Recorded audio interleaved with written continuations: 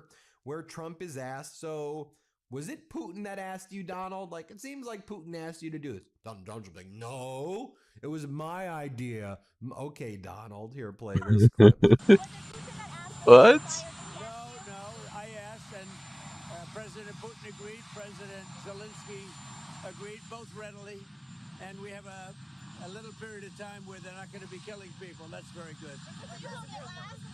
And they also agreed to give 1,000 on each side, 1,000 prisoners back. So they're going to be transferring almost immediately 1,000 prisoners from each side. That's very good. Russia, Ukraine. You plan to talk to them again to try to Yeah, I will. I'd like to see a big extension. Okay. Then Donald Trump, a reporter says, so we're almost 10 weeks since the United States missile hit Manab Elementary School and killed close to 200 little girls. A war crime. Who fired the missile, Donald? We know the answer. It was the U.S. It was a U.S. Tomahawk. Our military members, our military leadership has admitted it. But Donald Trump won't. He continues to lie.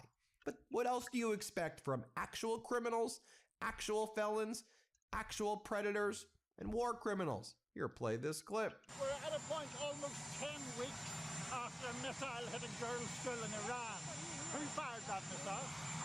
So that's under study right now, and we'll give you a report as soon as we have it. Next up, Donald Trump says, but everything with Iran is coming out great. It's moving along pretty well. Play this clip. No, I have no reaction to that. No, not at all. I think we're doing very well. Iran is seeming to be coming along very well. Militarily, very good. We'll see whether or not they can get there. Steve, go ahead.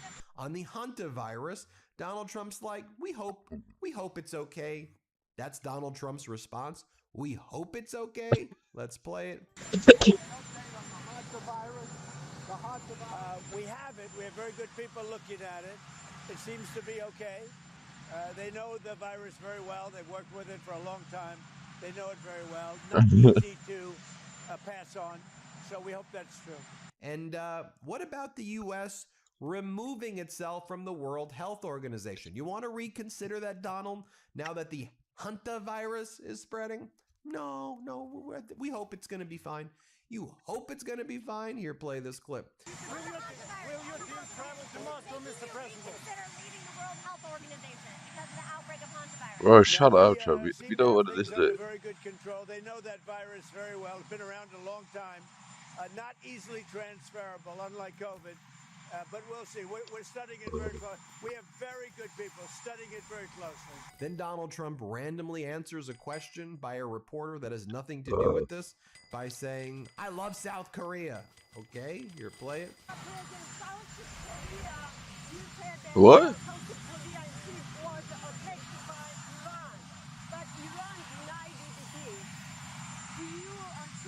I love South Korea. Then Donald Trump brags about the Virginia Supreme Court overturning the will of 3 million Virginians who supported a new mid-decade redistrict map, unlike the Republican states where they don't do referendums. And Donald Trump goes, we won big in Virginia. We won big in Iraq. Okay, here, play it. Had somebody that I very strongly endorse. He won by a lot. And I wasn't happy with the person who was there previously, so it was a great victory. We had a lot of great victories. We had a big victory today in Virginia. As you But it know, was a fake we had victory. But the victory in Iraq was really great.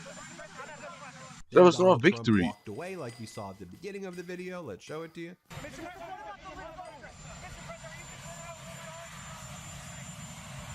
And I think it's important over here to remind you of this clip. Ken Klippenstein found it. So Barack Ravid, who's basically, in my opinion, been Trump's stenographer, regurgitating all of Donald Trump's stuff, which I believe then manipulates the market.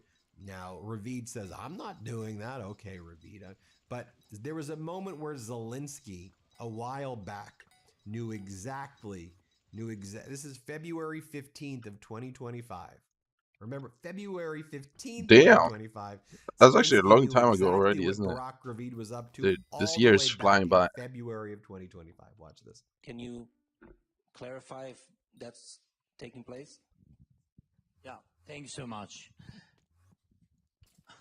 I never saw your face. I always heard about Axios, that you always, after my phone calls with some leaders, you know what's going on. What was during my phone calls? No, I know it. Really. The information, where you have your information, where you get this information? Huh? He works at the NSA. Yeah, nice. Well, there you have it, folks. Let me know what you think. Hit subscribe. Let's get to 7 million subscribers. Thanks for watching, everybody. Love this video? Support independent media and unlock exclusive content. I support independent media heavily. By becoming a paid member of our YouTube channel. So I'm not going to become a paid member. Come on. You don't need it. You don't need the money. Together. You're making millions and millions a month. Let's be honest, bro. You don't need this. You don't need me to become a member. I watch your videos, yeah?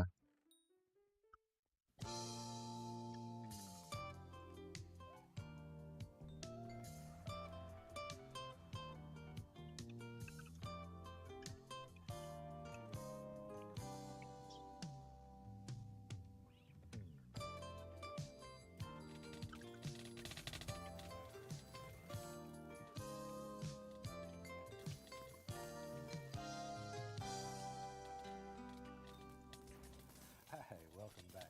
Certainly glad you could join me today.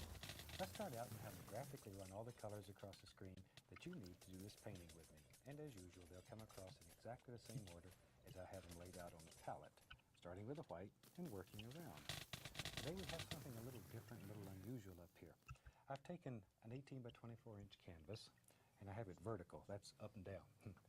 And the bottom half here, probably, it's below half, I've covered with black gesso, and the top half then is just... I know you like being splashed. Now, I've covered the whole top half with liquid white. It's nice and wet and ready to go as usual.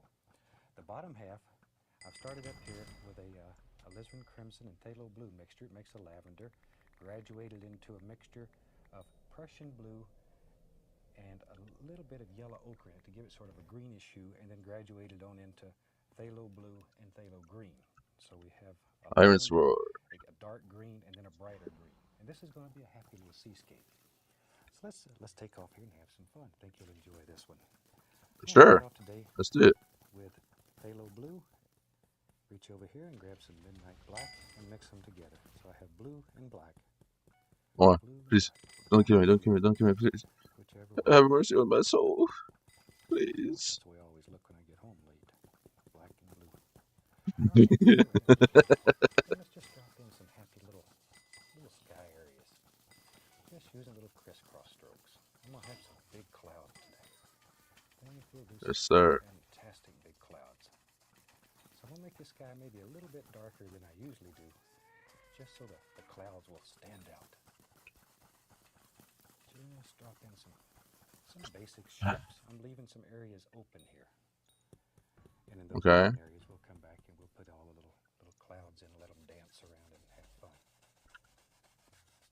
There. And maybe it comes right on down like it. Doesn't matter. And if you get down here into this color, that's okay too. No big deal. We don't make mistakes. We have happy accidents. Okay. There.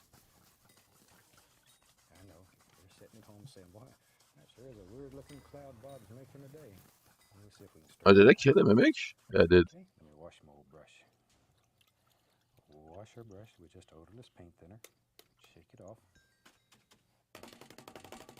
YOLO, and he shakes it. Beat the devil out of it. Now then, with a clean, dry brush, go back. Pause. Not like that. We'll soften this. And You know what I mean. Pull a little bit of this color into the light area. There we go. Just soften it and bring it together. Yes, sir. Just bring it together. Our basic little cloud shape is still there.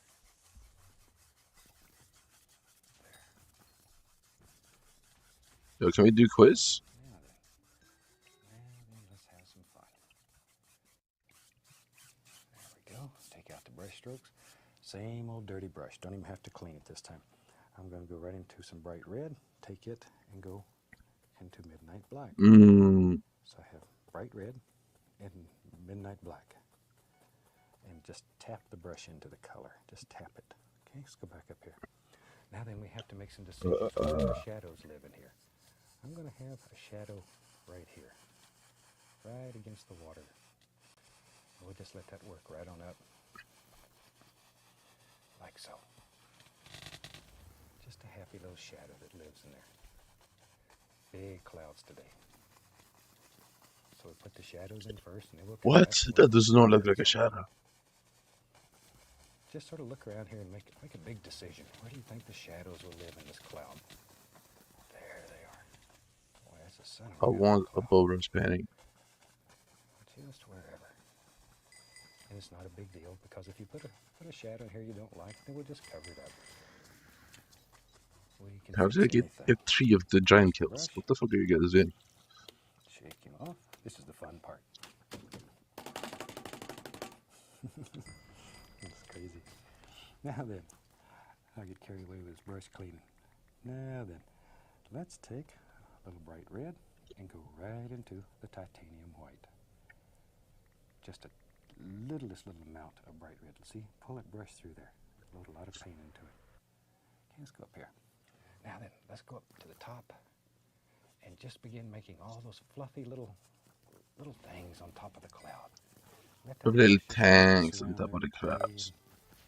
Tiny little circles. Tiny little Yo, circles. like, I can barely eat All those anything little fluffies that live this in the weekend. clouds. That's fine though. I mean, Bring it right on down into the it's dark. not like I'm gonna die, I don't care. Now, if you pick up too much of the dark color, just stop and wash your brush. Nothing wrong with washing your brush. There we go. Now then, let's put some light area right in there. Right in there.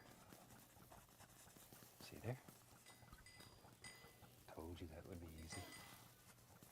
There comes a nice little fluffer. Clouds are free. They just float around the sky all day and have fun. They're one of the freest things in nature. There we go. I know exactly what's free. I Death. told you we was going to make a big cloud today. This is going to be a big cloud. Here he comes, right on down. There. Oh, we about ate up a whole canvas with clouds. That's all right. If you learn how to make a cloud, then it's worth all the effort. Learn. Yo, change the talisman. Every time you practice, you learn more. Throw it away before I die, you fucking fuck. Every paint Ah, you do, all I you wanted learn was save it. a little bit more, and you know in your heart that the next one's going to be even better. Each one gets better. Now let's take a 2-inch brush. I knew I was gonna die Just the too. top I don't know why I did it there. And we're just going to mix up the bottom of this cloud. Just gently, gently, using tiny little circles, mix it right into that darker color. Don't touch the top of the clouds yet. Okay. We want them to stay strong and bright, shiny right now. If you begin picking up paint, just There's move no the way he brush took and his that'll chest. remove the Okay. excess paint. See, just blend all that together. Now the son of a gun of a cloud. It's a big one, big old cloud. How close are we to smack sniper base theory? There, It has to be close, right? More. there we go. Look at that. Right on down. Right on down. As I say, that just removes That some is excess so paint. close. You don't have to go through the whole cleaning procedure. Now, we're going to fluff this cloud. Grab it and pull it. Circles, though. Big circular. Yeah, let's get fluffy. Pull straight up. It's going to look like it's raining up. And that'll bother you if it's raining up. So try not to have it raining up. Pull it in big circles. Big, big circles. So Burst 49 soon. Halo 48 soon. Just got Tank 48. Like so. Just grab it and lift it upward. Lift it upward. I'm continually beating the paint out of this brush so the brush remains dry and relatively free of color. I want just a clean, dry brush. Now, if you get too much, once again, stop and wash your brush. There's not a thing in the world wrong with No. washing your brush. There we go. Now, very lightly, just blend it all together. See there? Just make this as soft as you want it. Like so. Very lightly. Very, Yeah, so derpy M6 is just the boot right here, right? Some air. And that quick, boy, you got one heck of a sky. Now then, if you wanted to add little details in it, you could come back in here, see, and you can still go back and put little floaters that float around in there and still change the shape. Anything you want to do, you can do here. Blend it, see, give it a little fluff, and then that cloud lays right out there in front of the rest of them. He went to the front of the class. Okay. All right, now we can wash our brush. We got a little sky. That easy. That easy. Shake him off. There you go. Now go ahead and clean this 1-inch brush at the same time.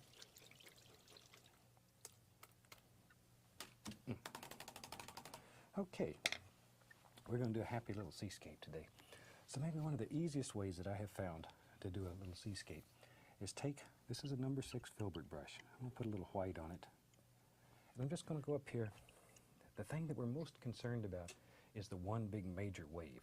I have so many letters saying I want to do the big crashing wave with a transparent eye. Okay, let's go right here. Now, decide where that big transparency is going to be. Maybe it comes right down like this, and the water comes wherever you want it, and then down, something like so. This is just to give you an idea, sort of a guide. You're really not committed. That's all you need, right about there. That sort of gives us something to work by. Okay, let's take a fan brush. I'm going to start with just a plain old titanium white. Let's go right back here in the background. Why is scratch expensive? Oh, it actually pisses me off. Remember this I bet color I could have actually sold it for higher. and it's wet. Don't let that color dry. Now we can go right back in here. Ah, I could have actually sold it for higher, couldn't I? See here? Just make little strokes like that.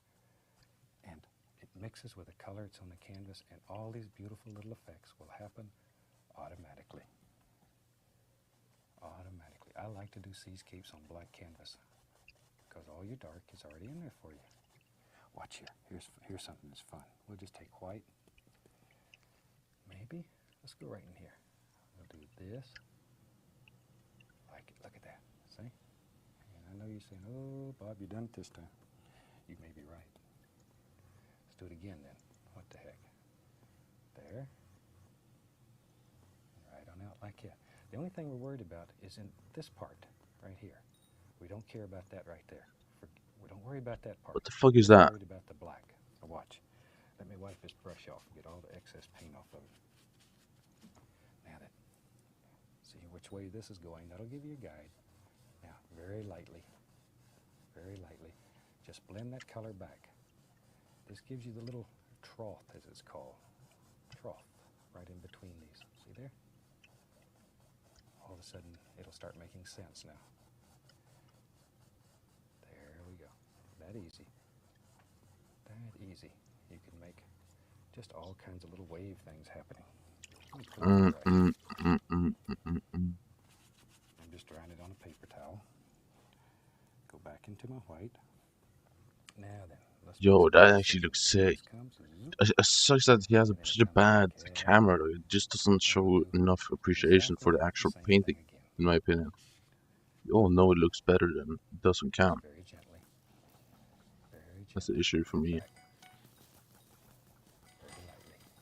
Just barely caressing the canvas. If you get too much paint, just wipe off the excess. See there? Alright. I knew you could do that. This is one of the nice, easiest ways I have ever found of making a happy little seascape. There we go. Okay. Yo, so I guess I need G-drag chords or something, right? Because I need an egg. I feel so stupid for not leveling a G-drag right now. For that, I'm going to take white, titanium white, and the least little touch of the cadmium yellow. Just load this filbert brush full of paint, a lot of paint, okay? Now then, decide where your little transparency or the light part's going to be, and begin laying it in. Scrub it in. Get tough with it. Right Whoa. along the top. And then gently, gently, gently just blends right on out to nothing. Then we need to, you can do this as many times as you want to achieve a desired effect or desired lightness. Clean your brush each time and reload it with paint because you want this to be bright area right in here. And you can add more paint to it. Now if you begin getting a buildup of paint, it begins getting too thick. I'll show you.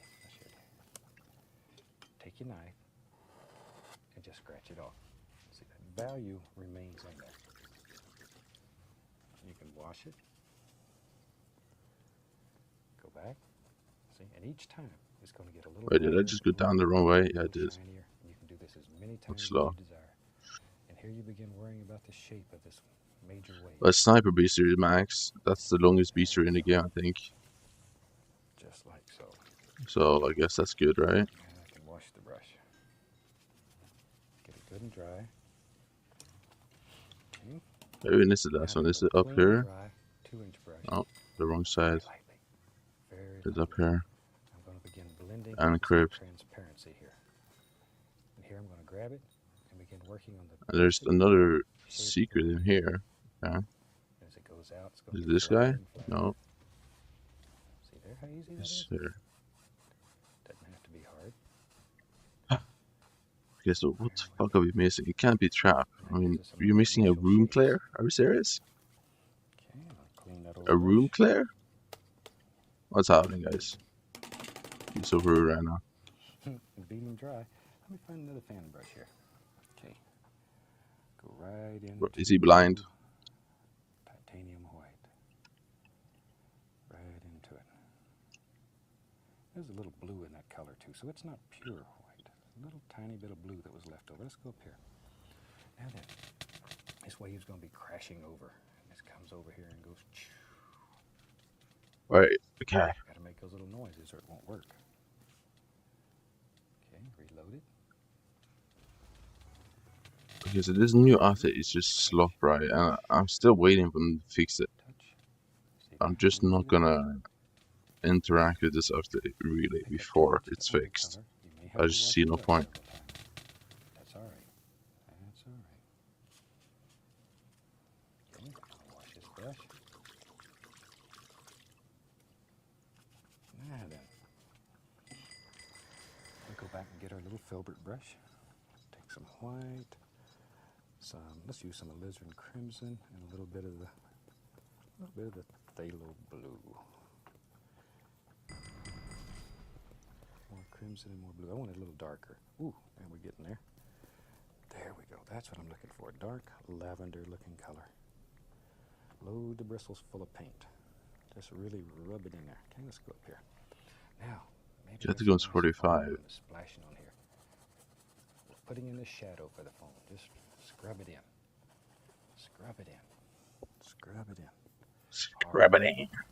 But work on your basic shape here now. Maybe it splashes way up like that. Comes right around. This is the shadow. This is the shadow.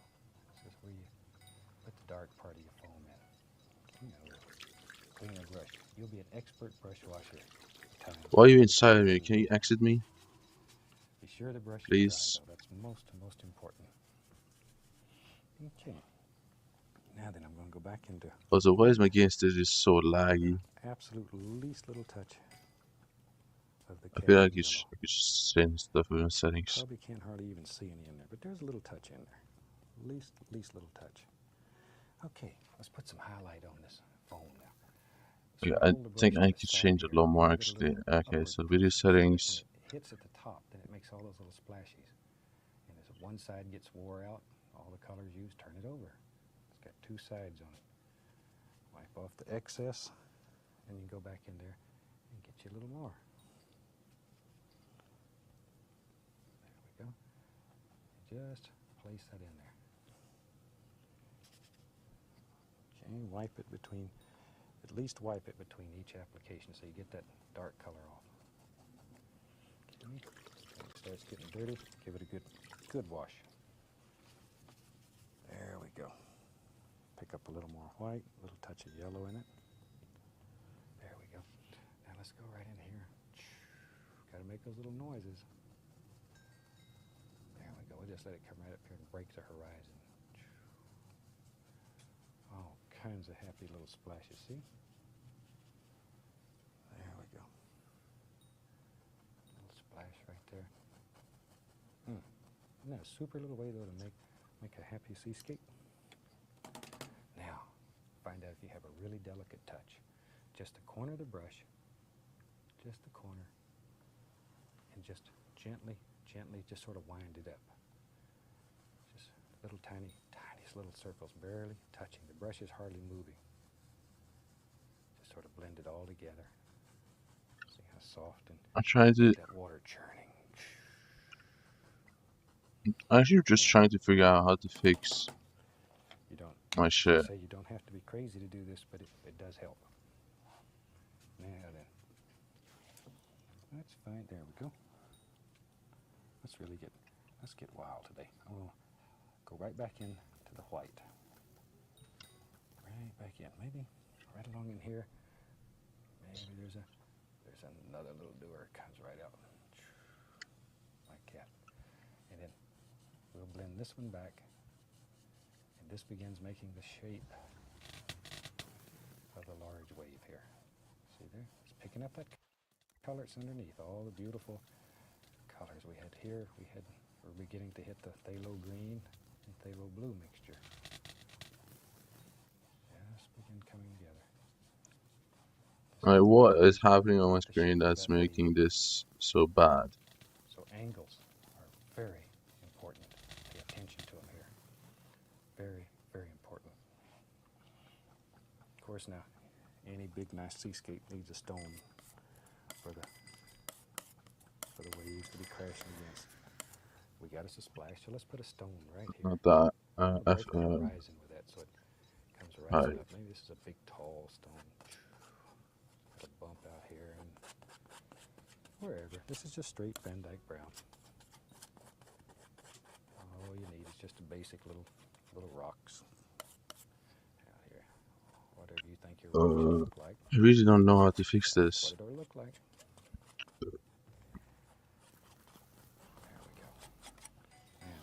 Yeah, am I missing something? Maybe. I'm going to take the fan brush, and I'll take some paint thinner on the fan brush and go right in to straight bright red, but it's very thin. Very thin. Why are you in my split right now? It's thinned with paint thinner, very thin. Okay? Now then, let's just take this and go right over the edge of the rock. You can do this with a liner brush and really put a lot of detail into it. I just don't have time here to set into it one stroke at a time. But at home, if you want to really shape these rocks, take a liner brush and you can just make all kinds. How do you have 2 deaths already? What the fuck, guys? Maybe there's another little, see there? See there? All kinds of happy. And why are you still in my split?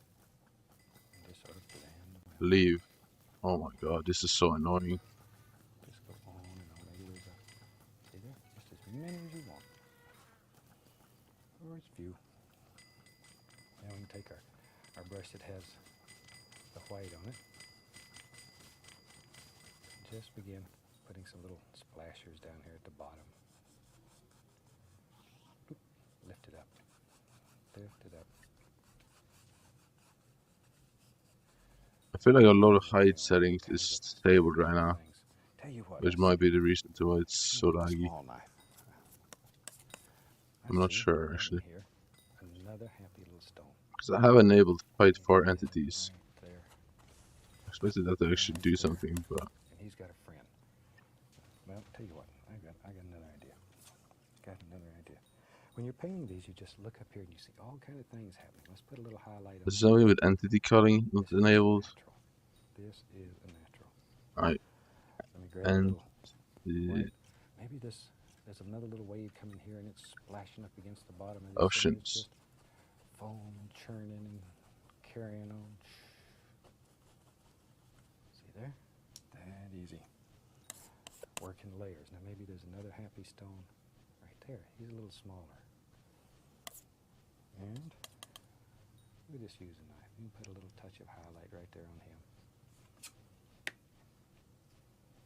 Go back. Put in some foam around his foots. Rock needs some foam if it's churning over.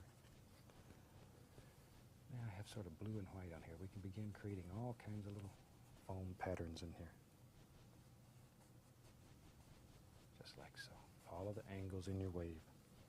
It's most important. Maybe here's one spilling over, coming down. Leave some little holes in there. Just like so. All kinds of little things. Sometimes I like to use a fan brush because you can just do beautiful little effects with it. Like so. See how you can make it look all like water. All kinds of little things going on. And you can really get carried away and spend a lot of time making beautiful, beautiful effects. Now then, I'm going to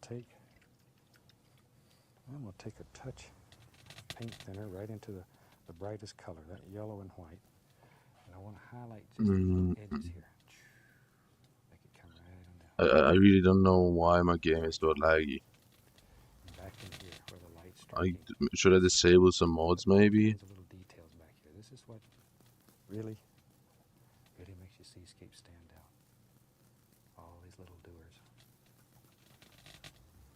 See, that'll wander back up through here. And you can just take and put hundreds of Only 10 FPS. just hundreds of them, just wherever you think they ought to go. See, some in here. This is where you create the shape of the wave.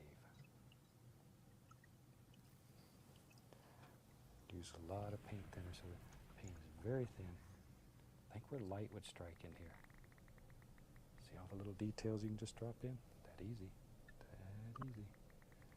Narrator is just terrible. It doesn't even work at all. Did you ever think you could make such a seascape so easy?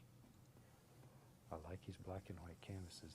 They open whole new worlds to you. You can do all kinds of beautiful little effects. There we go. All kinds of little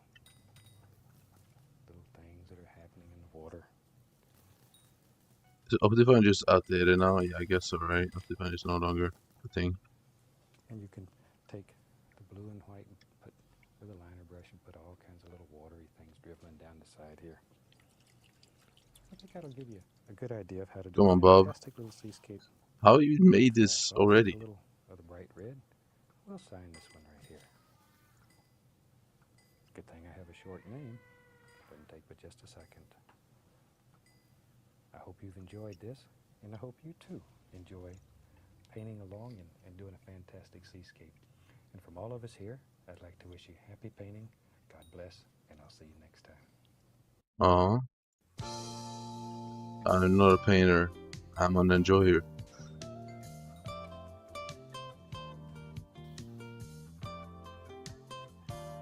Your imagination.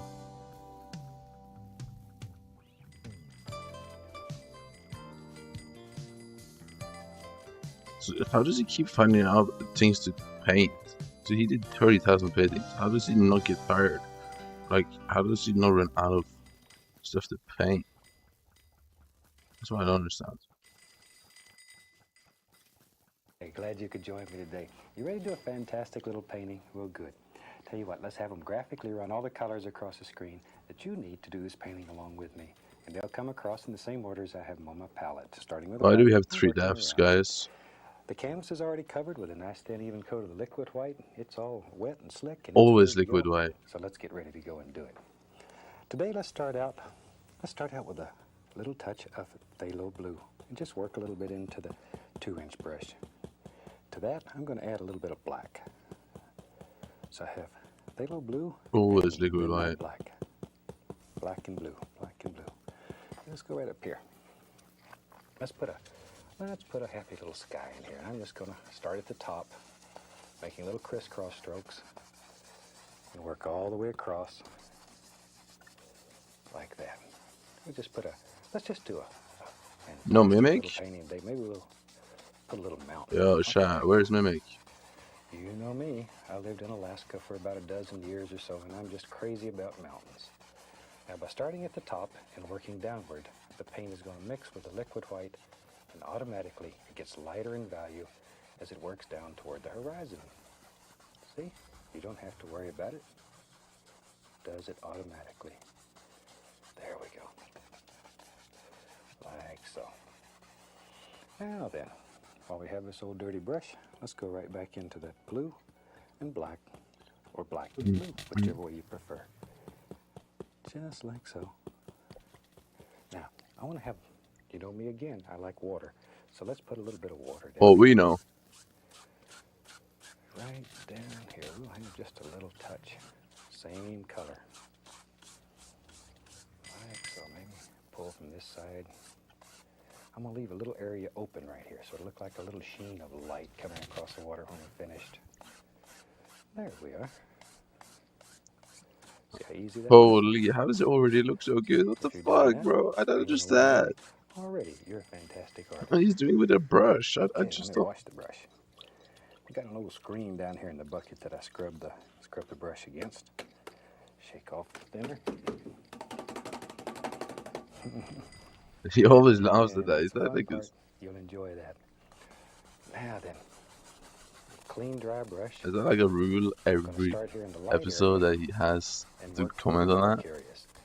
I don't know. Just blending all this together. I just want to bring it all together and sort of soften it. Get rid of any harsh areas. I'm just going to have a nice blue sky today. Sometimes you see skies that are just Easy almost teaser. pure blue. Beautiful, beautiful. There we go. Take out the brush strokes. Like so. Now down here in the water, very lightly. Just go all the way across. All the way across. So that light area stays in there. You don't lose it when you do this unless you really get tough. If you just have a gentle stroke going across there, you'll preserve that. That's your friend. That's your pal. You need him. There we go. It's your Tell pal. you what, let's do. Tell you what. Today. Today. The old 1-inch brush and let's build a happy little cloud. I'm going to take some bright red, a little bit of bright red, right into the black. Bright red and black. There, just mix these on the brush. Let me grab a little bit more red. There we go. Hey yo, what poppin', y'all? Hey yo, we good, y'all. And alright, this is a bit of a different video. So, the man, the myth, the legend himself, Drake, he hooked her brother up, okay? I haven't opened it yet. Firstly, shout out Drake. W Drake's in the chat. Why am I saying in the chat? I'm not even streaming. But hey, W Drake, he sent me a package. So obviously, for those who don't know, he's got his own brand called Nocta. They hit me up. I saw it a little bit late, but they hit me up. And then, boom, they said, yo, Dej, do you want some stuff? And I'm there like, bro, yes, I need clothes. So hook her brother up. And you know what? They were like, cool. Wait, So I just wanna Drake say, has shout out Nocta? Drake. You're a real one for real. And shout out your team. They're real ones for real. Let's see. Ooh. Ooh. Ooh, we have another item as well. This one I checked, but yeah, don't know who sent it to me as well. This item, don't know who sent it to me, but WU. W Drake, man. Ages ago, it was from my PO box, and my PO box isn't open. I do have plans of opening my PO box again because I feel like you guys have now matured, so you're not gonna take the piss. So yeah, this is sealed quite nice. Oh, okay. Yeah, this is sealed very, very nicely. Ooh! Alright, yo, No let's bars. peep the drip. Ooh! Okay, yo! Alright, Drake. Alright. What size is it as well? Did man get my size right? XL! They knew! Jeez! XL! Nocta. Bro, this is nice, bruh. This is a W fit. What else is there? What else is in this bag? Ooh, you can't go wrong with socks, mate. Can't go wrong with socks. This is W. Can we get W's in the chat, guys? Can you just put W's in the chat? Oh my gosh. So it's just G's. Got the trousers as well. Jeez. Hey. Bro, come on. So it's night. You like the top as well? Tank gang. Get it, because it's in a tank, and there's a gang of tank. Yeah, look at this, mate. This is cold. This is very cold. I'm going to be wearing this. I'm going out later today, and I am going to be wearing that. So, thank you, Drake. Now, this item. I don't know who sent this to me, but this was in my PO box. I was a little bit scared when I received this, but have a look at this, mate. Have a look at this, mate. Look how big this is. Do you see how big this is? I was like, what's going on when I saw this? But then I was like, it has to be good. Has to be good. So let's open it. I'm gonna open it. Let me put this here so you can see. I'm gonna open it. Bro, the minute I open this, look. Oh my gosh. Oh my gosh. So I can't show them like properly because YouTube, but it's the sword in Ghost of Tsushima. That is the Ghost of Tsushima logo, bro. So it's one small one and then one big one. Like, this is elite. Like, genuinely, whoever sent this to me, you're a king. So, thank you. After this, I actually will be opening up my PO box. I will give an update of my PO box and I'll tell you when it's open. But as of now, it is shut. So, yeah. But this is an old item. Big ups you. I don't know how long it's been in my PO box for, but it's been there. It's been there. Don't know what else to really do now. I mean, I showed you what I wanted to do. I mean, all right, you know what? Here's part of a try not to laugh that got corrupted. So it's not really, yeah, why not? It's this is something it's part of a try not to laugh that I just didn't upload because the file got corrupted. You're welcome. Have fun. Bye. How did you get it? Guys, what's up? It's Deji wearing yellow because you know why? Melanello. So for those who don't know, that's actually my PSN gamer tag, Melanello. Yep, now you know. So I have 5 lives as you can see right here. And we're doing a try not to laugh. Okay. Right. We also have 5 lives. So let's see Thanks. if we can survive together. We have 5 lives. Let's do it. I'm ready. Can't lie. Lacey's got me on these again. Percy Pigs. All right, let's go.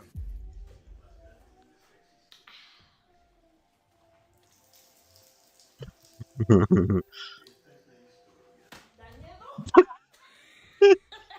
don't even know if I can say this, and y'all gonna laugh. And I'm not gonna laugh at you. I promise you, we're not gonna laugh. When I grew up, right, and I remember. Wait, was I it? Oh, so she could just like suck the noodles with a. Alright. So far, the lives are living. So we're laughing. Also, there's something different about me. Let's see if you can find out. We found some people in the tent. I don't know. Your shirt? This is his birthday present. Oh, we're gonna speak to Granddad and his birthday present. Are you Granddad? I'm Granddad, yeah. And are you birthday present? No, I'm his grandson. Okay. How many gigabytes you think Isaac Newton had? Hold on, what made Isaac Newton so special I though? thought bro, they could have said anything and was smart, bro. Come on. 3 + 2 = pi. Like, what do you mean? Like, anybody could. That's the thing about back in the day. You could have made anything up and that was legit. Like, An object at rest stays at rest. Be Lou. see, oh God, bro. Really, nigga? Object at rest stays at rest. Alright, I lost a life. Alright, fair. Damn. 125 kilos y 400 gramos. Tengo que decir a mi favor que me he dejado con las gafas puestas. You know what? I can't lie. That's my excuse too. When I weigh myself, it's my glasses that make me heavier. So yeah. Oh, look at the story. Meow. Meow. The Kismet's gonna fix it. Oh God. I should have seen that coming. I just. Why do they keep showing the item? Okay, that's 2 lives. Got 3 more. See, I got 3 more. I'm chilling. Feel depressed every day that you sit here on this view and nobody comes to love you? I did, and then I bought a jet ski. If a homeless man gave you lottery numbers and you won $21 million, how much are you giving him? I'll slide him 2. 2 mil? Yeah. Okay. What about you, Gene? I'll probably give him 1. 1 million? 1 million, yeah. Yeah. I'll probably give him 1 mil. Oh, that's gonna be hard though. No. 1 meal.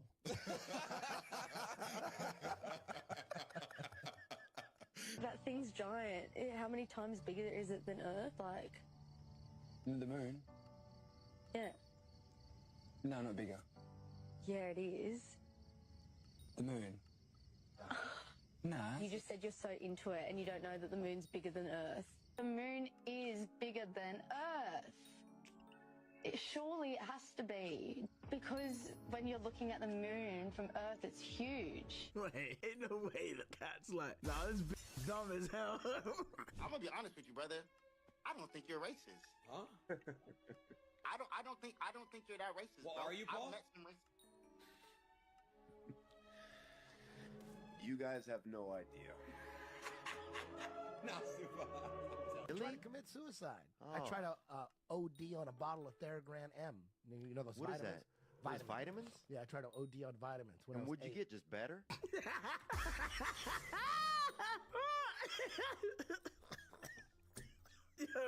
Yeah, I tried. You 1v1. What? Drank the whole bottle, bro. Oh What do you my mean? gosh. If you guys know what Cowpot is, that's a throwback and a half. That strawberry. Oh, so good.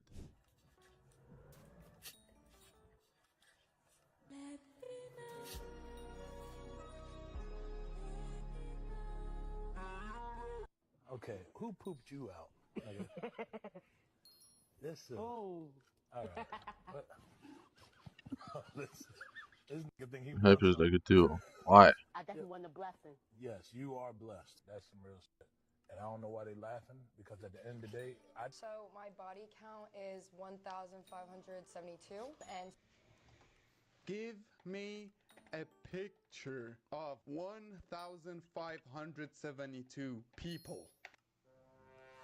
Oh my gosh. That's a cave, bro. She's got a cave. Downstairs is a cave, bro. It's not a pussy anymore. It's just a cave. Fuck that, man. And you admitting that? Crazy work. Crazy work. That is insanity. It's the Grand Canyon down there. Bro, there's always one crumb left in it. Bro, you know my cousin that was in a coma? Oh yeah? What happened with that? Bro, he just died.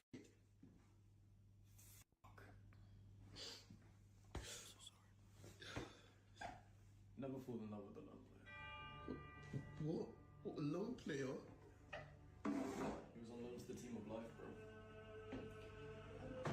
But they had a buyback clause. I don't think there's anyone that actually does that. I used to have a boy that would rate girls like FIFA terms. So let's say as a girl and she's alright, he'd be like, oh yeah, that's a gold rare 86 right there. Or if she's like top tier, he'd be like, oh, that's a 96 rated team of the year. You know what I mean? And I'd be like, oh yeah, that's yeah, it used to be like that, but never like too much. You know what I mean? I don't even get that. Lily has been dating her new boyfriend Lewis for over a week. Smile if you like it.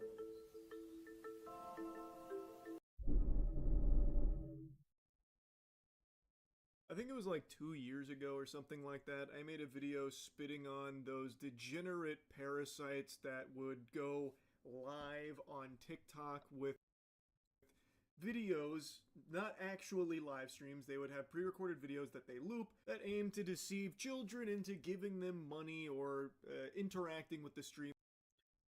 I just have it.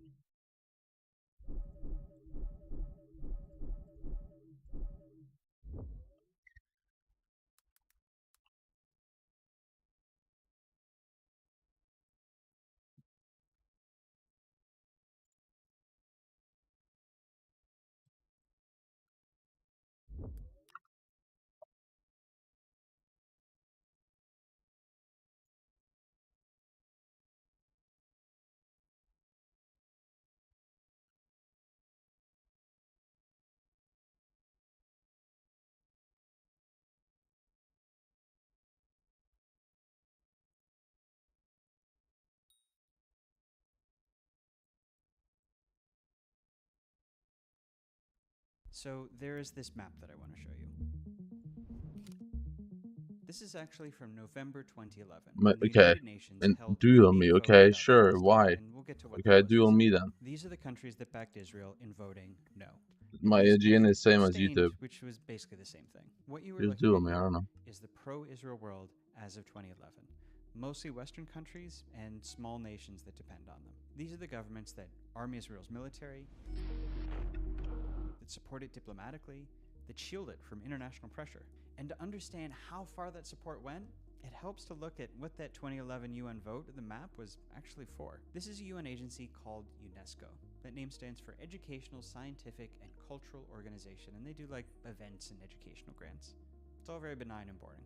The Palestinian government asked to join it. And from the UN's perspective, yeah, no big deal. The UN resolution that established Israel back in 1947 also called for an independent Arab state in Palestine. So, let me disable some mods, I think. Just as much as Israel, it should be allowed to join this nice cultural agency. But Israel opposed this because they did not want anything that legitimized the idea of Palestine as a state. And these 65 countries sided with Israel. That's how far they went for them. But that was 2011. Check out what one of those blue countries is up to today. This is Italy's Prime Minister, Giorgia Meloni. Italy has criticized Israeli attacks peacekeepers there. In light Add me. My IGN is the same as no, do me. My IGN is the same as it shows. This is a huge pivot, and this kind of thing has been happening a lot. Israel's backers, that network of countries that have been supporting it for decades, they've been kind of turning on it, one by one, often in small ways, but it is adding up. And today, we're going to look at what all of that is adding up to. We're going to ask what this means for Israel, and what happens when the international support it's long counted on to do everything that it does starts to look like it could really go away. Bro, shut up. I'm literally speaking, and it's so visible. I'm seeing the microphone. We've been quietly preparing for years now a plan for what to do if and when it loses the international support it relies on. We'll also look at why this is happening now and what it means that it is. But we'll begin by simply going through country by country on the map what is changing here. Starting early 2024, the height of Israel's war in Gaza. Experts were calling it a genocide. The International Criminal Court was preparing charges for war crimes. And that April, the UN did what it does. It held a symbolic, non-binding vote. This one, on admission of new members, that said, in theory, Palestine was qualified for membership, in other words, to be recognized as a state. The US had vetoed that, though, so all this actually changed was where the powerless Palestinian representative was seated in the UN assembly room. Still, this was a chance for countries to take a side, and a lot of them that had long sided with Israel used this vote to signal that that was kind of over. Look at that map again. We're going to label all of the countries that went from voting with Israel back in 2011 to voting against it in 2024. Australia and New Zealand, important Western countries. Japan and South Korea, major economies, usually vote with the West. A bunch of countries in Africa and the Caribbean that rely on Western support. A few other big ones. But also, and this was a big deal, a bunch of Europe. Denmark, Poland, Portugal, Estonia, plus Sodium extras. So look, Denmark and Poland, I know, not exactly the biggest world powers, but Europe collectively is Israel's biggest trading partner. It's their biggest source of tourists. It's their second biggest supplier of weapons after the United States. Europe is what expands the pro-Israel sphere from a niche American thing into a broad Western coalition. So any chip in that, it's a big deal. And then 2026, the Iran war hits. The U.S. and Israel have launched strikes and a major military operation targeting Iran. The Ayatollah, the supreme leader of Iran, is dead. For the first time in history, Iranian officials say the country is Yo, what's up, Ankh? news following joint strikes from the U.S. and Israel. Which didn't just offend sensibilities and values in Europe, it really messed up their economies. The country is facing widespread disruption as fuel protests continue, with major roads blocked and shortages beginning to emerge. So pretty soon you got stuff like this. Yes. Sure, bro. Just do me.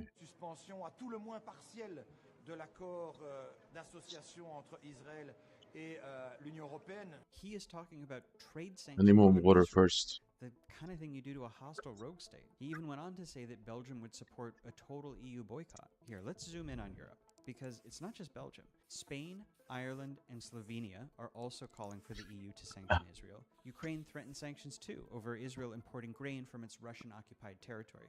Stop the stolen grain import, but the thing is still hanging. Also remember, we saw that Italy suspended a defense cooperation deal. But the really big turn has been France. France recently closed its airspace to Israeli flights carrying weapon shipments. It's a symbolic step, sure, but a big enough warning shot that Israel, in response, halted all arms purchases from France. This is a real loss for Israel. French weapons make up a ton of Israel's imports. Like, check this out. You can see it here. This is the EU data for every European arms sale. And if you look at the top arms sales to Israel, a ton of them are from France. Like, all the biggest ones. You must wonder if Israel did this to preempt France from doing it first. You know, you can't break up with me, I break up with you. Anyway, the point is, this is effectively a quasi-self-imposed French arms embargo on Israel, which joins a Spanish arms embargo imposed a few months earlier. So yeah, this is Europe on Israel today. You can see it's a pretty meaningful pivot. But now we gotta talk about the US. The time is now for us to end all U.S. military aid to the extremist Netanyahu government. This is Senator Bernie Sanders Okay. recently introducing a resolution that would block all U.S. arms sales to Israel. It did not pass, but it was closer than you might guess, 40 to 59. On this vote, the yeas are 40, the nays 59. The motion is not agreed to. And like the UN votes or the EU threats, this was about Altså etter det så 40 jeg US tror senators dere voted for an arms får ikke lov til å That spise. is a message that almost half of the American political system is ready to really turn on Israel. And that's not just a signal to Israel, which, let's face it, seems unlikely to change behavior. It's a signal to all of these other countries that global pro-Israel coalition is getting closer and closer to breaking apart. So it's time to ask why. Why now? The simplest Nå er helt would ok. be that this is all in reaction Fire to stykker Gaza and to the Iran war. But I think the Jeg truth på det. is that those things are just catalysts, pushing along a change that's been building for a long time now. This is a foreign policy article warning Israel that it lost Europe. But what's interesting about this is that it's from 2012. One of the things they were reacting to was that 2011 UN vote we looked at before. What looks to us now like it had been a big pro-Israel wave in Europe, at the time it looked like Europe turning on Israel. And this makes more sense if we rewind a few years more to 2008. This is German leader Angela Merkel speaking to Israel's parliament. And she said basically, we will support you forever because of the Holocaust. Das heißt, die Sicherheit Israels ist für mich als deutsche Bundeskanzlerin niemals verhandelbar. But look, it's not just Holocaust guilt behind this. There's a bunch of other stuff, like this sense among democracies worldwide that Israel was a like-minded democracy surrounded by hostile dictatorships. And a sense after September 11 that Israel and the West were on the same side in a global war on terror. Plus there was some Cold War stuff in there before that. And look, my point is that there's a lot going on in European support for Israel, but it's all anchored to stuff that happened in the past. 1945. Arab-Israeli wars in 67, 73. Invasion of the Golan Heights by Syria and Egypt.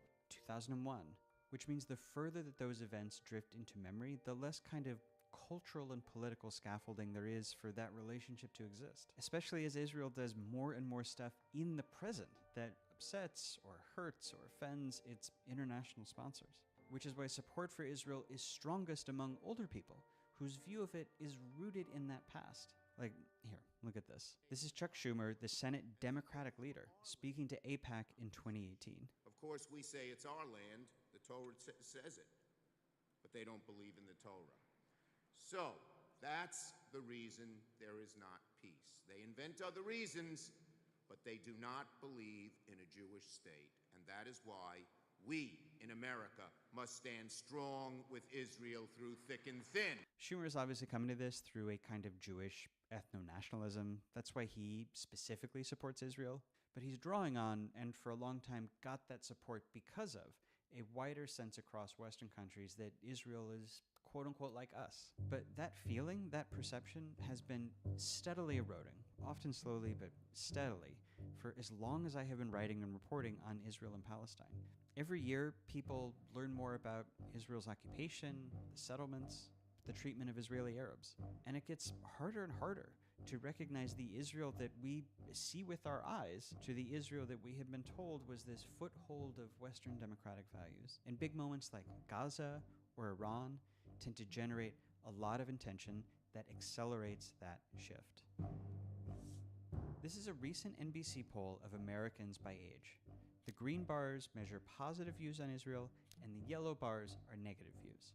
When NBC first ran this back in 2023, older Americans had overwhelmingly positive views of Israel, people my age were more mixed, and younger people were a bit more negative than positive. Fast forward to today, young Americans have turned on Israel 5-1. My generation, it's 2-1 negative on Israel. Older adults are almost split, and only the oldest are like solidly pro-Israel. That is how you get 40 US senators voting for an arms embargo on a country that not that long ago they'd have all felt obligated to pledge their undying support to.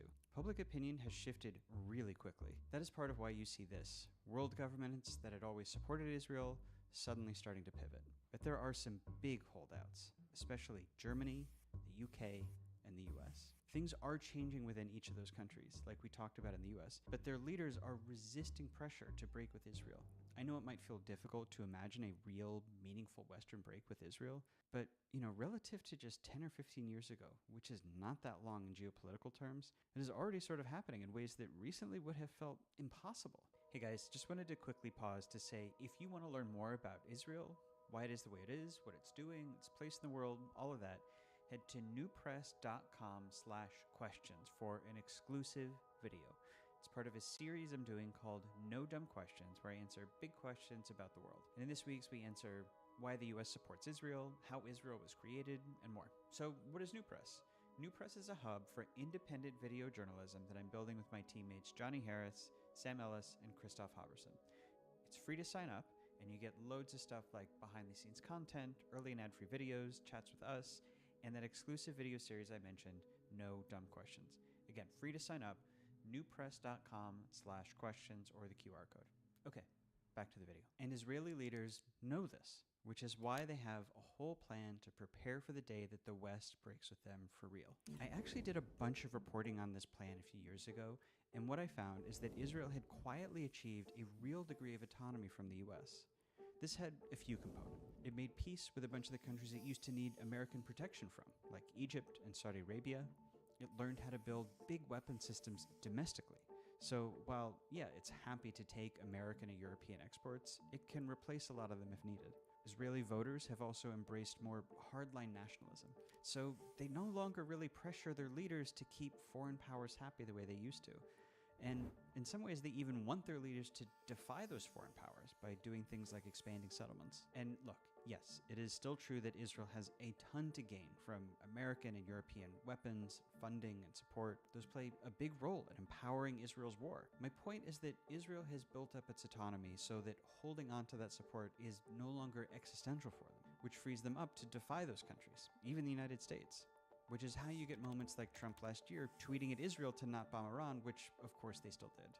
Or this year, Trump tweeting at Israel that it was prohibited from bombing Lebanon, which, you guessed it, they immediately did anyway.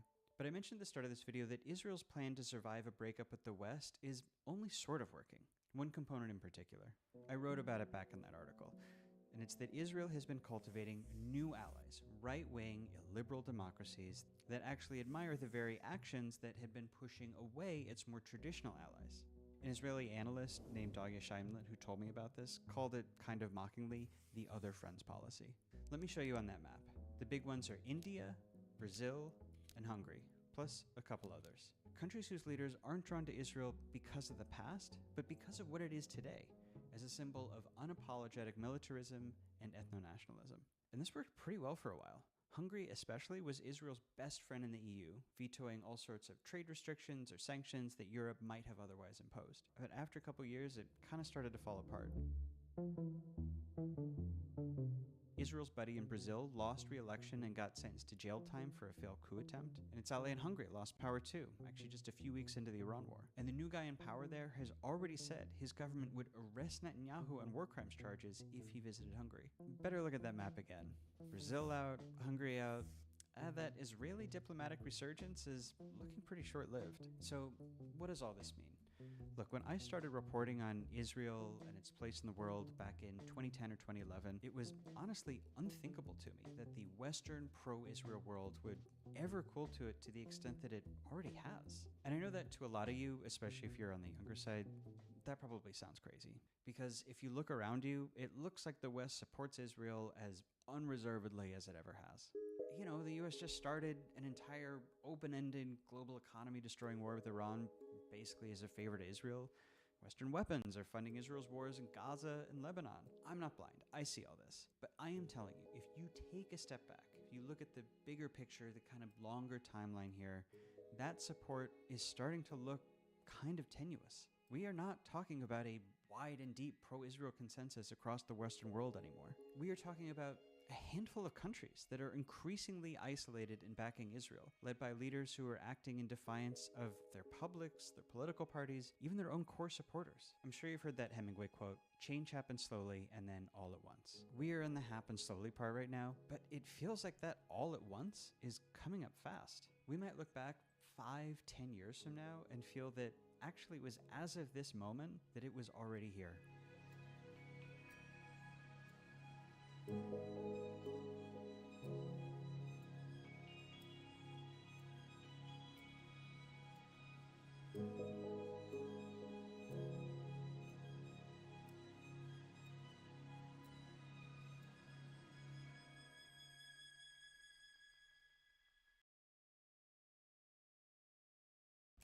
This is the United States. Supposedly, it's a democracy. And it's so democratic that we each get 3 ways to pick who runs the government. We vote for someone in the House of Representatives based on which congressional district we live in. We vote for senators to represent our state. And every 4 years, we all vote together for president. Except most of these elections, they are, in a very important way, fake. Take Maryland's 3rd congressional district in the Baltimore suburbs. In every election for the last 100 years, it's voted for the Democrat in a landslide. Sure, everyone casts their ballot every 2 years, but the result is foregone. Now check out Tennessee's 1st district in the pointy end of the state. Blowout Republican in every race since 1881. Next door, Tennessee's 2nd district hasn't been competitive since before the Civil War. How common is this? Let's see what happens when we take away the districts that are either guaranteed Democratic or guaranteed Republican, and just show the places where both parties have some chance of winning. Here's what we're left with. These are the districts where congressional elections are competitive. Everywhere else, the result is basically predetermined. Senate, not much better. Just 15 of 50 states are competitive. As for president, most of us live in states that, because of the Electoral College, reliably go all red or all blue, which means fewer than 1 in 5 Americans live someplace where our vote has a chance of mattering. So, okay, tons of us live in places where our vote doesn't matter for the House, or doesn't matter for Senate, or doesn't really matter for president. Let's see who actually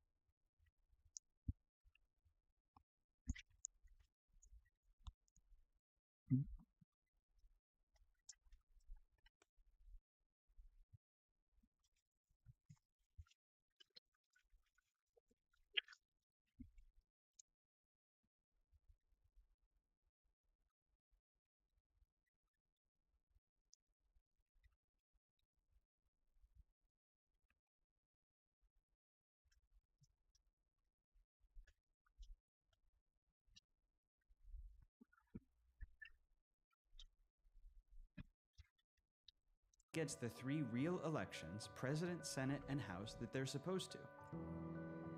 Just these places. 3 districts in Arizona, 5 in Michigan, 5 in Pennsylvania, 3 in Nevada, 1 in North Carolina, 2 in Wisconsin. Just 4% of Americans. This is weird. We are all constantly voting in these elections that are, in most cases, sort of fake. We go into the booth already knowing who will win, and we're ruled by a government of people elevated by elections that were sure free and fair, but also basically preordained. And no other country works like this. But we never talk about it. Well, I want to talk about it now, because this one thing turns out to explain so much about why our politics feel so broken, are so broken, and because we need to figure out if voters aren't deciding our elections, then who is?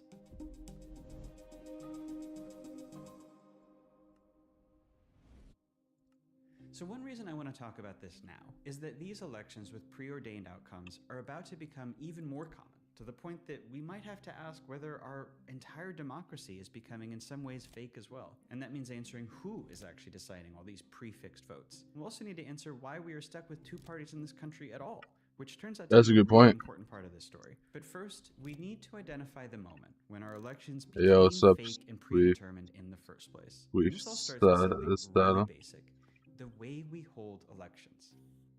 It seems simple, right?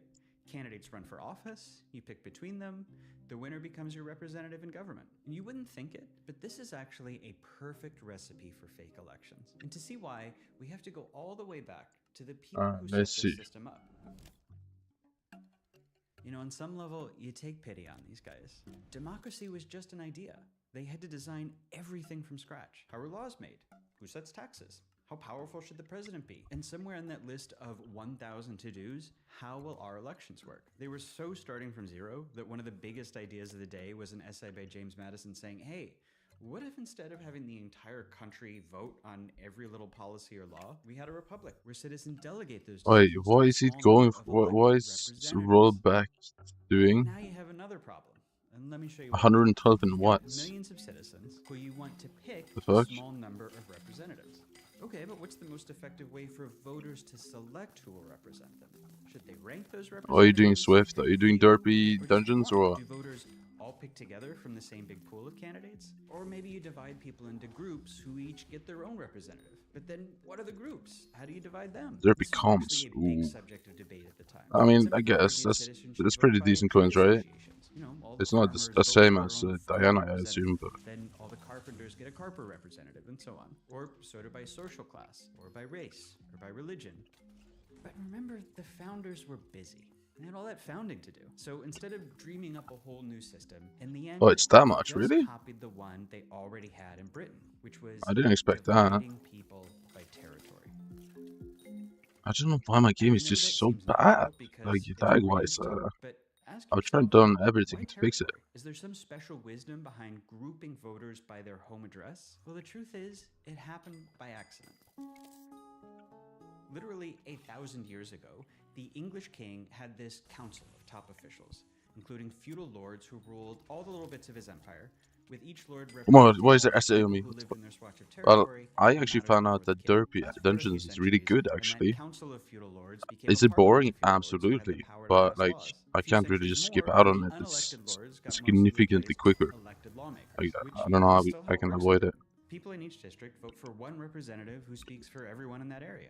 But this That's new it. update is It's a all just a disaster. weird relic of British If they feudalism don't that the change founders the drop copied rates on over this out of stuff convenience. from this new update, I Over mean, I'm time, it just got so cooked forever. romanticized as the one natural correct way to do democracy. Communities come together to deliberate, pick the wisest and most upright among them to speak on their behalf in the Like, they council. need In to the fix the US, drop rates we of think of everything this in as this update, just in my opinion. democracy, but it's a It's so specific bad. type, one where every election has one winner, winner take all, and where voters pick a single politician to represent everyone within their geographic district. That's what our system is called. Winner take all, single member districts. It's a weird, confusing name because it's a weird, confusing system. And we'll break that system down in a second. Have you but done any of should the new know garden? there are lots of other ways It's to do just democracy. trash. Ours is Nobody actually pretty likes rare. it. You It's really just just see annoying. Britain and certain former colonies. Newer democracies mostly use different systems because they saw that ours creates big problems. I could spend hours talking to you about what all of those problems are, but let's just look at one of the biggest. Here, let me show you what I mean. Imagine voters in Oh, a fair enough, native actually. district, and because Smart it's a play by district you. that I'm making up, those voters are choosing between the Humans First Party and the Cats Rule Party. If it's a 99-1 landslide and Cats Rule wins, look, they're in charge. Fair enough. The voters got the representation that they wanted. But if it's 80-20, 70-30, 60-40, the outcome is exactly the same as if it had been a blowout. Even with just 51% of the vote, I don't like the winning party this gets garden update. So basically, 100% right, of the it took power. me 300 For hours voters to max that get garden or no something. representation, 350 hours, no right? say in government, it's like But they this don't update exist. makes The it founders worried like about this exactly new this update is problem like from the start. 500 They hours called max. it a tyranny of the So majority. literally, I need to In our over native double my district, playtime just what's to to stop the max dominant 51% this new from passing trash. a law Like that why? says everyone has Like to eat what? cat food or It's play with not the Arnold fun. line? It's Now, not you might exciting. say, It's not well, look, the interesting. cats It's have not. been fair and square, It's just no rules trash. keepers. But American democracy is Like not what supposed are to be a admins game actually of doing? winners and losers. The founders wanted I wish a system admins, of like, government once you that would finish serve the a part of citizens the as a game, whole, which they is move why they on were from so that worried part. about Unless not there's some creating something that big just change replaced the tyranny of kings with the with the versions or tyranny something. of whoever I got 51% just of don't the vote. see the reasons We don't to need to get into how the keep founders tried to do it spamming like this, except to say that that type of 1, content. their ideas for it never actually got off the ground,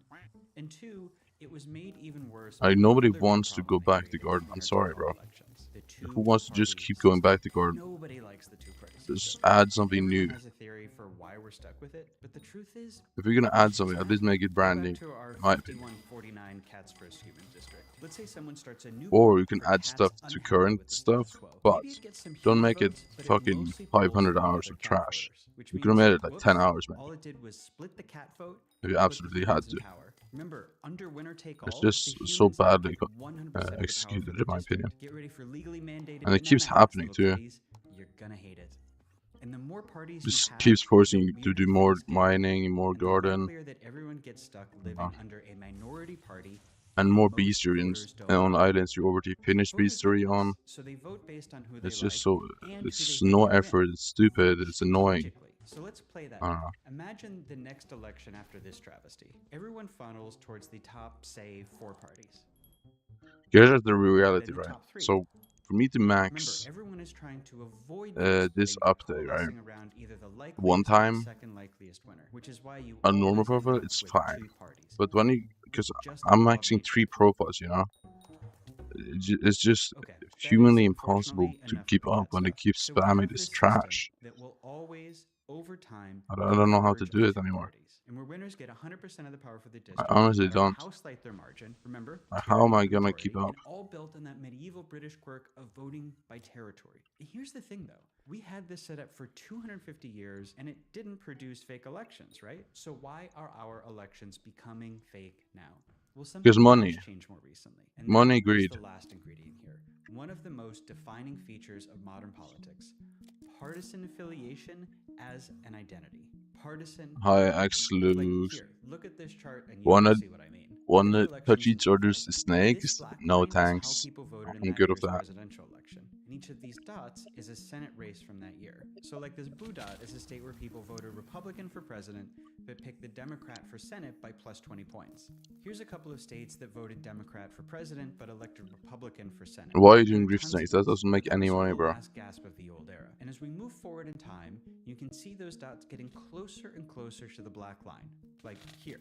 Most dots at this point are really close to the line, which means You're never most gonna states make it voted to for president and Senate 200 by net. roughly the same amounts. By 2020, it's a near perfect alignment. People pick one party and vote it for every office. So why did that happen? Well, in the past, voting was a lot less rigidly partisan. It was normal. This Oh, I was back and forgot. forth Yeah, every year, or you pick one party for president, you or got the co-op other for carried in office, Iron Man, right? maybe based on the You just joined candidate's some co-op. position on some local issue, or you just like them. But that's not how it works anymore, right? For most people, you're not looking at the 2 candidates for some office and sizing them up by their policies, their background. You are looking at whether they have a D or an R next to their name and going off of that. And I get that this is something that also feels normal, like it's always worked this way, but it is actually really new. Here, check out this chart. So start with the 2000s. I'm the This is how it carrier, still yeah. looks today. Alright, bro. Most Yeah, right. elections are overwhelmingly safe for Your one co-op would party never or agree with another, that. which is a nice way of saying Like, he fake. probably As has recently played as way the more than 80s you. and 90s, that was not how it worked. Most elections were competitive. Instead of every place being a red state or a blue district that always voted the same way, The new garden outcome could update go is so either good. way. Parties had to compete. It's so and your vote exciting. had a chance to matter. So, precisely because there's so much happening right now around US elections, I want to take a second to tell you about Ground News, the sponsor of this video.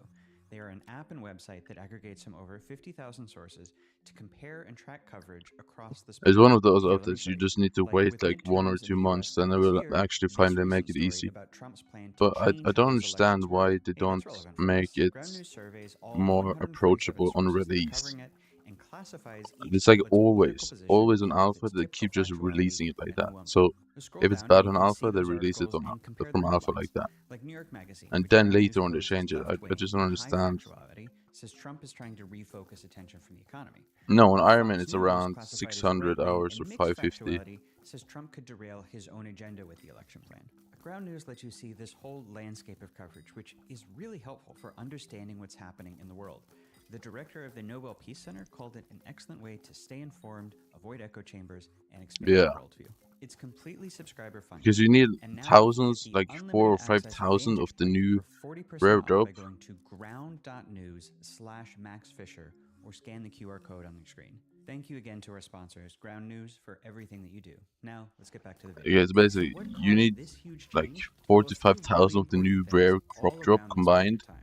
TV and radio each one of gave them is rise 1 to in national 18,000. news shows, which made So everyone feel connected to partisan politics it's in basically Washington. 70 So million less people crops voted on it. broken. Even in like little local elections, it became less about which candidate you preferred and more about which party's national brand you felt closer to. But then you can Parties got 2x more that because control overbloom, so I guess Party it's bosses got better at 35 making million every crops rank and file broken. lawmaker toe the same party line, regardless of what the politicians' voters wanted. Over time, partisanship became an identity. Republican or Democrat is not just a party you might vote for now and then. It's who you are, and your vote is an expression of belonging to the tribe, which collapses all of those local races into one simple choice. Which national brand are you part of? The individual candidates barely matter anymore. And because partisanship is an identity now, it's determined by identity. Race, religion, education, rural versus urban. If you're a white man from the country, you probably vote Republican. If you're a college-educated woman from a city, you probably vote Democratic. You might not feel like your vote is predetermined by your background, but statistically, it is. And you multiply that out by millions and millions of voters, and that is how you end up with a country full of places like this, where the demographics lopsidedly favor one party, so that party practically always wins. The results are foregone. And it's how you get presidential elections, where only these people's votes matter, because in every other state, the result is already preordained. And a democracy that looks like this, where these are the only places that Yeah, there is no democracy in the US at all. Like, at all. But all of this raises an even bigger question. It's just so stupid, all of it. If our elections are fake, as in it's not voters picking the winners, then who is? Who's deciding what 2 names will go on that ballot that Money. in most cases have a predetermined winner on them? Go back to someplace like Tennessee's 1st District, and we know it's preordained that the Republican will win.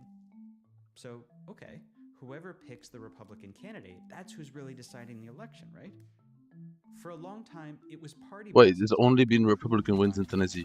But after protests in the 60s and 70s over this feeling undemocratic, we set up a new system that no one in no country had ever tried before, called primaries. A few months before each election, there's another election, where regular people registered with one party or the other vote to pick who will become their party's candidate in the general election. Okay, great. So there is a real election going on, except when we look deeper at how this really works. Like, take that district in Tennessee. Imagine all its voters represented by this spectrum. You look more red than blue since this area is mostly Republican, but you still get some voters on the left, and you get a wide spectrum on the right. Okay. Everyone here should get a say in elections and who the government is. So They don't. you'll end up with an elected representative who embodies sort of the average of their district, right? Which They don't. here would be a purplish red, sort of center right. That's the average political position for this area. Except with primaries, remember it's just Republican voters who get to pick the candidate who's then basically guaranteed to go on to win the regular election. This is a more conservative group, so it's going to produce a winning candidate well to the right of their district's average voter. Except it's actually even worse than that. Most people don't. It's vote way in worse. primaries. Like, this district has about 770,000 people. About half of them voted in the 2020 congressional race, but fewer than 1 in 8 voted in the Republican primary that actually chose the winner, who is in theory supposed to represent everyone. What? So the answer to who is deciding our elections actually looks like this. And primary voters are an unusual animal. They tend to be more engaged, more ideological, and more partisan. So you get candidates who win by representing the average of this tiny sliver, even though they're ostensibly going to the election as the chosen candidate for all of these people. And once they win, they're supposed to speak for all of these other people who didn't even get a say in picking. What? Now remember that 80% of federal elections are like this, and these two tiny factions of voters who hate each other are who decide most of our elections. And this one extremely weird thing turns out to be behind so much of what feels wrong and dysfunctional about our politics right now. Look at this chart again. I want to highlight this moment when this system changed, because when you know to look for it, you see the effects of this show up everywhere in the 2000s. The thing is, though, the Republicans keep plotting it up just to hate the Democrats. Like, they always force hate on the Democrats for no reason. Democracy itself is declining, with more and more people feeling the entire system is broken. I feel like it doesn't really replicate as badly the other way, but it's just childish, right? And it's, for some reason it works.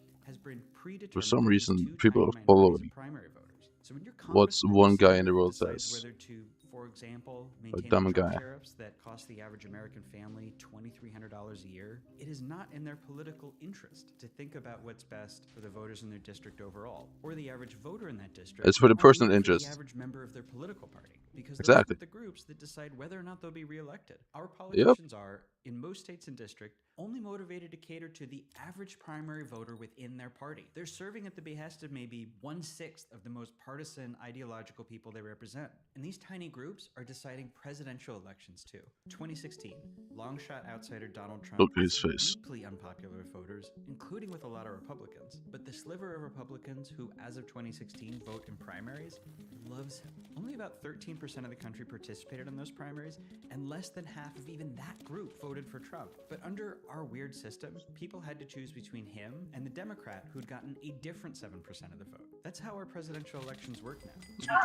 Maybe 12 or 13% of voters pick our two candidates for us, so that a different and even more arbitrary 20% of voters can choose between them to decide who runs the nation of 330 million people who mostly did not get a say in electing their leader. I just don't know how you can call that democracy. Like, superficially, sure, we vote in elections, the votes are counted, the winner goes on to power, but those individual acts are not the sum total of democracy as its founders intended it. True. Democracy is meant to achieve representation that speaks for all citizens, elections that are competitive, candidates who have to appeal to the collective good of their district and nation. Instead, what we've got is a system where our leaders are incentivized to ignore most of us and to speak for a tiny few, where we feel that our vote doesn't count because it often doesn't, and where our collective will is not translating at the ballot box. Maybe that's still democracy in a technical sense, but it is pretty far from democracy as politics by and for the people as a whole.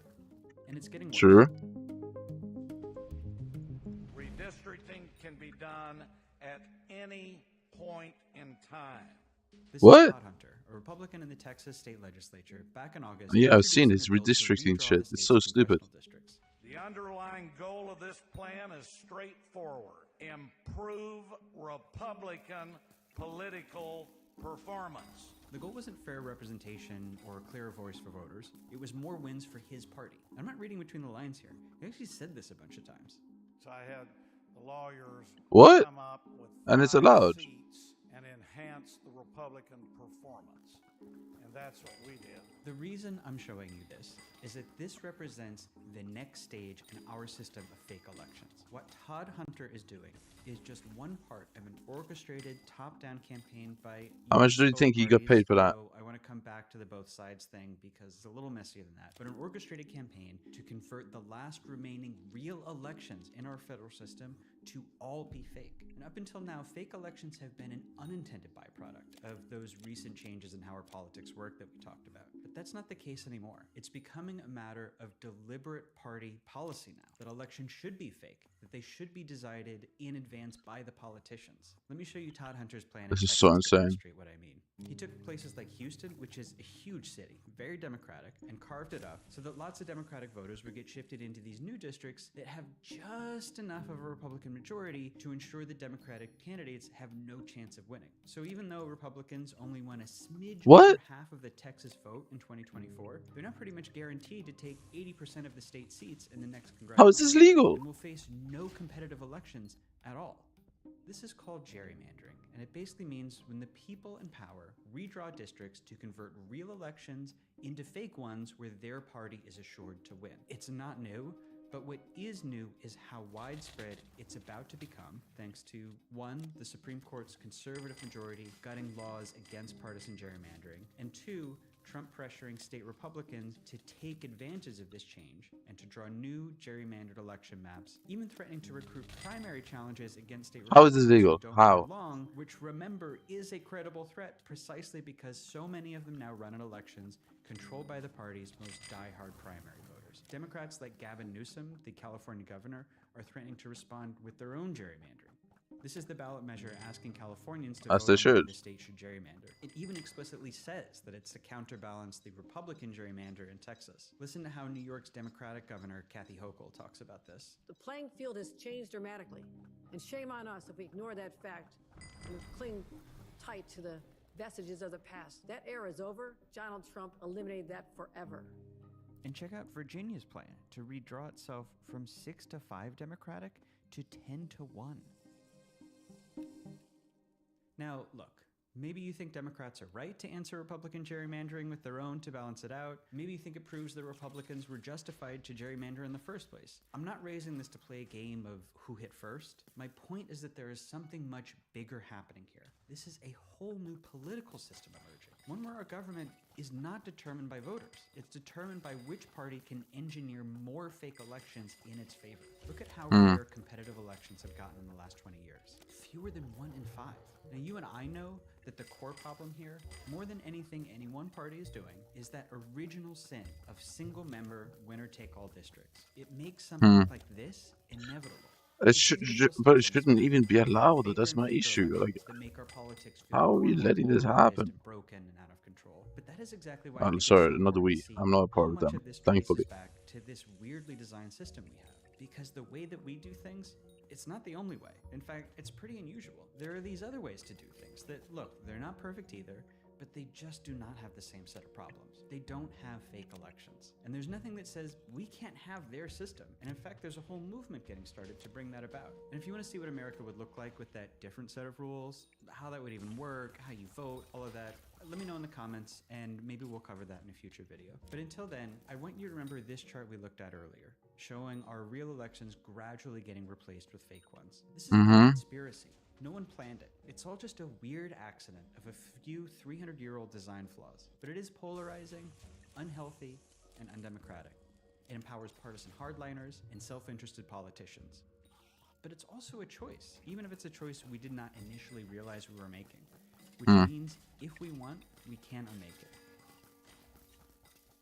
Before you go, there's one other thing I want to tell you about. How do I enable hide names on that start? Thoughtful, in-depth journalism more than ever. But I am not building it alone. I'm part of a team that includes a few people whose channels you might also know. Johnny Harris, Sam Ellis, Christoph Hobsbawm, not to mention the people behind the camera. And we're building something larger than any one of us. A new, community-driven journalism platform called New Press. It's a space where you, as a member, can see what we're working on, how we bring stories together, can share your own thoughts and expertise, and even directly participate in the project of illuminating and understanding our world. There's exclusive and behind-the-scenes content, including a special conversation between me and Johnny, and we would love to see you there. Just go to newpress.com to sign up, and you'll get a message from Johnny about what's on offer and what's coming next. Thank you again for watching, and hope to see you here again.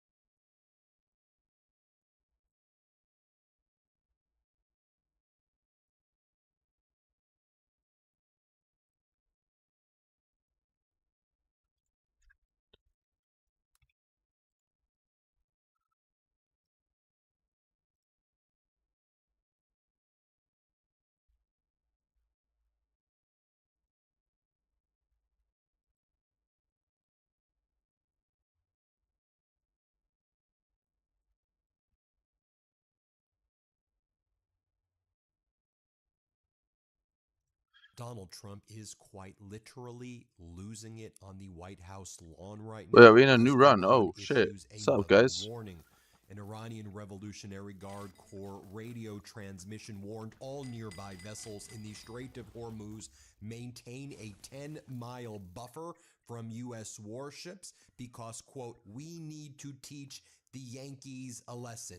We will fire missiles and we will send our drones if you are close to these American ships. Quote, we need to teach the Yankees a lesson. Iran's Parliament National Security Commission chairman separately said, we are not ever going to leave the Strait of Hormuz. The Strait of Hormuz is more valuable to us than having a nuclear weapon. Mohammed Makbar, an advisor to Iran's supreme leader, said on Friday that Iran's control over the Strait of Hormuz is an asset on the scale of an atomic bomb, adding that Tehran would not give up the capability that it earned by winning the war. And we're now seeing more video footage. That's a of crazy Iran's mess up by retaliation Trump, huh? against the United Arab Emirates. I mean, That's I coming in. can't That's blame being them. suppressed by American media as well as Middle East media. So It's a strike take a for the look world, right here yeah, what but it looks who's to like, blame? in Trump. the Dubai airport area after Iran responded to U.S. strikes on Qasem Port and Donald Trump's Project Freedom. You can see right there in the distance from the Dubai airport the smoke plumes that are rising. Iran's also releasing additional video footage right now of the missile strikes from last night. I'll show you these missile strikes right here. Let's play it. Woo. Why did they say that every time? These are more missile strikes that have been, video of the missile strikes that have been released from the Iranian Revolutionary Guard. Here, play this clip. Well, every time.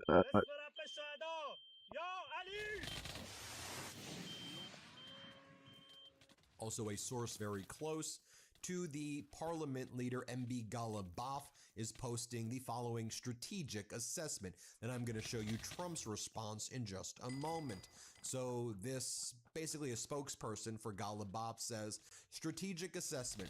The U.S. Army failed last night for the second time in opening the Strait of Hormuz by military means. The U.S. will continue this approach until early June, and during this period, tensions will steadily escalate. The Strait of Hormuz has now become the measure of defeat and victory in the war. Pause right there, which is interesting because before the war started, before Trump and Netanyahu's catastrophic invasion of Iran, It was open. the Strait of Hormuz was open. So exactly. Now, the only metric of is this war successful, can we get to the status quo before the invasion of Iran? Yep. Also, this spokesperson for MB Ghalibaf says, contrary to media assessments and statements by American officials in last night's attack, the first shot and operational initiative were in Iran's hands, and the United States was merely in the position of reacting. The alert level for military conflict has indeed been raised. So let me take you to the White House lawn. This is what it looks like.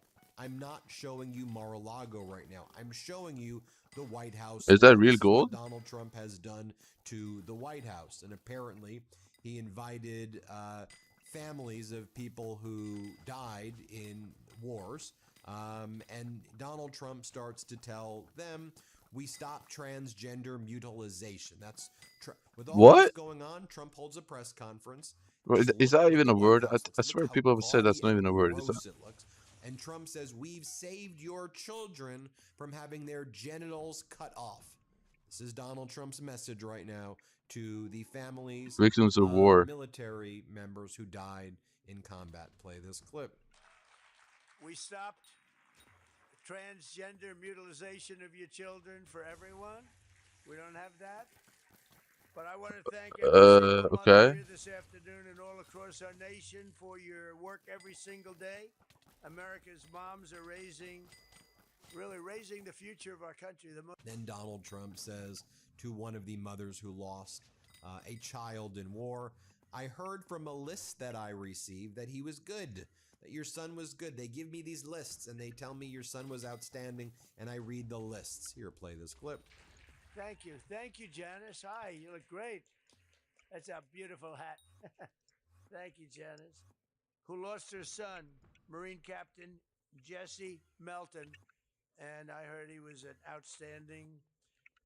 They give me lists and they tell me about people. You know, they said that Jesse was outstanding, Janice. They have the word outstanding.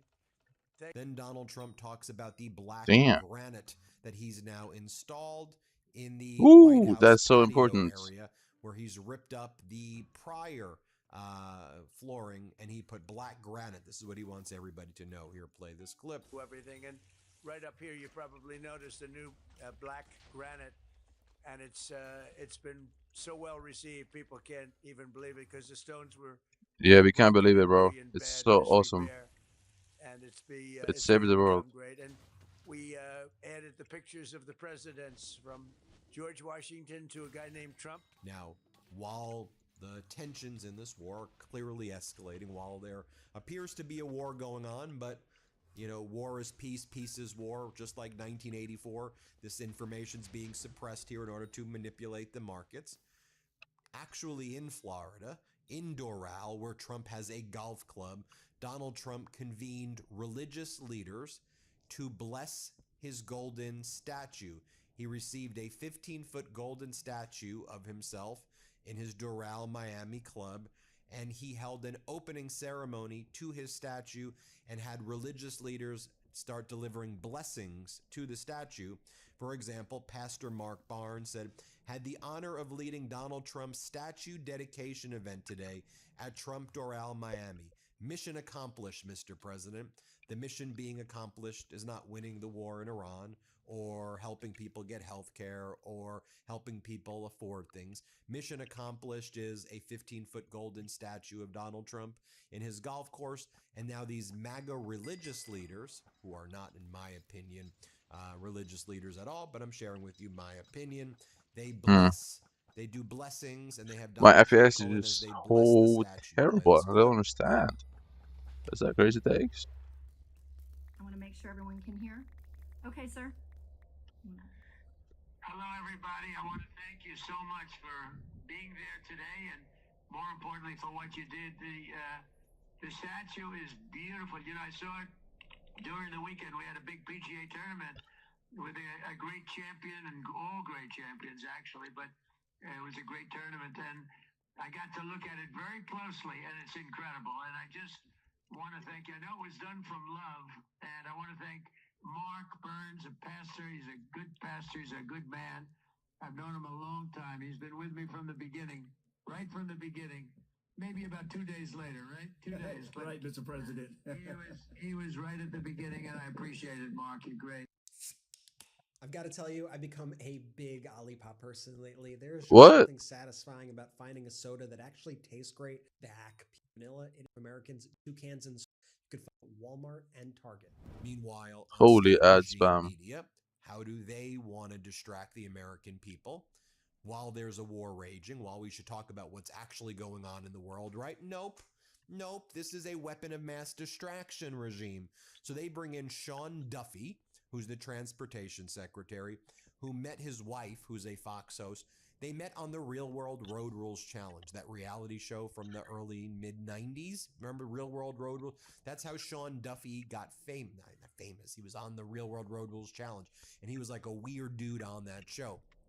And so Was Mario Spider tank? what they've announced on Fox was that for the past 7 months, Duffy and his wife have done a real world road rules tour throughout the country for the past 7 months.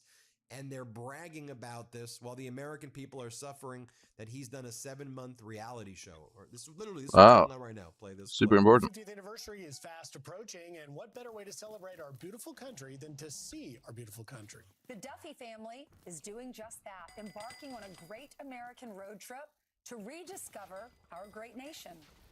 What? I think Mud's kind of mad. I'm not. We're not going to fight on this trip. Put your seatbelts on. So we're inviting you along with our family on the Great American Road Trip.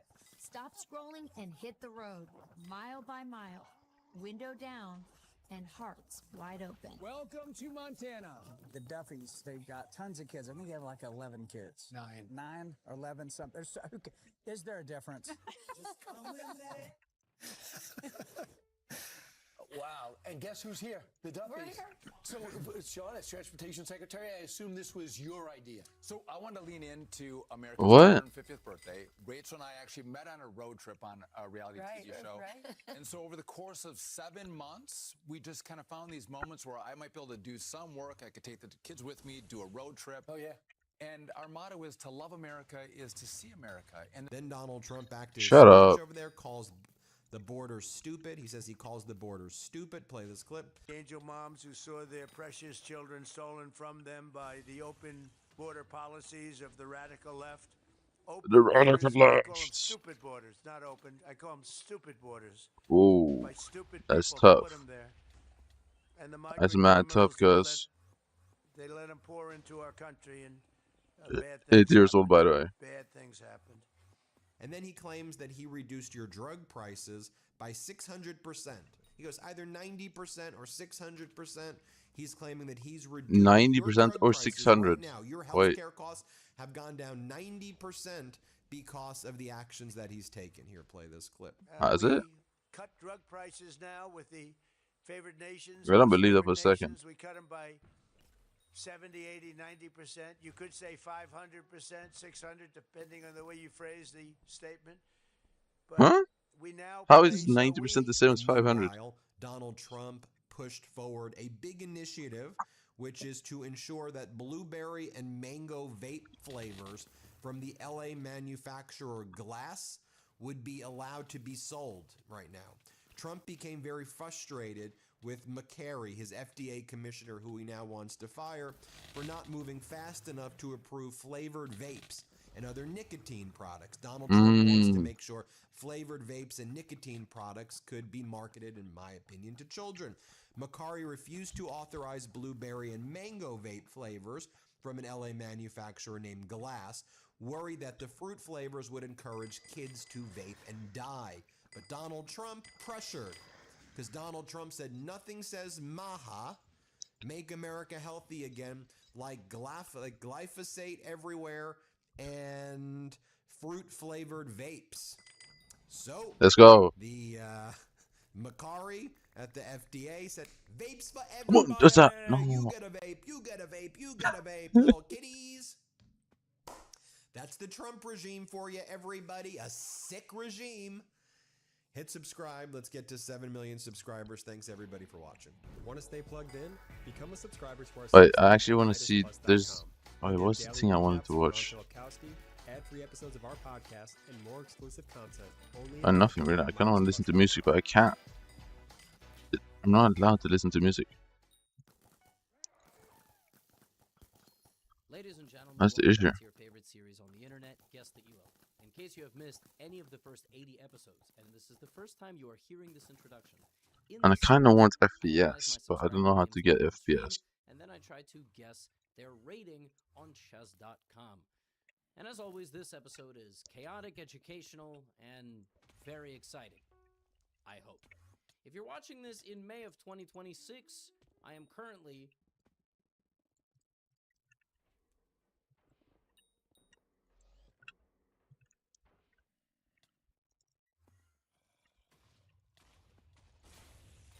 Do I really want to see what's happening with my game?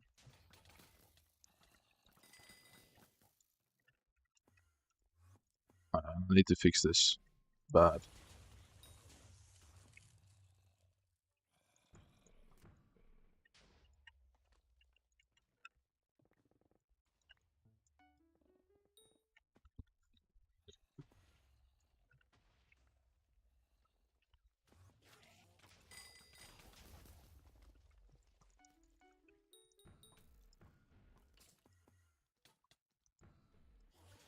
Can you still skip secrets? I feel like you can't, especially with 2 deaths. Never mind, yeah.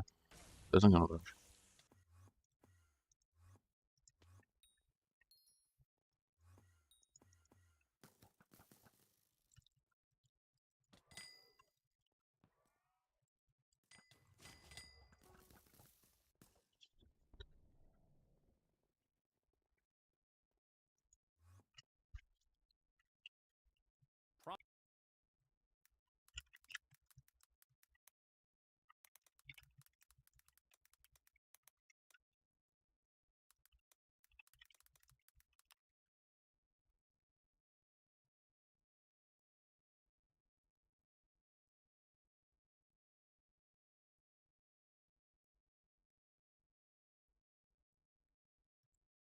Minecraft optimization, something that's both simple and yet complex.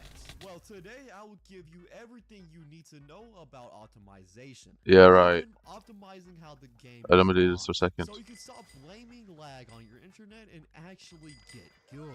Yeah, this will be fun, so keep your socks on and enjoy the video. Before we install any mods, first we will need to install pre-mods, essentially mods that make other mods work. The first one is Fabric API. Without it, your mods won't even load. Next is Class Config API. This one lets you customize certain mods. After that is Mod Menu, along with Text Placeholder API. Mod Menu adds a clean interface to Minecraft's menu so you can see which mods are installed, and you can manage them pretty easily. Now, technically Mod Menu and Text Placeholder aren't required, but I highly recommend them. It's nice to know what's running in the background instead of guessing. All of these mods will be linked in the description below, and later in the video, I'll show you the easiest way to download them. Now, the best optimization mod in most cases is a mod called Sodium. It's the most popular optimization mod outside of Optifine. Most of you might have heard of it. So, what does Sodium I have a actually Sodium. do? Well, It Sodium does nothing. completely rewrites Minecraft's rendering engine. Basically, Minecraft normally spends way too much effort doing whatever it's doing. Think of it like writing a 10-page essay just to say the mitochondria is the powerhouse of the cell. Impressive, but completely unnecessary. Another big point is compatibility. Unlike older mods that try to handle rendering and broke when combined with other mods, Sodium is designed to work with other mods. That means you can still run most mods with Sodium. Now, Sodium alone will increase your FPS by a lot, but we can go further. We can add a lot more optimization mods. First one we will be adding is Sodium Extra, which just adds more options to Sodium. There are extra settings for things like animations, particles, and details. Basically, it makes Sodium more customizable.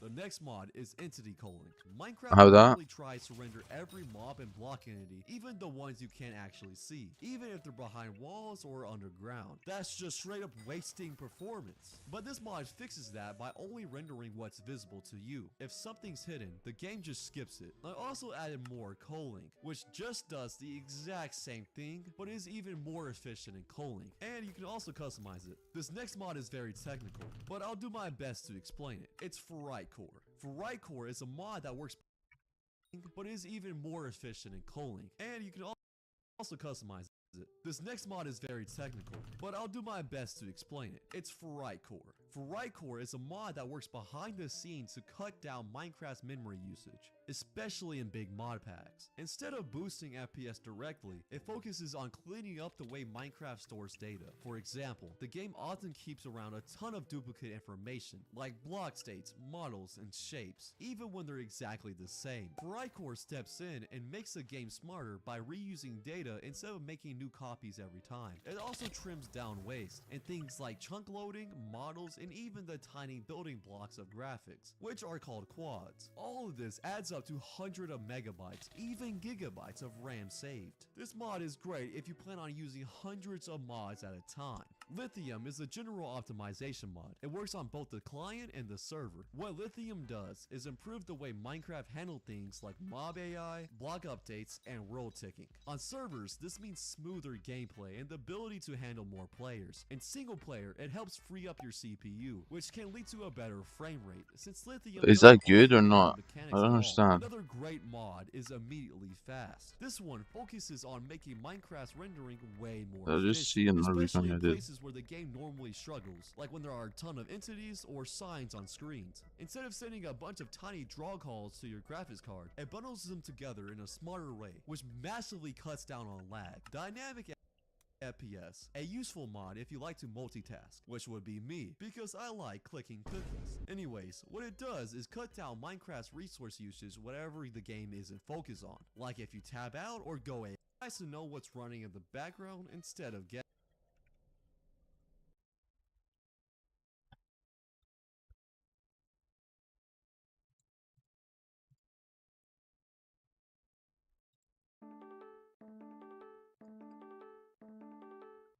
Bro, I'm watching this video sucks All ass. these I'm not gonna lie. mods will be linked in the description below, and later in the video, I'll show you the easiest way to download them. Now, the best optimization mod in most cases is a mod called Sodium. It's the most popular optimization mod outside of Optifine. Most of you might have heard of it. So, what does Sodium actually do? But Well, Sodium completely rewrites Minecraft's rendering engine. Basically, Minecraft I have normally Sodium. spends way too much effort doing I'm trying whatever to it's fix my doing. FPS. This Think is of just it like pissing me off, you writing know. a 10-page essay just to say the mitochondria is the powerhouse of the cell. Impressive, but completely unnecessary. Another big point is compatibility. Unlike older mods that try to handle rendering and broke when combined with other mods, Sodium is designed to work with other mods. That means you can still run most mods with Sodium. Now, Sodium alone will increase your FPS by a lot, but we can go further. We can add a lot more optimization mods. First one we will be adding is Sodium Extra. I This have just that. adds more options to Sodium. There are extra shades for Yeah, things like yeah, of course, bro. animations, particles, Totally. and details. Basically, it makes Sodium more customizable. The next mod is Entity Culling. Minecraft normally tries to render every mob and block entity, even the ones you can't actually see, even if they're behind walls or underground. That's just straight up wasting performance. But this mod fixes that by only rendering what's visible to you. If something's hidden, the game just skips it. I also added more culling, which just does the exact same thing, but is even more efficient in culling, and you can also customize it. This next mod is very technical, but I'll do my best to explain it. It's Core. Core is a mod that works behind the scenes to cut down Minecraft's memory usage, especially in big mod packs. Instead of boosting FPS directly, it focuses on cleaning up the way Minecraft stores data. For example, the game often keeps around a ton of duplicate information, like block states, models, and shapes, even when they're exactly the same. Core steps in and makes the game smarter by reusing data instead of making new copies every time. It also trims down waste, and things like chunk loading, models, and even the tiny building blocks of graphics, which are called quads. All of this adds up to hundreds of megabytes, even gigabytes of RAM saved. This mod is great if you plan on using hundreds of mods at a time. Lithium is a general optimization mod. It works on both the client and the server. What Lithium does is improve the way Minecraft handles things like mob AI, block updates, and world ticking. On servers, this means smoother gameplay and the ability to handle more players. In single player, it helps free up Minecraft mod. It works on both hundreds of mods at a time. Lithium is a general optimization mod. It works on both the client and the server. What Lithium does is improve the way Minecraft handles things like mob AI, block updates, and world ticking. On servers, this means smoother gameplay and the ability to handle more players. In single player, it helps free up your CPU, which can lead to a better frame rate, since Lithium doesn't alter vanilla mechanics at all. Another great mod is Immediately Fast. This one focuses on making Minecraft's rendering way more efficient, especially in places where the game normally struggles, like when there are a ton of entities or signs on screens. Instead of sending a bunch of tiny draw calls to your graphics card, it bundles them It's together in immediately a smarter fast. way, which massively cuts down on lag. Dynamic FPS, a useful mod if you like to multitask, which would be me, because I like clicking cookies. Anyways, what it does is cut down Minecraft's resource usage whatever the game isn't focused on, like if you tab out or go AFK. It's especially useful on laptops since it can show your battery status in game and warn you if it's low. Plus, it fixes a vanilla bug where Minecraft wastes CPU power in the background, which helps a ton on low-end systems. Krypton is a server-side mod that makes Minecraft networking faster and more efficient. It reduces CPU and memory use, and it makes Minecraft background, which helps a ton on low-end systems. Krypton is the server-side mod that makes Minecraft networking faster and more efficient. It reduces CPU and memory use, and just makes servers run smoother, especially with lots of players online. It's still a work in progress, but works well alongside mods like Lithium and Sodium. C2ME, short for Concurrent Chunk Management Engine, speeds up chunk generation by actually using multiple CPU cores at chunk management engine. Mods like Lithium and Sodium. C2ME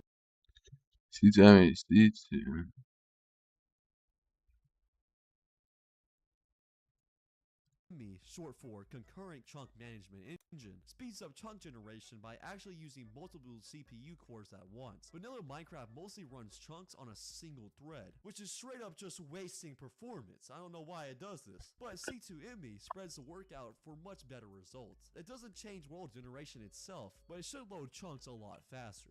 Noisium is another world gen optimization mod. It's similar to C2ME, where it makes chunk generation faster, but it optimizes parts of world generation that other mods usually skip, like biome placement for example. Bad optimization is a collection of tiny tweaks that when stacked together, give Minecraft a nice performance boost. It cuts out a lot of the little wasteful stuff the game does every tick. It skips unnecessary light map updates, so your GPU isn't constantly recalculating brightness when nothing's changed. It also makes sky color calculations way more efficient by caching them instead of running the full process every single frame. And it even disables unused debug logic, so the game isn't wasting resources on features you're not using. Those How are many pretty mods much do I need? all of the optimization mods you will really need. You can also add Package Fixer and very many players for more optimizations, but those aren't completely necessary. Now, I will clearly go over the quality of life mods. Iris lets you run shaders alongside Sodium.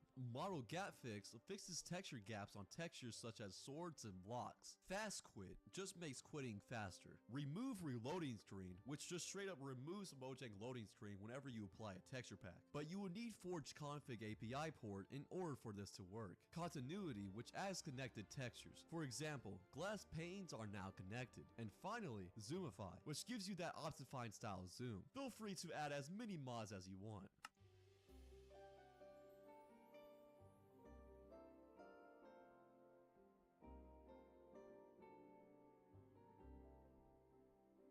Before I move on to other mods and ways you can boost your FPS, I just want to touch on mod packs. Mod packs are just a bunch of mods in one pack. The one I recommend is fabulously optimized. It has a bunch of the mods I previously mentioned and more. I will leave a link in the description for more information. Now, another mod you can use is Vulkan. Vulkan is similar to Sodium in that it completely changes the API, but this time it completely replaces it. I've already made a full video breaking down Vulkan in detail, so definitely check that out after this one. But Vulkan is superior to Sodium. It has insane gains in FPS. In some cases, I'm getting around 500 FPS more than I do on Sodium, and sometimes it's 1,000. The problem with Vulkan is that it may not be compatible with every system. If you are on an outdated system, you might not be able to use Vulkan. Vulkan is also not compatible with the majority of mods, since it completely changes the game's rendering system. I would only use Vulkan if you want just the best performance possible, and don't really care about installing other mods. Now, if you play on older versions of Minecraft, the most notorious one being 1.8,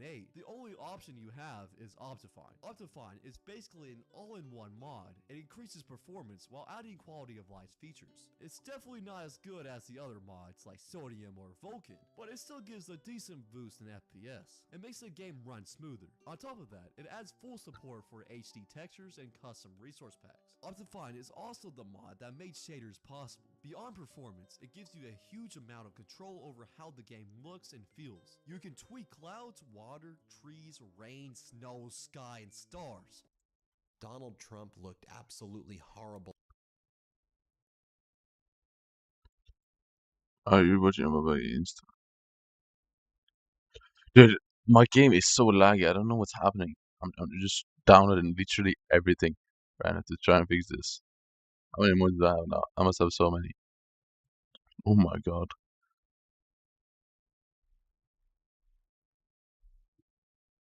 I have 32 mods now. Holy shit.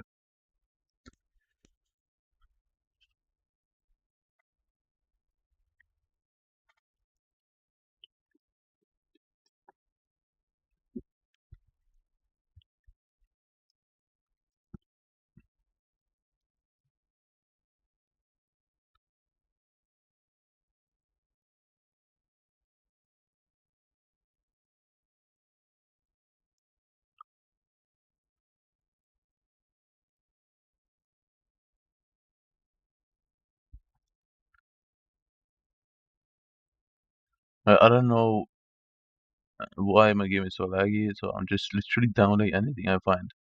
And surely it will fix it, right? Right? Has to. Surely. Of course it's not gonna fix it, but Like, how is mods gonna fix your game? It doesn't make any sense to me. But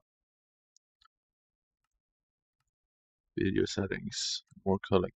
It's this stuff with culling, right? It says performance impact high. Does that mean I should have it on or off?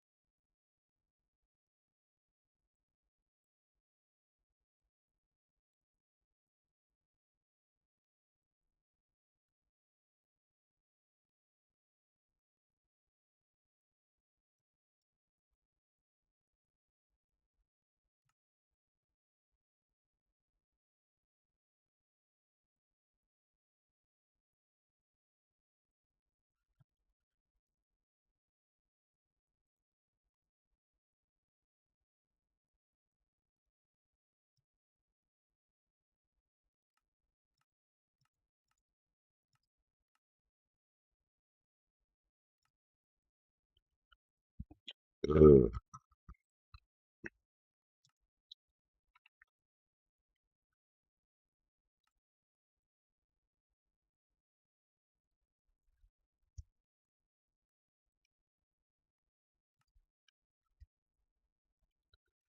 Let me know. Let me know.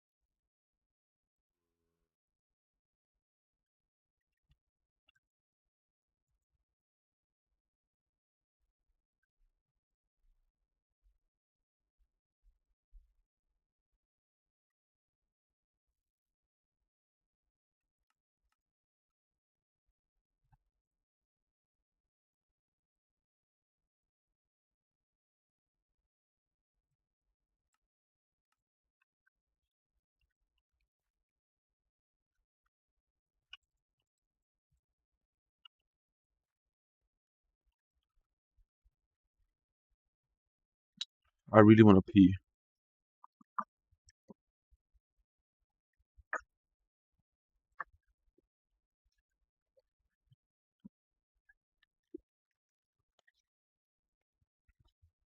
Sam joined the lobby. What? How? How are you Sam?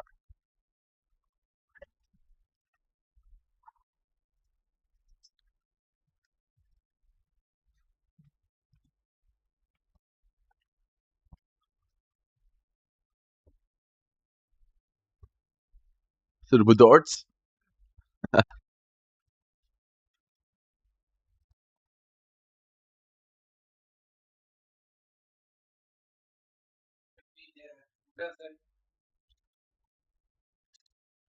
Yeah. Well,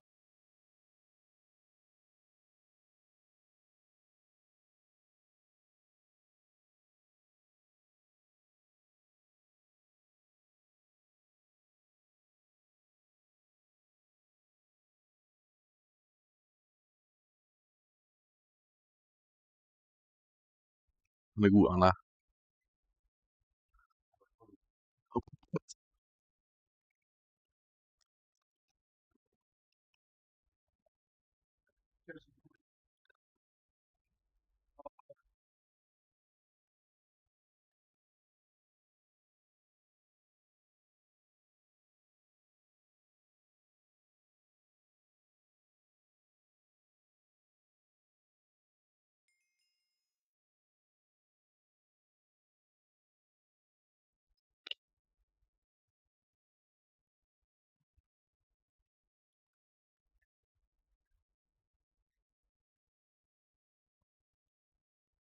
Dubbelboom.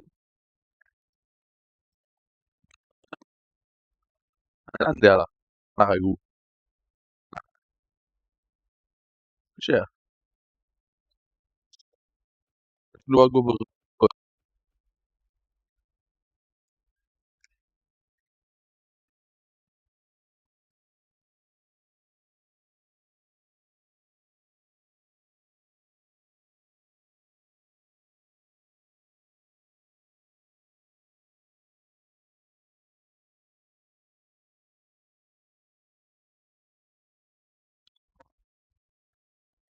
Får ikke man mer poeng i midten?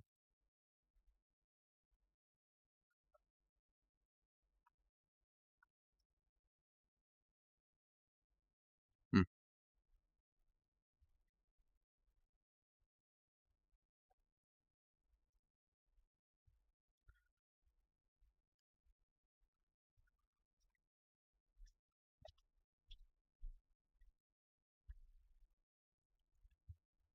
As he waddled back into the White House late last night, returning from a meeting apparently about his golf tournament this weekend in Virginia, or so they claimed, but it looked like he saw a ghost.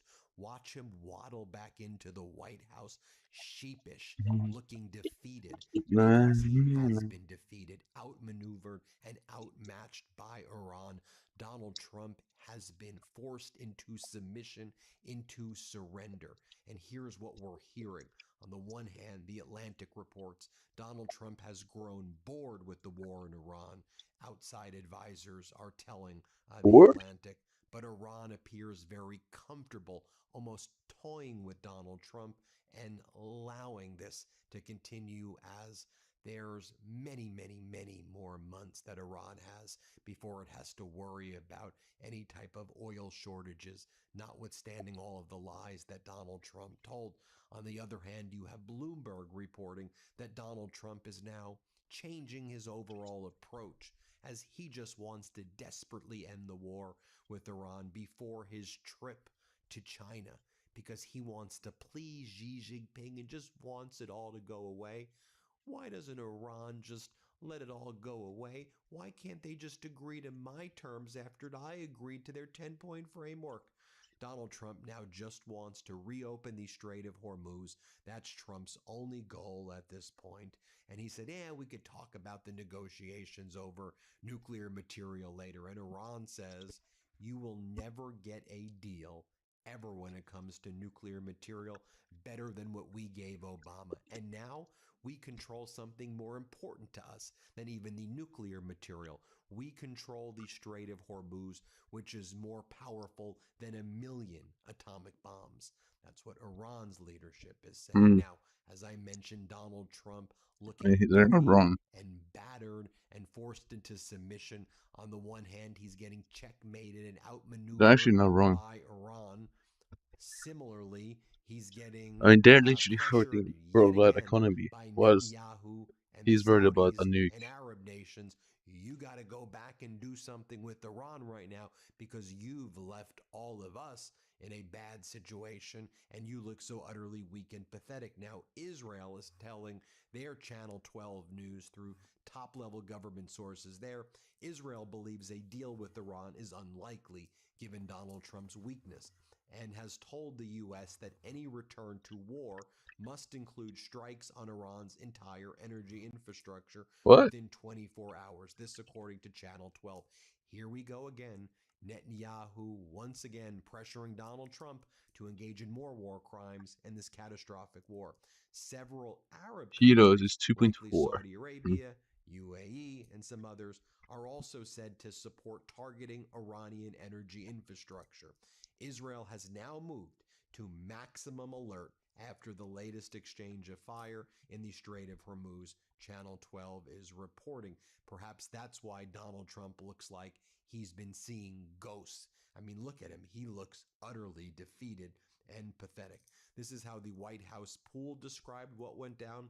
Trump exited the plane, or Marine One, waved I to the want press and raised his to fist. see He did not answer shouted questions about whether he heard where from is Iran tonight. Donald, didn't you say that Ostrag. things were going great with Iran? Isn't that what you said earlier? And by the way, this is real. Donald Trump's Defense Department, they're taking credit right now for the Don't try. Shahid drone, for inventing Iran's drone. I kid you not, the Department of War, really the Department of Defense, says American warfighters will always have the technological edge. And it's a picture of an Iranian Shahid drone, and it says American innovation.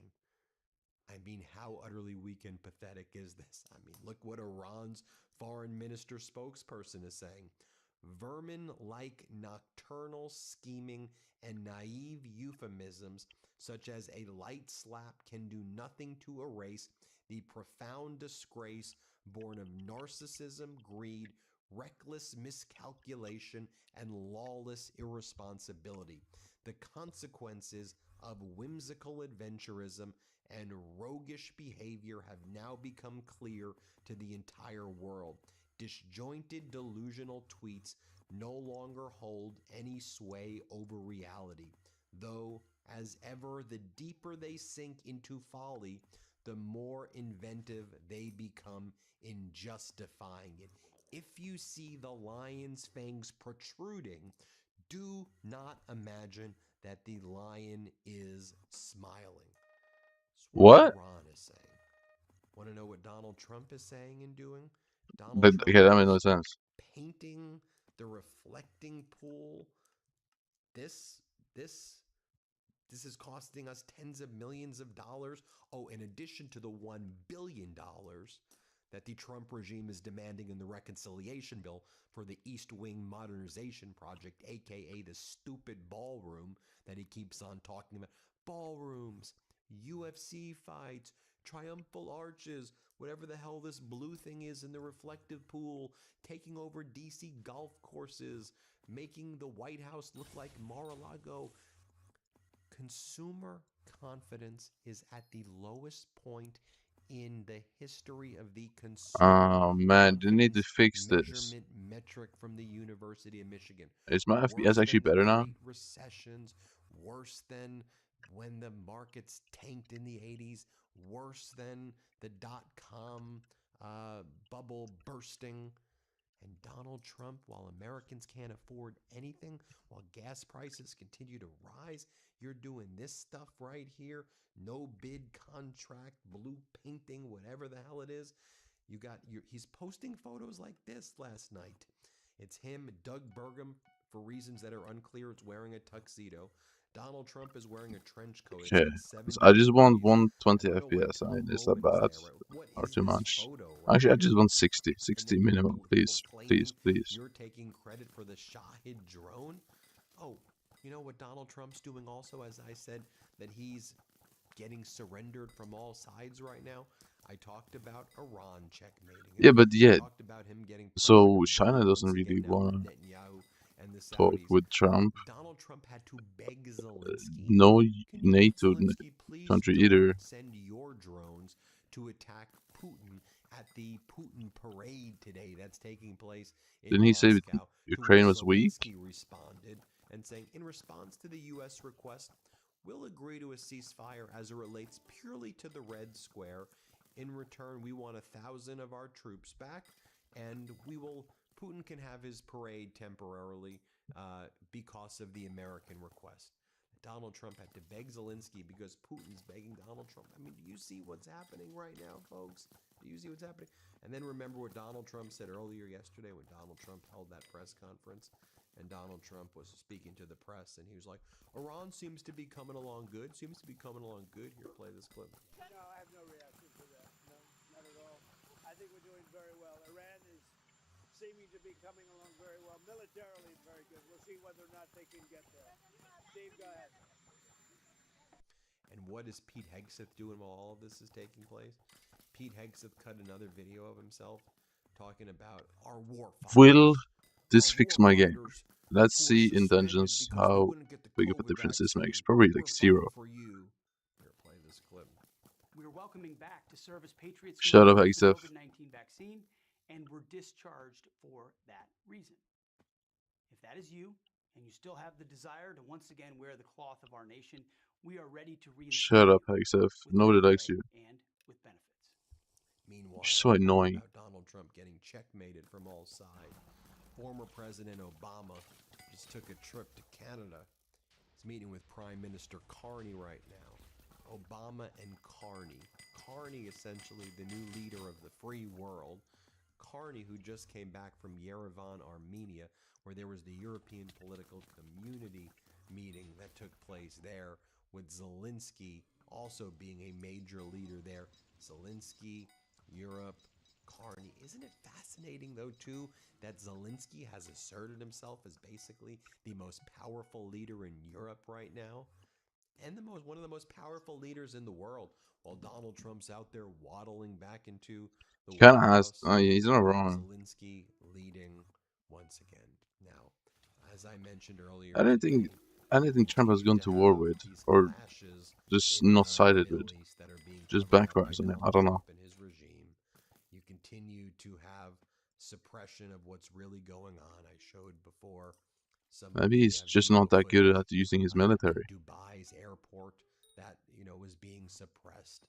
Some of the footage of what it looks like there. I'll leave you all with this. As I talked about, Donald Trump's grown bored with the war, with his catastrophic war in Iran. By the way, Netanyahu's trying hard, and so is MBS, to try to get Trump to attack Iran again. Aragchi has a book, The Power of Negotiation. Isn't it fascinating? Aragchi, the foreign minister of Iran, his book is The Power of Negotiation. Trump's book was The Art of the Deal, which Trump didn't even write. And Trump's such a Is it fraud. AI written? But Aragchi, in his book, The Power of Negotiation, said the following. The Iranian negotiation style is the market style, which means continuous and tireless bargaining. It requires a lot of time and energy, and he who gets tired and bored quickly will lose. Donald Trump has grown bored with the war in Iran. They had a psychological profile on Trump. They knew how to hit him with the social media posts, how to meme him, The diss tracks. The rap diss tracks. videos, how to swarm him over there. And then I'll do a video in 90 minutes as well. I hope you will watch it, where Foreign Minister Aragchi has been meeting with leader after leader after leader, his counterpart, foreign minister after foreign minister, one by one. It's not getting nearly enough attention, but the rest of the world is not. Welcome back. Glad you could join me today. You know, they say that time really goes by when you're having fun. And here we find ourselves on our last show of this series. So I thought today, since I lived in Alaska so long, I'd do a special Alaskan painting. So if you come on up here to the canvas, I'll tell you what we've already done. Now, I've taken a black canvas, as you can see. We painted this with just a flat black acrylic paint, allowed that to dry. And then on top of that, I've put all different kinds of transparent colors. I've put some right in here, some alizarin crimson, over in here, some phthalo green, phthalo blue and green mixed all over the canvas. So it's completely covered with a thick paint. Did you just trust us? So let's have them graphically run all the colors across the screen that you need to paint this project with me. And I think today we'll do some northern lights. So come on up here and let's get started. I'm going to use the old fan brush today. So probably one of the best ways to do this is sort of take, and you can just Phthalo green. He always uses this one. Phthalo blue. How is there so many colors of each color? Am I crazy about saying that, Gerson? If in your part of the country there's no such thing as northern lights, you can do the same scene, leave the lights out, and maybe put a little moon in the sky. I'm in Norway, so I guess there is, right? Once again, for my friends in Alaska, today I want to do a northern lights picture. Start with the old fan brush, go right into titanium white. Now we already have all those beautiful colors on the canvas, so all we need is white. Let's go up here. Now, decide where these curtains or these lights are going to be and just begin tapping. See, all I'm doing is just tapping. And tapping the color in and make your basic shapes. Just very basic shapes. And put a little more paint where you want it to be a little brighter. And we have one coming right across here. And I'm just tapping titanium white on there. Sometimes there's little ridges. He always has titanium white, bro. So always phthalo green, whatever, and then titanium white. And we'll have 3 I swear. rows of lights in this painting. And you can have as many as you want or as few as you want. It's up to you. Up to you. Now then. This is where the fun starts. Let's take a 1-inch brush. And I'm going to begin grabbing this and lifting it upward. Just grab it and pop it. Just pop it up.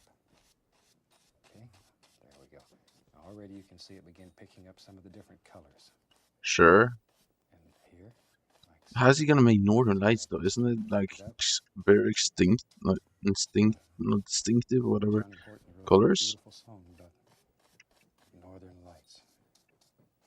Northern Lights were running wild in the land of the midnight sun. And I lived there for over a dozen years, and that has to be one of the prettiest countries in the world. God was really having a good day when he made Alaska. Now then, I'm going to take the 2-inch brush and go all the way through this and lift up. All the way through. Follow the same angle. Where the fuck is Crypts? All the way. Who are you? Look at that. Revive Stones. There you go. And you can pull these as high as you want them. And some parts of the country, they don't see a lot of color in Northern Lights. They see mainly whites or yellows. And you can do yours that way. It already looks kind of good, but the color is very off. In a little town called North Pole, sometimes we would see lights in every color in the rainbow.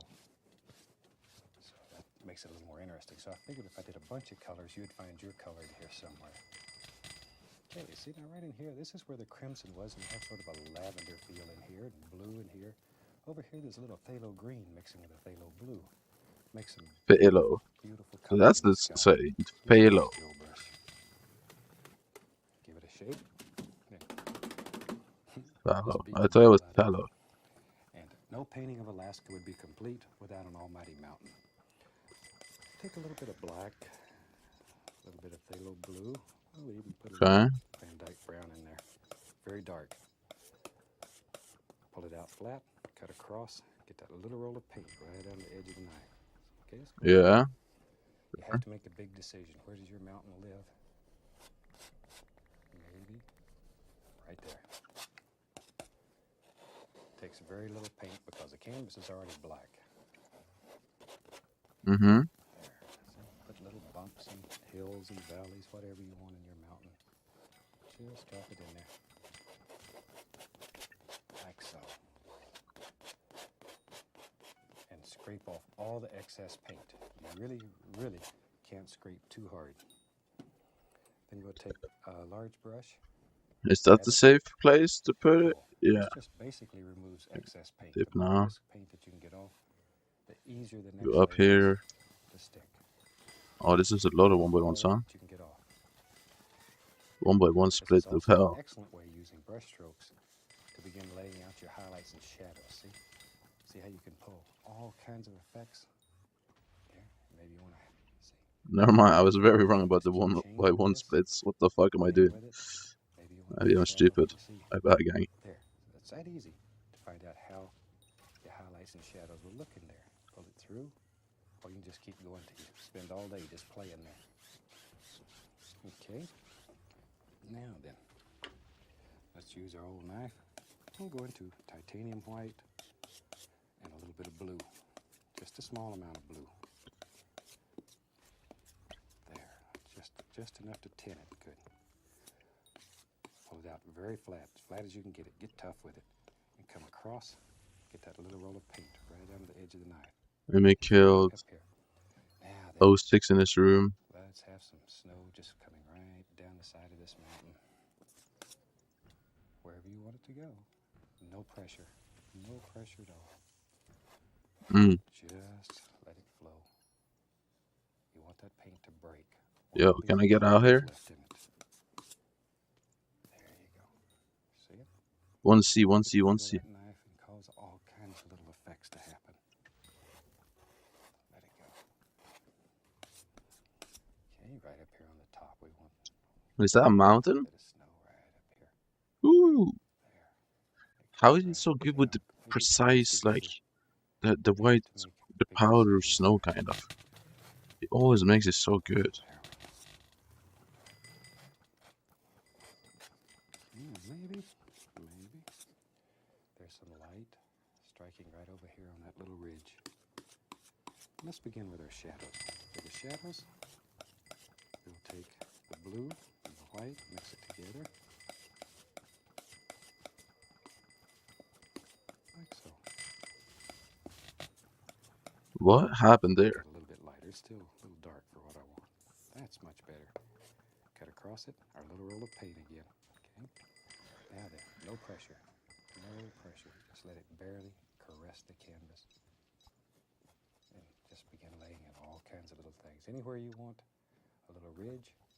Oh, he got the spirit mask, huh? This is your painting, your world. You can do anything that you want here. A little bit right back here. See? Now we can take this one and pull it distinctly Wait, through, what? and it pushes out Wait, right what back. Drippy's outfit wearing? Is that bugged armor set? Push mountains around.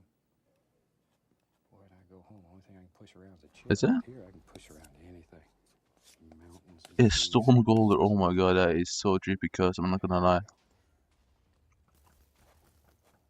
Put a happy little peak right up there.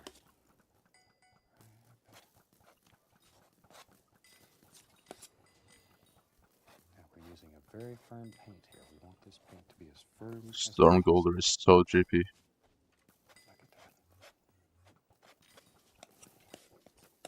Okay, now see this little point here? It needs to have its own private shadow. If it doesn't have its own shadow, then it won't stand out like an individual. And you can just bounce it back and forth here and play. Shoot. Oh, can I get up there? What am I doing? Oh my god, please. Right there. As many or as few as you want in your world. This is your creation. But that's blessing chest from puzzles. Doesn't that count for secret eye because it's a blessing? I think it does. Another shadow. There we go. And all the time this is mixing with that beautiful color that's underneath. It allows all kinds of things to happen. Now, just take a clean, dry 2-inch brush, and I'm going to gently, gently tap, following the angles in the mountain. Always follow your angles. And tap more down here at the base than you do up here. Up here, you just barely want to whisper it. Down at the bottom, you want to tap 10 it a little bit secrets. harder. Oh man, I hate If you this. begin collecting some paint on your brush, just beat the devil out of it. And that'll remove Why does he it. always say Just that? paint Beat the right off devil the out of brush it. without going through a lot of cleaning. Man, Bob Ross was a God-fearing man, right? I guess. Over here, you follow these angles. Always pay attention to the angles in your mountain, and that's what you're looking for. There. Now then, very gently lift upward. This takes out all those little tap marks, softens, blends, creates the illusion of mist. Just like so. And that easy. You have one fantastic mountain.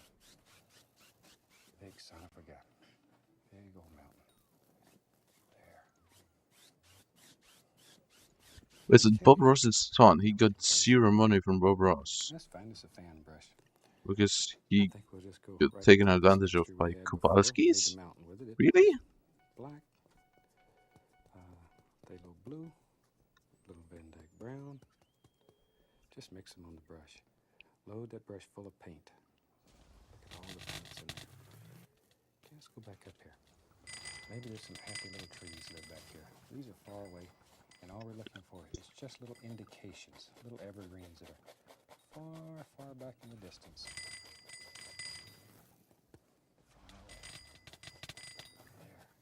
Yeah, can we look in on Terrace? Get a little more paint. See, you're using the top part of that brush and just tap down. That's all there is to it. Yo, why is the Terrace so bad? Now, you don't want to kill all this misty area. If you kill this mist that's right up here, all that'll happen is these trees will run right into the mountain. You want them to stay separated. So don't kill your misty area. Save them.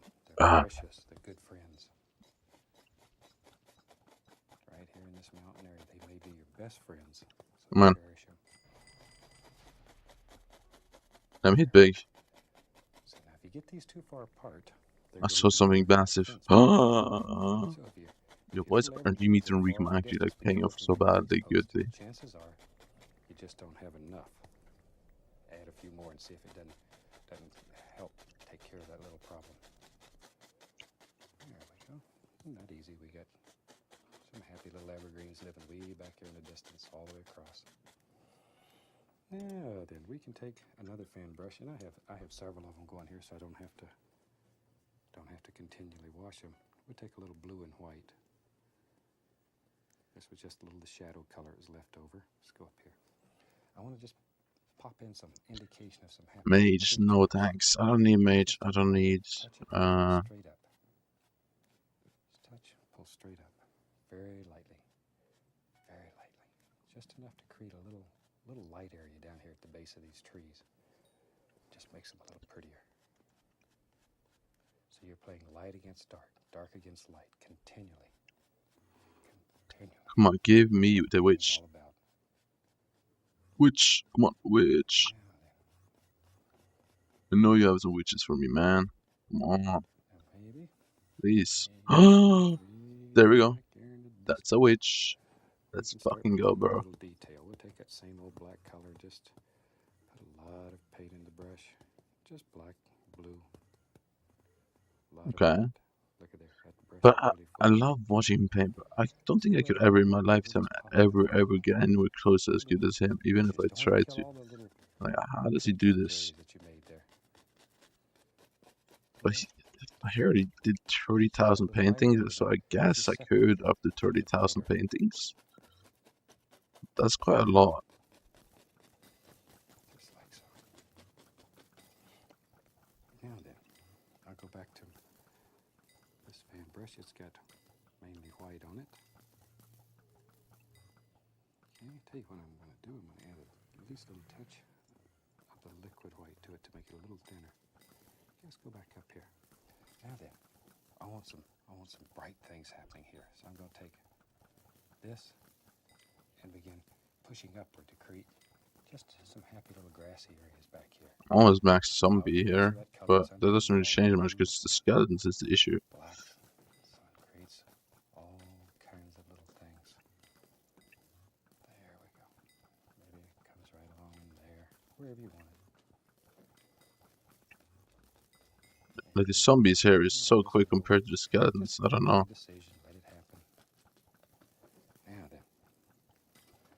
Let's take a 2-inch brush and I'm just going to tap it into a little of the titanium white. Just gently tap it. Look at the skeletons, bro. Okay, let's go up here. Over halfway to zombies, then. Oh my god. That's such a bad bestiary compared, not like it. What is it called? Bestiary split? Is that what it's called? I don't know. I don't know how to say it. And automatically it'll get darker as it works away from that area. Now with a clean brush, pull it down firmly, like so. Just pull it straight down, and then go lightly across. Look at that. Look at that.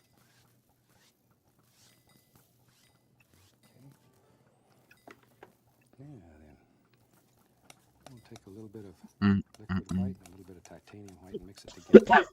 Pull it out flat. Get a little roll of paint on the knife. Tiny little roll. There it is. And let's go up here and just put So how am I gonna get all the skeletons compared to zombies? along the base of that. And just barely There's just so many more zombies. Like, what's happening here? touching it. Why? And allow it to mix with that color. On the second layer, is there more skeletons? I assume so, right? It has to be. Skeleton, zombie, no. Actually, maybe. Maybe. I found decent amount of skeletons there. Let's play a little. The blue and the black on the fan brush. Maybe right here lives an evergreen that's a little bigger.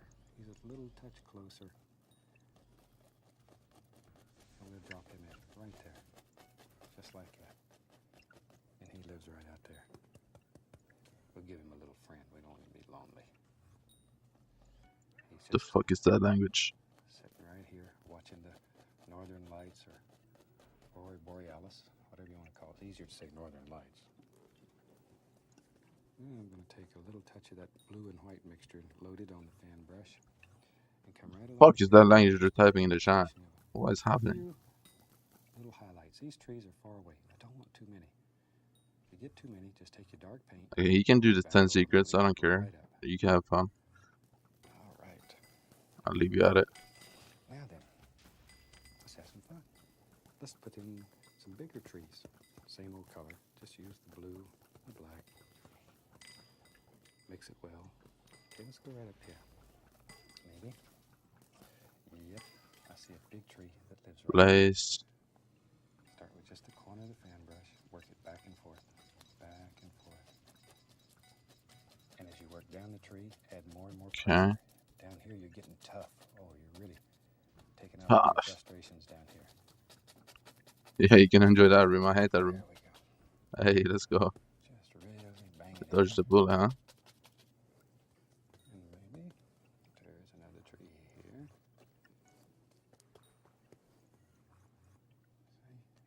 He's still working clearing. Damn. See, I think everything's like people. I've made so many fantastic friends with painting. But I think everything's got to have friends. Trees and bushes and everything needs friends. Everybody needs a friend.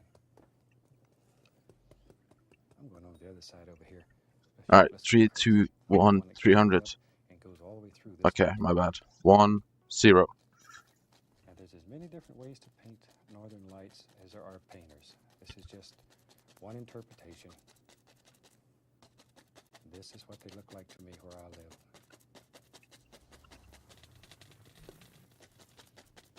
Really makes a beautiful painting. And these black canvases. So tank 48, all burst 49, orange 49, mage 49. You'd almost believe you had 3 different paintings. It changes that much. It's almost unbelievable. So I probably need like 700 M6 heater runs, I guess. Or 750. And then like 600 tank maybe? 650 tank rounds. And then burst. In fact, I'll tell you what, while the camera's right there, I'll show you. Take a color like blue. Bring the camera right in here so we can see. Because I think it was 1.7k M6 derpy I needed for Class Edge, which is not really that bad. Am I gonna do that many per day? Definitely not like 300 per day, definitely not. But when you put it there, ooh, see what happens? That color is not. I can probably do at least 100 per day, right? Is that possible? Of course, now we got a red spot on the canvas. Paint another tree. Trees cover up a multitude of sins. We'll have another one. Yeah, we'll put him right here. He's right there. There he is. This is still the blue and the midnight black. Why did Essay follow him into Boulder? Just blue and black. Okay, I'm going to get a 1-inch brush. We'll use it for a little bit. Take that same color, the blue and the black. Shoot, we'll grab a little bit of this lighter color and put This guy just keeps doing secrets before Claire. There's 3 puzzles on this side. very dark blue. That's what I've heard on. Okay, let's go right up here. I got you explain. Maybe we're going to have some happy little snow-covered bushes. So all we're doing is just beginning to lay in some of the very basic shapes. You're not looking for detail yet. Only very basic shapes. Very basic. Okay, let's go right over in here. Maybe there's a happy bush. Yep, there's right there. Comes right on out. Or just wherever you want them. Wherever you want them. You can have as many or as few. Just let your imagination take you. If you've never been to Alaska, you're to go see it. It's almost unreal. I was born and raised in Florida, and I was almost 20 years old before I ever saw snow. And my Really? Uncle Sam. Bro, there's snow all the time. There was even snow in Norway during May. Like a couple of days ago, there was snow here, so which is kind of rare, but yeah, it's a lot of snow during May. Fell on my bottom because I didn't know how to walk on ice. Now I'm taking some liquid white. I'm going right into titanium white. Hell on my bottom. He saw it in his hand, man. A little tiny bit of blue into that one direction. Look at all the paint that's on that brush. It's really full. Okay, let's go up here. Now then, you begin picking out where all these little bushes live and just barely touch give it a little push, and create all these little snow-covered bushes. In Alaska, they have ice fog. And ice fog occurs normally when it's about 30 below or colder. And it Could covers Bubba still have been everything. alive today if he didn't get Everything. the disease? I Frost. guess so. It is so Would have beautiful. been old, but Trees look like they're in full foliage. It's so beautiful, and the light plays through it, and all these little ice-covered frosty things, they act like prisms, and they break up the light, and you see all colors in the trees. In the dead of winter, you can see you have to go see it. I can't explain it all to you. yeah, it's just fantastic though. There's a nice bush. Just grows right out of that brush. And we'll put another one right there. There they go. Just drop them in. Just happy little Like bushes. Recoms is making more profit than Stars probably M6, right? Well, with the completion of this painting, this will end the 8th Joy of Painting series. It's hard for me to believe that we have over 100 shows now. 100 shows. Take a little blue here, a little highlight on these trees. I really hope you've got to see So he all the did shows. 3 paintings every If you haven't time had a he chance made a painting for a to see video 'em, give his taste. episode. I heard that yesterday. So he made one before the filming, and then he made one during the filming, and then one after, which is insane. So he did it 3 times. Don't want him to be left out.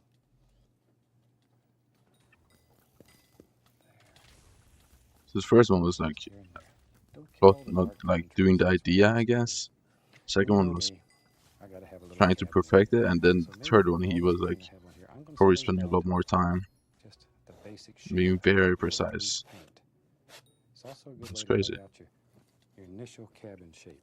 Start with a little bit of Van Dyke brown, and I'll mix some dark sienna right in that. Just mix them together. Put it across. Need a little front on that cabin. So each painting he probably spent like 5 to 10 hours, depending on how perfect he did it on the third one. Just a minute. How much time he spent? And thank the people here. I'm gonna guess 5 hours. We have one of the finest And if he made shows in the country. 30,000, I mean that is, wait, what? These beautiful television There's no way. You never see them. They never get a thank you. 5 hours or something for 3 paintings, right? For them. And then you do, so, Just to put some yeah, highlight. painted for over 30,000 hours. Give him a little door. Boop. Hey man, gotta respect it. Let's put some snow up here on his roof. Boop. Just like so. And that gives us a quick little cabin. We can just bring some. I got like 15,000 hours on Skyblock, so I don't know. I can't really say much. See how easy that is. Let's put some snow over here on the other side of the roof. We don't want that one to be left out. Put that wherever you want it. Okay, maybe some's coming there, just like that. See? And pay attention to your angles when you're laying the snow. Angles are very important. Very important. I guess Twitch kind of blew up Bob Ross, huh? Just put all kinds of snow things here. Okay, let's go back in here. Pick up some of the liquid white. Go right into my titanium white. Load the brush full. And let's pop a few more little bushes right in. Work in layers, completing the most distant part of your painting first and working forward. Just like so. A few little bushy things over in here. He loved landscape, huh? I mean, every painting had landscape basically. Scratch through. Let some of these some twigs show. And this one's about done. Once again, I'd like to thank you for being with me during this 8th Joy of Painting series. We have the 9th series under production already, so we'll see you again. From all of us here, happy painting. God bless. Thank you. Nice. Did he not sign it?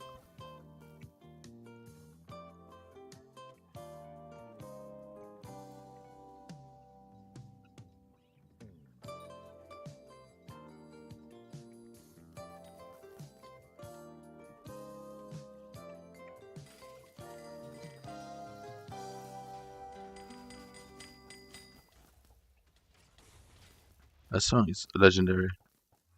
Hi, I'm glad to see you today. You ready to do a fantastic little painting? Super. Tell you what, let's have run all the colors across the screen that you I mean, he want lived the to best paint life along though. with He me. just did While what he we're doing loved, that, right? let me tell you what So I've done already. We have our standard old canvas up here. It has liquid white all over it, and it's ready to go. So let's do the same of course thing. he does. I'm going to start out today with the old 2-inch brush and go into the smallest little amount of alizarin crimson. Just a little bit, and just tap the bristles into it. And by tapping the bristles, Literally every that painting assures a has nice even liquid white, huh? distribution of color all the way through the bristles. Okay, Literally let's go every again. single one of his paintings has liquid Now white. maybe today Hey we'll have man, a little pink in the sky. it works though. Just a Like, small perfectly. amount. I sincerely suggest that you start with a least little touch of alizarin crimson. You can always add more, but it's a son of a gun to try to take it off. And a little bit goes a long way. Goes a long, long way. And the crimson is continually blending with the liquid white, and it gets lighter and lighter in value the more you work it. And I'm just using little crisscross strokes here. Just like so.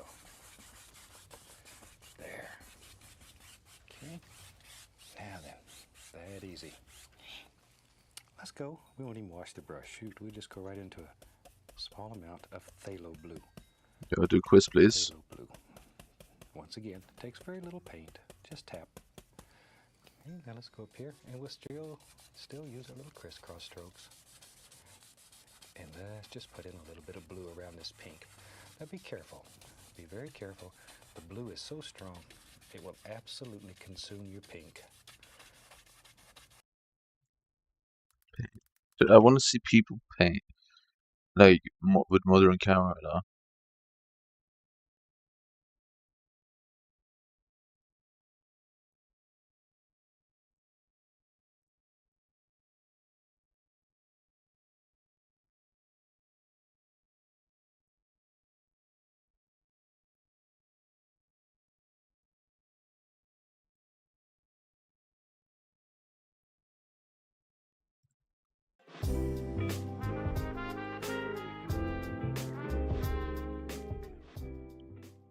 Hi there, welcome to the studio.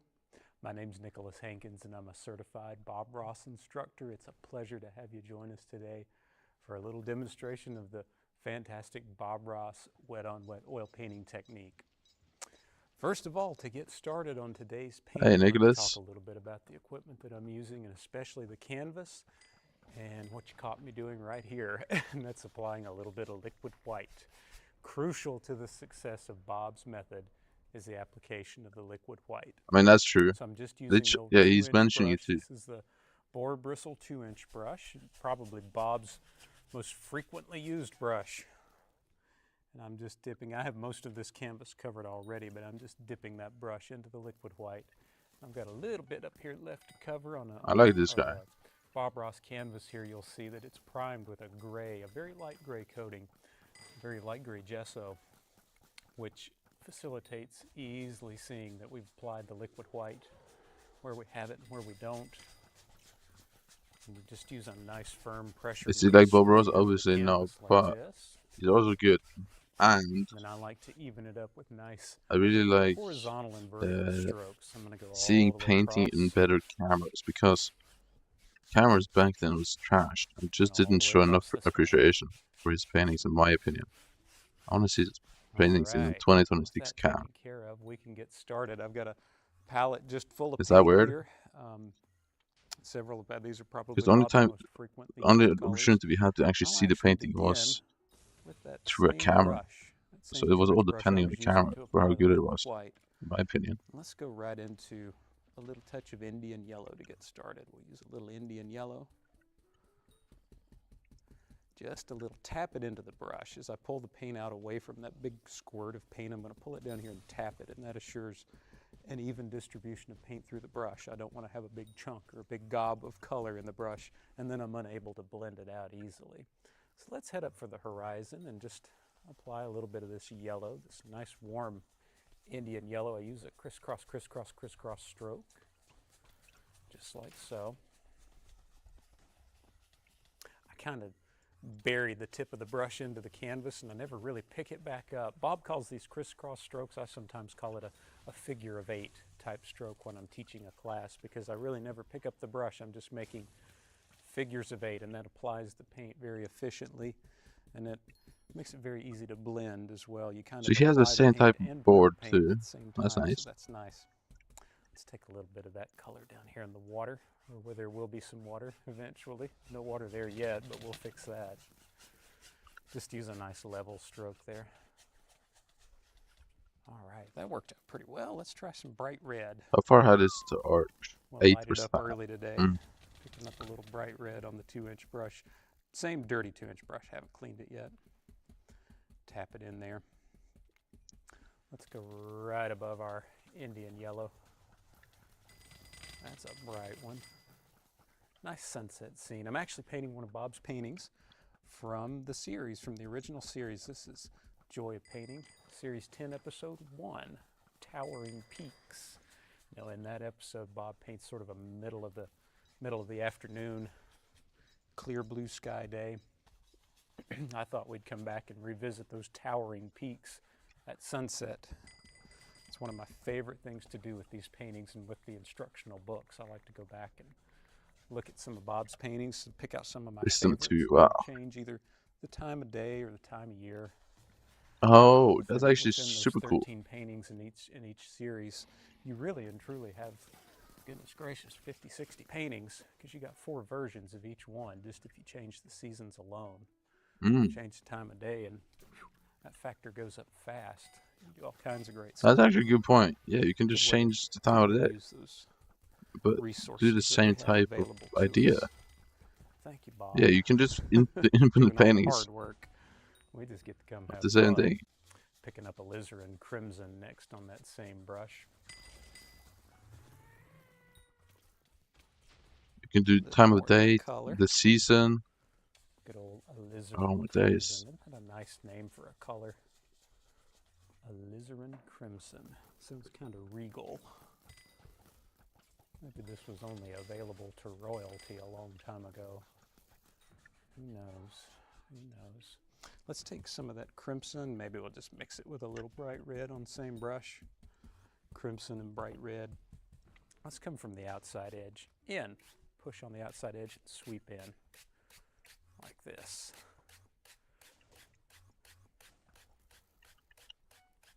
Okay. Put some of that color in the water. I'm just using that nice level stroke because I want the water to appear level. This is still water. It's not churning or bobbing. We're not out in the ocean. Just a nice, peaceful, serene day at the lake.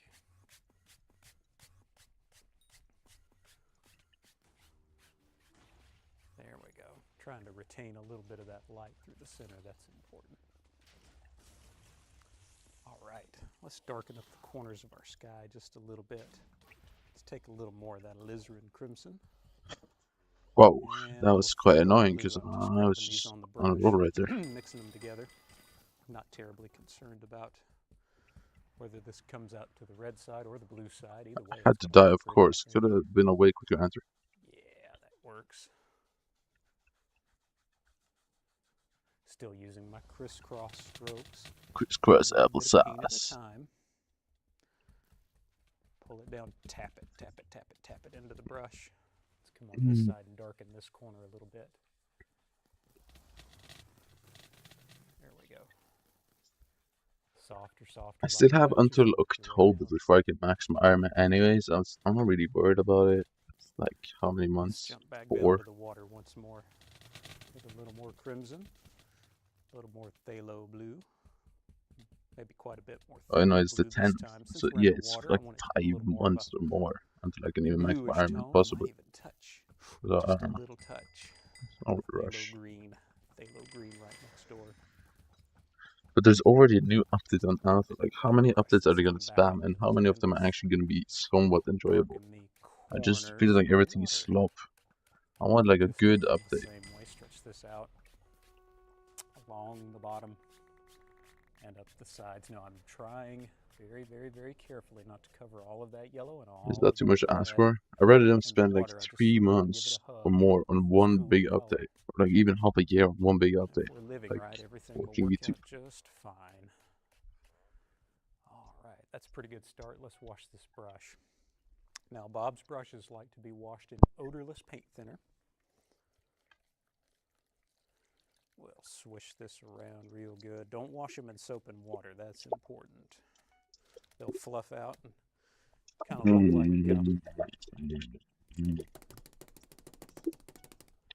kind of look like Bob's hair if you wash them in water. So wash them in paint thinner and beat the devil out of them. All right, let's grab that clean dry brush, and I'm going to begin in the light area and just blend out and up toward my dark. That's a one-way street always, from the light to the dark.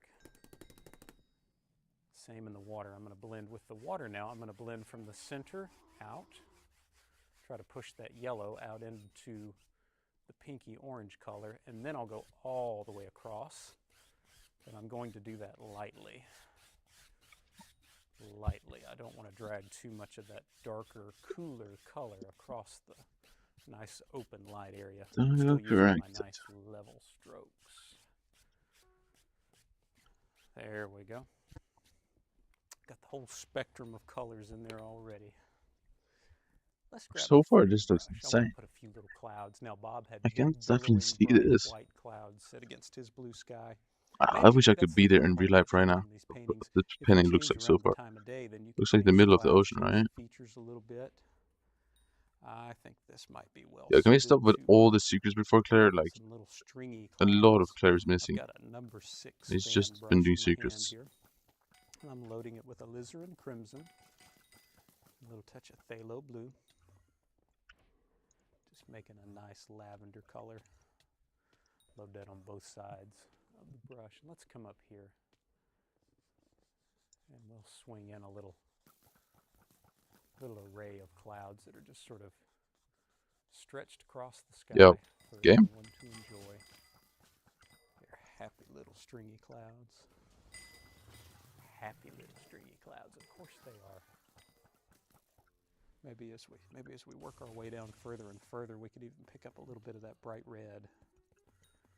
Change the One flavor just a little see. bit. Make it a little warmer. There we Yo, go. why am I stuck? Hello? And those just drift off somewhere. We don't care. We don't care where they go. We care about them. They're happy little clouds. We love them. We just don't care where they go. They're over 18. They've moved out of the house. We don't care where they go. Hey, I'm not moving out the house yet. I'm over 18. Chill out. Let's grab that 2-inch brush again. It's not that easy to Clean move out dry. anymore, man. Just gonna barely graze across. That big How much was range of housing? clouds. Soften them down a little bit. Actually, no, this is Don't get real recent. crazy. You can take a little fan brush, maybe a little number 3 fan. Let's pick up a little bright red and a little titanium white. I'm going to make a nice sort of bright pinky color here. This is titanium white, bright red. I'm just mixing it on the brush. A little on both sides. Let's go up here. Maybe these clouds have just a little touch of highlight along the bottom side. Maybe the sun has set. It's just ducked behind. We're going to have a big mountain in here, as I mentioned. Maybe it's just ducked behind the peaks. And it's lighting up the bottom of these clouds. That's a spectacular sight. You can catch the right kind of clouds at sunset. Boy, they just light up like a firecracker. It's incredible. Incredible. That's done too. We have some especially nice skies. I'm down here in Florida. I live in Florida and I teach and paint at Bob's workshop in New Smyrna Beach. Opened that up in, gosh, almost 30 years ago. That's hard to believe. Damn. We have some outstanding sunsets here in Florida. I'm fortunate to get to see those. All right. It is big decision Yeah, time. Palm Beach. Big decision time. I tell you what, though, we've got a dirty brush. Let's go ahead and wash that. Let's go ahead and wash it. I don't want them to stack up on me. shake it out.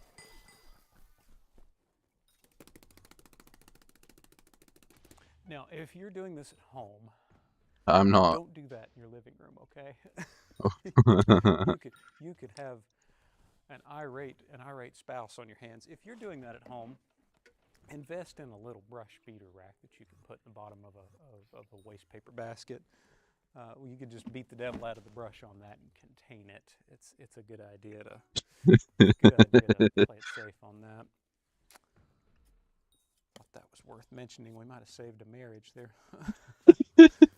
I'm going to flatten out this next color. I've picked up my number 10 knife. I'm flattening out some mountain mixture. Bob's Mountain Mixture. This is really a combination of Prussian blue, midnight black, midnight brown, and alizarin crimson. It's actually available in a tube now, so you don't have to mix it every time.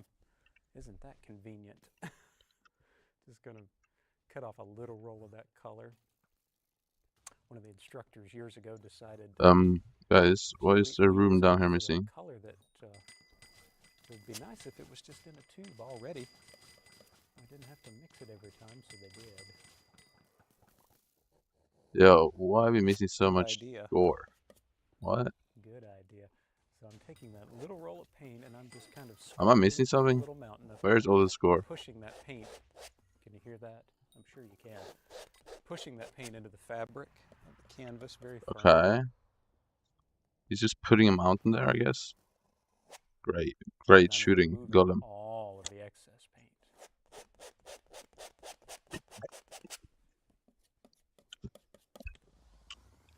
Got another little peak lips over here. Falls down. That doesn't look like a real mountain yet, though. It's just something blue. Blue. Blue. Like Boris Johnson said, blue. Blue.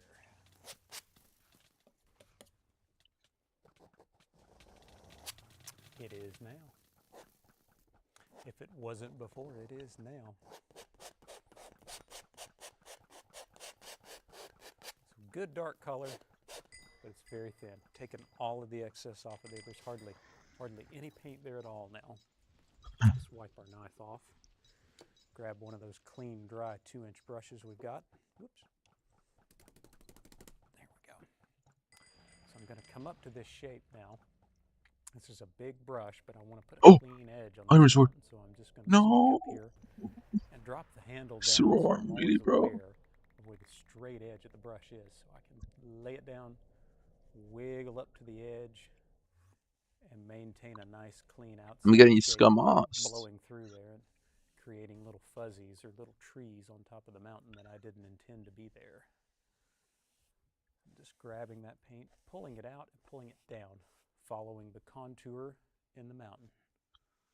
Okay. Press and sweep, press and sweep, press and sweep. Following the angles left side to the left and right side to the right.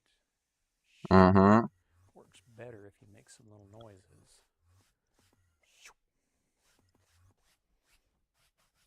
If you watch Bob, you know that already, though.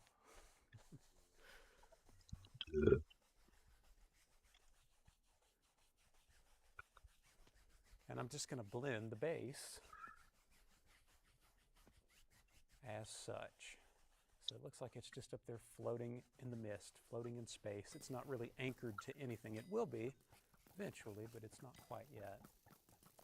And using those brush strokes, you can kind of sculpt. I don't know if you can see that on my canvas, but when you paint at home on your painting, you'll be able to see this. You can just sort of use those brush strokes to establish the right and left side of the mountain, and then if you don't like it, well, you can wipe it out and change it. And you're not committed to anything at all right now. All right, let's take a little. There we go. This one is quick. Take a little titanium white, and I'm just going Let's to go. combine that with. How is my PB 1 second on Boulder? How is that even possible? Down ever so slightly. Since the sun's gone down, maybe that snow just has a little bit of a gray appearance. It's not perfectly white. Brightly lit in the afternoon sun. And I'll cut off a little roll of paint once more. And that little roll of paint, if I were to relate it to something thickness-wise, oh, it's about as wide as a noodle or two of cooked spaghetti. A lot of folks Okay, I won't thought I realize was gonna make exactly some sexual joke here. how wide that. I'm just paint is. dirty-minded. Now I'm going to come up very, very gently and touch that roll of paint to the mountain and just allow it to float down and break apart. No pressure at all. No pressure at all. Please don't be lost, you fucker. That works better too with a few sound effects. Kind of helps you get that flow going. Just let this follow down. Absolute fucker. Again, following the angle and the contour in your 1-6. Yo, what the fuck just happened in my inventory? Sometimes you can let that wiggle back to the left. Ooh. And then go back to the right.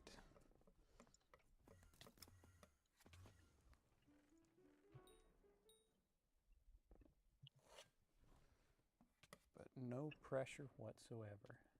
It's just how you should be living your life. No pressure whatsoever. Good way to remember that when you go to work on your mountains. All right. To put a little bit on these back here, we're going to throw just a tiny little bit of light on this little peak lips back here. Maybe it kind of winds over here. And Do I get aggroed here? I don't think so, right? So. And before I get to that one, I'm going to put some shadows in and I'll show you why.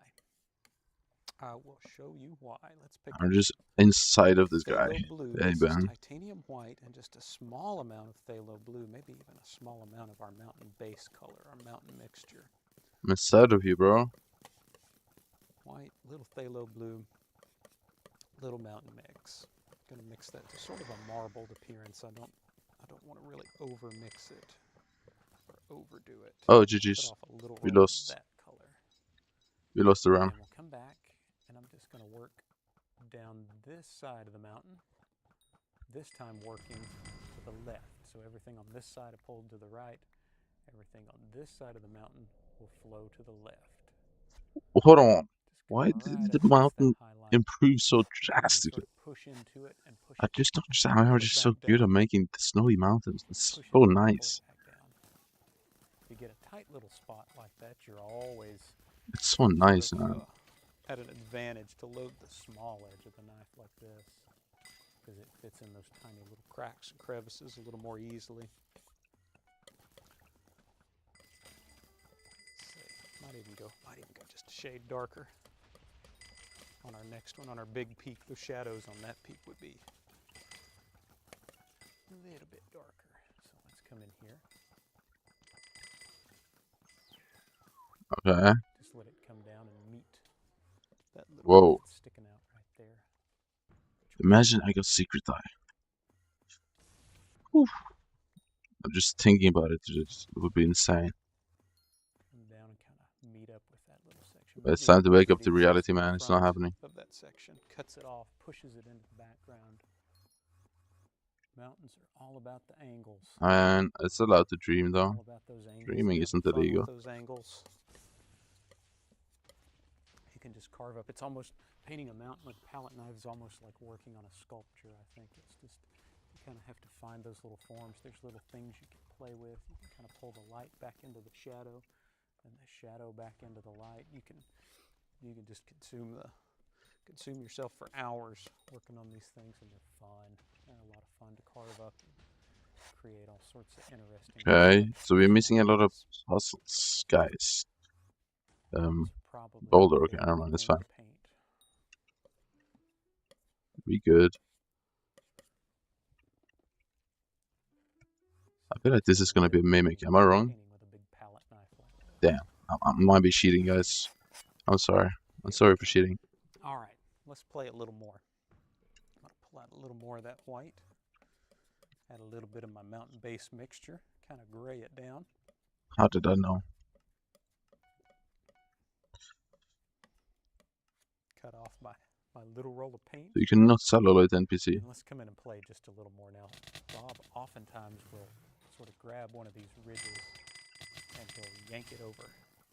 He'll change the shape of it a little bit. which is what we'll do now. Now that we have some shadow living behind there, it's easy to sneak in and pull something in front of it and make it look sort of extra dimensional.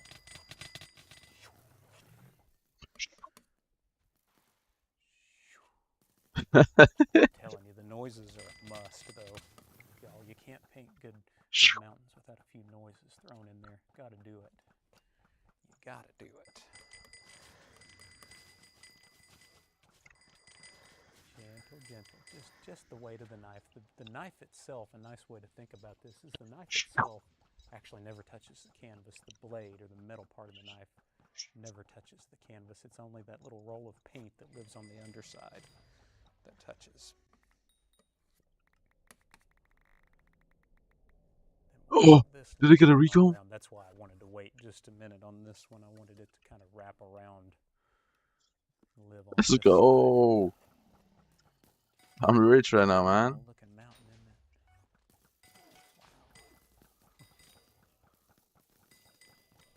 I'm trying to get out the hood right now. Go back to my shadow color once more. Just another little shot of the mountain mixture just to gray it down a little bit, make it even a little bit darker. Let's come over here on this. Because I guess with these taxes, I should wait to claim auction house, right? My alloys. On this auction house. Come right on down, push into that highlight. Otherwise, I'm just gonna lose money. And we cannot be losing money to taxes. I already lost 20 bill to taxes. We cannot lose more. Well, we're gonna lose more, but still. Just throw it to it. This is one time throwing shade might actually be a positive. Makes our mountain look spiffy.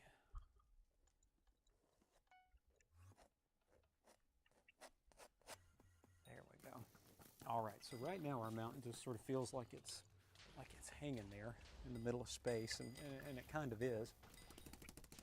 But I'm going to take that little 2-inch brush and just tap the base. We're really going to remove the restraints here. We're just going to kind of tap, tap, tap, just along the very bottom portion of those knife strokes. This is guys, did we just give so many secrets? Hello? My brush is just trying to climb up that little no, never mind. take a little hike up the mountain. In other words, I don't want to come through and just chop it all off at the same angle. I'm going to be very careful, very dainty there. And then I'm going to come back again following the angles. I'm just going to turn that brush this way and sweep, sweep, sweep with 2 hairs and some air. What? Gentle, gentle, gentle. How is this going to change? And that doesn't do any difference. Come on, bro. Wait, maybe I'm wrong. We'll tap on this side. Really foggy picture, though. I guess that's what they're going for. You will be after you hang around with me for a while. I have that effect on people. There we go. Just nice and misty and soft at the base, and then clear and defined at the top. That's what we're looking for with our mountain. Okay. Let's move on down the line here. We can plant some stuff in front of this mountain. So let's do it. Let's take a little. Let's start with some. There we go. There we go. Look at this chest. Look at this chest. There's a little blue in there already. I'm going to add some more. I'm going to pick up a little mountain mix. What does it show in the loot before the opening comes? It's actually really annoying. Blue-gray. That's really annoying. Like, really. So to that blue-gray now, mountain mix. Kind of ruins the entire purpose. Phthalo blue. I'm going to add some sap green. There we go. That's what I'm looking for. Just kind of a blue-gray green color. It's not mixed particularly well. Just pick it up. Pick it up and turn it over a few times, and that's fine. And let's grab an old oval brush.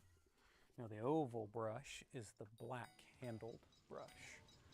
So those are easy to get confused sometimes, and they often do. That's Bob's 1-inch brush with a white handle, and the oval brush has a little round top on it. It makes great foliage. That's what I'm going to show you. That's just give you. I don't know. I just gotta keep trying though, right? Better of trying So let's go to right get the into dye that than gray, not even green, blue, bothering. green color.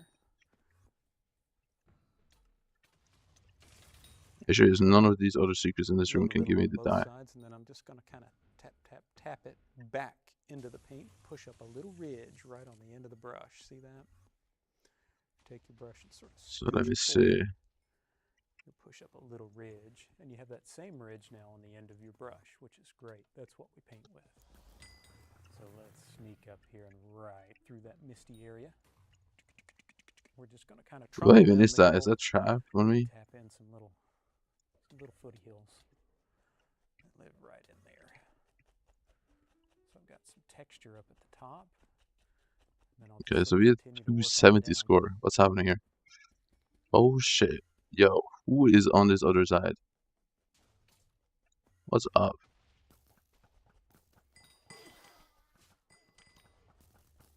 Just right through that little misty area, tap a little more. Tap a little more body underneath that initial outline. I'm going to pick up one of my clean, dry, well, let's use a 1-inch brush, I guess. That'd be a little easier. Yo, where's my squad? A 1-inch brush to get in here. Don't really need that 2-inch brush. Got to choose the right brush for the right job. And I'm just going to hit that little fuzzy bottom edge of these foothills. I want to blend this into the mist, and that is possible because we have that liquid white base coat on there. This is just mixing with the liquid white and that thin layer of color that we laid down initially to create that misty area. I can even do a little bit of my figure of 8 strokes or my crisscross strokes. Just kind of soften that out. Crisscross applesauce. Marks. Then you got a nice little foothill right there at the base of your mountain. Now, let's come forward of that. Let's add another layer. Let's take that same mixture. Okay. And I'm just going to brush mix it now. I'm Is going the to DPS adjust it just as I go. Let's super take some bad? mountain Am I mix tripping? just on the brush and add to it, and a little phthalo green. That's pretty. That's pretty. Sort of a bluish green. Let's come from this side. Wisdom 2. Yeah. Tapping What's straight this? in.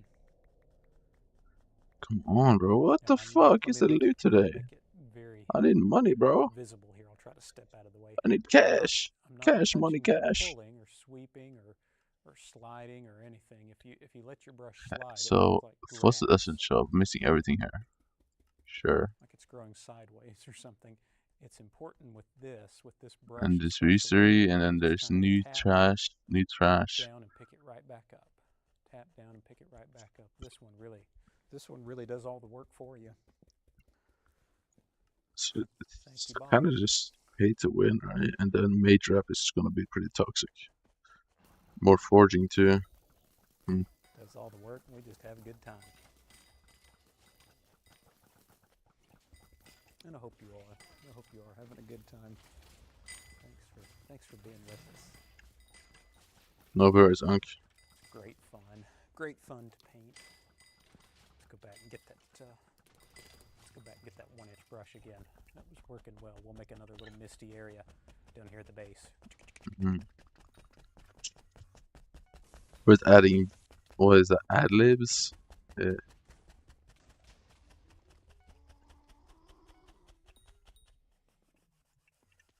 Blend that out a little bit. Why are you doing secret in that room? And why are you doing? Yo, who is this guy? Is he true tanking? I know, I tank. Oh my god, I should probably do the same, huh? Fuck you. All right. How about one more layer? How about one more layer? Can we do it? Can we go a little darker? Let's try it. A little more mountain mix. How about a little Van Dyke brown, just to make it extra dark? Added a little mountain mix and Van Dyke brown, maybe even a little more phthalo green. I'm kind of a nut for phthalo green. I like that color. Don't think it gets used often enough on the Phthalo Green Advisory Council. Lobbying for more usage of phthalo green. Not lobbying for Israel though. That's good. Again, same idea, same technique. Tapping straight in, pulling right back off. Now I'm using a little more little more quantity in this stage than I would be in a base stage. When you're first beginning your painting and you're working on the sky or base layer of a mountain or the base color of water, anything like that, generally you're looking for a fairly thin layer of paint. I'm missing crypts? No. Not much more buildup than you'd see with your liquid. Oh, you're missing secrets. This guy. Yeah. In other words, I should be able to touch the canvas with my finger, and I should still be able to see my fingerprint very clearly. No paint should be down in the grooves. That's what I'm talking about when I'm saying a thin layer of paint. Incidentally, that's how you can test the liquid white when you first apply it to the canvas to make sure you have the right amount. You can just touch it with your finger. So like out of 57 or 58, I should have a class average. I think. But as you work your way I don't forward, know. obviously when we're putting a little texture on the mountain with the knife, then we're going to experience some more buildup of paint, and that's good. Now we're beginning to load the lights a little bit. Make things look very bright. So he's true tanking. Our tank is true tanking. He's no fair. Which doesn't really help us. So we have a nice dark on there, or darker. I wish you had portion sound of the clear. painting on there. This looks awesome, by the way. Be able to do that. Plus, I want that nice sort of foliage texture that the oval brush accomplishes so quickly and easily. Scroll right into it. Oh. I think we're ready for some very dark color now. So let's move this out of the way. Anything that's coming forward of this or into the foreground, I don't want any white in the color. What? I had some white mixed into that color so I'd have a little atmospheric effect. Now I want to get very, very dark. What? All right. So we're going to take Mountain Mix and Van Dyke Brown and Phthalo Green. Yes, Van Dyke Brown, Phthalo Green, and Mountain Mix. Very, very, very dark. You better not go into the split, Quite a you bit of fucking paint there. dumbass. If I hold my knife up, just sort of flash it around, maybe you can see. Got quite a bit of paint on there. It's a true tanker. We'll probably wind up using that. We might even need more before the day's over. We'll see. All right, let's grab a fan brush. I think I'll just wash out that little brush I was using to paint my my little clouds there. Fan brush, incidentally, you can just dry that off on a paper towel or an old rag, or if you got an old pair of jeans on, you can you can dry it there too. Don't painters have their own like painting clothes? Like just switch to some clothes they always paint with? On the rack. Or except spray painters. Like that. And I've just filled that brush full of that dark color. I'm going to tip it up in the air, tap it into the canvas, and just sort of let it crash downward.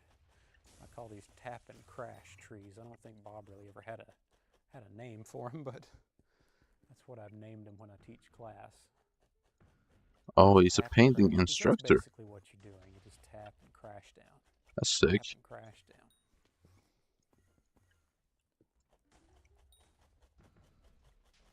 And I'm looking for quite a variation. The people who showed me painting in advanced school was not this good, in my opinion. These little trees in here, I just want some to be very tall and Is that normal? be a little shorter, and everything works out just right here. Drop off and appear to go farther and farther and farther and farther away. I'm also going to try to save just a little bit of that misty area right there, if I can help it. Yeah. So I had to get short, had to get there quick. Why did we leave that? What the fuck?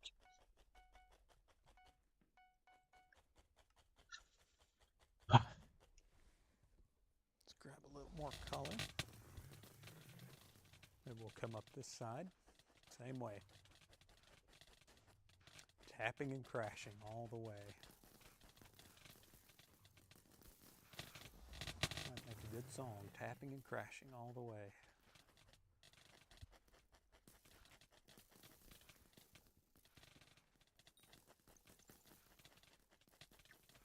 I'm tethering that, I'm touching it extensively, excessively. Surprised the things you think up while Why you're is he painting. spun so I'm asking? What's happening? Oftentimes when we have an art What? class down at the shop, I've threatened to What's that meant to do? record the audio because some of the things we Bonzo say, mask? it's crazy, the terminology. You So he come up doesn't with, like try to help hackathon, I yourself guess, remember the right? technique, No or do hackathon for something, him. or remember a color mixture. Fair But enough. hey, if it works, if it makes that painting come out right, go ahead and do it. It's not hurting anybody. It should be fine. There we go. Now I'm just going to allow these to Wait, kind of hang down here on the bottom. They're just going to kind of what is he doing? These are... And we're going to separate real trees from reflections of trees in the water.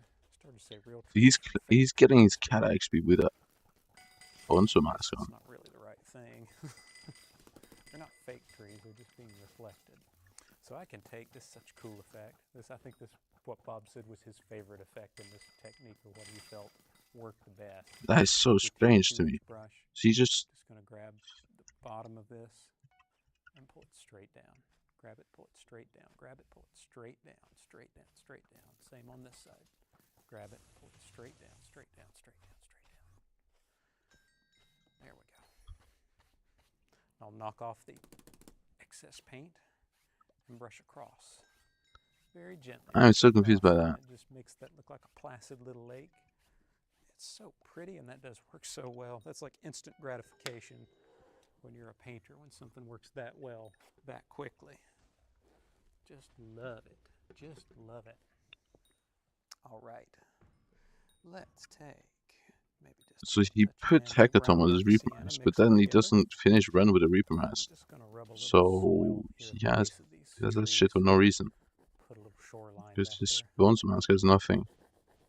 Give them a little earth to stand on so they don't fall over and splash. Yeah, I'm hikey throwing. I'm not doing anything this clear. Literally doing nothing. Even if your shoreline is coming down, If this run is bad, it's my fault. I'm not gonna lie, gang. Your knife that way. Keep it flat and just kind of work down in little stair-step patterns.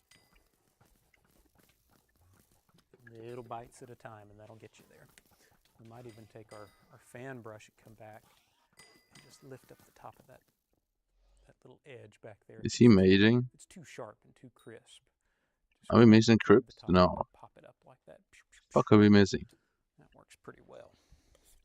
Should be 300 there though, but I don't. So did we fully skip hallway? I'm gonna come back to I guess so, right? Or do you have mimic message off? Guess there's a mimic there. Take a little white, little liquid white. Just mix those together. Kind of mixing them together on top of that dark spot, and it's picking up a little bit of that color on my palette, and I love it. Love it. Wait, it's not pure white. It takes on a little bit of that sort of greenish bluish. What is he doing? I'm just going to cut a little water ripple back there. Why is he holding his dungeon orb? What? So he uses dungeon orb instead of just pressing drop key?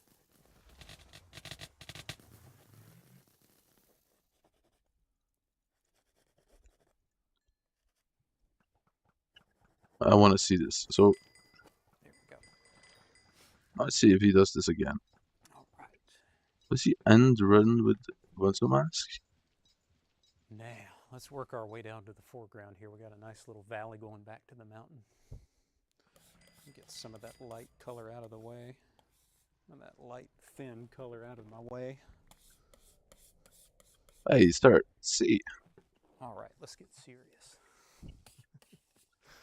As serious as we can be, painting a Bob Ross painting and having fun.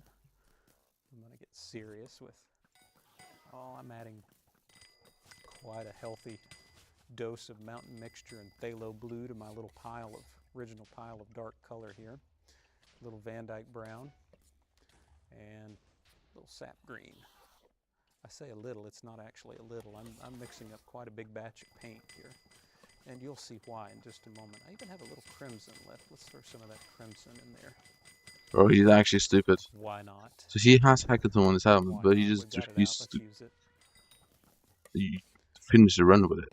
So what's the point of hackathon? Yeah, I don't know. It just kind of pisses me off. My bad, twin. He probably doesn't understand a single English word though. He's out here typing Japanese or Chinese, whatever, to me. All right. Assuming that I understand everything he says. Yo, where are guys? Right into that dark paint, wiggle it. What the fuck is happening? Lay it right in that dark paint and wiggle it. And then pull it through. Wipe it Woo! on both sides. That's a long secret route. This will chisel the brush. What I'm doing here is filling the inside bristles full of color. And then I'm going to sharpen it just like you'd sharpen a knife. Hold that brush very flat against the palette and wipe it through. But it takes a tremendous amount of paint to get that brush to chisel together. As you can see there, it holds a nice little chiseled edge. So, lots of paint. Lots of paint. Sharpen it. All right, let's go up here. Real tall here. We'll have. What are we missing? Did we skip a state secret room? Larger brushes for the evergreens. Looks like we did, bro. So nice if they're big. This is cooked. Because they make great big sort of furry branches. This is severely fried. On them. And they're so pretty. Oh man, oh man, oh man. Nice big dark trees. I just kind of worked my way down the tree, starting with just the corner of the brush, and as I work my way on down, yeah, that is terrible. then I can begin to use more and more and more of the brush and make a bigger. Yo, bigger, look at bigger the tree. Branch. And right now. And on the Republican side, if we do nothing, it's going to be Vance terrible or Rubio terrible. All bad options. I'm thinking ahead to 2028. I want Vance and Rubio to be as diminished as possible. And that only happens if the Trump administration is sabotaged. The Trump administration has to fail in every way, has to become more unpopular, weaker. It is unpopular. That's the issue. So toxic that Rubio and Vance are hurt by their association to it. They are. Increases They already are. the odds that an outsider that is not a part of this train wreck, this Israel-occupied administration, can come in from the outside as a breath of fresh air for a reset and define a whole new period with Trump off the ballot in the next primary. This is what we're thinking. It's just never gonna happen though. And what's Money funny, I've talks. explained this like 100 times. I've explained it so much, but people just can't wrap their heads around it. They're like, wait, so you're a Democrat? It's like, no, and then they go, wait, so you want to vote for them now, but you're saying they're going to hurt us in 28? It's like, yeah, okay, yes. Yes, I want them to win this election, not the next election. Anyway. So that's the idea. But I'm getting a little bit black-pilled because people are just, here's the thing. It's going to regardless, it's going to happen this way. Okay, screenshot this, screen record this. I want everybody to record how they feel right now. Because in 2028, I'm going to be absolutely vindicated. You are once again watching the magic in action. And this we all know Democrats are winning 2028. It's so obvious. Say it confidently with my chest. You might watch those clips from 3 years ago and say, how did he predict the war in Iran? How did he predict that Trump would be this bad? How did he predict that there'd be no mass deportations?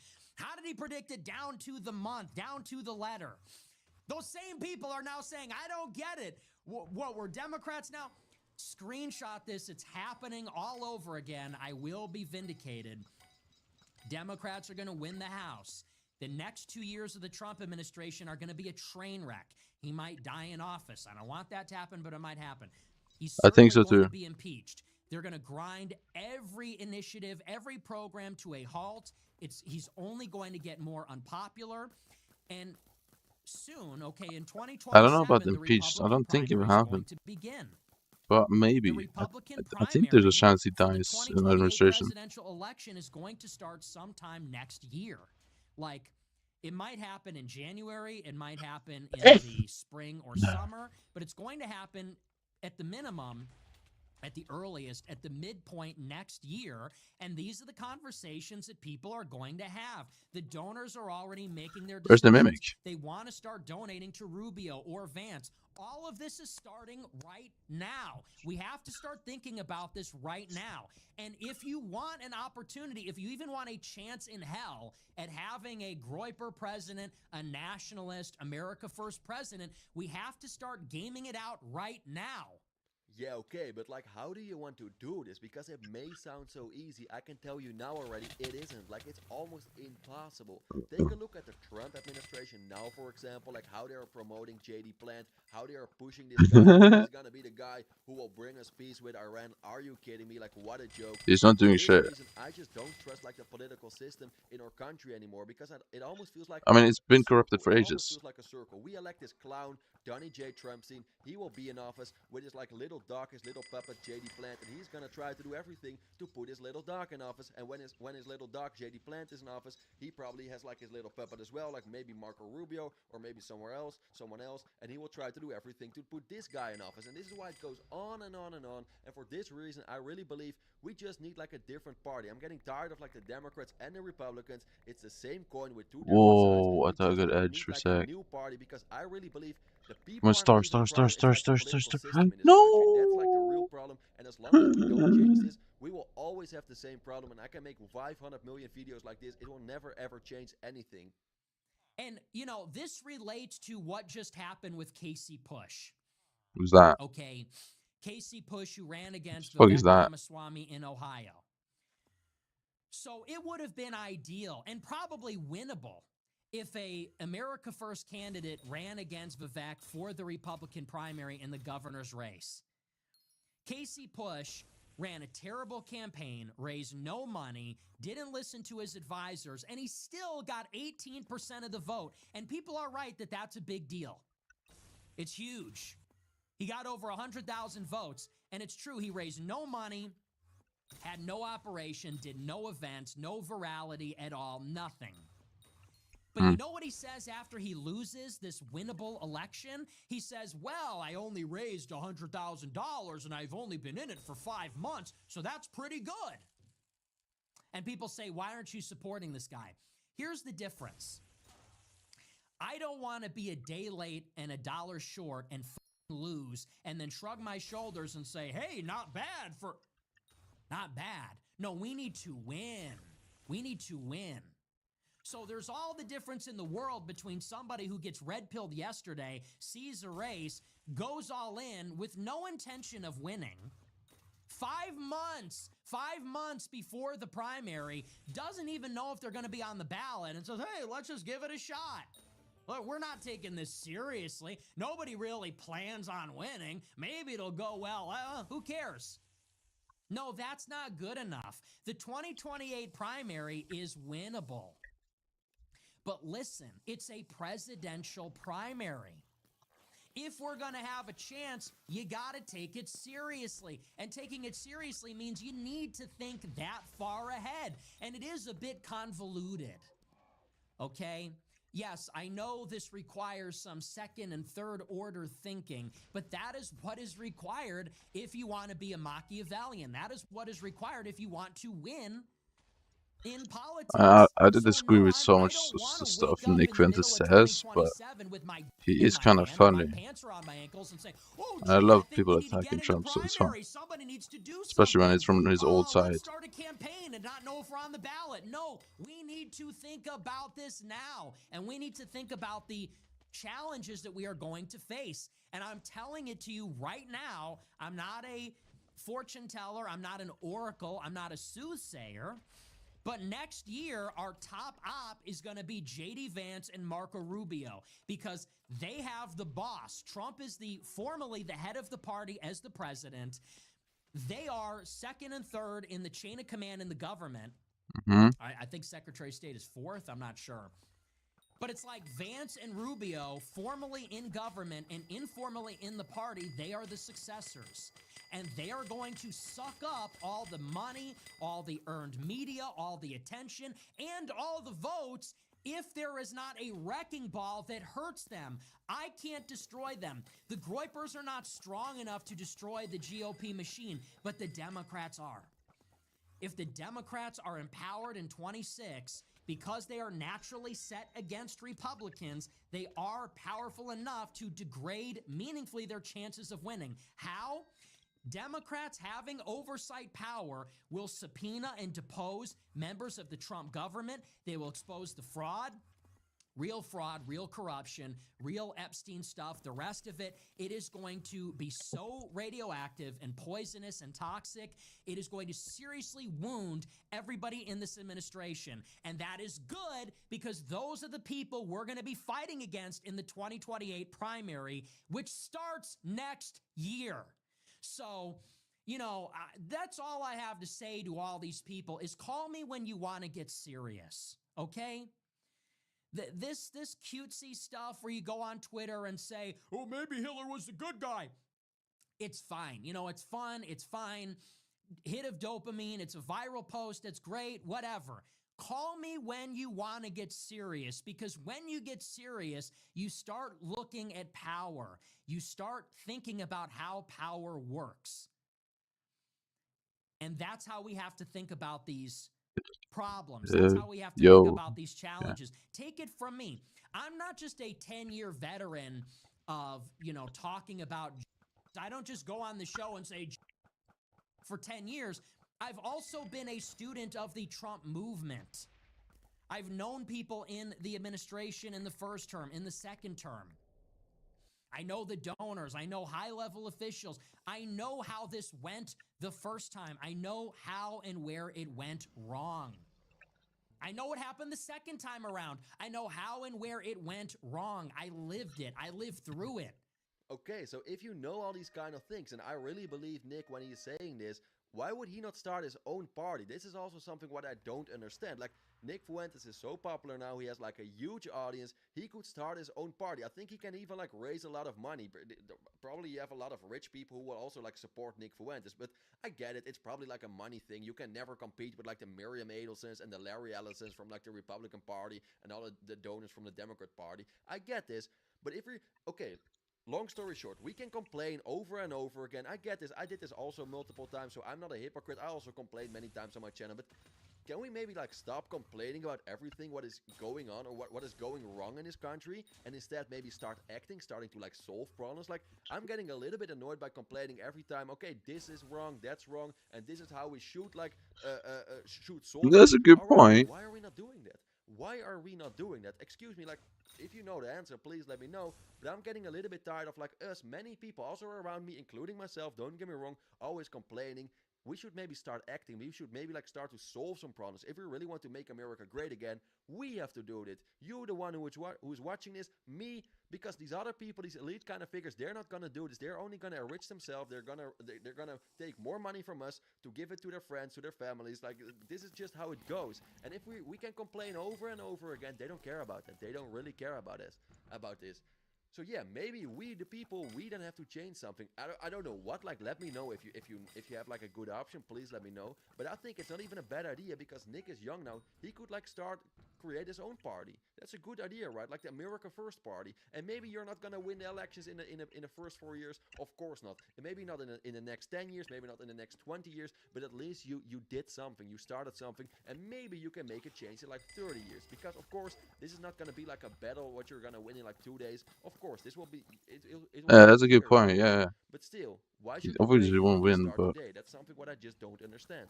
I lived through the first 4 years of Trump and the campaign and all the fights happening in the bureaucracy. I lived through the 4 years of Biden and the prosecution or persecution of the dissidents and playing that whole game and being in the opposition, Republicans running in 22 and us over even then.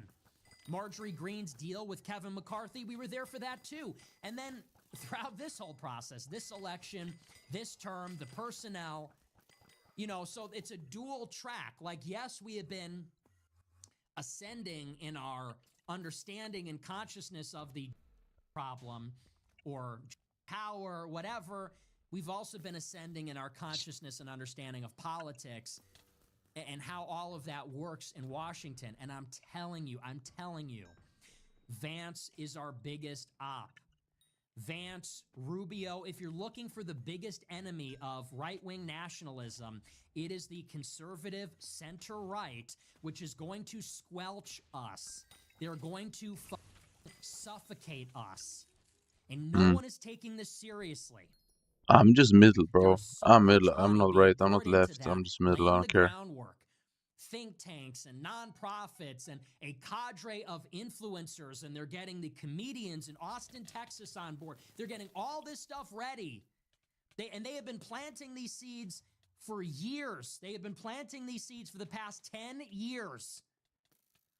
And they are setting up, I am telling you, Tucker and Vance and NatCon and Yoram Mazzoni and Barry Weiss and all of this, they're all doing it to suffocate and siphon energy from the dissident right, from the nationalists, pouring it all back into a Vance 28 campaign, a Rubio 28 campaign. And you can expect just as much America First from that as you got in this administration, which is none, which is nothing. And nobody is taking that seriously. And numbnuts, and all these other people, they just cannot even begin to understand anything that I just said because they do not care and they don't know the first thing about politics. So, you know, enthusiasm is no substitute for cleverness. And that's really what they think. There are no participation trophies in this war, okay? Casey Push and every other loser, this long list of has-been and never was failed candidates and influencers and whoever, there are no participation trophies. You do not get a blue ribbon for enthusiasm. There is no, at least I tried, at least I did something. Hey, Oh, why does it have to be Boulder? Are you serious? If it's going to work, it didn't work. At least I did something. That's not good enough. I could have skipped this fucking stupid room. It has to work. And for it to work, it has to make sense. And it might be convoluted, and it might be ambitious, and it might be a little bit too complicated for your small head to understand. But that's how it has to be if we want to win. Time to get fucking serious. I'm gonna run against Randy Fine. Dude, it's everybody that lives in your district is an old boomer evangelical. It just doesn't even make any sense. For the people who have no idea where Nick is talking about now, he's making fun of Dan Bilzerian, who's gonna run for Congress in Florida. That's what he's talking about now. So, no. There are now Him? 2 tracks diverged. Isn't that like honestly, an Instagram scammer? Honestly, it's a good thing. A fraud? Let that be a magnet for every dummy. Let that be a magnet for every dummy, every numbnuts, every low IQ person, everybody that just wants to do something. Let that be a magnet for all of the refuse and the lumpen. And let this be a magnet for the elite human capital, for people that want to think deeply about these problems. You don't even have to agree with me necessarily, but we do need to be on the same page that we're going to need a big picture. We're going to need a big idea. We're going to need a better mental model of the world than whatever is going on that side, okay? So it's fine. So honestly, it's fine. And that's the big idea. That's been the big idea. I've been saying it for a long time. I said it in 2024. I said we got to go against Trump. Nobody wanted to go there. They were too late. And now here I am saying the same thing. I'm like, we got to up the ante. We got to go Democrat. We got to break the mold, break that taboo. We got to do it just once. And once again, people are saying, oh, it's too far. Oh, it's too complicated. Oh, I don't get it. So, but here's the thing. I let the predictions do the talking. I'm not going to argue anymore. I'm not going to make the case anymore. I've made the case. And here's the good thing about this show. I always have my record. So you do your thing and I'll do mine. You do your whatever that is. I'll do my thing. Let's just go our separate ways and let's just see what happens. Let's just see where we are in a couple of years. That's all I'm going to say. Let's just see what happens in 2028. And if you're how many times confident, is you then talk you about got this? nothing to worry about. That's the difference. I always put my money where my mouth is. I always go all in, and I am always vindicated. Always. every single time. So I'm done, no more pearls before swine. I'm trying to explain this to somebody that doesn't know their ass from a hole in the ground. Let's just see what happens. Let's just see where we are in a couple of years. People say, you think this mythical dark horse is going to run and blah, blah. Let's just see what happens. Okay? Let's just see what happens. You and what army? You and what army? Of OnlyFans thoughts? That's the difference. People can say they're the movement. People can say whatever they want. This is still the only movement. Always has been, is, always will be. This is the America First movement. Everybody knows that. You have no army. You have nothing. You have no ideas. You have nothing. You are nothing. Did Nick really just had like an army of OnlyFans thoughts? Are you kidding me? That's kind of funny. And is he like still roasting Dan Bilzerian? Now I'm a little bit confused. I mean, like it has to be probably if he's talking about like an army of OnlyFans thoughts. But it is true. I understand where he's coming from. But also like a very important thing is I think also like people are so divided on the right now. That's also like a major problem. That's like a huge problem. I said this multiple times already, but all these people, as long as they're like fighting each other, they are never gonna win this battle. I mean, Dan Bilzerian, guys, just faked it till he made it his entire life, hasn't he? Always happening. Okay, the things I can see on the Everything he's done has just been fake.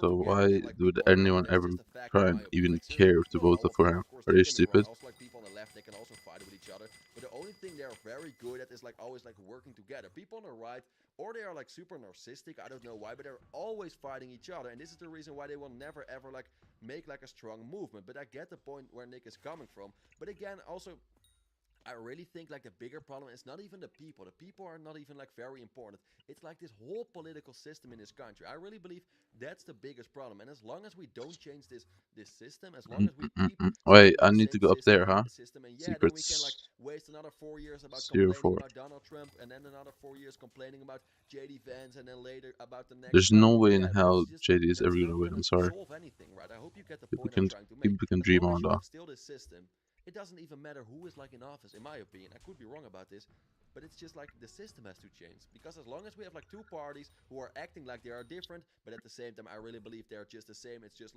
they're just want us to feel like we have different options, like left or right, the Democrats, Republicans. But I feel like it's almost like again the same coin with two different How sides. did we do it 80 And as long second? as we still have like these two parties, I think that's the biggest problem. It's not even the people, it's the parties. They are the biggest problem, and we have to change this. If you really want to make a change, start talking about that instead of like just the people. But again, this is just my opinion. Like, correct me if I'm wrong.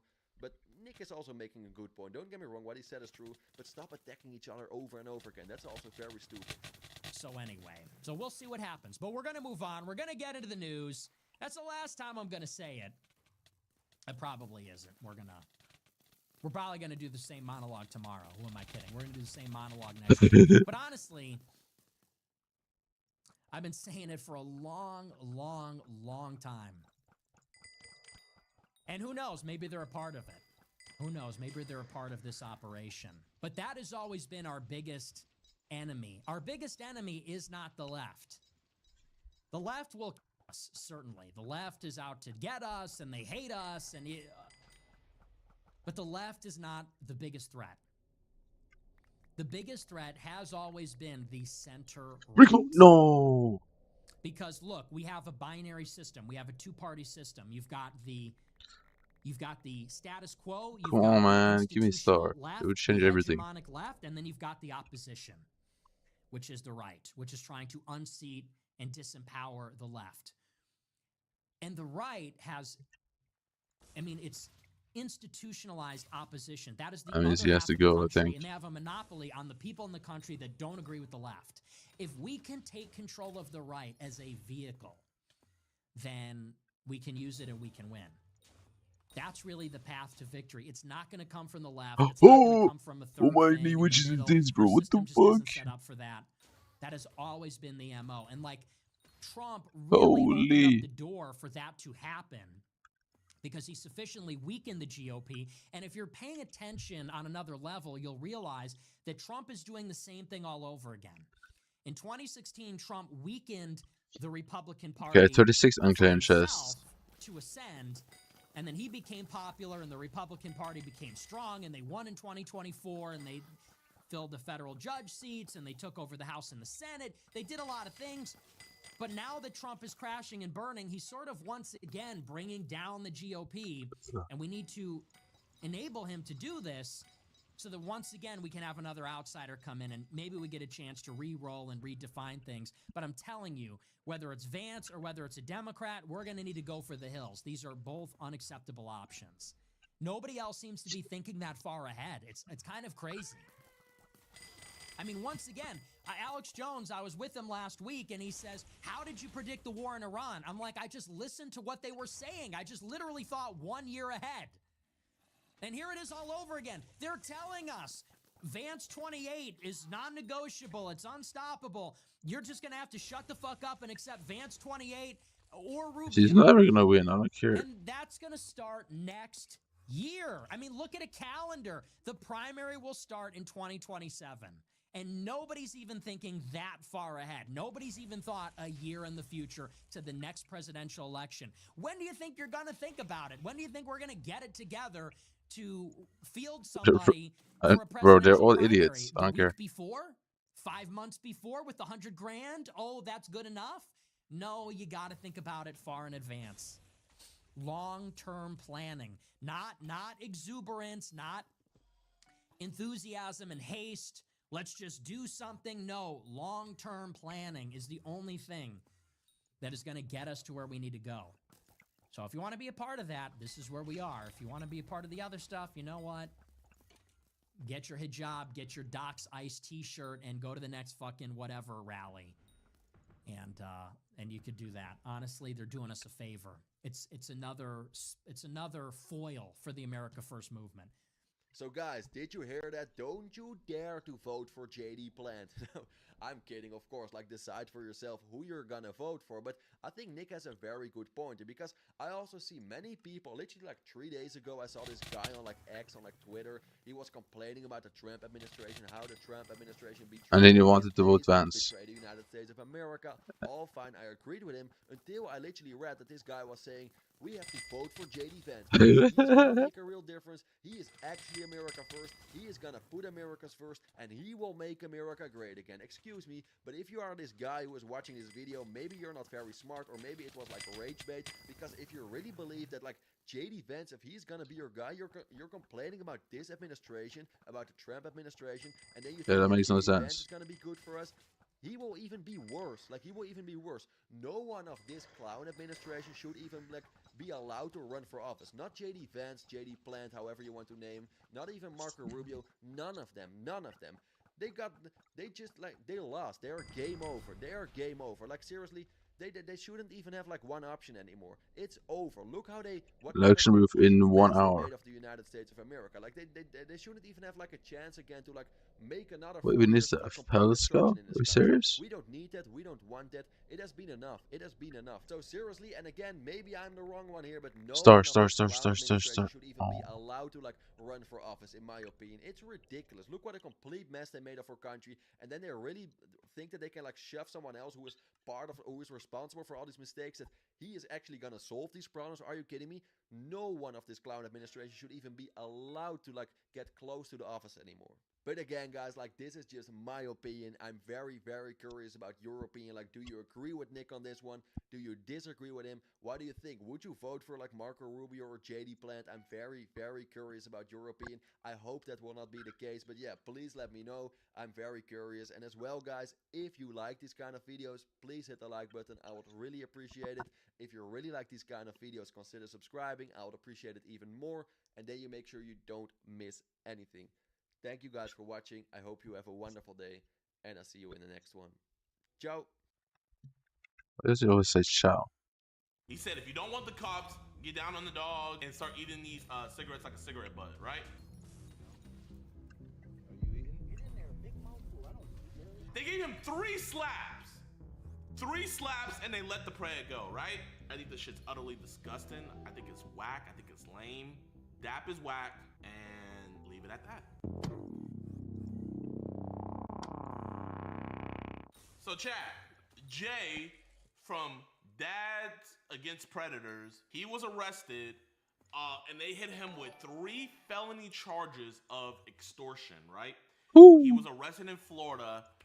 Me and Alex quite literally spent 2 hours going through his court paperwork, and the court paperwork is heavily redacted, like really, really badly redacted, but we think we were able to find the 3 videos that were the cause for him to get arrested, okay? So he was arrested and he's facing 3 felony charges, and his bond was set at $310,000. As you guys see right there, the primary charge is extortion. I would love to show you guys all the catches, but in 2 of the catches that they did, the people in there, they did not call the cops at all, right? So I can't show you those catches because that will get this channel strike down. But I will show you one of them. This one is one of where the main charges come from. So keep in mind, chat, this is what he's getting arrested for. So this is where it happened. So on January 22nd, yeah, he's just doing that to make money at that point. this is what happened. Making money off a situation like this is just weird. Employed by the Clay County Sheriff's Office for 19 years, We can skip on this. January 22nd, 2026, the Clay County Sheriff's Office responded to blank, somebody called the cops, in reference to a subject allegedly attempted to meet a child online. After further investigation, 2 videos of the incidents were found on their Facebook page, Jay. The videos were uploaded February 14th, 2026 to the social media platform. The suspect was identified as blank. This blank right here, this is Dr. Pepper. The reason why it's blanked is, you guys see. So that's Dr. Pepper right there, right? Dr. Pepper? Who is that? Is against Jay. Is that a guy? After the subject was identified as blank. So this is oh, my bad, let me rephrase. So responded to blank. So the person they responded to here is Dr. Pepper. The person here is the Pred. But they put his name out there on their page. But this is the Pred, Why and did that he's Trips under have to referred to prove as victim. And now this is what happened. It should be noted that the suspect is a self-proclaimed vigilante and member of the online group. They blurred it out, but Dads Against Predators, right? All of this is redacted, so it was really hard to figure out which video it was, but this is where it happened. It should be noted that as of April 27th, the subject blank have contacted the Clay County Sheriff's Office in regard to reporting this incident. So the victim reported this.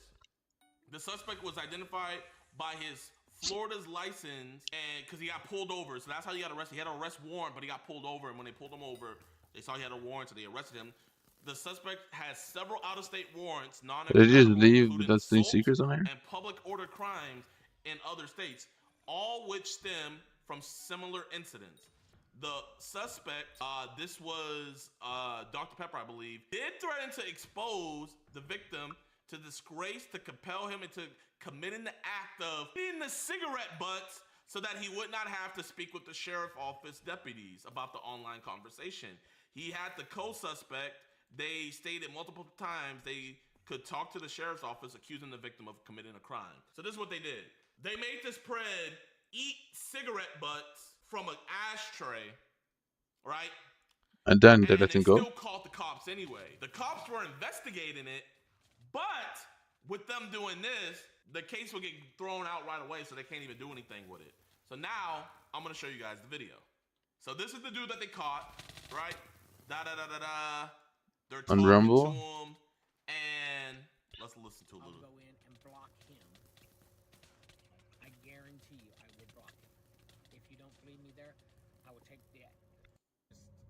He's begging on his knees. I screwed up and I made a mistake. And look. It's your choice. You could do it. Tell him what you did. I got one little deal for you. If you don't want the cops, you get down like a dog and you start eating cigarette butts.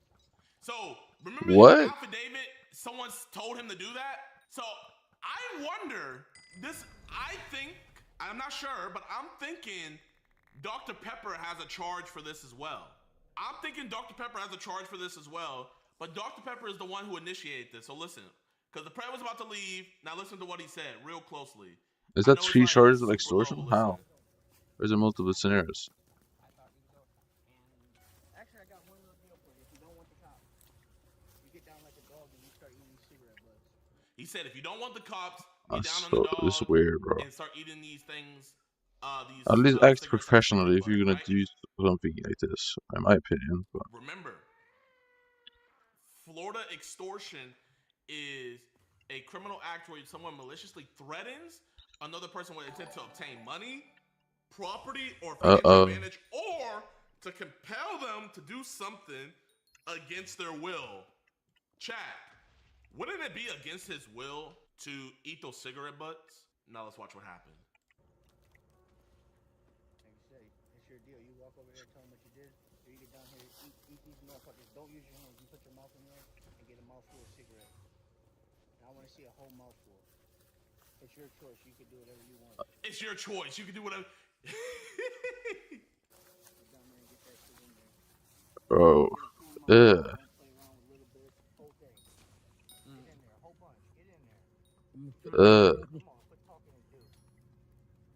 And I'm gonna be real. The dude deserves it. But I agree. them making him do this got this case thrown out. Let's continue watching. Are you eating? Get in there, big mouthful. I don't see barely. Chat, tell me what you guys think. Would you rather eat some random cigarette butts, or would you rather go to jail? Which one, chat? Now, in all fairness, in this particular video, they still called the cops. So I can't even say W DAP because you guys will see. Grab a big one. Well, like it's a fucking ribeye. Bite in. What the fuck? But chat, why did they delete the video? Chat, why would they delete this video, chat? I thought we didn't care about catching charges.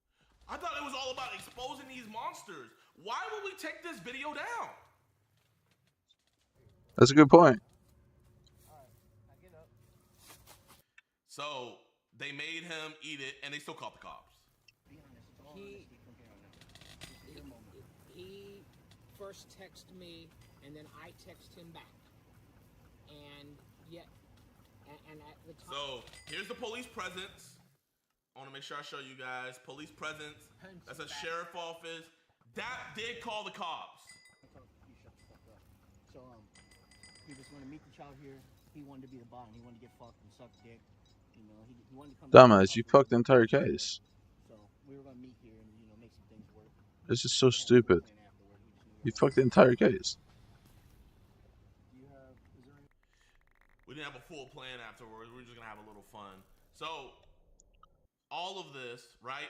They get the Preds information and everything, but I want to show you guys something. Because in the video, they did give him the chat logs. They did send the chat logs over, right? But chat, pay attention to the affidavit. Pay very close attention. So, so January 22nd is when that happened, right? They responded. They came out. But now look at this. The videos were uploaded February 14th to the social media. So that means they didn't give them the video. They didn't give the police the video of what all they made him do. And while the police were investigating this, probably trying to figure out how to charge this dude, them posting that video, seeing that they committed extortion, throws the whole case out the way. So not only did their stupidity get this case thrown away, them posting the video get this case thrown away. So this video was so important to post that it didn't matter getting the case thrown out. But now that you're facing upwards of 40 years for extortion, now we want to take down the video. Why not stand on it? Chat. Pussy. Tell me if I'm wrong, chat. Why take the video down if you see nothing wrong in what you were doing? That's not even extortion. It quite literally is the definition of extortion, bro. Quite literally in the state of Florida. State of Florida is commonly known as blackmail, is a criminal act where someone maliciously threatens another person with the intent to obtain money, property, or any financial gain, or No, dude, please don't kill me, don't kill me, don't kill me, don't kill me. something against their will. Do you think somebody wants to eat cigarette butts? So I don't have a problem with them making a pret eat cigarette butts. What I have a problem with is one of the few times they actually call the cops, the case is now gonna get thrown out because they made him do some stupid shit. Tell me, chat, was him eating the butts was him eating the cigarettes worth it? They didn't even slap him. They didn't even slap him.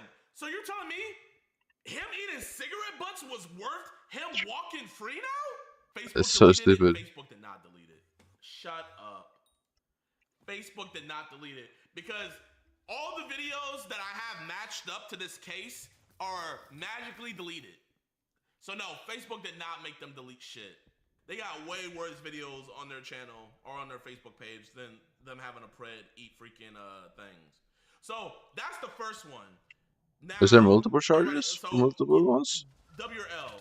Was it worth it? WRL. W for yes, L for no. Of course not. We're in agreement. Everybody's in agreement. L. Now, I'm going to show you guys the other videos, right? Because there's more charges. So, I talked to Joshua. He's a member of DAP. I talked to Joshua. And so, if you look at the court hearing, so his next hearing's on May 26th. Not only is he's out on a surety bond, but not only that as well, chat, he also has an ankle monitor. Let me find that. Ankle monitor? Holy shit. Order here, right here. Order requiring electronic monitoring. So chat, tell me if this was it worth it making a pred eat cigarette butts when if you didn't make him do that, you probably could have got him arrested, charged, all of that, right? He probably had CP on his But phone. now you have electronic. Even more charges. But was it worth it to have him eat cigarette butts, get the case dismissed, and now you're looking at 40 plus years? And you have to wear an ankle monitor, and you also can't leave the state of Florida. We actually discussed DAP's charges in my law class. It's textbook extortion. High chance the DA won't accept pred catches in the future. Exactly. Now, when a real pred catching group comes by, rightfully so, they should treat all of us, differently because we're all different groups. But they're gonna hear, oh wait, pred catchers did this one? Nah, we're good. So now Clay County's fucked for us. But that's not the only charge. I want to go more in depth. There's more. But wait, there's more. Because he has 3 felony extortion charges. Me personally, and they have the pred. That's a good point, actually. Yeah, they did just fuck it. Do I think he's gonna get 40 years? No. But I think if they're gonna give him a plea deal, take this plea deal. You can't do pred catching no more. Okay. Let me get the next video. So I can't even really show you guys this, but they pretty much just pulled up on this dude, dragged him around, and dragged him and beat him outside of his house. Never called the cops in the video. Never. Now, So what was the point? Cop was called in this video. Now, I wish I could show you guys, but since there's no police presence, I will get flagged. So, I'm going to show you guys the affidavit report for it. I'm going to show you guys what he's being charged for this one. So here. So this is another charge. He was charged with extortion and battery. So he extorted the pred and he beat the pred. So this case is completely Fucking dropped, idiot. right? Now let's talk about it. Oh wow. There's a motion to determine confidentiality of court records. Are they trying to hide the court records? I don't think they want people seeing all this. So here, your affidavit was assigned. Okay. So here, on March 27th, 2026, What? the What did Clay he County answer? Sheriff's Office was advised of a video circulate. So listen, chat, listen to this, bro. Listen very carefully to what you hear.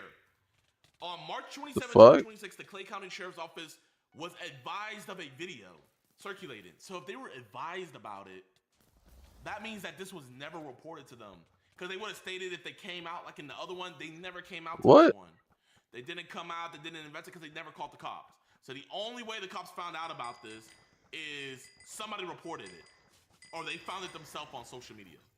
But it looks like somebody reported it, right? Now look at this. The video was shared on several Facebook pages titled Brit Hurdle. I have the video. I can show you guys. From Fleming Island, Florida, and was shared from Facebook page J. It should be noted that Jay is a member of the online group Dads Against Predator, who targets subjects online who he believes are attempting to meet with children for sexual activity. Cornicom posts encounters with the subjects on various websites, and then his website right there. Mm-hmm. Due to the investigation, so they're saying this is all. So they just fumbled multiple cases, and maybe the future cases of discounting because they want to do something retarded for content instead of taking this seriously. Fucking When retarded, contact bro. was first, this is when the authorities talked to the guy himself, and then they were saying how they know about him. Da da da. Now I'm gonna show you guys this video. This video is on their website, so let me pull it up. Okay, so chat. This video here, they met him at Walmart, all that. Chat. Gave him they gave him 3 slaps. 3 slaps and they let the prey go, right? What? 3 slaps, they let him go. That's just so stupid, man. Walk him to his car. He gets in his But car. just take it seriously. I'm gonna start it here. It's clear they're just doing it for content and not actually trying to improve anything. So stupid. So they slapped him. He gets in his car. He's driving away. Okay.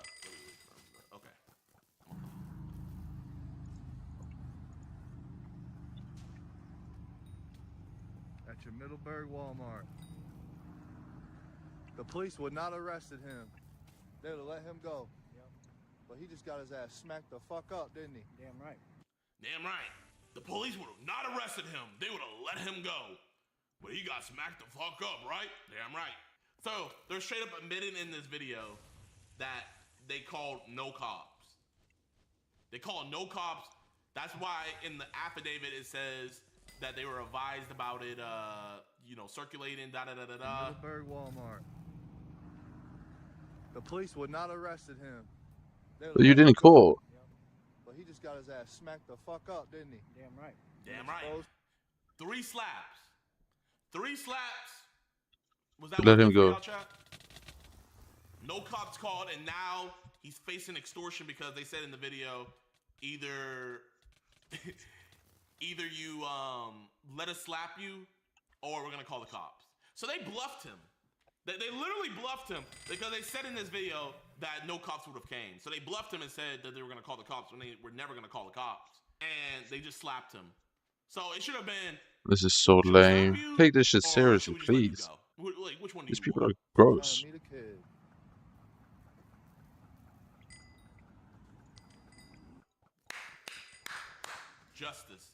Justice was served.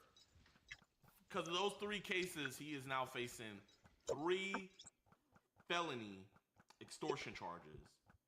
And if convicted, he's facing up to 47 years in prison. Me personally, I don't think it's worth it. I don't think that's worth it, chat. But now, this is where it gets even crazier, chat. Chat, this is where it gets the craziest, right? There's a guy who's a part of DAP. His name is Bert. If you guys remember, I had a big back and forth with him last year on Instagram. So this happened back in 2023. And the DA's office, the prosecuting office, called out DAP. So it says, Mount Clemens, Michigan, on Thursday, March 30th, 2023, Sinan Kelmaji, 26 years old, of Sterling Heights, was arraigned on 8 counts in connection with luring a 13-year-old girl to a supermarket for sexual activity. So this dude, 26 years old, was trying to meet a 13-year-old decoy, right? He was arraigned, all of that. The DA was going to take the charges. It is alleged that on Monday, March 27th, 2023, Kalmaji attempted to meet with who he thought was a young girl to engage in sexual activity after meeting on an internet site. A member of the group called Dads Against Predators, this member is Bert, was actually posing as a young girl. Kimaji set up a meet with who he thought was a young girl, but 2 members of Dads Against Predators confronted him instead. The police were called, and Sinan Kamaji was arrested. So he got arrested. WDAP. So why are they releasing this press release? Let's find out. So they were like, it's a great day. Our community looks out for one another and monitors neighborhood and the internet to keep our citizens safe. So yeah, right. They're even giving them kudos. Kamaji was arraigned in Harrison. Okay. All of that, his bond was set to $20,000, and upon release, he must not use a computer. The preliminary exam is scheduled for Tuesday. So this is great, right? So far. He was arraigned. All of that. Amazing. Now, you read this article child sexual abuse activities, child sexual abuse charges dismissed after witness don't appear in court. This dude walked free because What? DAP didn't show up to court. What? They got the arrest. They got the video. They got everything. Fucking This idiot. man walked free. They had him by the balls. So, yeah, I wanted to put that out there, man. So they even when they do call the cops, they still They just want content. they don't show up to court. They make the Preds eat freaking cigarettes, and the case gets dismissed, right? Or they'll just straight up just slap them and then not call the cops at all, bro. DAP have been doing this for way too long, and you know the crazy thing about it is This is lame the whole as thing, fuck. They don't want to get arrested. They don't want to get conviction. They just want to slap Preds. That's all they want to do. They just want to slap Preds. But How is that going to change anything? they get to travel around the United States. So, yeah, they might not be around where those Preds are. But now, what about that community? Well, you're not doing your best to get these people arrested. What's going to happen to that community? They're going to be stuck with the mess. And now they're going to have a more slimy Pred next time that's going to bring a weapon. So I leave it at that, chat, man. I think this shit's utterly disgusting. I think it's whack. I think it's lame. And I think it needs to stop. And the crazy thing is if any of y'all try calling them out, their fans are just gonna call you guys pedo defenders, all of that. But they can't do that with me. They can't do that with me. Did I get a recall? So DAP is whack, and leave it at that. Yo, man, hope you guys enjoyed the stream. Most chaotic chaos ever. Tired. I hung my jersey in the rafters. No more chess. Damn, Charlie, why? I got too into it. Traffic stop. Planet Fitness. How is that possible? Chess is awesome. Nothing good ever happens at a Planet Fitness. Uh-oh, this is about to get crazy. I already feel it. The title already told me, but now that I see it's at a Planet Fitness where the Genesis is, we're cooked. No, I'm expired. Yes, sir. Yeah. I'm listening to the cat in the car right now. Oh, okay. You got your ID? I'm glad he's back to doing content, no reaction content. Yeah, I mean, what's that? Oh. What's your social, ma'am? I don't know by heart, but I can get my... This seems so polite right now. How does it go tits up? I'm speaking with you, Mr. Montgomery? No, man. Okay. I don't have no weapons. 42 years old. She's hiding something, or she got worms or something like that. Hey, just keep an eye on them. All right, male driver is the listed owner. Still working. That's not the most unbelievable thing in the world, not knowing your social by heart. I could definitely see that. I'm sure there's plenty of people that don't. I don't think that's that suspicious. I'm gonna get that fixed. Understand that? Yeah, no problem. Really? How? I think that's pretty suspicious, to be honest. Why would you not know that? The car looks to be in good shape. What do you mean? What's wrong with the car? A little bit of bird shit smudged here, but that's nothing. That'll buff out. What do you mean, man? The car's fine. Why are you saying it like that? Absolutely, yes, sir. Because of the tag? What's that? It's not 7. Okay, you're not wearing your seatbelt, so I'm allowed to identify you. What place is what the hell is a Terminator? Is that the spike strip? Yo, it's what I'm using right now. Or what did he do? He just drop a bomb under the car tire? What is that? I'm assuming that's a spike strip, right? Fuck is a Terminator? A Claymore. Yeah, man, just deployed the tactical Claymore here. Alright. Yeah, I'm trying to be cool. Get in the car. Oh, did he just dodge the Terminator? He outsmarted him.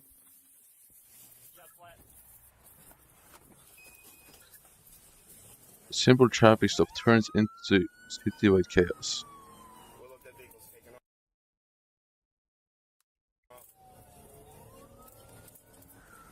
Bye-bye, Planet Fitness. It's running on flats. It went over the Terminator. We're gonna have to swing Squad 2 around. I think I heard the lunk alarm go off in the Planet Fitness. Throw him in cuffs. Going through the construction zone. HQ, can you find me the biggest man? When is election are we opening? Is it like 40 minutes? I want to get him on the horn. I want this. We'll get him involved. Holy Jesus. Good, the officer's really going in. Right through the road work. It's running on at least one flat. Damn it. God damn it. Squad 2, break off and pull that guy over. Hit him with a pit maneuver.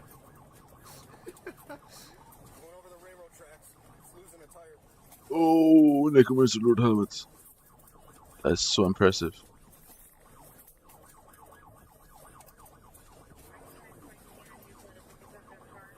Uh-oh, the Terminator's taking its toll on that tire now.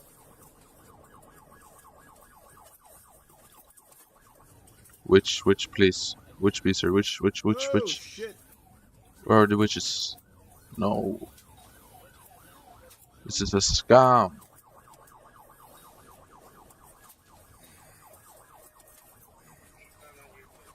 Damn, the officer's growling at him. Yeah, why is he grunting? The fuck? He's getting feral.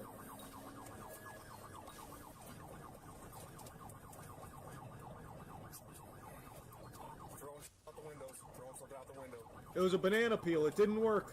Try the green shell.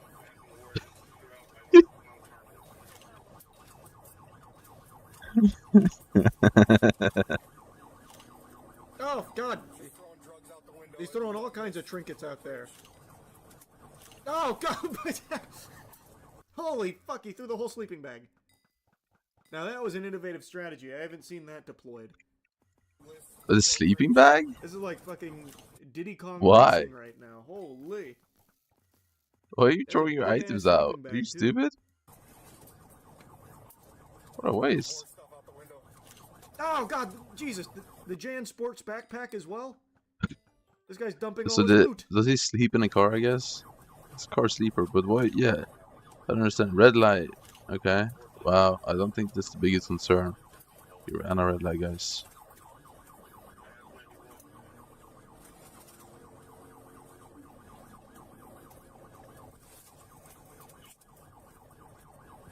Oh, shit. Right by the Chick-fil-A.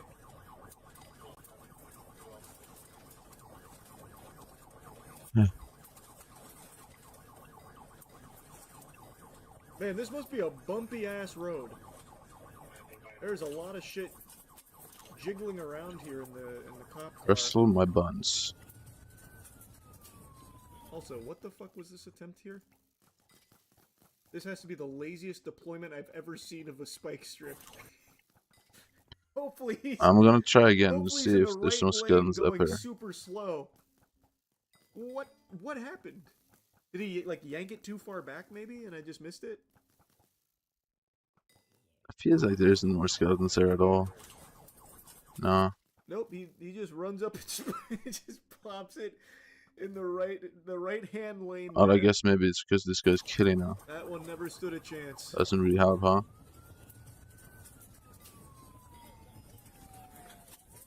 Into the Lowe's parking lot. You ready, buddy?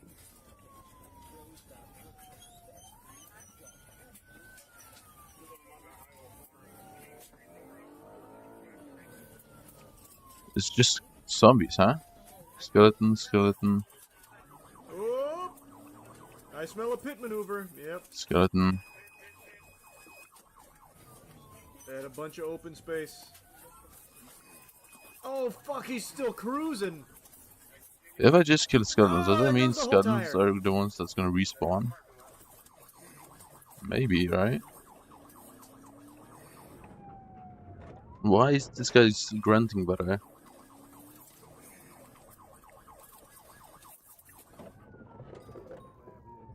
I lost him. I don't know where he is. He vanished. He must have picked up some active camo.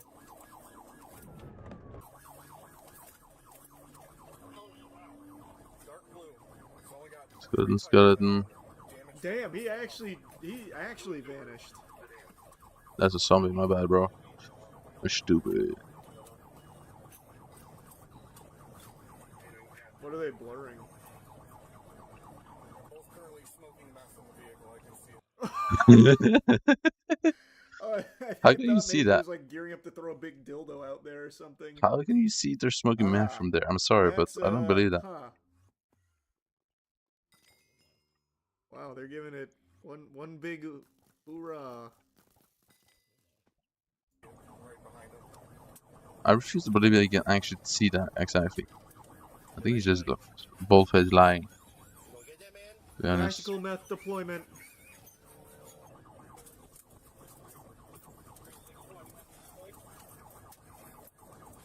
You have more spikes. You can get them out.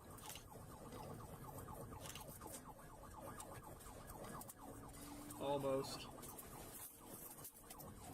Skeleton. That was a more spirited attempt, at least. Come on, some more skeleton, Oh, skeleton. Jesus. Yes. Okay, now I'm starting to get a little worried that he hit somebody. So here is Does this everyone walk away from this okay? Okay. Because now he is fucking zooted off his gourd now. So now he can't even stay in the right side. The meth powered him up. Yeah, it's like the goddamn Zombie. star in Mario Kart. I killed the one thing that wasn't Skelly. I'm stupid. More skeleton.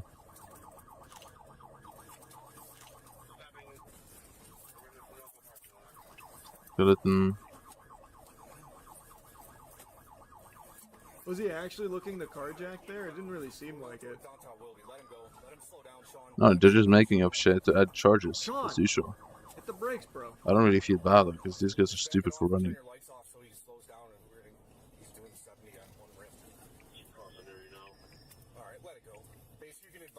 He's coming into their city. He's going 60, 70 through Vine Street here. We're going to let him go. He was throwing out numerous baggies. There was a whole book bag he threw out. And that was a very responsible decision right there, because it was getting very dangerous. Just drive, dude. Why are you yelling at him?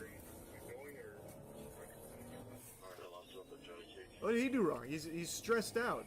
Got a fucking maniac on the loose. You got the methed out marauder just fucking pillaging the city here on the streets. Searching for them, the suspect seized the opportunity to make multiple carjacking attempts. Oh, he actually. What the fuck? Yo, he's in demon time. Okay. Oh my god. He probably just failed. Damn, this guy's actually fully unhinged. Him and his girl were actually going to carjack them. Is it possible to hide skeletons? I wish there was a mod to hide specific mobs. Damn! 911, where's the emergency? I just witnessed a car slam into another one, and now they're getting into another person's car. They're stealing her car. What kind of car are they getting into? It is a white four-door small sedan. I cannot see the make or model. Yo, they're snitching right now. Wow, the title did not lie. This is chaotic throughout the entire city. And it all started over like an expired tag and asking skeleton for a social security number that she forgot. So skeletons just don't Turns spawn out they stumbled across in like here. an actual madman. Spawns on the bone there and here. There should be one more in here, yep. And there spawns none here. And they left their cat. One spawns here, yep. So they carjacked this and left their cat in this car that they have just crashed into another vehicle. I feel so bad for the cat. I hope the cat. Should be a skeleton there, yep. Are you okay, ma'am? There should be another skeleton somewhere around here. Do they have a gun or anything? We don't have a crowbar. So they turned right on 3. Yeah, skeleton here again, right? Yep. So this guy was actually gonna fucking beat her to get. I think skeleton spawns here. Back here, yep. This guy is hopefully going away for a long, long time. Because I guess I've just been doing the wrong path, but there still is considerably more zombies than archers. A skeleton. What are you talking?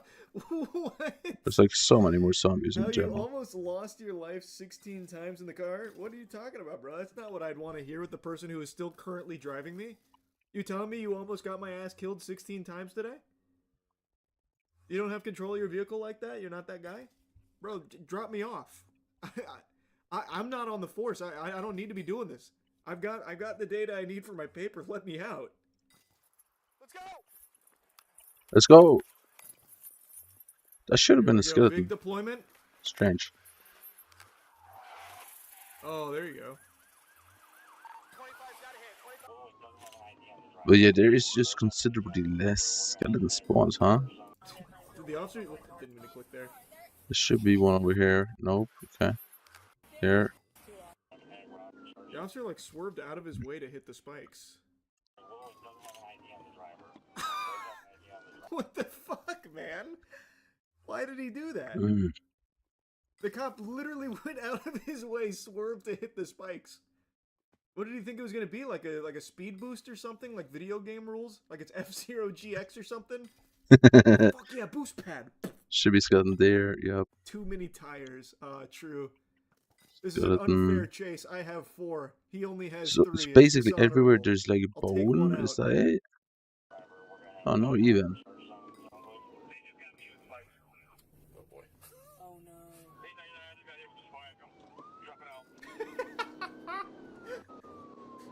I'm picking up the bags and stuff I found up here. Damn, he got us. This guy's good.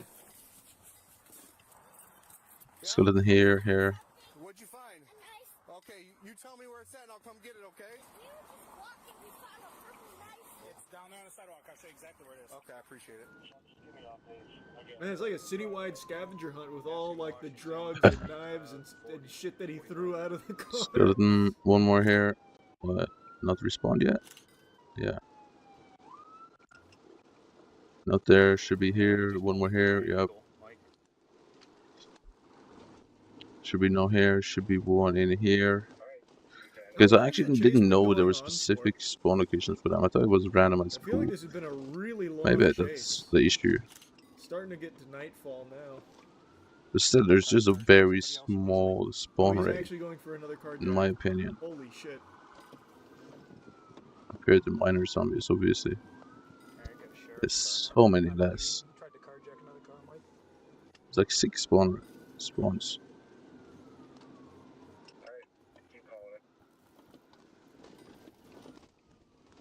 They're still chasing him right now as we speak.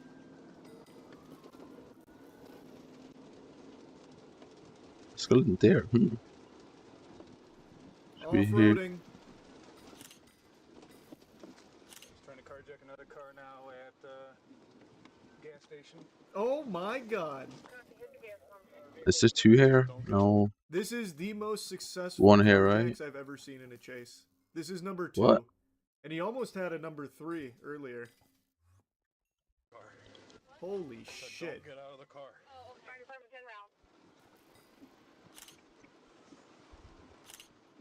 Did I have a witch mask here? Oh my god.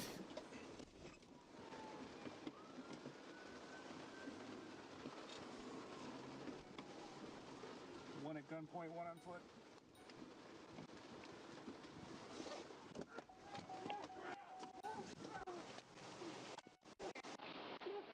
What seems to be the problem, officer? What's the charge? Yeah, what's up? Listen, please let me kiss him. I can't do that. Yes, you can. I can, but I won't. Brother, you carjacked 2 cars, attempted to get a third, threatened to beat a woman with a tire iron to get the car. I'm dead anyways. I'll be dead in 10 minutes. Okay. Car in our city and carjack the car. What's your girl's name? Stacy Montgomery, my wife. Okay. Hey, this is so tight. Okay, we're gonna switch it off. Ma'am, sit up. Hello? Sit up, ma'am.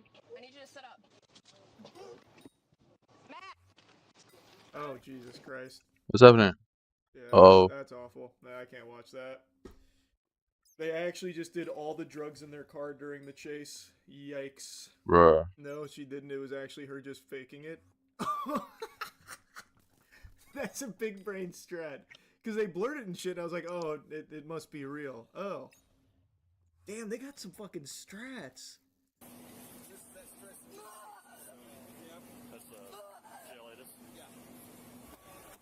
Jailitis, huh?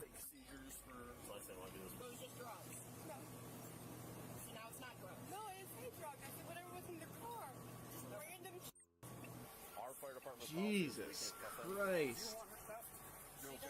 Robbery, grand theft of a motor vehicle, Woo. and vehicular vandalism. Separate charges were also filed through the Willowick Police Department, including failure to comply, obstruction, vandalism, tampering with evidence, possession of drugs, and multiple traffic-related offenses. I saw the littering Ohio in Adult there. Parole Authority later confirmed that Montgomery was currently on parole and had an open burglary case through the Ashtabula County Prosecutor's Office. The female passenger, Stacy Camplees, was not on parole, but was also connected to the same open case. Camplees, 42 years old, was identified as a passenger in a vehicle connected to an incident involving aggravated robbery with a weapon, robbery, grand theft of a motor vehicle accident, and vehicle vandalism. She was taken into custody. Why does it say free text?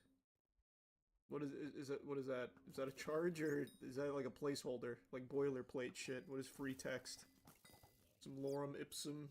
Yeah, I guess maybe that is just bottom text. I guess. Am I the only one? Oh, why is there more people going for miners here? This is so weird. Why? Officers also located the cat concealed under the driver's seat. How is this contested? What kind of world is this? And transported to a veterinary hospital for evaluation before being transferred to animal care services and is not suspected of wrongdoing. For privacy purposes, we are not identifying the cat. That's cute. What Not identifying the cat? was. Wow. So she got off very easy, which I'm very surprised about. She actively kept going in the vehicles he was stealing during the That's armed true. Yeah, carjacking. she was fully a part of it. Wow, they really took it easy on her for that. Probably because he did all the assaults and he was driving. Yeah, but she could have just left. saw the carjacking and then still got in the vehicle. Like on her own That's a good volition, point. walked and ran into the vehicle. Yeah. Like, if I watch someone steal a car, I can't just, like, sprint to it and be like, all right, here I come. Or at least I didn't think I could. I thought I'd get in trouble for that. They got Crack Septic Eye. He doesn't even look like him at all, but that's a great name. I feel like you just had that one in your back pocket and needed something almost close enough to use it. But it'd be unready. Okay, let's watch that police chase now. This better live up to the hype. I've heard nonstop about this goddamn police chase. So I heard this is like some actual GTA shit. David, we were up over in Knott's Berry Farm, looked out the window. No one told me there'd be jump scares in here. Holy shit. Wow. That was so loud. What the fuck? And what do you have? Another pursuit. This is eastbound 91 freeway, just past the 5 freeway. This was an attempted traffic stop, as I mentioned. Unclear which agency and who is Okay, so now he's just booking it out of there. Still in pursuit mode, but what you can see here is that the driving is very dangerous, very erratic and aggressive tactics. As he What the fuck? You're squeezing through these two cars at a red light. You can see some front end. Interesting maneuver. On that bumper, now turning 60 miles per hour down a residential street. That's skill. How is that? Don't give me that shit at all. That wasn't skill at all. He just wedged himself between the two cars and hit the gas. There was no skill involved in that maneuver. And he also got lucky the car next to him backed up, so he had a little extra space for it. But making random turns nonetheless here at a pretty high rate of He needs to find a bridge and then switch cars. Oh, holy shit, he actually is switching cars.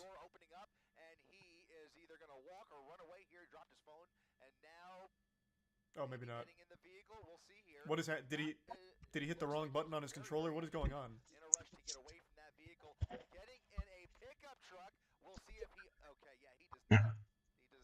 I was going to say, maybe he... What the fuck? Breaking into the pickup truck. Man, he must have left the cars in the dust. Man had the afterburners on that Honda Civic. Fucking turbojets activated. To get away in that original pursuit vehicle, I can tell you that 1 star left. Yeah. They have eyes on it. They are probably streaming ABC7 as we speak as well. Helicopter is just so busted in the police chase meta. You can never escape it. At a high rate of speed after into oncoming lanes of traffic. Some wild here. They have to get some ground units into this area. Yeah, I haven't seen a single officer here. Where are they at? Bro, at this point, this guy could probably just go home and just wait out the wanted level. My god. Where are they? Maybe not. Maybe there's a cat in the helicopter. I don't know. What was that? I thought it was a siren. It just doesn't make sense that he would just dump the vehicle for no other reason except for What is he doing? Oh. And if it's a stolen car, that would have made a lot of sense. Now he's parking it in a parking spot once again in Anaheim. We'll try again. We'll try and get. Oh, we lost him. Okay, let's stay on him. Stay on him. Oh, He's just running there he around is. the building here. Looks like he's coming up on another couple of cars. Cameraman has aimbot. And a small red Yeah. compact car. Looks like he's trying to break in to the van. Oh, he did. An open door in that white van. And now you can see the black. There they are. There's the boys in blue.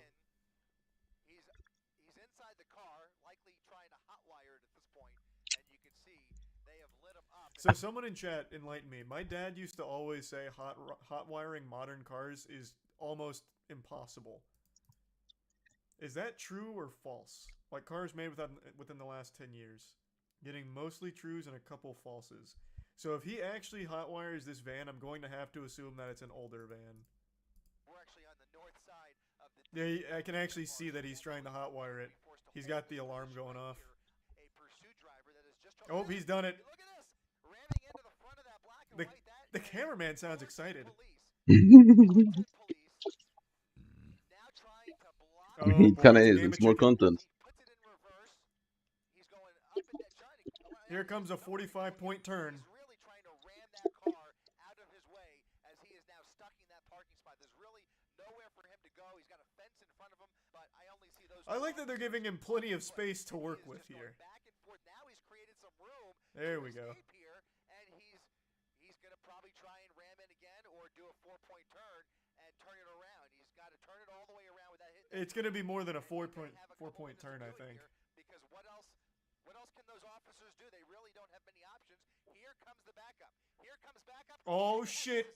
Look at this. A head-on situation. Jesus Christ! Officers out of the vehicle, and now he's racing through. What the fuck? As more officers Oh fuck! The whole department's here now. Oh! Is he drifting? Oh god! He actually. What the fuck? Whoa! Did you see that drift? Holy shit! Oh my god, this guy must have hopped in this car and made sure that when he hotwired it, he had his copy of Teriyaki Boys on cassette in order to play it through the radio here. What a mean drift. I remember this chase. It went super viral. Oh god. Oh fuck. Well, it was during COVID, right? That's probably why it went so popping. No, it wasn't. Never That would mind. be so frustrating. I wouldn't be surprised if the civilians just start chasing him down now.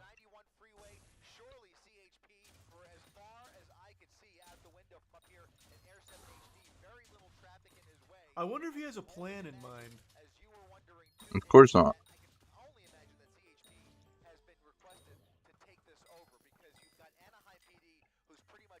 See, like, right there, I feel like if he had just stopped and, like, hid somewhere, he might have been alright. This guy is just a piece of shit, though. Hitting so many cars, endangering all these civilians. I'm no fan, but it's hard not to appreciate the entertainment of a good chase. Especially one where there's no one that's injured. Oh! Damn, the chopper's in it! Imagine this is like a Just Cause situation. This chopper drops like a grappling hook and hits the van, picking it up and drops them off at the police headquarters. Fuck me, that'd be so cool. Yeah, we're not there A lot of yet. people insulting the officers. I disagree. When it comes to chases, I think they have the right philosophy most of the time. Where if it's like a very dangerous situation, you don't chase because you don't want to endanger civilians. I think that's their policy, and I think that's the right way of handling it. Like, I see a lot of people shitting on them for not engaging in this chase here and, like, going fucking crazy, ramping off of parked tow trucks like it's GTA. And I just think that'd be the wrong way of handling it. I'd be more mad at the officers, because they're not going to be able to drive, like, in a way that doesn't endanger people. So they're letting this guy go solo, they have the chopper on him, so they'll always know where he is, and then they will just go in a safer route that doesn't put people at risk. Yeah. I think that is the right way of handling it, 100%. It's not as entertaining, I but do not blame the cops at all. The only thing I was criticizing it's is how also not slow they entertaining were if to people being on die, him when right? He was fully stopped. Since they have the chopper, they're getting real-time info. I would have expected them to at least be closer to him. I wasn't criticizing them for the lack of like high-speed pursuit, fucking hitting him with the pit maneuver in a residential area. They straight up let him hotwire the truck. Though, yeah, that's what I'm saying. That's like that. That's the fuck up I'm talking about. They were so far behind. This dude was able to hotwire a truck, run through 5 little townhomes, and then back up fucking 30 times before anyone else showed up to the scene. That's what I'm criticizing. It's not the lack of them chasing him through all of these people, like the residential area and like around all of these people's cars. Why didn't they shoot the tires? That's a good point. Like, there was an officer there. I'm shocked he didn't just start shooting the tires out or something. Why did you leave the spider room? It's the last room left. Why did you just run away? At least. Bullets. That's a fair point, actually. That's fair. What? It was literally a townhome. Good point. Van's got some good horsepower. Almost feels like an advertisement for this van. Not only does it have good horsepower, but the traction on it's actually nuts. He's made some very tight turns. Did I not take that? Really well. At least I didn't. I feel like I'm watching a commercial. He's barely braking. He's taking all of these turns. Easy to steal. Yeah, they'd cut that part out of the ad. He's caught himself in a little bit of a jam. He just tries to use the God damn. Parting the seas. I cannot believe they haven't hit him with the spike trap yet. He must be driving too fast that they can't get ahead of him for it. Narrator's like an esports announcer. Yeah, he's casting this like it's an actual league match. Can't blame him. Like, this is the most excitement he's probably had on the job ever. Yeah, I guess. It is kind of fun to watch. He has to have some if nobody gets injured. Destination in mind or something. It's No, it's just a joyride, huh? Turns and driving and parking lots.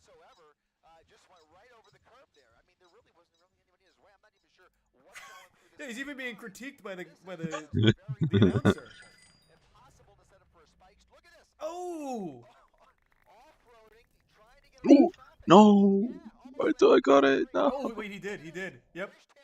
Oh my god, what the fuck Nearly is spun happening? out. He got clipped. Man, watching this live must have been nuts. Fuck.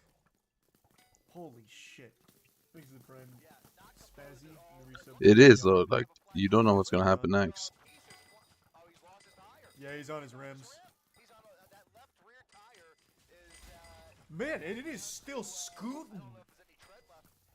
Oh my, real-time editing.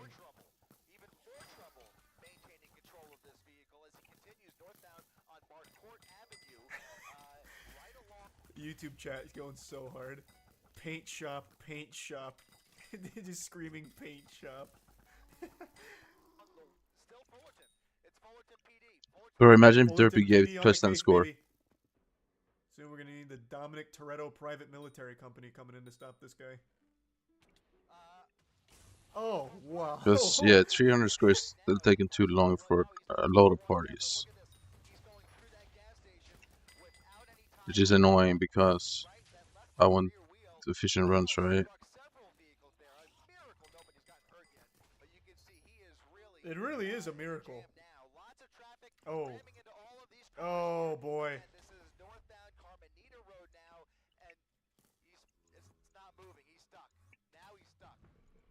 What?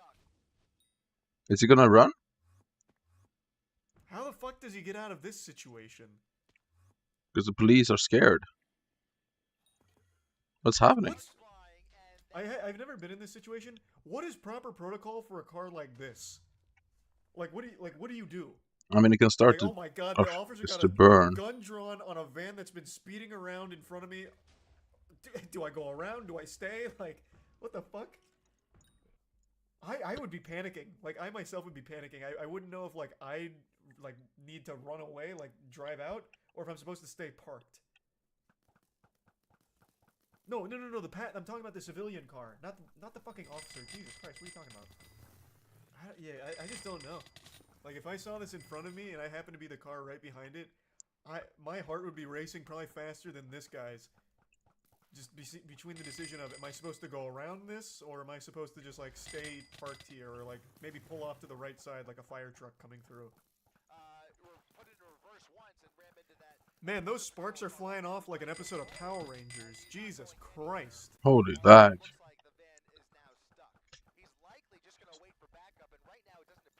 Oh, it's starting to fire. Oh, maybe he's gonna blow up the van for like a smoke screen.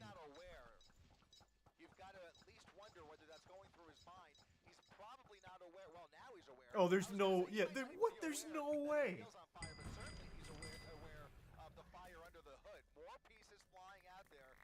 I think I got nothing right there, right? Yeah, just books, trash. I saw it in the preview there. Okay, so what's happening? What's the plan here? I don't understand.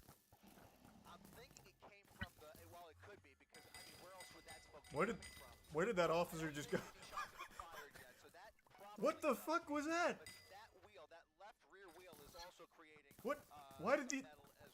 Where did that other officer just go? I'm sure this guy's got it. I'm going home. I'm off the clock. Oh, I guess I prefer that too badly.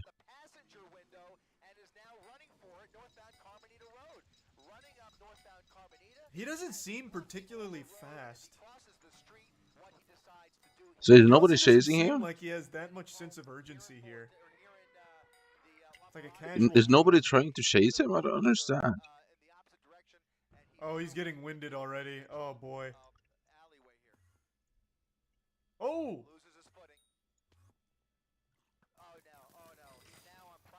Oh boy. Now they need a warrant. Now it's over.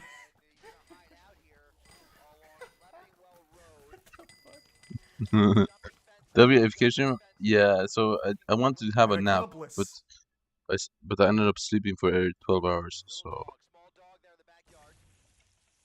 yeah, that was a bit of a mistake. He's gonna go inside that house, shave his facial hair, change his clothes, and then just pretend to be somebody else. He went that way. No, I never have a nap to any. Well, kind of. I do sometimes now. I never used it before though, and it always fails. So yeah, I don't really do it. It's like once a month maybe. Oh, they're beating his ass. I have a nap.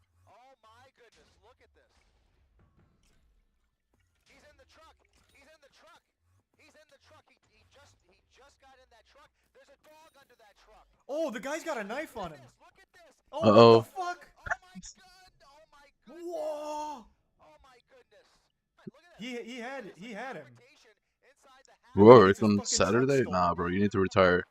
So they Alright, see you, man. punches, and then she's holding him back for some reason.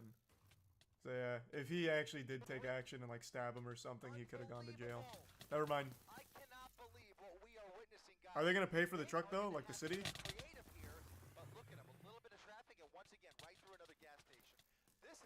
What would heat your door? You do not have good enough clear for this.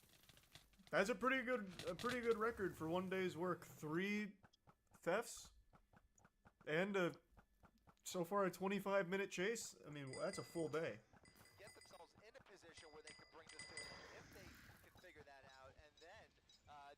How did he have that much time in the house?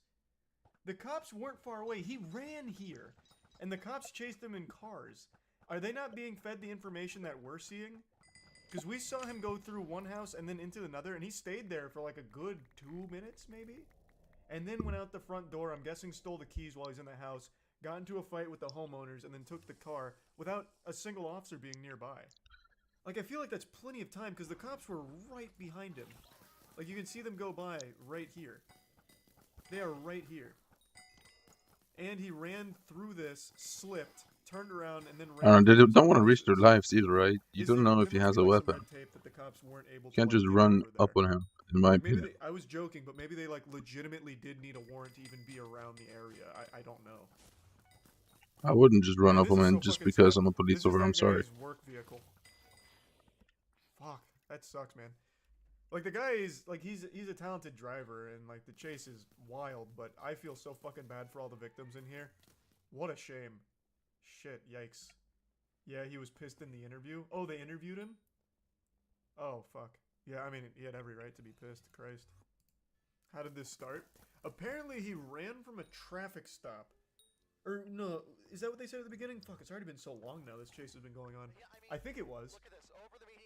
He got stopped. I think he had stolen a vehicle, got stopped, and then sped out. The fuck did this mini go? He's also so lucky. Every driver right now is very attentive. The drivers are pulling out of his way and stopping when he's going through the red lights. He is so lucky the drivers around him are actually decent. Yeah, I mean, honestly, this is making California drivers look good. Not him in particular. I'm talking about, like, the people on the road. They're able to recognize when he's coming. Like, they must see him behind them. Because they're actually pulling out of the way to avoid any kind of collision with them. And when he's going through the red light intersections, they are stopping. So they see him before he gets there somehow. And they're reacting well. So, yeah, the California drivers, I mean, they're copping a W right now. I don't know where else I can go for secrets here. If this was Florida, this man would have got hit. He would have got hit 9 times already. He probably would have got hit. There's in the no C parking on me. spot back at the townhomes. See, like, look at that. That's what I'm saying. Like, they are able to recognize this. Like, they're actually paying a ton of attention to their surroundings here. Does Tank have something that to was just a comment crazy about this run too? now he can't shake him. It's like a Talladega Nights shake and bake situation. Dude's fucking catching his draft. It's unbelievable. Yeah, back on the freeway. He is on Sorensen Avenue. I feel like he has no fucking clue where he is right now. There is no rhyme or reason to his driving here. Eastbound Slauson, and for some reason, and he hasn't done this very often. He's not leveling past. What? Why? Turned around, very randomly turned around, back towards the freeway, and I think Why? gut tells me he's looking for an entrance ramp. A close call there. Another resident. There are so many people that have seen, or have like been around this now. Like I cannot. First drag at imagine 1A1. what seeing this must have been like, and then going home and being like, "Wow." I need a G drag I was so around bad. this. That Camry that he passes at minute 31, that was. Okay, that was trash. I saw must it. be so fucking crazy. Why does this not just instantly roll? I keep seeing the items. Oh my god, the editing here is also second to none. Real time. Oh man, they You gotta can do enjoy the- that. Fuck, I have to pee so bad. Oh my god. We're only 34 minutes in. How? What the fuck? Like, I knew it was an hour 40, but it doesn't really register how long that is until you are actually, like, in the thick of it. That is absurd. There's probably a lot of it. At the end, there's probably a lot of it What just the fuck waiting is the for him to go plan out. here? What? That's why Surely why I'll that lose time the added up so much. parking lot. It's that super duty? Maybe. What's that? What's happening? Oh my god, he deployed an EMP. Holy shit.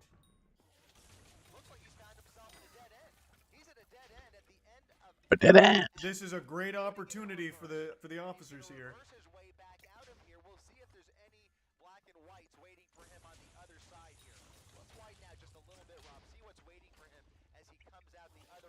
We shouldn't have widened it. That just oh god. Oh my god. Where are they? Back onto Beverly Boulevard, southbound or westbound Beverly. Westbound Beverly Boulevard here in South Bay Springs. Where am I? Is this? It's a real question. Where the fuck am I? What the fuck is going on? Did he wait out the wanted level already? Like, what in the world? Even he's like, oh, you know. Maybe I'm just in the walls. I'll just wait. I'll just hang out. There's literally, they're nowhere near him. I had, you know what, big W to the announcer here. I can't hear the other end of the guy talking, but I'm assuming he was trying to say, like, the cop strategy is to maybe, like, cool down the scene. Keep an eye on him so that way, like, as he slows down and things settle down, then they'll swoop in. I completely agree with the announcer. This is an absolute maniac. He's already hit, like, 20 cars, broken into 2 houses, stole a man's car, well, stolen 2 cars, but stole a man's car in front of him, nearly ran over his dog. This is a guy that they absolutely should swarm to get off the streets as quickly as possible. I completely agree with the announcer. This guy is a very big danger to everyone on the road right now. Imagine seeing that light from your car, thinking the rapture's fucking happening. Yeah, that light is so bright. If that shined on me when I was driving, I'd be panicking. I'd be like, my dad was right all along. There really are aliens that visit this planet. Roll in, roll in, roll in. Oh, man. Okay, there they are. They're intercepting. Oh, fuck. Holy shit. There we go. These are going to be LA County Sheriffs, that's correct. I think I counted at least six. At least six that I saw. So now, I think the strategy should be to push him towards the spike trap that they're trying to set up, as opposed to just engaging in like a dangerous pursuit. I think it's to try and flush him towards their spike trap. Oh, it's pizza today. Yo, that's delicious, man. Yeah, now it's a lot more predictable. Because that is going to take away at least some of the risk, although everybody on the freeway is certainly going to be in his path here of destruction, as we've seen this evening. Oh my god. Almost guaranteed. He almost clipped that car. Holy shit. You can see those already ruined several people's day, but fortunately, at least from what we could tell, does not appear. What was that? That's a weed whacker that fell off. Yeah, nobody has got really hurt, I think. Which is good. Hats off to the cameraman. This was a huge, like, this is real time, by the way. He was able to see that fly off and then zoom in on it and then still keep up with the chase. Good for him. I was very curious what flew off there as well. I thought he started like firing missiles like a James Bond truck or something. It was like a little torpedo or something. Don't sell yourself short. Oh! Oh my goodness. Oof! Jeepers. Over the median and now continuing after missing that cross traffic just holy shit. Just by a hair. It looked like maybe an undercover vehicle. 300, boom. Oh, wait, oh, damn. They had the right read, but the wrong spot. Amen, brother. Ooh! Pinballed there for a minute. He was trying to evade that deputy again. He was coming up right behind him in the oncoming lanes of traffic, but really, what can they do? I mean, he's just yeah, you can't. Yo, how close am I to Burst 49? Yeah, that'd be a terrible option. Just imagine the officers like on the radio. This one's for my country boys. Leans back with a smile on his face. Fucking action movie scene. Oh, cul-de-sac. This is scary. This is scary. A cul-de-sac. Uh-oh. Face to face with this suspect, and you guys know, and our viewers The raid boss is cornered. In this situation because he's already rammed into several vehicles, including deputy vehicles, and there well, he is again, right through, almost missing them, and now. That okay. They committed way too much resources in the cul-de-sac. Oh! Okay, that's. I disagree with the statement about the boxing in. I think they had a better opportunity to box him in before that point. That was just a really good shooting the gap from him. That one wasn't even on the officers. I think they just waited too long to try and box him in. They had a much better opportunity to do that further back. But then that guy. So he doesn't even know where he's gonna drive. He's just fucking squeezed a he has stinker. no in there. plan at all. He's just driving into cul-de-sacs and stuff. Look like it's a smart car. Like I don't know how he's able to fit through these small gaps and these small holes here. It's wild. Boss. Yeah, probably Rhino. Oh, he lost his tire. Oh, is it the bumper? That might not be the tires. Oh no, it's the tires. Yep. Yeah, 09 on here. Oof. 05 in here. Oh, this is a big secret map.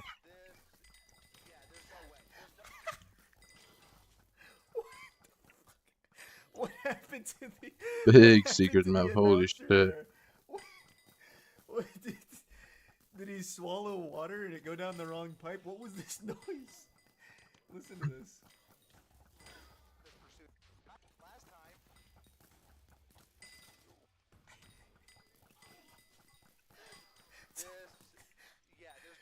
like a little balloon letting air out. Yo, game. Also, how is there 40 minutes still? To circle back, they're doing everything by the book. I'm gonna say maybe this is one of those moments where an officer comes in, slaps it down, and says, "It's time we bend our own rules, Chief." And he's like, "All right, give me your badge and your gun. You're off the case." And then he gets the job done. Because the only reason this hasn't been more of a catastrophe is because this guy's somehow been able to avoid hitting most people, most cars, and most things. And that's just a legitimate miracle. This protocol could have had so That's a good many miracle. problems if this driver was a little worse than he is. For Program He should have Arena, been huh? caught fucking 50 minutes ago. Like, this... I don't know how effective this protocol is, to be honest. Surely there's got to be some other way. Yeah, it can't really break. Oh boy, oh boy. Yep, it's all crumbling. All right, there we go. Arena election, okay. This has to be where it ends. There's no way.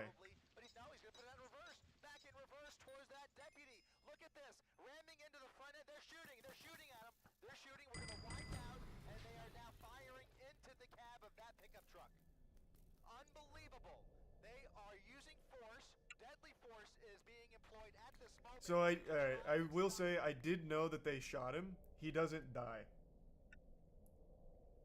He survives the shooting. I did know that happened. I knew it ultimately ended like that. I just didn't know how we ever got to that point. So how long does it stay in this standstill? Okay, then they eventually get him out and arrest him. Yeah, this has come to an end, guys. I hate to tell you, but well, I'm happy to say You don't have to put the mask on. Man, I had a lot of fun. It's a real shame that it's over now. I hate to say it. Or, I mean, wait, no, it's good. What a crazy fucking chase. Okay, so it wasn't a full hour 40. It was about an hour 12. That's still absurd. The knives were right there, right next to me, so I got it.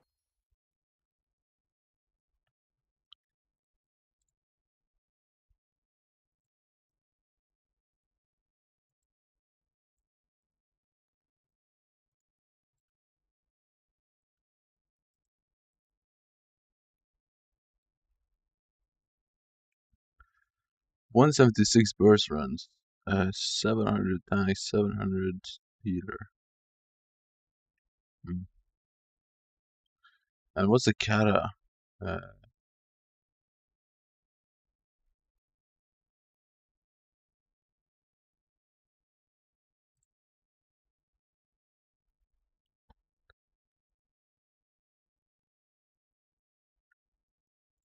Oh, what's the matter? You can't sleep either? Yeah, I know the feeling. Look at us. 2 peas in a pod. Unfortunately, I can't deploy a tactical breast with some warm milk for you to suckle upon. These puppies aren't spec'd into that build. Best I could do is maybe lactate a bit of gamer subs out.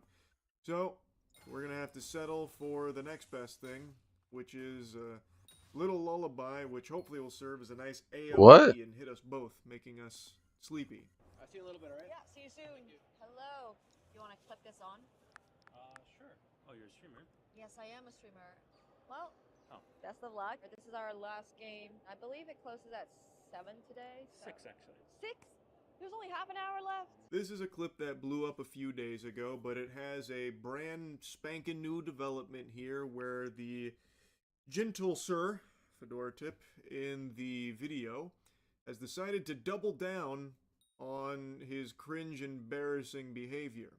So we're gonna What do you mean? give you the whole kit and caboodle here. So this is the genesis. This is where it started. The woman in this video is a streamer. Her name is aka Nimsco on Twitch, but she is a grandmaster in chess. Her name is Nemo, and she's doing this at a convention. Okay. Where people sit down, they play chess, and she's streaming all of it. This is the Nice. last contestant of the day. She believes that there's still quite a bit of time left, thinking that it closes at 7. He hits her with the classic, actually, it's 6. So there's even less time than she thought, but she's more than willing to accommodate and play through this game with him because he waited for it. Take your queen. Oh shit, I can do that. Yeah. Take queen. This game's hard. Yeah. You are running out of time, Bill. What happens if I run out of time? You lose the game. But it's okay, you can use some of mine. I do have to run though because I didn't realize the con is closing at 6. Oof, that's a big time blunder right there from this prodigy that stepped up to the plate. He hung his queen out to dry and she capitalized, taking the piece.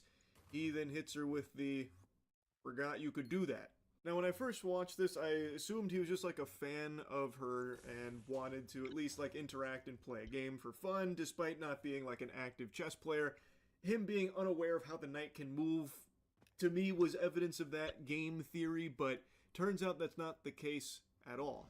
He actually takes this extremely serious. He's treating this like it's his fucking Super Bowl here. What? So, as you can see, he's starting to run out of time. She mentions that, saying like, hey, you're running out of time, but, you know, don't worry, you can use some of mine.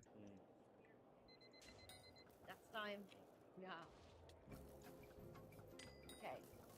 I'll pack up while you make your move. You know what? I surrender. Are you sure? Okay. GG's. Zoinks! Jinkies! The declined handshake in anger. That's fundamentally a rage quit moment there over the board. Very unsportsmanlike. That's a 5-yard penalty, no doubt.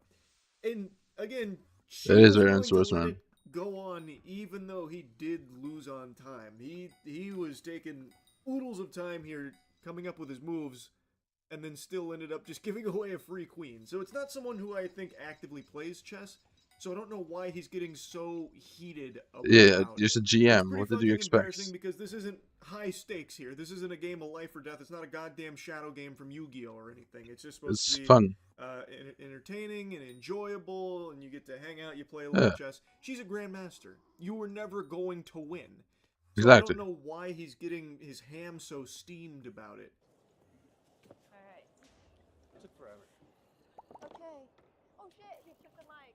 Oh, hello. He took the microphone. It's alright, he forgot about that. So, he wanted it. Yeah? I feel like you really wasted my time. Oh, I'm so sorry about that. You told me after this person, and then another person comes in. I'm so sorry about that. That guy, you're like, oh, I'm gonna see you at dinner later. Yeah. I was waiting here for like half an hour. Can I just rush through it? Well, you're welcome to play out the rest of that game if you want to. I gave you that option. And then here comes the wambulance. So he starts really whining about how she wasted his time. Brother, you're not entitled to her time in the first place, by the way. This is just a little fun segment with the convention. It's not that Exactly. deep, but anyway, he then accuses her of rushing through the game, even though he lost on time, and she made a very generous offer to still play it out just using her time in order to finish that game because he waited a while, I guess. Which, again, if you were unsatisfied with the wait, fucking leave. You're not held hostage there. He doesn't have the fucking cuffs on him, forced to play. Like, what? Just go. Just leave. Why? What? It really feels like he wasn't there for chess in the first place. It seems like he was there to try and, like, have this be some kind of pseudo date or something. So when someone else was in front of him, or someone else that she knew, like, stepped in to play a quick game, it, like, deeply offended him in that capacity. And again, I don't think he was actually there for the chess. Yeah, he was itself, there for because her. He's like, oh, I didn't know you could do that. What, move the knight backwards? Like, what the fuck what? So, the whole thing just smells very fucking fishy, and it's really weird. And his behavior just continues to deteriorate about it. Okay, I'm so sorry about it. Is there a day I can make up for it? I can give you chess.com diamond memberships or anything like that. Yeah, if you want one. Okay, take a picture. I'm gonna give you a second one as well. And heck, since you're the last person for tonight, take a picture of the third one. So then if you redeem these, you'll just have like 3 months free membership. There you go. Take a picture of that one too. Is that giant sword or is it necromancer? Feel like you wasted your time. You did waste my time. Okay. So, fuck you, but I hope you have fun at the convention. Okay.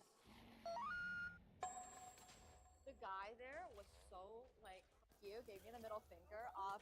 She is going above and beyond to accommodate this loser, being Yeah, extremely she really nice, is. offering him 3 months of premium membership, again, for a complete non-issue. This guy feels like his time was wasted. Why? Because he chose to wait in that line and then sat down fucking drooling and blue screening in his brain, blundering his queen, and then just sitting there idly with the orb of confusion in his pocket. What the fuck is wrong with this guy? Losing on time before surrendering. How is that her fault? If Exactly. you wanted a longer time with her at the chessboard, or you wanted to, like, prove yourself, fucking play chess. Learn how the knight moves, I guess, bro. Like, what? Why is any of this her fault? Like, she didn't do anything wrong here. All of it's streamed, by the way, so you can see it all. There was nothing strange or underhanded. She didn't go up there and put her hand on this guy's head like, no, stay back, you swine. Everyone else is coming first. You will be the last one today. Learn your place, plebeian. Like, nothing like that happened. She didn't disrespect him or anything. So, but he still feels so slighted that he wraps back around, gives her the middle finger, and says, fuck you, while getting to reap the benefits of 3 months worth of premium membership that she's given him because she's just, I guess, very nice. If anyone's time was wasted, it was hers for having to interact with you for this long. True. And now, like I said, this blew up a couple days ago. He got clowned on, and then he wanted to give his side of the story. So I read an article that apparently he is now doing his tell-all here about what actually happened. Against this person, I have no idea who she is, but there it is. First off, I was just laughing at how ridiculous the video is because it doesn't offer any context. So there was no line there. I have no idea who this person is. It just says, like, hey, let's play some chess, you can win a prize. Cool. If you want to let people know that everything that's happened bothers you greatly, try and pretend that it doesn't. Well, I actually couldn't stop laughing about the whole thing. People just don't understand the full scope of the situation. And I can't help but giggle. I shouldn't, in fact I shan't, but I can't help but giggle a little bit about this. It doesn't even show the whole context of what happened. So please, let me enlighten you. Let me give you the real scoop here. Mm-hmm. Do it. It's just, like, I always hate that approach from people when they try and, like, oh, I'll just brush this off. Yeah, you guys are all wrong. I'm right. That kind of attitude. It's so fucking, like, cringing. It's awful. It elicits the yuckies out of me. There's such a bad vibe about that approach. But anyway, he goes on to say that he just hopped in this line because he saw that you could play chess and maybe win a prize. He didn't know who she was, but was more than willing to play chess and go for that. Big question arises there. Why? When you suck this much ass at chess, you hung your queen, like, immediately. I go up. That's a good question, actually. And I have to wait. That's fine. She says you'll come up after this person. That, there's a timer going on, and I see that, so I'm hoping that these matches are going to be short so I can go. But they're not. The timer runs out. It's made completely irrelevant. And, she's just having conversation, talking to this person. It's going on for a while.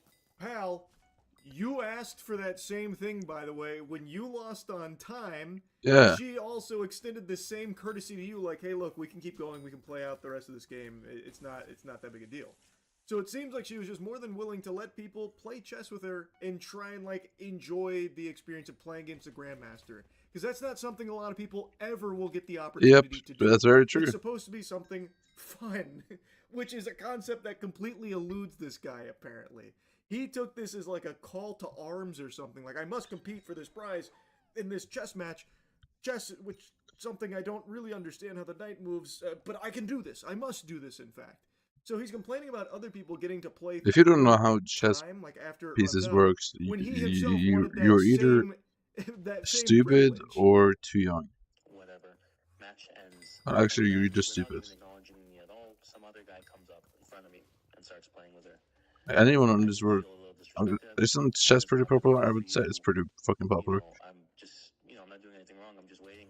But you're gonna. Like, if you don't know how a queen works, or a horse works, something is wrong. Friend of mine, so might as well. But why though? Why might as well if you're gonna be salty about it? Like, what's the point there? You're just letting yourself stew and marinate. So, from his story here, his telling of the encounter, someone cut him in line and took his place, his rightful throne there at the board. So now he has to wait even longer. Well, just leave then, man. Like, again, it's not like you lose anything by waiting except your time. And if your time is something that you don't want to allocate to this, then just leave. No harm, no foul, no big deal. Maybe it's a little upsetting that you got skipped in line when you were really eager to play. Okay, that sucks, I guess. But that's also not her fault. She didn't just like wave someone through like, hey, fuck this guy. I want this guy to come up and play instead. Doesn't sound like that happens. It sounds like just some other guy went in front of the line in front of this guy. And if that is what happens, why didn't you say something to the dude? Why didn't you take it up with the guy? Why do you take it out on her? Yeah, that's a good point. Fault. So why are you going up berating her and then saying fuck you, giving her the finger, storming off, that kind of thing? Why take out all your frustrations on her when she Because it's a weaker person, whatever. The other guy would probably beat his ass up. To sit there and not say anything to the guy who's He's a wimp. Were you afraid to confront him? Yep, that's what I'm thinking. Say even longer, not entirely sure, but again, timer is completely disregarded entirely. She's like coaching the guy, talking to him, saying that they're going to meet up after this. So I'm thinking, you know, I'm waiting for you, and you're just kind of hanging out with your friend. That doesn't feel right. What? Like time's not being appreciated. What do you mean your time wasn't being appreciated? Brother, the only one not appreciating your time was yourself. If it's that important, the time that you were losing in there, you should have left. It is not her responsibility to be conscientious of your time, of you choosing on your own volition to just sit there and just fucking bake in your own anger. She had a little event. You sit down and play chess. She had people coming in. She was playing chess. You were one of those people.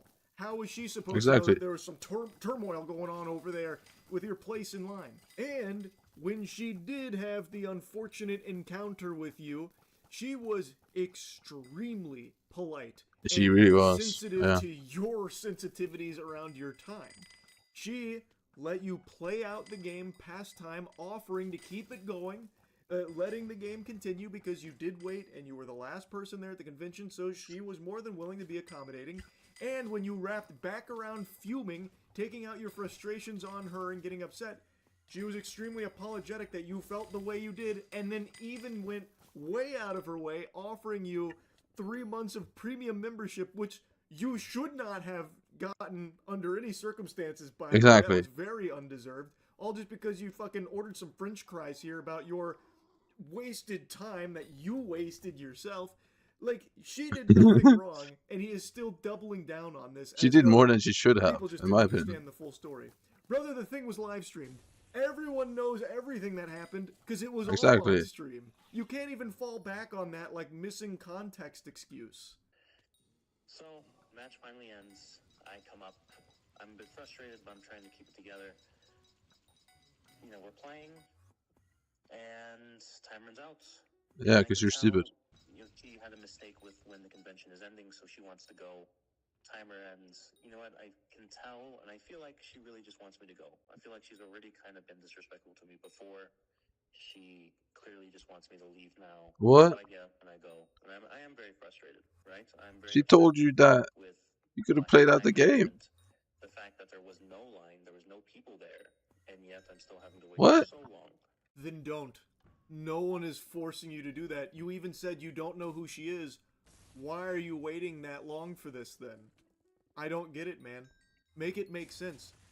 I don't understand. And again, if you wanted more time there playing chess with her, get better at chess so you could play out a full game without just getting steamrolled. Like, you were never going to win in the first place against a grandmaster, but maybe you wouldn't have blundered so quickly and had everything go tits up right away. Like, it's very peculiar what this dweeb is even so upset about, and he's still upset about. She's upset about stuff that didn't even happen. He is defending his behavior, where again, I don't think there's any justifications for it. He's just a jerk. Like, he's just mean. He was just very upset at her. I feel bad for her, yeah. For nothing. You put her in a weird spot for no reason. And I left. I wanted to come back because just didn't feel right. She doesn't care about you. Nobody cares about you. Shut up. Like I was treated properly. So I wanted to make my case. I was like, hey, you wasted my time. I wanted to be upfront about that and say, like, I don't appreciate it. No, you wasted my time. And I was angry. And she tried to respond. Why? You could have just ran off. But that doesn't change the fact that I was wronged. And I was disrespected. And you swear to No, just you kiss were her. not. Kissed You her. were not wronged. You were not No reason. disrespected. She did so much more than any other human being on the planet would have in this situation, with treating you with respect and being True. very apologetic over a complete non-issue, just an issue you've made up in your own noodle. This is absurd, man. What a crazy response to have to this. Like, it's shocking to me that there's no self-awareness. There's no realization that he was in the wrong. There was nothing disrespectful that happened here on her end. If he Exactly. was cut in line, yeah, it's disrespectful. Why didn't you take it out on the guy? Yeah, who that's not disrespected her you then? fault. If that actually happened, why are you targeting her for that? Exactly. She had no control over that mishap. She didn't order that guy to cut you in line. It's not like it was a sleeper agent. She didn't have, fucking security come in and just, like, push you to the side so they could play with her and take away your precious time to ruin and disrespect your time at the convention. So why are you taking all that frustration out on her when she did nothing wrong and did everything she could Exactly. to be respectful and polite and even apologetic, even though there was nothing to apologize for in the first place? Wild, man. Truly wild stuff. Anyway, that's really about it. Yeah. Celeste and David met in January of 2022 when she was just 11 years old. He met somebody at 11 years old? I don't see that being illegal. He amputated her left ring and pinky fingers because her ring finger contained a tattoo of his name. Her fingers have not been recovered. Where did it go? The investigation was incomplete. How is that incomplete? Like, genuinely. How do we know it was David that cut that finger off? What happened in those 20 minutes? Was it a couple gang members that rode up on her? I want you to watch this. Can you see the video I have playing for you right now? Yeah, I can see it. Okay, I'm gonna play this for you. We just saw the autopsy report last week after it was sealed. In fact, we actually thought. So why would the murderer coincidentally cut off the finger that has David's name on it? It's a great frame up. Wouldn't you do it? No. Wouldn't you do it if you're trying to frame David? To be like, it's more likely him that he did that because of that. Does that make sense? It looks too perfect. You sound like this dude on TikTok I talked to. You sound exactly like the dude on TikTok who was defending David saying he got framed. It's a great possibility. And I'll tell you right now that LA has a history. A person of color is rising and he's doing well. There's criminal charges against him. Like OJ. Oh, you know shut OJ, up. right? That we would have to wait. And during an arraignment last week, his attorneys told the judge they wanted to get to that preliminary hearing right away. Counsel, on behalf of your client, do you waive formal reading of the complaint, advisement of rights, including armed forces and veterans' rights, enter a plea of not guilty, denying any and all special Oh, obligations Daddy SJ, what are you doing? Yes, Your Honor. And request a So what does all that mean right there that they just did? It's just like the court saying, do you want us to like read all this bullshit to you, or did your attorney talk to you already about it? And I'm pretty sure the attorney told him like, just plead not guilty, and they're going to try to say they're going to use his criminal history against him. Do you want to hear the formal indictment, like you, David, have been charged with this, saying that on this day at this time you committed this type of crime. So it's just to save time. That's all it is. It's nothing like really formal. Are you requesting a preliminary hearing within the period? Yes, Your Honor. From the media reports, apparently there have been 4 months of secret grand jury proceedings. We believe that Mr. Burke is entitled at the earliest opportunity to an open preliminary hearing and the proceedings not be done in secret. So we are asking for a preliminary hearing to be set at the earliest possible date on the 10th date. Your Honor, Is that so? Why are they trying to do that? Like, what is this that she's trying to do? Why does she want the preliminary hearing to be open and to the public? Okay, so the preliminary hearings because they don't want things to be secret. Things happen with the government to try to bring charges against you, and it's often That's happening in true. secret. What she's doing right there is trying to make it to where it's public, so then it's nothing like foul play, because foul play is something that can be the difference between you doing prison time and you not doing prison time. Because if it's secret, it's kind of like the defense attorney is like out in the dark. They don't know what the hell's going on. We got to know everything that's going on. And how did you arrive at that idea, right? How did you arrive at the idea that this guy should be indicted? How did you arrive at the idea that he should be charged with murder? How did you arrive at the idea that he had these photographs or he had this inappropriate relationship with this girl? So this is something you would do as well. Oh, hell yeah. So is this the reason why we're getting so much more information is because they're wanting it to be public? Yeah, of course. Wouldn't you want something to be public for yourself? Like, or would you want like secret things to happen behind your back so then they could attack you later? I feel that, but now it's coming out to the public that he has CSAM on his phone, you know? It's coming out to the public that he's having these inappropriate relationship with her on the phone, you know? All these different things are coming out now that we know about him. That's like rumors. You know what I mean? Like rumors isn't evidence. And so I can make a rumor about you. I can make a rumor about you right now. And then people are just going to take it as true. But remember, whether it's true or not true, whatever happens outside of court, it's just outside of court. It has nothing to do with you going to prison. Anybody watching this right now, you don't go to prison for something that happened in real life. You go to prison for something that happens in the courtroom. I believe the actual evidence will show David Burke did not murder Celeste Vivas Hernandez, nor was he the cause of her death. And we would like to be able to... But is he on this case though? Like, I don't know why he's defending him. He's not on the case. I don't really understand. Prosecutor's feet to the fire, right? What do you have? What's your evidence? There's been a lot of questions swirling over whether, you know, you didn't get a grant. 5'5" and 125 pounds? Jury indictment, right? Is there a weakness in this case? Remember, despite apparently multiple secret grand juries considering this case, evaluating evidence, hearing evidence, for whatever reason, they chose not to indict, or maybe they weren't asked to indict. Could have just been an investigative grand jury or investigative grand juries. Which means now it's up to prosecutors to convince the court in a preliminary hearing that there's enough evidence to move this case towards trial. The defense will have it. So, this case isn't set for trial right now. Is that what I'm hearing correctly? Yeah, it's not set for trial. It's still too early. There's so still what has to happen at the preliminary hearing for this to go to trial? It just depends on what the prosecutors, or what the defense attorney's trying to do, what the prosecutor's trying to do. Preliminary hearings can be something like, I don't believe that this witness that they're going to call to trial is qualified. Let's ask him questions or her questions to ensure that they know what they're talking about, they have some type of knowledge of this case, and if they don't have any of those, why are they going to testify? Get rid of them. You know what I mean? And then any other preliminary hearings is like how, you know, if he's going to be released on bond, what the bond would be, how he has to act outside of court, and just anything else that comes up that can get in the way. Do you see any possibility with the severity of these charges, him getting out on bond? Yeah, it's always quite possible. There's different arguments that, you know, you can make to where no matter how bad the crime is, you can try to get the bond as low as possible. Or try to get him on a personal recognizance, which means you don't have to pay anything. You could just say, I promise to show up to court on your next court date. It's more like trying to keep the price down as low as possible so they can get out. But when David's attorneys returned to court yesterday to discuss when a preliminary hearing would happen, they said the original date of Friday, this Friday, was in fact too soon. They haven't had nearly enough time to review the huge amount of evidence to challenge it at a hearing. So this preliminary hearing has been pushed back to May 26th. But that's not even the big news. This is what I have in my hands.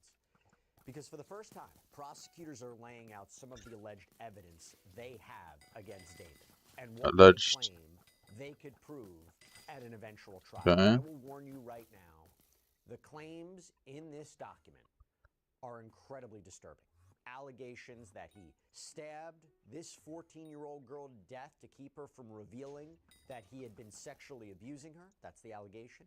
That he allegedly used a chainsaw to cut up her body in an inflatable kiddie pool in the garage. More details regarding this alleged secret, illegal sexual relationship. More importantly, for the prosecution's case, what evidence they have to prove that. And that's what I want to get into.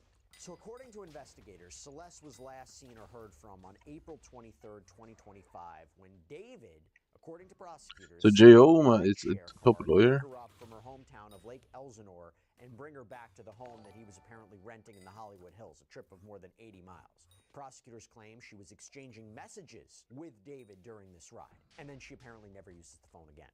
Celeste's dismembered body was found months. So what would you say about that? It's like they have evidence that he ordered the ride to her to pick her up. She's on the way there. She's texting him while she's on the way there, and then she never uses her phone again. Number one, how do you know it's her texting? How do you know it's David texting? There's accusations that he killed her. How did he kill her? With his left hand? His right hand? Did he choke her first? Was his DNA there? How good is that DNA? Did y'all even check the DNA? They did say they found DNA inside of his garage. Was it her DNA? Yes. Like, for sure it's her DNA? Was it her DNA regarding the murder or beforehand? They're saying it was the murder. They're saying that the murder happened in the garage. Can the prosecutors prove that her DNA was not there before that alleged murder? There's so many things that they have to do. They're saying they have evidence, but number one, You need undeniable proof, right? Number two, can it come into court? So some of this evidence that they're laying out, it might not even make it to court, is what you're saying. I'll make sure that shit don't get into court. I will ensure, like, there's no fucking way these prosecutors are gonna use that shit. And if they do, I'm gonna attack that shit. Like, I'm gonna really attack it.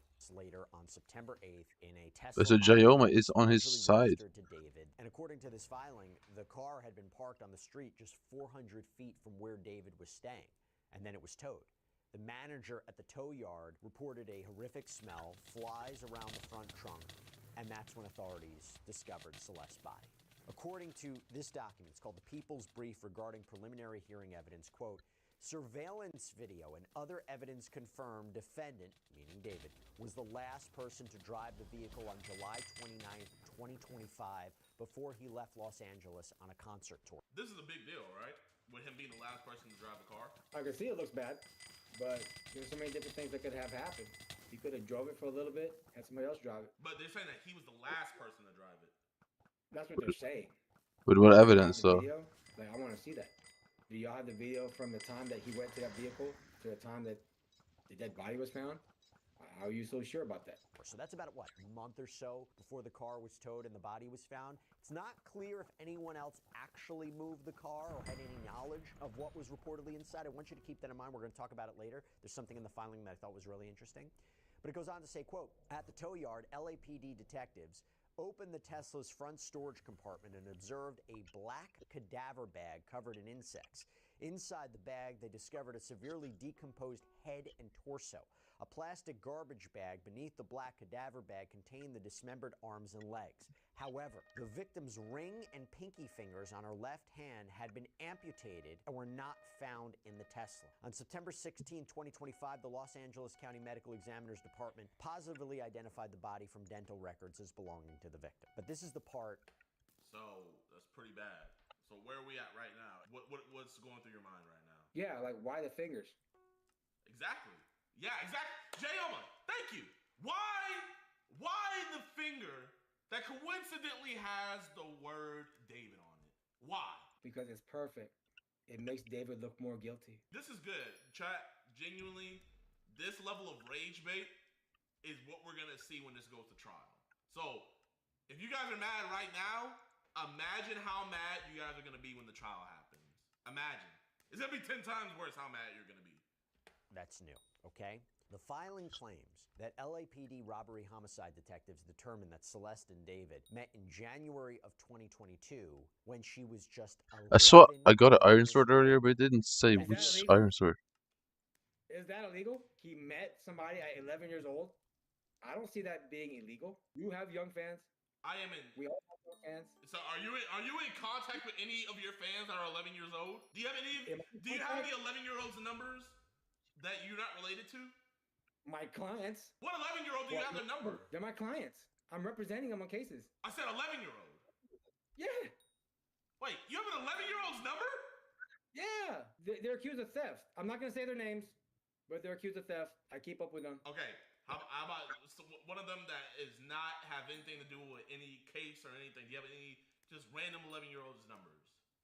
I don't have contact like that. I'm mostly at the jail, at the court, and it's rare for me to see an 11-year-old. But I can see him being a person whose his business is art, right? It's music. So I can see why he would be in contact with a bunch of young fans. They could be really, really good fans. Hell, we don't even know if she worked for him. Who knows? Maybe he's taking her on the... What? Wait. What did you just say? What did you just say? Say what you said one more time. No, genuinely. Say it without a smile. Did you really mean what you just said? young fans because of his music. Music reaches out to everybody in every age. It touches every human being, regardless of race, religion, creed, doesn't matter. She was probably a good fan of his, and he probably offered her an opportunity to get into the music business. And that happens a lot. Okay? For people who want to be in the music business, they want to be interns, it happens. So you're saying that he got in contact with her to give an 11-year-old a job? I will tell you this. I have some of my online platforms I don't respond to because I don't really run it, but I can see like people would text me and say, "Hey, I'm in fourth grade. I want to be a lawyer. I want to learn from you. I want to be an intern." So I can see that. So I'm possibly thinking that David had this girl who wants to be an intern and possibly sing and follow into a career the same way that he's doing it. It's a positive thing. It's not illegal. Allegedly began a sexual relationship with Celeste when she was 13. Okay, what about that? Those are allegations. I need to see more evidence. Once I become the attorney, I'll be able to see if this relationship ended up being sexual in any way. And the court paperwork revealed that investigators have been looking into David for quite some time. The filing says detectives learned the victim had been reported missing to the Riverside County Sheriff's Department by her family, who live in Lake Elsinore, in February and April 2024. RCSD telephonically contacted defendant on February 17, 2024, after they identified a phone number in the victim's phone records that belonged to him. During the call, defendant claimed he had spoken to the victim last on February 13th or 14th, 2024, but stated he was unaware she was a minor or that she had been reported missing. RCSD advised him that Los Angeles... So, at this moment, can't say that he wasn't aware that she was a minor before or anything. At this moment, it is a 100% fact that he is now in full knowledge that she was a missing person and she was a minor. I see the allegations. I don't know if it's true or not. No, this is a police report. The police report of when they contacted him. Because... All right, let me tell you about police reports. Police reports aren't fact. Is not 100% true. The police person who writes this, the agency, they may have a bias against you for whatever reason. They may have a bias against your race. They may have a bias against your religion. It doesn't mean it's 100% true. So we can't even say the police report is true. The police report is just as good evidence as somebody saying, I think he did. What if they recorded it on body cam footage? Then what? Let's see how good it gets in the court. Let me see if you guys can even bring that into court. Is it a real video? Are you sure that it is David? Are you sure it's David? Because he looks like somebody else. Well, they talk on the phone, so you're saying you might have a lot of wiggle room to play with. I mean, how do we know David on the phone? Like, do they actually have recorded conversations that David talking to this girl? Like, I need to see all that. Chapman, this is. Before I hit play, would you say it's harder for the prosecution to get a conviction, or is it easier for the defense to get a not guilty? What do you think is harder? The prosecutors have a higher chance of getting convictions. I think if you go on Google and type in like conviction rates, it's really high for the prosecutors. So the odds are against defense. That's why, I'm trying to change that. With every case I have, I'm trying to change that to where it's more not guilties. On that day, defendant was living at 804 North Doheny Place in West Hollywood. RCSD requested that conduct a welfare check at defendant's home. LASD deputies went to defendant's home that night at 8:15 p.m. and informed him the victim was a 13-year-old runaway. Defendant again claimed he was unaware she was a minor and he had only met the victim once in person in November of 2023. However... So, wouldn't that be him lying? Because he's saying he only met her once? Well, I just heard what I saw. It looks like they violated his right, because right before they asked him questions that could incriminate him, they didn't say you have the right to remain silent. Anything you say can and will be used against you in the court of law. If they got that evidence from him or that statement from him, they cannot use that against him in court, because I didn't hear Miranda right. If it cannot be used in court, it never happened. Damn! So, genuinely, if they didn't read a Miranda right, they can't use any of this. Yeah, from my understanding, they can't, because if you're already going to have charges, or you already do have charges, which I heard earlier, they said that they've been watching them for a while, they need to give them a Miranda right. Deputies a yearbook photo of the victim he had on his cell phone. Although he claimed to be unaware of where the victim was at the time, she returned home 2 days later. By the way, you're seeing how in-depth. And then also, I want to show you this before we continue.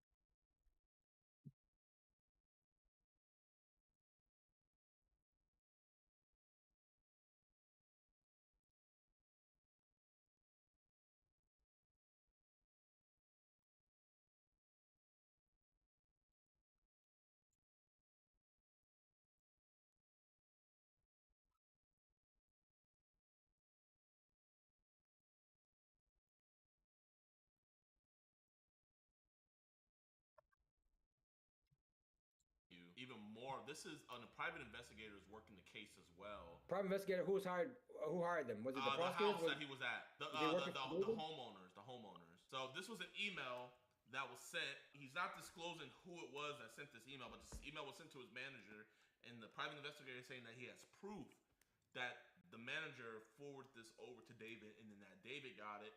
And coincidentally, the day after this email was sent, she returned back home.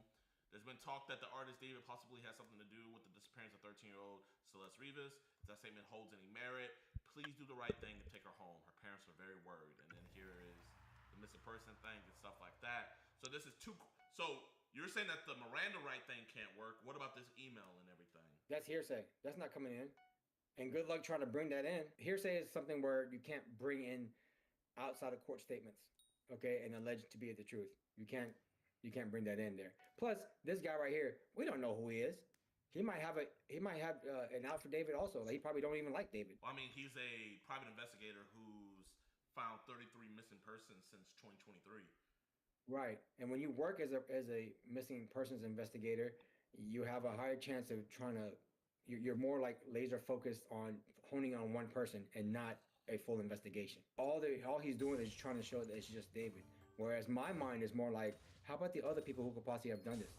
Is your investigation going to that? No, it don't go to that. So your investigation is just David alone when there could be other people out there?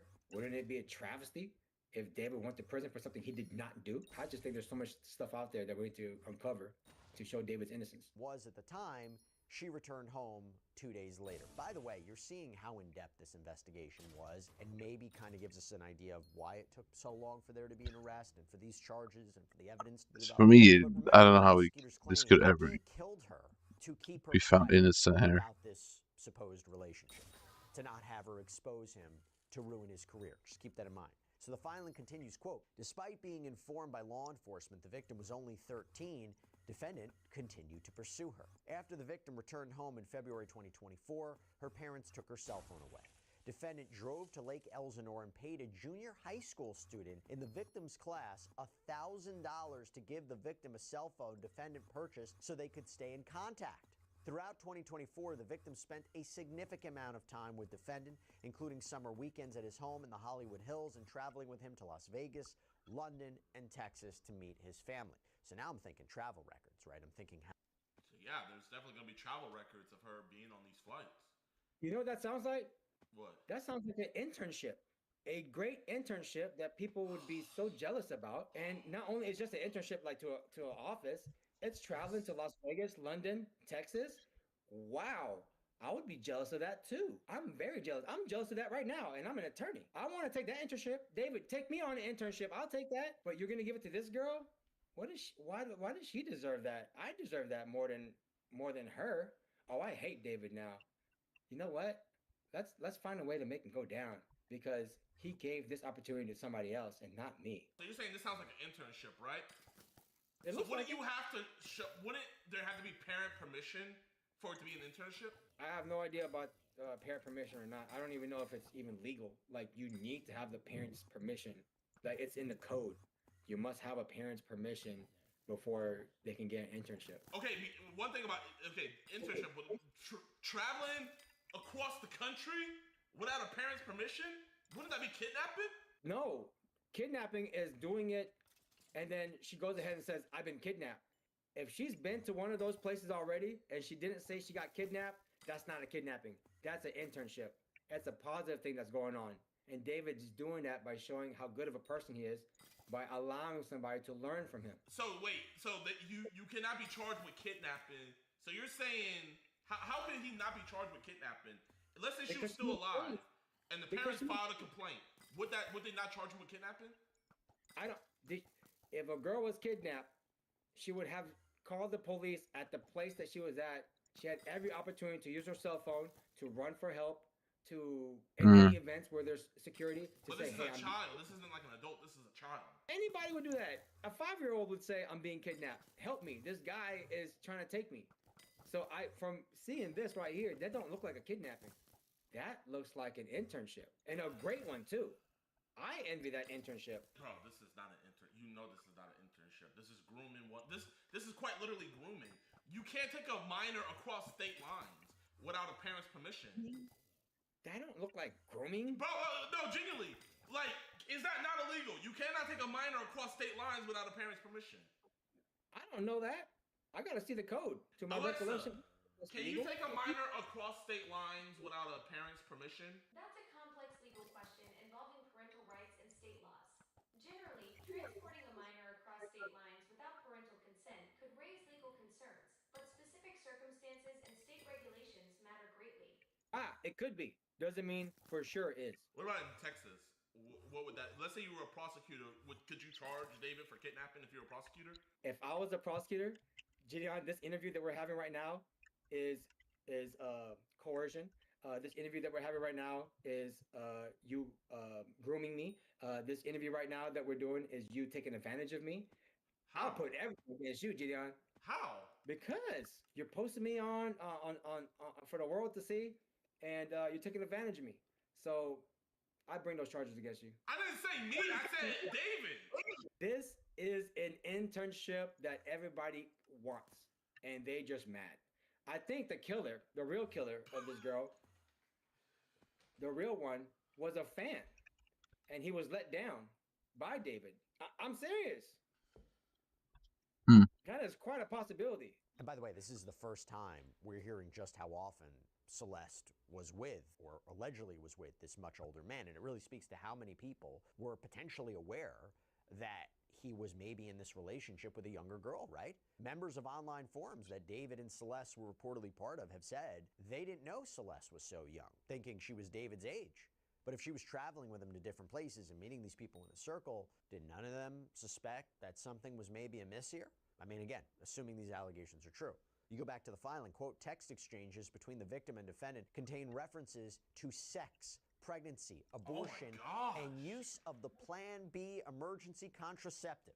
There are also... Yo, I didn't even... So, they talked about Plan Bs, abortions, all of this. And this is still an internship. Man, I gotta see those text messages. I don't believe it. Let me see them. I gotta see what they look like. And was it really made by David himself? Was it sexual in any manner? It's just detailing that, but I don't know the full amount of that conversation. There's more to it. Explicit photographs documenting and corroborating their sexual relationship. In November 2024, defendant and the victim broke up, although they continued to communicate, and text messages suggest they also continued to have sexual relations. See, that's the kind of alleged evidence that is incredibly compelling. What separates this from other cases of, let's say, a he said, she said, right? That's the kind of alleged evidence that supports the sex charge, but goes to the special circumstances of killing a witness, right? Remember, to support the special circumstances allegations, which you would get life in prison without the possibility of parole for the murder charge or the death penalty, allegedly killing her because she's a witness to this, or allegedly killing Arena her without the perk? Why are we voting that? Evidence of this purported sexual relationship that's really problematic, or potentially really problematic for David. And by the way, I have to tell you, this just came out at the time of this recording. So the death certificate for Celeste, and this is per reporting from TMZ, there's a change. Holy It trash used to mayors. say that she was not pregnant. Now it's saying that section is marked U for unknown. So what is this suggesting? That it was possible she could have been pregnant? Not entirely clear. Per process. I just gotta see the evidence. Let's say, hypothetically, all of this evidence is 100% true.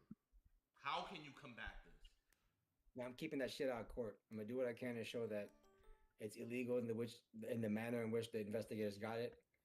They violated one of his constitutional protected rights, and having it would interrupt with the fair judicial process that we have. So if his defense team is looking at this, they're seeing that this is true, they can't poke holes in this, you're saying that they're going to be looking for ways to get this thrown out of court. Yeah, you have to. So what legal right could they, like, because it's an investigation, so how could they legally say that these text messages being brought into the case goes against his constitutional right? It could be hearsay, which is an out-of-court statement asserted for the truth of the matter, meaning you can't use that. It's rumors. And also authenticity. We don't know if it's David that's sending these text messages. We don't know that for sure. I have no idea. It could be somebody else. Somebody else. Yeah. cosplaying as David, having a continuing just they get his phone and they just have a sexual conversation with her. They give him his phone back, and he never realizes, hey, what's going on? Like, do you know when people go on OnlyFans and they can chat with these girls? Do you think they're chatting with those girls on? that is Do you a think? completely different thing. No, but do you think that those girls are chatting with you? Like, no, these are Russian guys who are proficient in English, typing and texting whatever fantasies that you have. That's out there, and so we don't know. Right now, it's just too much out there. There's an authenticity problem, and there's also the legal problem that whether this can come into court or not. Prosecutors, quote, April 23rd, 2025 is the likely date of the victim's death and when all her cellular activity ceased. The night prior, April 22nd, 2025, defendant and the victim engaged in a lengthy argument described in detail in their text messages. The messages reveal the victim's jealousy over defendant's relationships with other women, as defendant led her to believe they had a future together. She became extremely upset and threatened to disclose damaging information about her relationship with defendant to end his career and destroy his life. Defendant's first studio album was due to be released on April 25th, 2025, so 2 days later. He had an emerging multi-million-dollar career already in progress. He also had multiple product endorsements, which were highly profitable. I mean... So that's a lot of financial gain to lose. He's a walking lick. He is a walking lick, I tell you that. So, okay, if you're going to say a lick, what would be the lick? For a lick, you have to get something. So, who's getting something from this? I would say her. What is she getting from this? The ball's in your court. What is she getting from this, Jay? Did she ever write down, like, how about you give me a car? You know? Those are things that are done on the phone, not through text. Can you imagine when you text somebody, that's going to come out in court. When you have a verbal conversation, nobody can prove that. So if you're going to make a threat, the smart person will make a threat verbally, right? And not put it on text message. So what was she? Okay. I'll play your game. So she threatened him, right? What would she be threatening him about? No idea. It can be anything. It could No. Like, what would be the threat that he could suffer? How could she? What could 14-year-old girl have to threaten a multi-millionaire adult man? What could she have? All right, so there's ghostwriting. That's very embarrassing, right? If you have somebody else write your lyrics or make your music for you, that's embarrassing. He could be gay. Or he could be into trans women. And that's something that a lot of rappers and a lot of straight men are afraid of. If she is around him and she knew that, that is a great tool to get what you want. So it wouldn't be, I don't know, maybe that she's a minor? Well, I know that from what you showed me is that she had this great opportunity to have an internship. And David was nice enough to allow that to happen. But sometimes when you allow somebody to be a part of your team, they get to see you personally. And maybe she may have seen something or recorded something that could be used against him later on whenever he reaches this pinnacle of his success, endorsements, multi-million-dollar deals, fame. David wanting that, Celeste may have a little leash around his neck to say, you need to do something that I want. If not, I'm going to expose you. And that's a real thing that happens. That's how extortion happens. Look, criminals are not just people who wear a hoodie who runs up on you while you walk to your car. Criminals could be anybody. They could be the most... So she didn't have any evidence of him having sex with her, is what you're saying? I don't know that evidence, is what I'm saying. The only way I can see all that is once I become his attorney. But from what I'm seeing, in my opinion, on what's out there in the public that's not evidence, is that it looks like this is an extortion scheme, right? So a 14-year-old girl extorted David, in your opinion? You've never seen kids extort other kids? No. A 14-year-old girl extorted David, in your opinion? Do you know girls, like, they mature faster than men? Like, their minds are there, right? Like, manipulation is a learned trait even at a young age. I have 4-year-old, 5-year-old nieces, cousins too. They know how to manipulate at that age. Can you imagine 10 years? So she's 14. that she's known how to manipulate. He also had multiple product endorsements which were highly profitable. I mean, to give you an idea about what was at stake and what the prosecution may use at trial or a preliminary hearing, I mean, we told you in an episode yesterday that after David was arrested on murder and mutilation charges, the video game Fortnite announced it was going to refund players who made David-related purchases in the game, saying in a statement, we hear the concerns. We have a bunch of changes we're rolling out over time. The first one will be available on Tuesday, April 28th, when anyone who purchased one of these items will be able to get an immediate self-service refund. And right now, players who request refunds for David Cosmetics via player support can be refunded. And according to reporting from the Houston Chronicle, David's song, Locked and Loaded, became the game's first official theme song in 2025. Now he's being canceled across the board. You have companies like Universal Music Group working to remove the songs that he apparently did in collaboration with their artists from streaming platforms. And I say all that because, again, think about what was going on in his life. Think about the height of his career at that time. So a lot of companies are distancing themselves. They always are.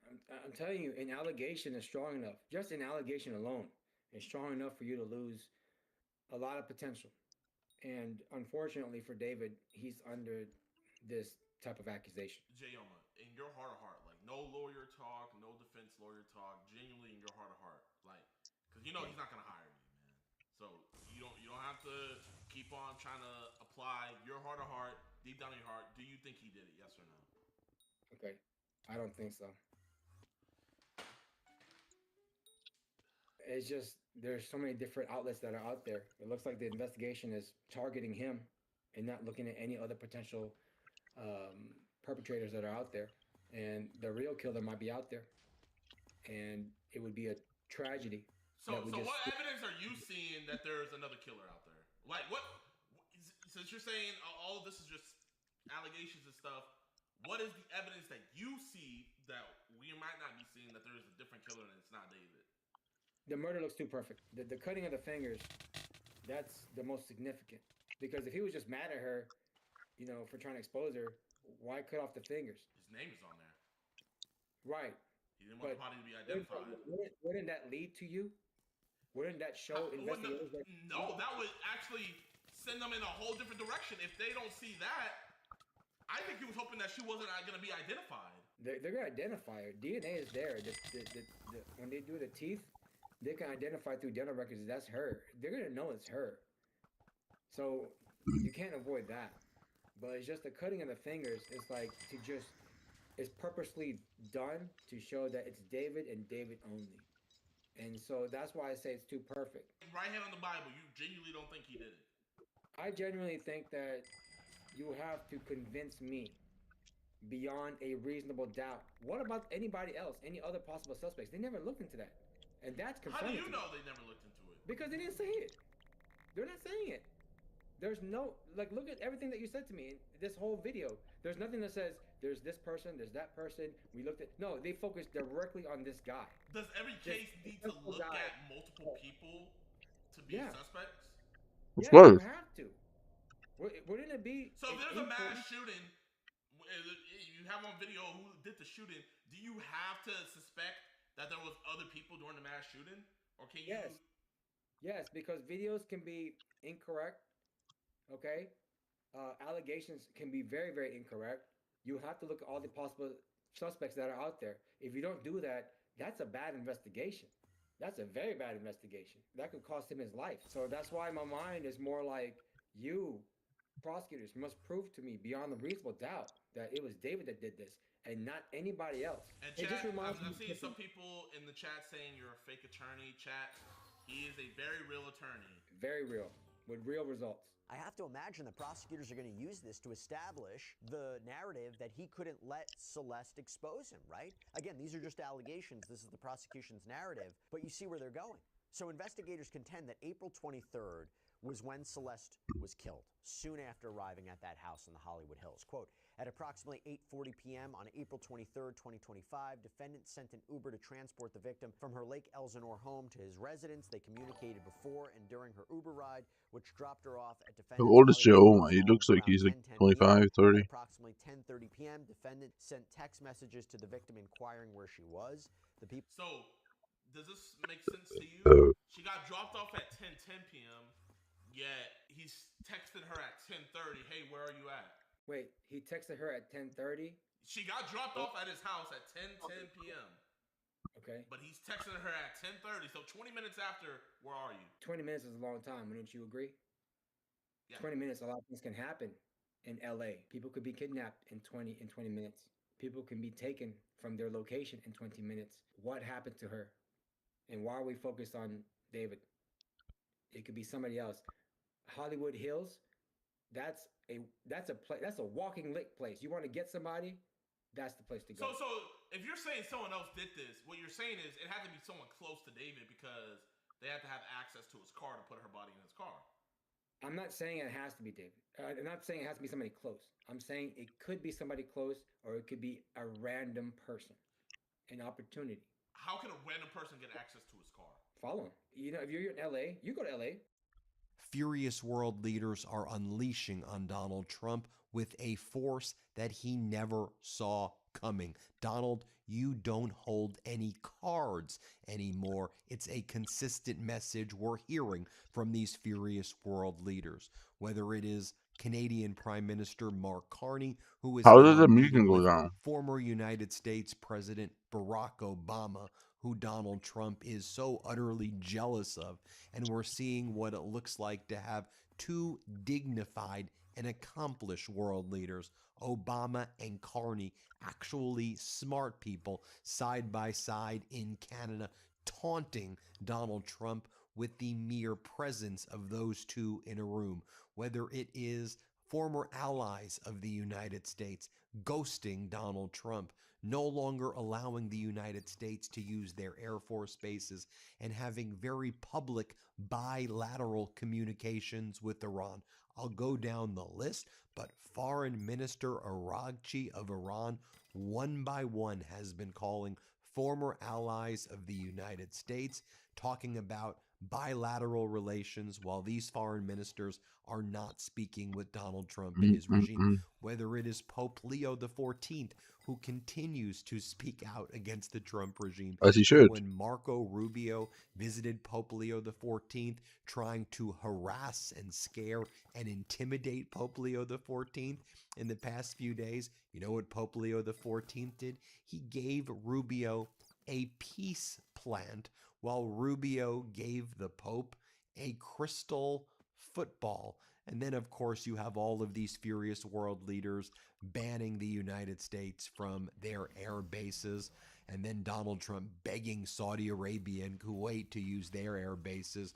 But Donald Trump had to launch that pretextual attack on Qasem port in Iran, and then Iran immediately attacked the 3 United States naval destroyers, and then the United States naval destroyers had to abandon the Strait of Hormuz, but Donald Trump claimed this is a great, great victory. And meanwhile, you have Netanyahu once again threatening Donald Trump that because he's such a pathetic negotiator with Iran, Netanyahu is doing the deja vu all over again, exactly what he did with Donald Trump in late February, saying, all right, we're going to invade Iran. Are you going to join me, Donald? Are you going to join me, Donald? And Donald Trump's out there flailing, and what's he doing? He's meeting with live golf tournament people on Friday night, trying to beg them to join forces with the PGA so he could continue to grift at his golf course. And meanwhile, you have Foreign Minister Araghchi taking a meeting to Russia, where he met with Putin recently. Yes, sir. And Putin gave him a hero's welcome, which you saw on their state regime TV. Putin laughing and putting his arm around Araghchi. Then you had Araghchi meeting with Wang Yi, the foreign minister of China, getting a hero's Is this a welcome. 10 secret room? No. Was like, The fuck is the happening? Chinese have told us that they now view us so much differently after we beat the United States in this war. And meanwhile, Donald Trump is described in the latest Atlantic article as being very bored in this war. Donald Trump just wants it to go away so badly because Donald Trump so desperately wants to have a good visit with Xi Jinping in China so Trump can take that photo that he wants with Xi Jinping in front of all of the Chinese soldiers standing at attention so Donald Trump feels powerful, and Donald Trump's willing to sacrifice our relations with Taiwan and South Korea so Donald Trump could get that photo with Xi Jinping he so desperately craves. And Xi Jinping realizes how easy it is to play Donald Trump like the little fiddle that he is. Oh yeah, did I mention that when Brazil's president Lula arrived in the United States, he immediately set the ground rules of the meeting and he said, Donald, I'm not doing your performative press conferences where you act like a maniac. We're going to meet in private and I'm going to tell you what's really up. Lula unleashed on Donald Trump and let him have it. This meeting lasted hours. There was no public press conference as Lula and Trump, I guess, were supposed to have. That's what the U.S. press and the Brazilian press were led to believe. And then Lula held a press conference afterwards and then unleashed on Donald Trump, criticizing the Trump regime for invading Venezuela, the blockade on Cuba, the unlawful and catastrophic war in Iran, the genocide in Gaza and Lebanon. Lula was not holding back. Oh yeah, and Donald Trump supporting the former insurrectionist MAGA president of Brazil, Jair Bolsonaro, who's now serving over 20 years in prison. Frankly, in my opinion, what Donald Trump should be doing, because Jair Bolsonaro, that MAGA Brazilian president, tried to lead an insurrection against Brazil and failed, and their courts actually held their insurrectionist former president accountable, where our cowardly and disgusting and fascist Supreme Court gave Donald Trump absolute immunity, which is absolutely disgusting. Let's just go through, though, the utter embarrassment and shame Donald Trump is Does everyone experiencing. use Recon Iran Meter? announces that its foreign minister, Aragchi, held bilateral communications with the foreign minister of the UK. Foreign Minister Aragchi announced bilateral negotiations and communications with Turkey, bilateral communications and negotiations with Japan, bilateral negotiations and communications Yeah, with because she Saudi has all the Arabia's cards. foreign minister, bilateral Iran communications and negotiation with is Spain's winning foreign right now. minister, bilateral communications and It's such a negotiations long with mod too. Poland's foreign minister, with the foreign minister of Switzerland, with the foreign minister of India, with the foreign minister of Italy, with the foreign minister of South Korea, with the foreign minister of Brazil, with the foreign minister of Turkmenistan, with the foreign minister of Pakistan, with the foreign minister of Kenya, with Holy the shit. Do you get the point? Do you get the point? And by the way, this is public stuff. They're not hiding it. One by one, foreign ministers of nations that were once allied with the United States are lining up to speak with Foreign Minister Aragchi. Yeah. Because Iran is in a stronger position. And these countries are trying to figure out, how can we get our ships through the Strait of Hormuz? And we have to recognize that Iran is not just a regional power player right now, but is an international power player like never before, as Donald Trump lost the war, as the mighty and powerful United States Navy is now reduced to behaving like pirates, as CENTCOM is bragging that it attacks certain ghost ships of Iran. Nothing, really. They want to get applauded because the powerful U.S. Navy attacks defenseless cargo ships heading to China. I mean, are you kidding me? Our Navy is the strongest Navy in the history of humankind. Our soldiers, as Hegseth likes to say, our war fighters, they are patriots. They are strong. They are the best trained. But in the hands of a sicko, maniac, lifelong bankrupting loser like Donald Trump, we're seeing how it plays out. And the rest of the world sees this. Why do you think they're so publicly calling Foreign Minister Aragchi? Why do you think China's giving Iran the red carpet treatment before Donald Trump's visit with Xi Jinping? Why do you think we hear news like this? Poland, by the way, bilateral negotiations with Iran.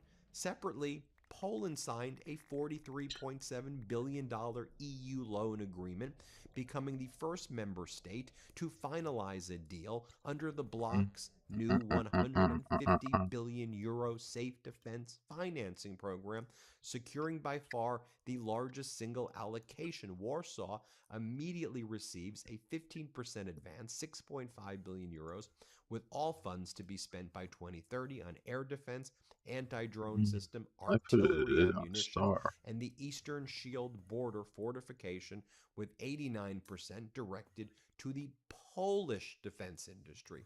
Once upon a time, you know where that money would have went?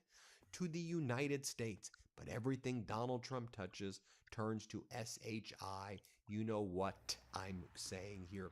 Lula's statement after he left the Oval Office was the following: I do not believe Trump will have any influence over Brazilian elections because Brazilian people are the ones who vote.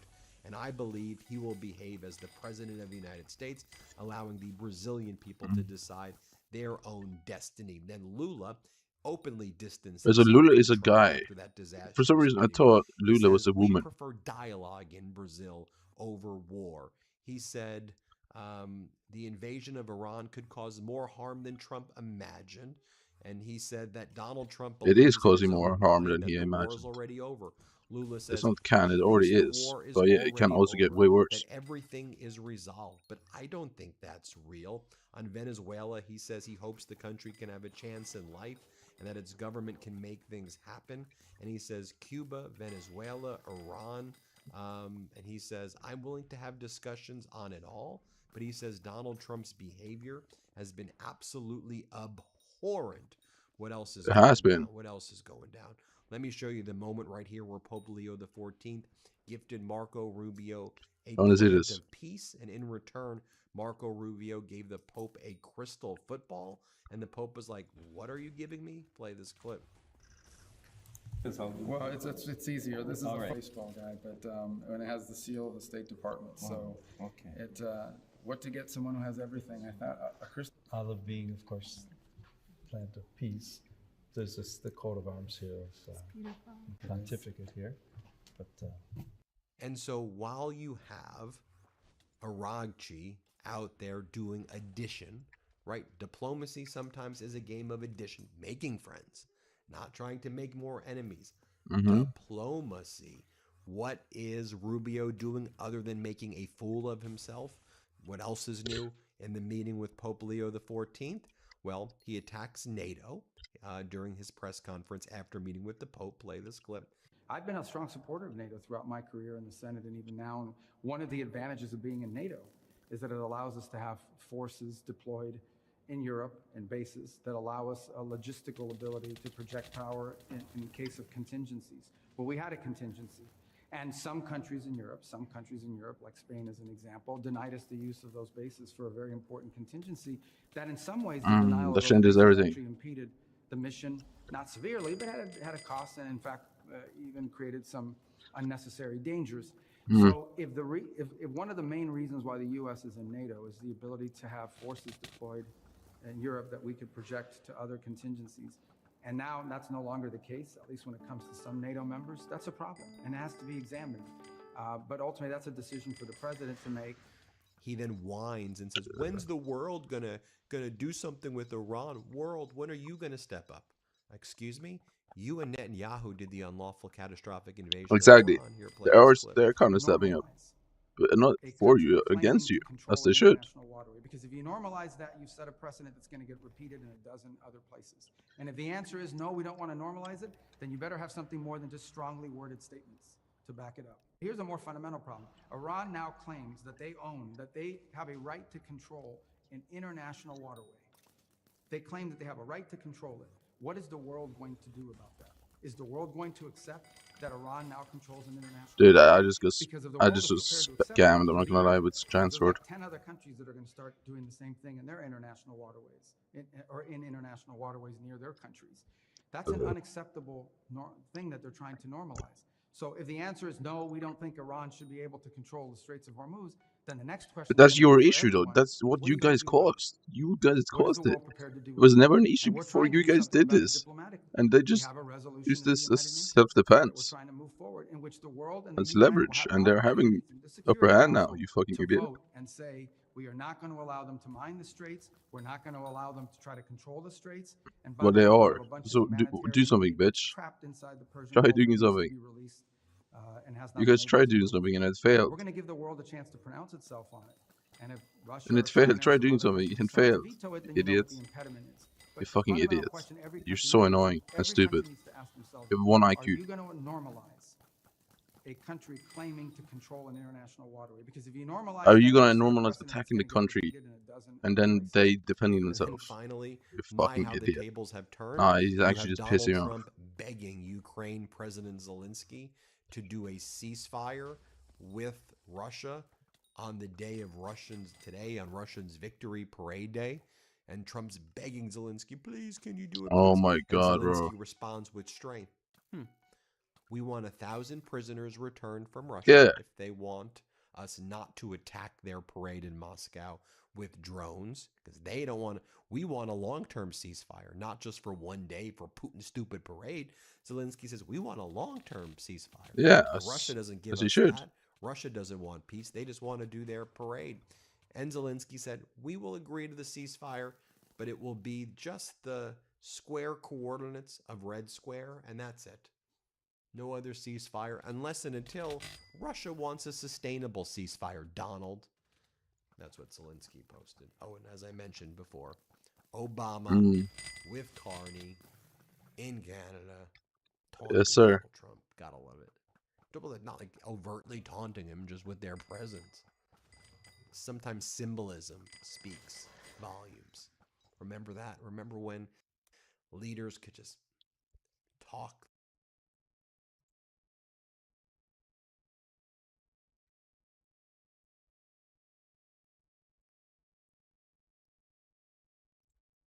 I'm not sorry, Melania.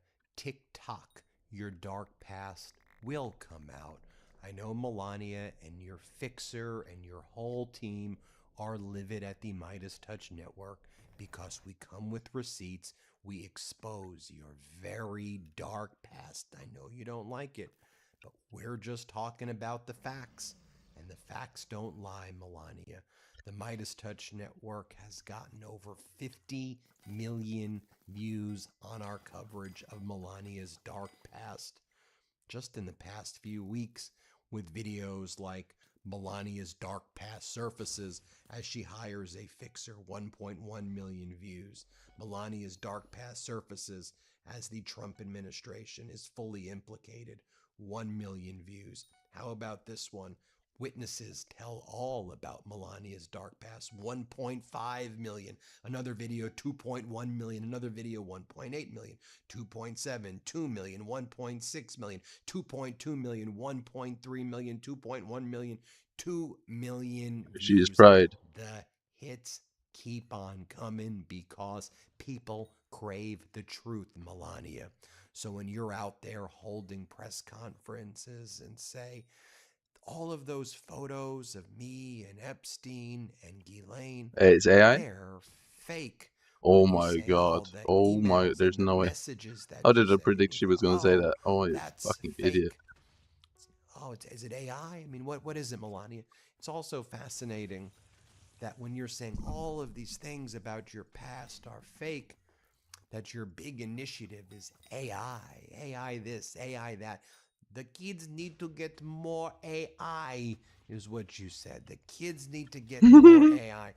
The kids need you and Donald and this To whole say the truth. despicable regime to stay the hell away. Do not tread on them. Do not tread on others. For real. Cease and desist, you and your entire sicko family. Do you understand? The American people clearly despise you. You are the most hated first lady by far in American history. First ladies That's are also not true. supposed to be hated. True. You are hated. because the American people know that in their opinion, and they're entitled to their opinion, just like I am, as this video is protected by the First Amendment of the United States Constitution. I give the disclaimer that this is my opinion speech, and in my opinion, you are a con artist. In my opinion, Everyone's you can have opinion. a different opinion. We all are entitled to opinions. You're a grifter, and you're an embarrassment to the East Wing. Actually, you and the East Wing get along nicely, Melania, because the East Wing is rubble.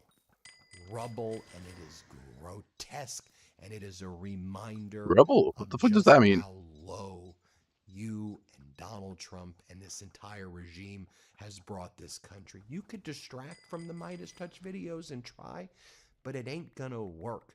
Amanda Ungaro, who we've been reporting about day after day, your former friend Ungaro, you know who I'm talking about? The mother of Paolo Zampoli's child, who's now in Rio de Janeiro, and she says Paolo Zampoli expedited her deportation by going to ICE and using his clout within the regime. Paolo denies it. Paulo also is out there saying lots of things are AI, AI this, AI that. Nothing's true. Nothing's true. But Paulo Zampoli, Melania, introduced you and Donald in 1998, supposedly at the Kit Kat Club. Yep. Paulo Zampoli, who recently bragged about being in the Epstein files and the Epstein list. He said, doesn't that show that you're like cool? Or doesn't that show that like you're in the words to the effect of like, doesn't it show that you're a powerful person if you're listed or your name? Like, it's a good thing. No, it's not a good thing. Also, what are you talking about? Also, Zampoli and Epstein wanted to buy a modeling agency together. They explored that. They never bought it, but they knew each other. I mean, so you're bragging that Zampoli's the guy who introduced you to Donald Trump, and you got an Einstein visa, treated like a Nobel laureate? That raises lots of red flags, Melania.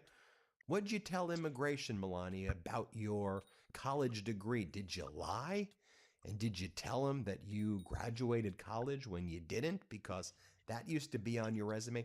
Remember when Donald Trump, during his first campaign, said that in 2 weeks, oh yes, the infamous 2 weeks, he was going to hold the press conference about your immigration status? Because lots of people had a lot of questions. When did you arrive? What were you really doing in the United States? What is going on with you and your dark past? What is happening, Melania? And now you think that you can just buy your way into popularity? No, as I said, you're detested. No one liked your stupid documentary. No one cares. Yeah, how About, did that even? whatever that How much did fluff you get piece. paid for that trash Nobody again? cares. And you know, Bezos. I understand. Bezos wants to do favors for Donald. I understand. I don't respect it. I despise it. But now you and Bezos, after doing a movie together, you did an op-ed. This was the op-ed that you did. You think you're gonna hide your dark past by doing op-eds, Melania? You aren't. This was her op-ed. This is real. Mothers are America's strength. Women can lead boldly at work while restoring the honor of motherhood. Restoring the honor of motherhood. As though what? Did Biden and Kamala get rid of motherhood, Melania? And now you're going to be the one to restore it?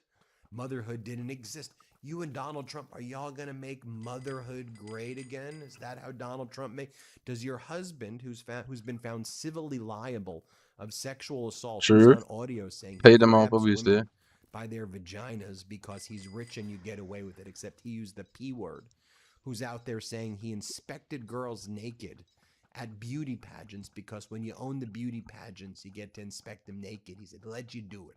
Words to that effect. Didn't you say that's all locker room talk? That when Trump says these words, it's locker room talk. Is that how you restore the honor of motherhood? Let's read on and see what Melania said. The love between, I won't do the impression. The love between mother and child has helped to shape America's identity since the nation's founding 250 Not that years impression, ago. man.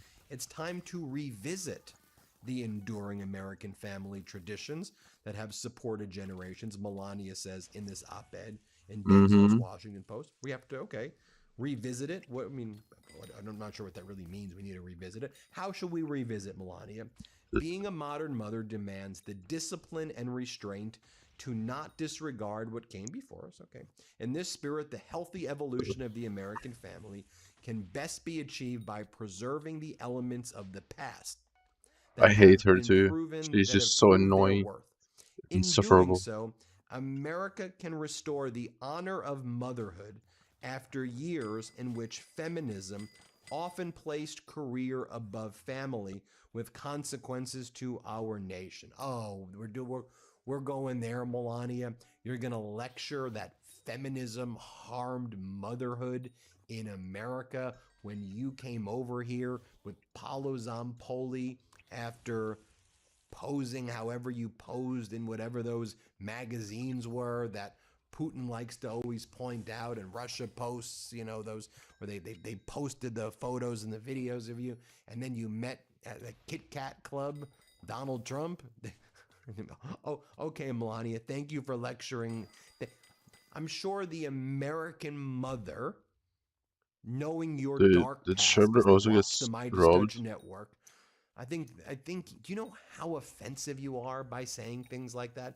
You're lecturing them, and then you go up and you do a speech. He did a speech at the end of the week on this. Here, play this clip. A mother is awestruck when she welcomes her child into the world. After 9 months, the miracle of life creates a fascinating bond between mother and child.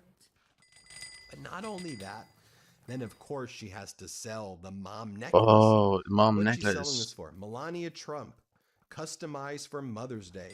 $245 for this? The Made in Love China, and probably. Gratitude necklace? Are you kidding? This is just some sick stuff. A customizable necklace designed by Melania to honor all mothers could be yours for $245. Made in America. I don't believe it.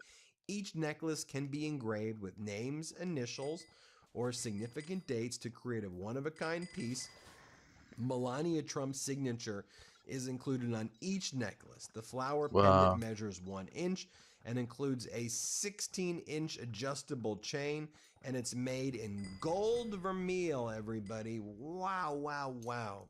Amanda Ungaro, your former close friend, apparently said, "Hello, Melania. I was around you for 20 years. You knew I was inside ice, and you know what hurts after all this time? I stayed close to your family, your mother and your father, not because of you, but because of them, at events and everything. So shut your mouth when speaking about me, because I will expose everything.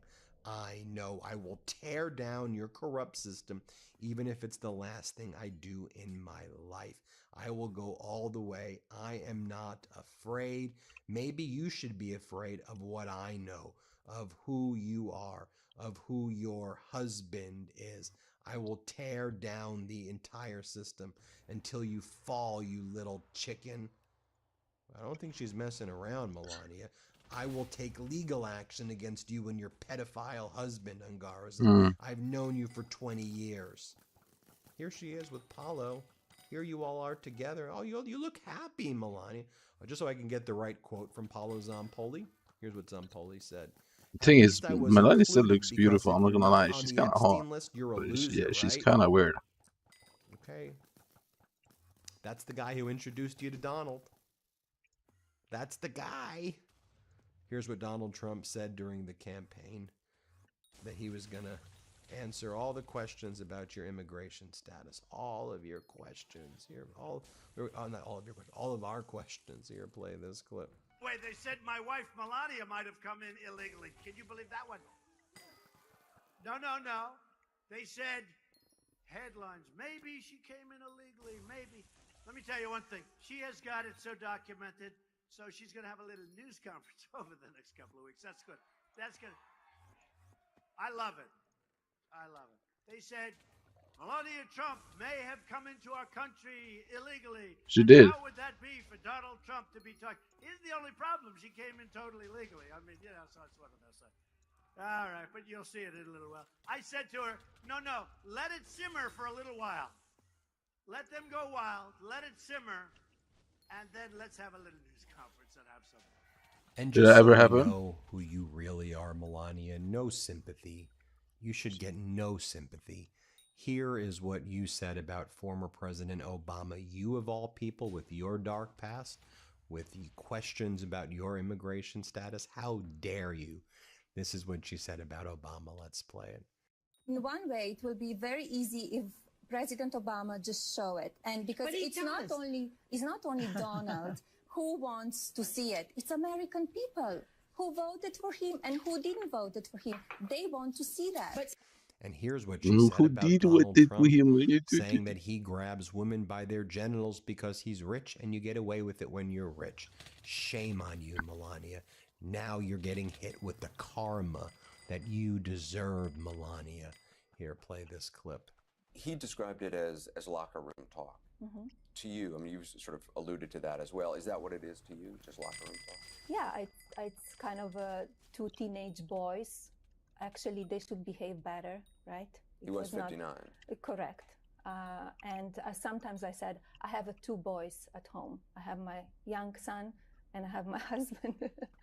So, but I know how some men talk, and that's how I saw it. Yes. And then, Melania, want me to prove to you how hated you are? I'll show you the polling data on you. Let's play it. Historical critics don't really like Melania Trump either. I mean, just take a look. Historians' First Lady rankings, the bottom three. Dead last, Melania Trump. When you're next to Jane Pierce and Margaret Taylor, those are not particularly good, although we were able to get a colored photo of Melania Trump. I have nothing bad to say about either Margaret Pierce or Jane. Apparently you disagree with the historians then. Yeah, I mean, what can you say about them? Not much. All right, Harry. Well, tick-tock, Melania. Tick-tock, Melania. To be continued, I guess. Everybody hit subscribe. Let's get to 7 million subscribers. Thanks, everybody, for watching. New Midas merch. Head to store.midastouch.com today and get yourself the best pro-democracy gear and show your support. That's store.midastouch.com.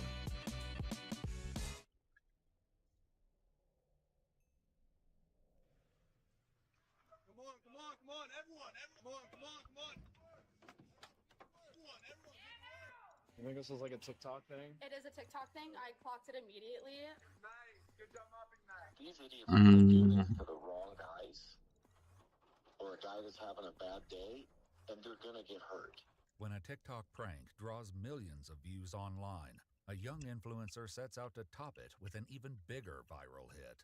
But after one stunt spirals into chaos and violence, the attention it brings is not the kind he had in mind. I mean, gang, was he the one that went to the council? Semi police, come to the front door, nothing in your hands. The following is based on official police records to date, and some of the footage has never been seen before until now. Please note that all persons charged with a crime are presumed innocent unless and until proven guilty in a court of law. On March 17th, 2025, police... What the fuck just happened? Guys, it's this place again because, guys, it's what I said last time. I need to do wave of requests for Freedom of Information Act requests to get body cam footage and documents, and then when they get them back in waves probably, and they edit all those videos and they all come out at the same time. Does that make sense? Respond to a Chipotle after the manager Emma reported an unusual encounter at the restaurant. I'm assuming you're Emma. Yeah, no, it is because can you tell me what happened? always. Yeah, I can show you videos. Condensed I had a city. customer. Condensed You think city. this is like a always. TikTok thing? It is a TikTok thing. Or it never works, it just transfer party if everyone tried to join. Yeah, it was just. How has people not learned this yet? Just getting in the face and stuff. Your forces sizes have been lacking, so I'm here to make sure you guys are staying in check. Get out my car. So I'm gonna clean house. Go ahead and bring in the guys. What is going on? Bring in the guys. Brother, is that the guy that I met at F1 last year? These are my workers. He's still doing this shit? These are my workers. Oh my god, bro. You have to let get out of my store. Mom, I need everyone cleaning. Doing a great job, sir. Hey, nice. Good job mopping that. need workers to check that the chicken's all right. Now, get out my store. Pick this up. Get the napkins being stocked over here. This is so cringe. The group of fake workers. Why are you just appeared bothering to them, bro? They're Chipotle just doing their branded job. hats and T-shirts. Emma claims that business was disrupted by the group's behavior, some of which was captured on video by an employee and customer.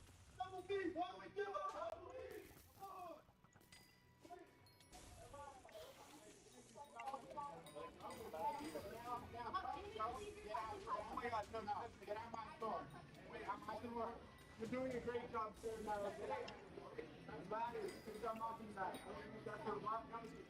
What the? Yeah.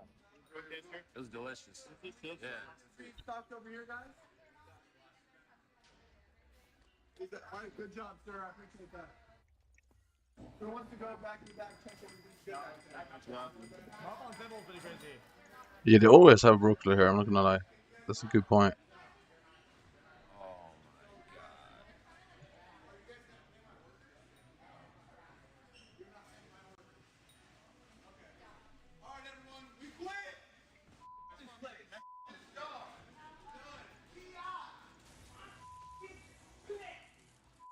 Do you want the incident documented, or since they're gone? I mean, they're gone, so I guess it's fine. I don't know if we need to document it or not. I mean, It's up to you. However you want it. I mean, there's not much to do about it, so it's fine. Yeah. By the time police arrived, the video had already begun circulating on. Wait, what were we even missing? It didn't take Secrets. long for Emma to locate Oh. the source. Oh, this is the TikTok guy, actually. Oh, he has the last one on him, doesn't he? I don't know. Austin James. He's been going around a whole bunch of different stores. The TikTok account at Terra Clout is owned by 24-year-old Heston James Cobb. On But both does he know one TikTok tap? and Instagram, Heston gained a following by No paying one tap? employees at recognizable stores. Actually, black. Yo, mate.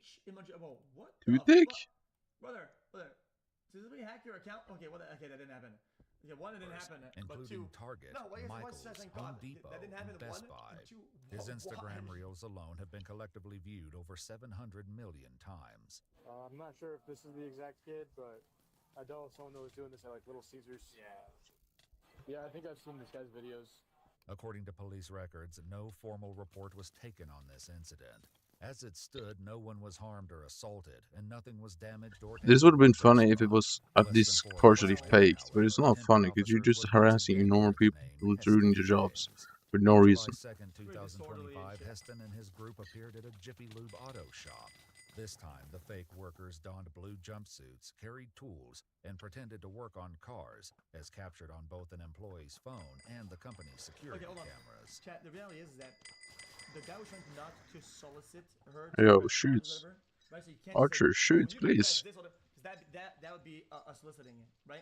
And they didn't really have the knowledge of what the charges could be, so they don't do anything. It's just kind of how that works. Like they could have charged him with something.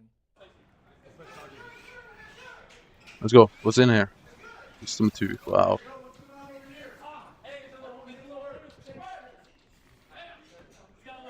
No. I got edged.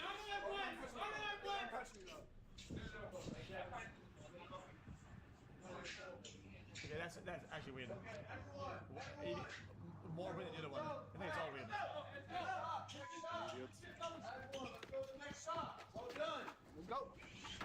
I got a bunch of guys. According to police records, no one was assaulted, nothing was stolen or damaged, and if Heston recorded anything, great. it wasn't published to his social media platforms. But he was far from finished. The next day, Heston's group targeted 3 more auto shops, including one owned by a man named Dave, who shares his fears that their actions will quickly lead to dangerous consequences if they aren't stopped. These idiots are going to do this to the wrong guys, or a guy that's having a bad day, and they're going to get hurt. Officers learned that those concerns became a reality during the group's final prank of the day, when they were dispatched to a Pep Boys after a 911 caller reported a strong-arm robbery. Hello. Hi. Have you guys seen these two before or anything? No. Or how many were there? 15? 15. 10 to 15 guys? Whatever fits in that van. It was loaded. Seriously? Yes. Wow. All right. It was loaded. Nothing that we've ever seen before. Okay. RP for being frank. But Cool. I will that do was that. scary. Though they had no Yeah, working cameras, the manager's account of what happened closely mirrors a video Heston posted to TikTok, showing the same prank unfolding at a different auto shop. Just like in the video, the Pet Boys manager claims they were It's not an angry boomer, buddy. They're working on. Wait, they added the rear drop. $1,000, right? If there's damage on the What? cars and they can't explain or whatever, bro, this still falls onto them. Like there's a bunch of guys that run in next equipment that are worth $1,000. Maybe they'll get defensive and they'll want to defend the property. Rear Like, drop. approached by two young men who said they were from corporate. I'm just going to be bringing in all my guys because you guys have been doing a really slow job. I've been getting multiple complaints. I'm from corporate, I told you. So this corporate I'm calling in my guys and they're going to be working on all these cars. They're not? Get to calling them. Oh, get to calling them? All right, let's see. Here they are here. I think this is them right here. Come on, everyone, everyone, get to work. An employee of the Pet Boys described seeing the group pile out of the van much in the same way. It was a full-size passenger van that holds like 15 people, and there was a ton of them coming out. It was like a clown. What is this? One after another. All of them holding tire irons, tools of some sort, weapons, been piling out. Okay, chat. I can think of a million ways to make this into something fun that actually works, and instead of causing damage, it actually helps. What about some guy that's working on removing rubbish at the side of the road? And, oh my God, yeah, we're pulling up, and a bunch of guys get out, and they help. Game message. And then the guy's like, oh, what the fuck just happened? Like a drive-by cleanup. Like that. How is that lame? It's the same prank. You're gonna get a reaction out of one guy, and that reaction will be funny, and then you're doing something good. It's not even lame at all. Right on through the bay, and I was telling them, nope, nobody comes in. They forced their way in. Did anybody touch you? Forced their way through. They touched, yes, and pushed. Yeah. How did they push it? It might not have been with hands. Wait, is that new? I was moved out of the way so that they could gain access. In the TikTok recording, the fake employees can be seen carrying in tools, which they use as they pretend to work on the cars under Heston's instruction. Yo, everyone, take that tire off. Take that tire off, quick. I got something for you, yo. Everyone, check the oil. Check the oil. It's good. Everyone, get under there. Get under there. Nice. Well done.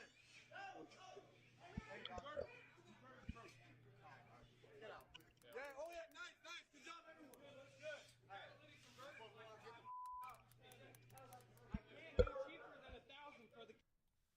The funny part is making the boomers mall. It's the old understanding, bro. How is that? No, I don't think anybody's getting inherently angry. Like this is a brain dead take. Like, brother, they're literally they have the tools and they're communicating the intention of tampering with the vehicles that aren't even their cars. Like that's like if again was next to your house and then on the radio saying, yeah, we're gonna break into this place. Yeah, bring the wrench. Bring the wrench. We're gonna buzz on the front door. Yeah, that's not.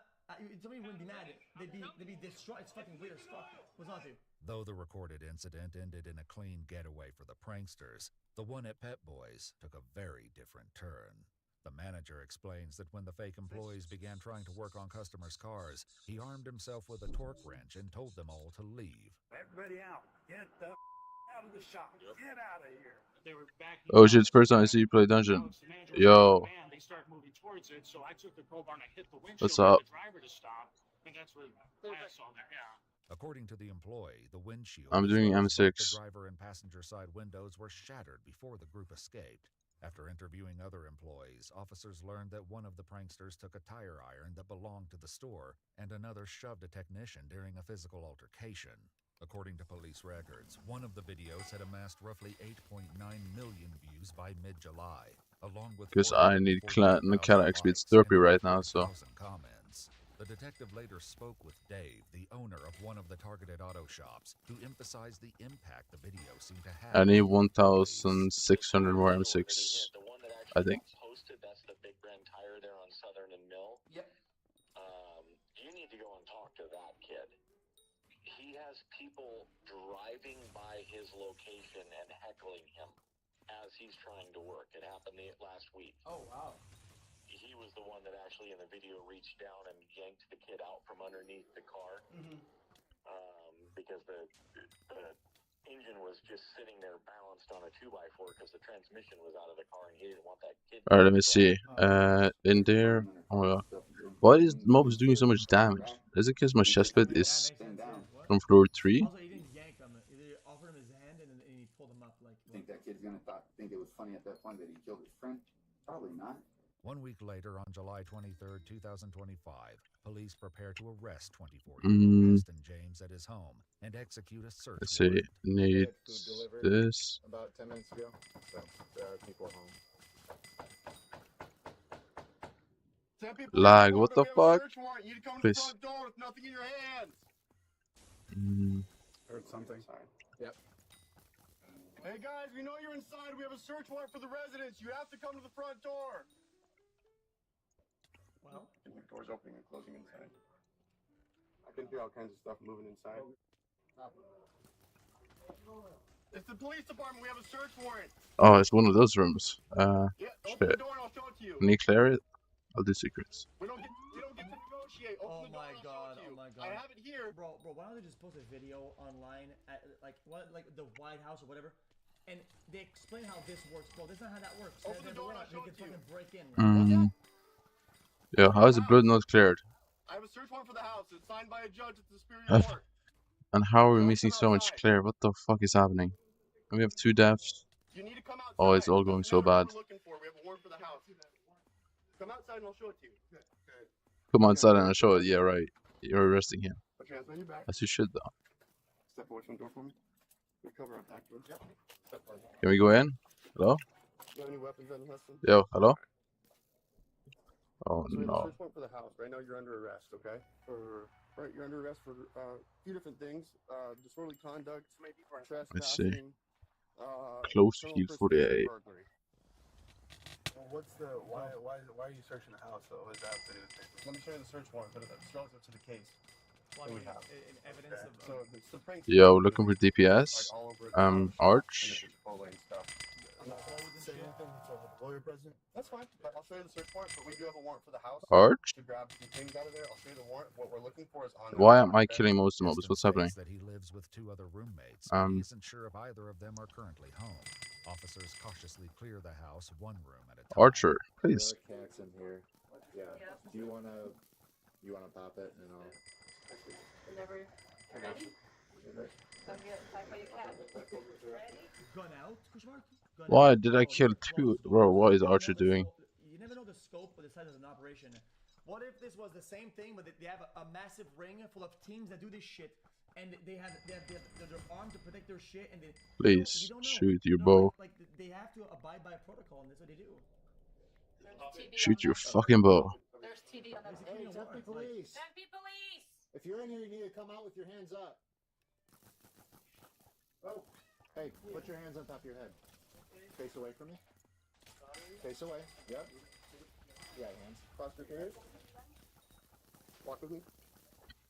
Come on, kill the mobs. Please, bro. Oh my god. And this guy is fried. I hope. What is happening? You got that? So we have a search warrant for the house. You've been out here making announcements for a while, dude. Did you not hear us? No. Okay. Yo. I was just chilling out his place. Okay, 460, getting a second thing. Jake? Is y'all stupid? Jake here right No. now? Okay. The man who Holy identifies shit. himself as Forrest explains he's been playing video games while wearing headphones, which is why he didn't hear the Crazy blood rush. He confirms that Jake and Heston's other roommate are out, leaving the house now empty. During the search, officers find Meta AI glasses likely used to record the pranks, as well as uniforms bearing the logos of multiple businesses. See, that's why I just said it. I called it as soon as the one. Oh, one for what? Yeah. So the fucking Including uniforms and shit. Chick-fil-A, UPS, Target, Home Depot. So and lame. This is so Amazon. lame. Along with these items, police uncover what appears to be Heston's journal, detailing his goals and plans. 2 months before the Chipotle incident, he writes, "I have no other choice but to make this work by any means possible. I will." Yo. AMP He quotes. writes, "I have no other choice but to make." There's no outcome where I don't succeed. It's not. Oh, this is cringe. These items, police uncover what. January 2011. Go out, record daily, fix seasonal. Yes, I mean same. Post all videos. Think of videos, ideas, and go do them. The most important year of my life. Appears to be Heston's journal, detailing his goals and plans. 2 months before the Chipotle incident, he writes, "I have no other choice but to make this work by any means possible. I will give my family the best life due to my hard work. Well, you didn't. To miss a single day. This is my year." With Heston facing multiple charges, Dave questioned whether or not there would also be consequences for those who helped him. All the 20 people that were a part of it, they all need to be charged with trespassing and criminal mischief. Which is a little bit more difficult because obviously their name. You would have to identify them. That's the hard part. He probably paid these guys. And I'm almost positive he can be like, well, I'll just take this and go with it. Yeah, but that's worse though. Wait. Yeah, I'm leaving this. That's also worse though. I mean, he's finding people and he's fucking paying them to be part of his. Good with that. In this case, I mean, unlawful conduct. I mean. Why is there no parties in Party Finder? Please. According to court documents, 24-year-old Heston James Cobb was indicted on 3 counts of We are not joining that party again. 3 counts of felony criminal impersonation, 2 counts of criminal trespass in the 2nd degree, and 5 counts of disorderly conduct. He entered a plea of not guilty. Wait, there's no say. Well, I'll just take this and go with it. I still don't know why all of them look like alpacas. What? Felony criminal impersonation, 2 counts of criminal trespass in the 2nd degree, and 5 counts of disorderly conduct. He entered a plea of not guilty, and the case is still ongoing. At this time, it is unknown if any of the other participants are being investigated or will face charges. Get the full story without the restrictions, including longer cuts, mostly uncensored. Chat, like newer content creators, they say that like they don't know the plausible deniability, but they know the limits and what they can and can't and what they should or should not do. And genuinely, yeah, I'll give him a pass here and there, but at this point, that far into his career, should know better. Finding ways to recurve that energy and making good things is not that hard. Like people that do like public nuisance content, sometimes they recurve their career or they still find success without doing some weird ass shit. Like they can do that.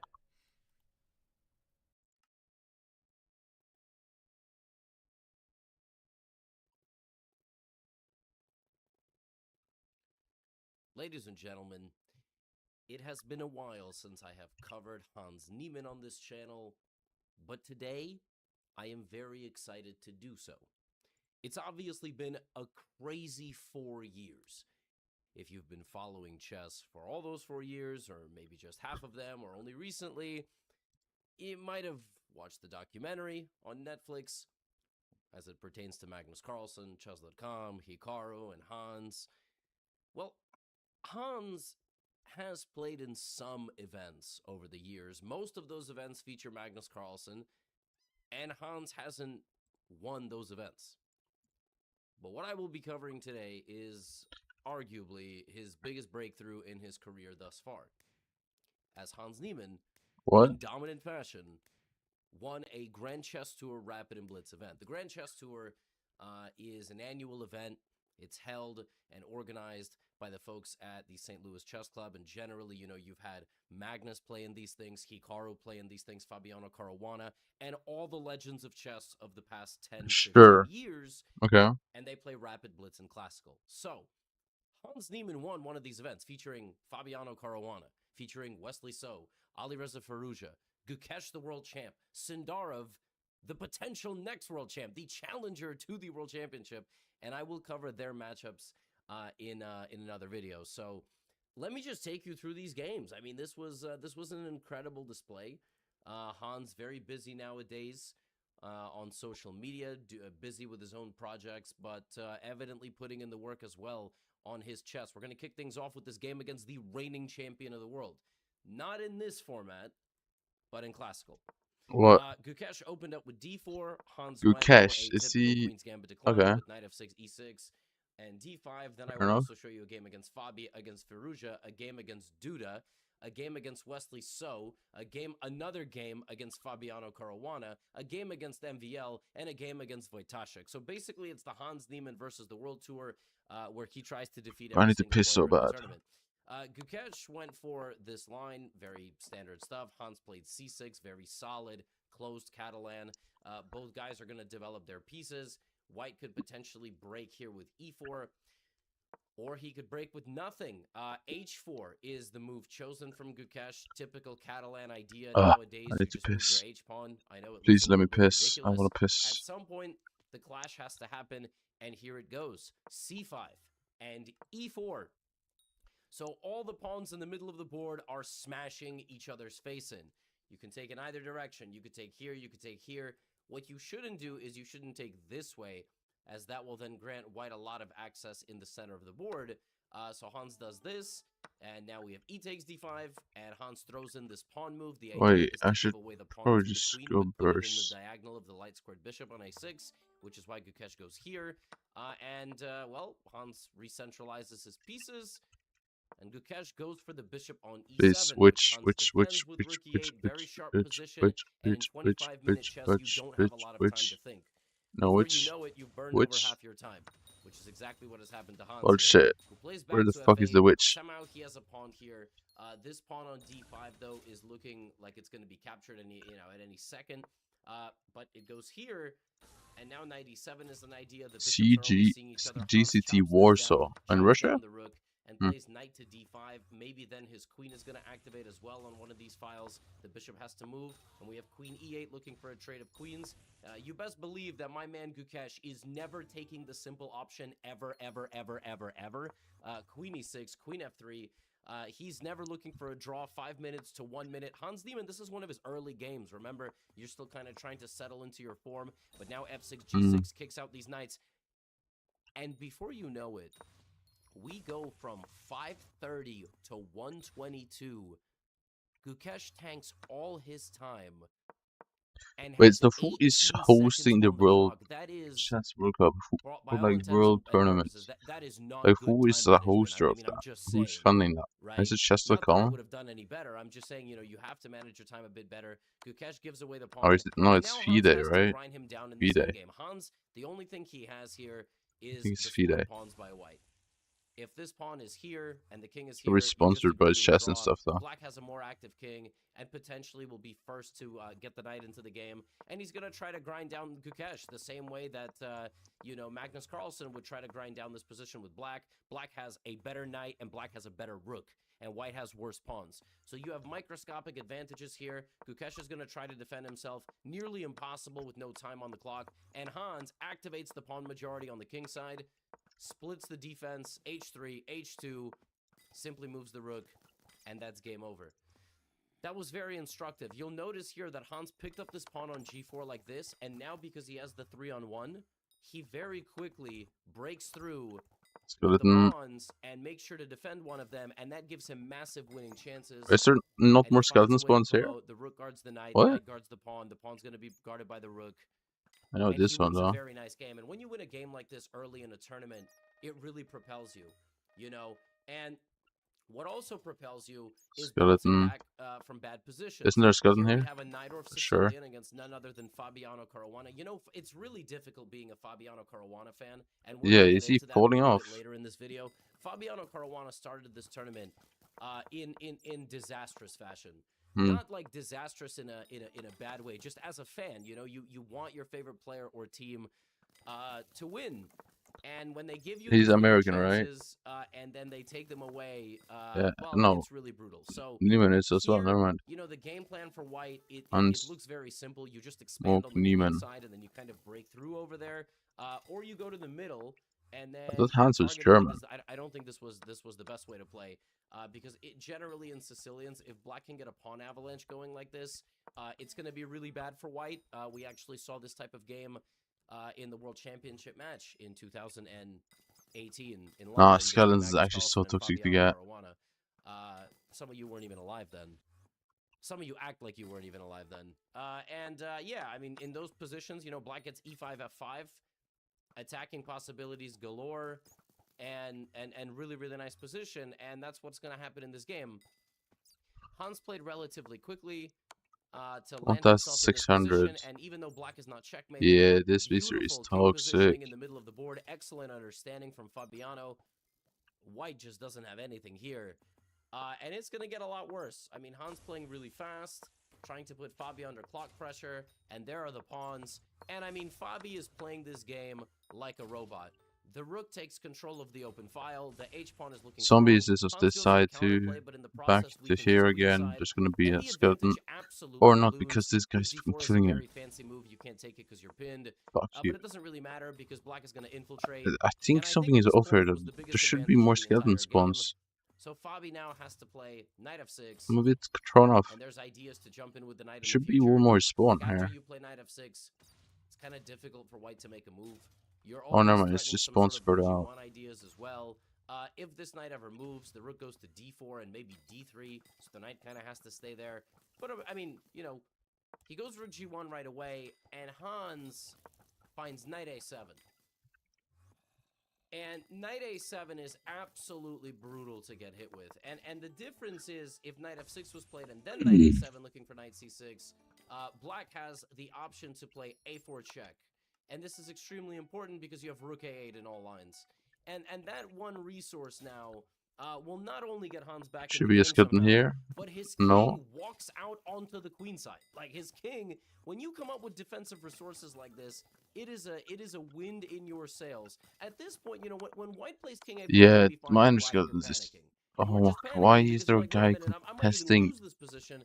And lo and the minor behold, skeletons like right I now? said, Can we it's tough stop being a this, fan of please? Fabiano Caruana. Out of nowhere, Hans Niemann has broken through on this side of the board against all odds and straight up wins this game. He doesn't even save a losing position. He promotes the pawn and wins the game. Knight f4.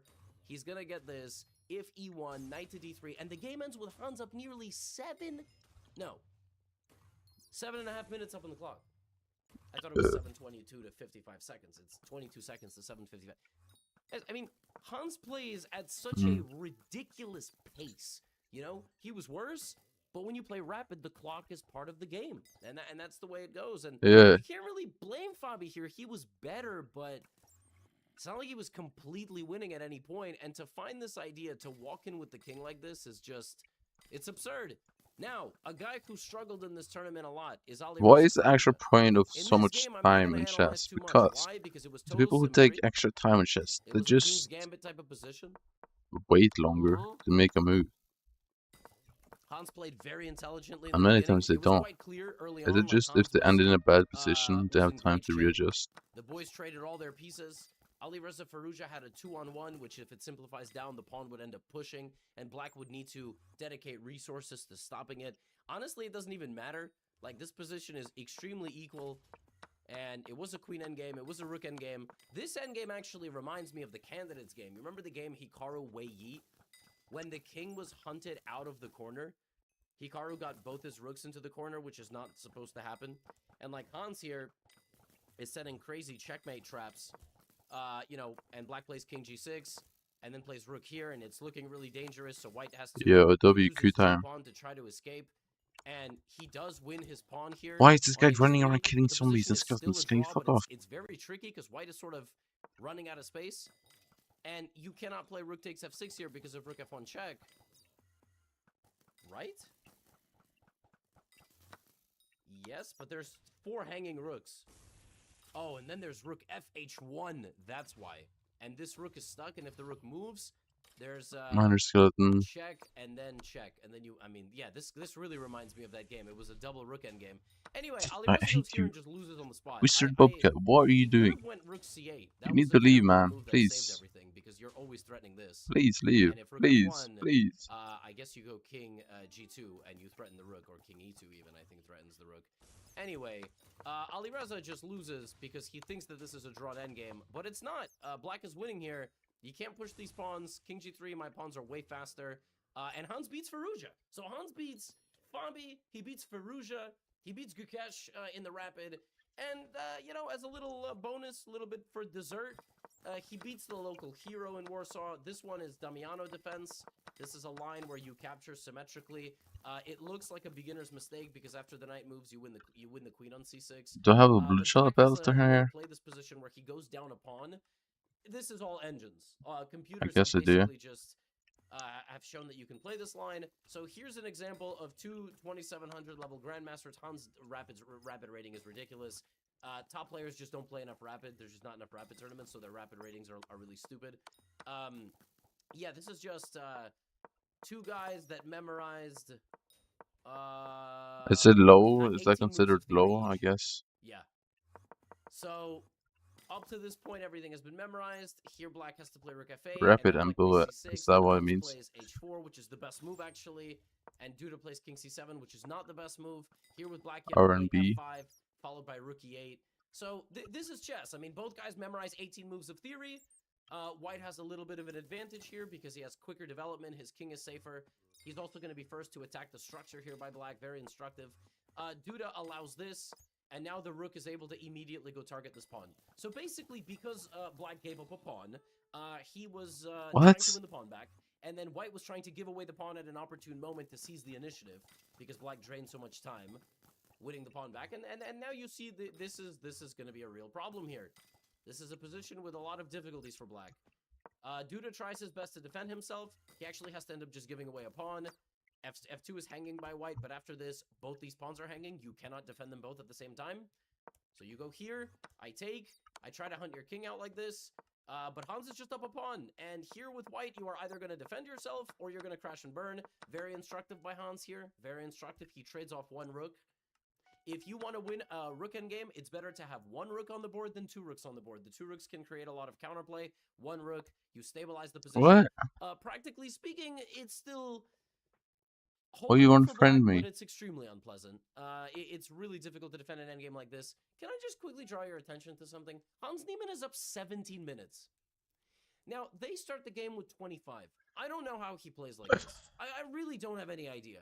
I think he's the fastest player in the world, except maybe Jan Nepomniachtchi. And the two of them will be playing a match against each other, I think in Serbia. I think that's one of the things that Hans was setting up.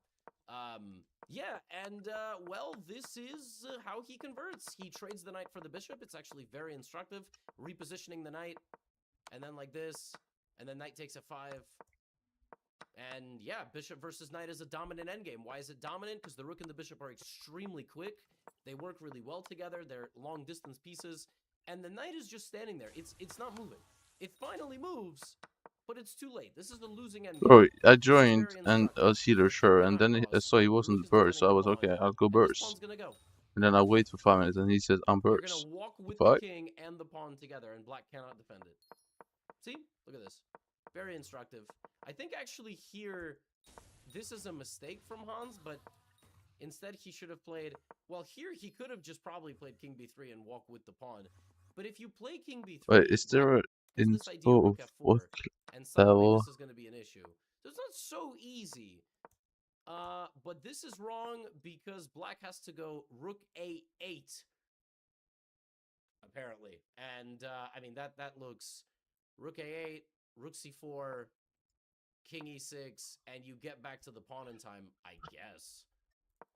Yeah, but this is not right. You have to go king d5. Yeah, I mean, very tough practically to understand.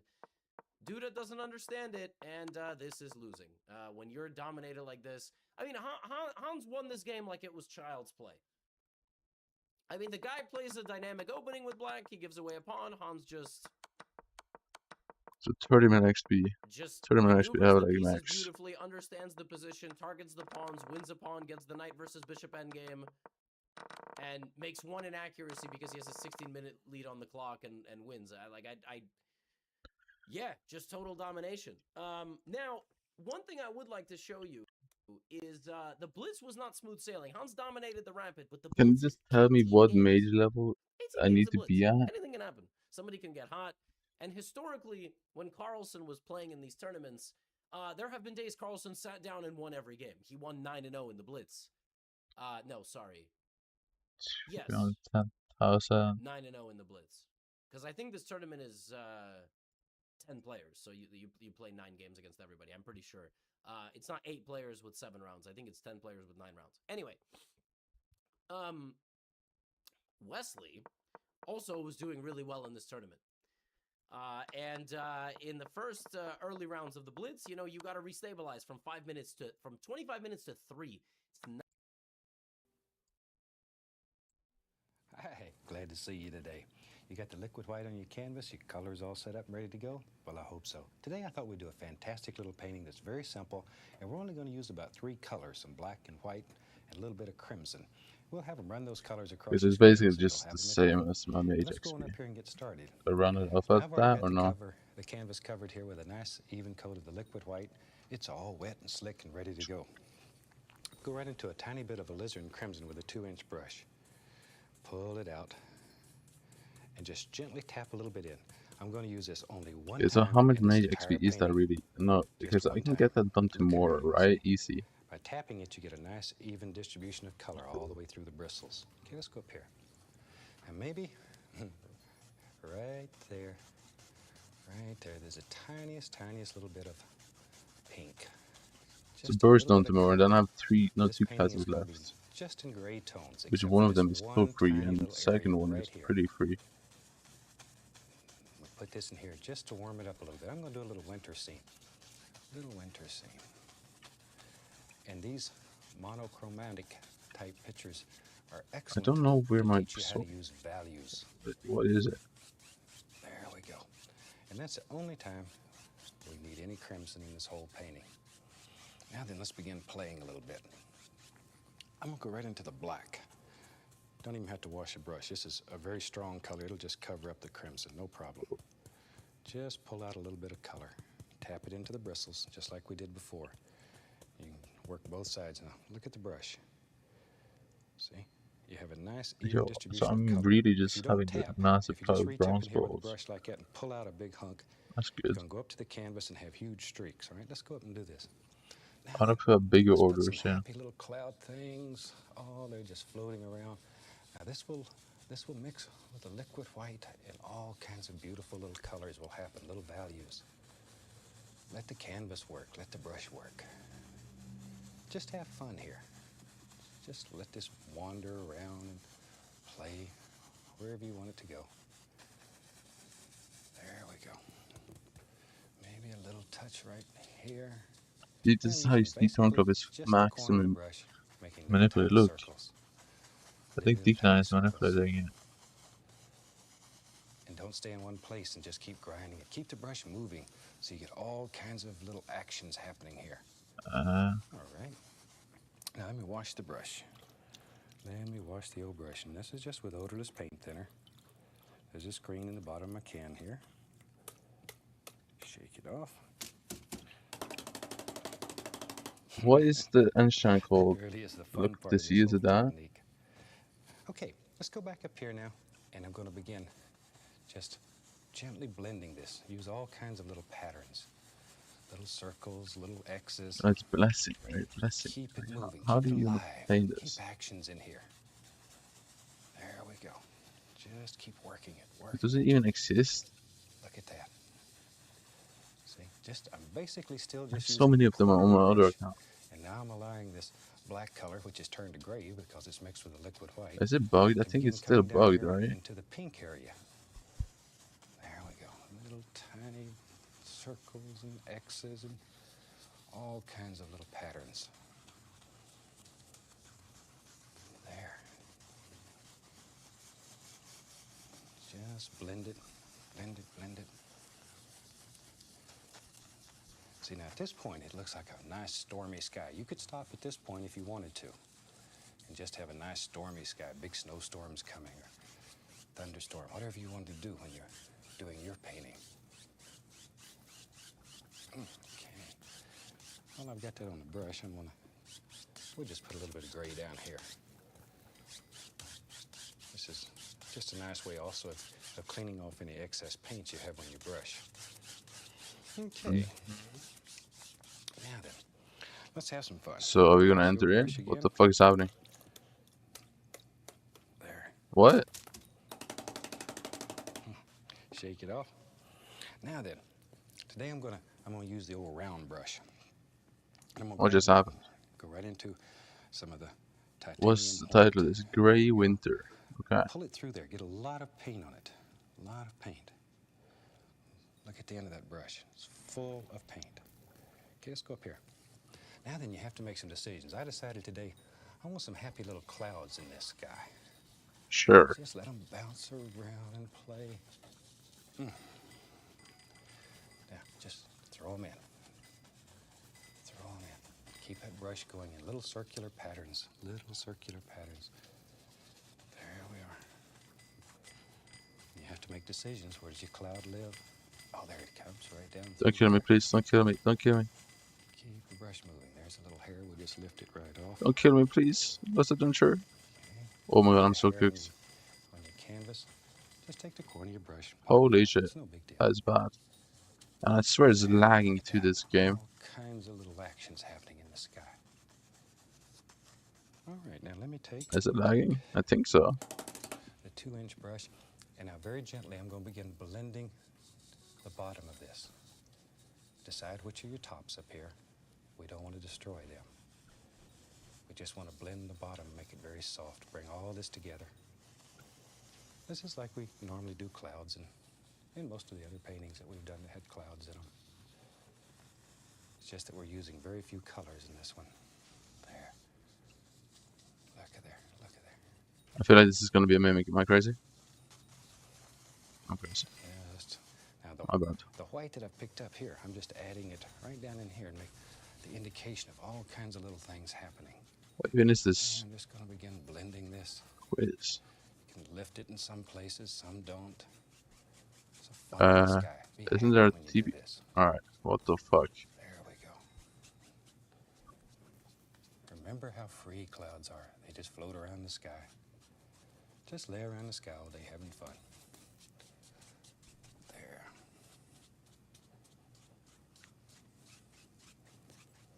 Look at all the things that are happening in that sky, though. And you've really done very little work, but there's a lot of depth in it. And if you wanted to create the illusion of even more depth, you can come back in here and put in more individual clouds. And there's really no limit to this. You can put as many layers of clouds in your For world as you tank, this gives 10 defense. That's really good, right? I'm going to have time to get the rest of the painting done. I get carried away sometime on clouds. I like to do them. Beautiful. Just blend them, blend them, blend them. I think that's really good. I'm not even sure. Okay, that looks like a mean old sky. I think that's enough for us to have right there. Wash a couple of these brushes out. No.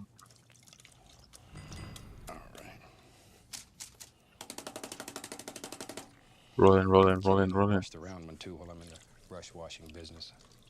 Scam. Get the cameraman mad at me over there. What's happening? What?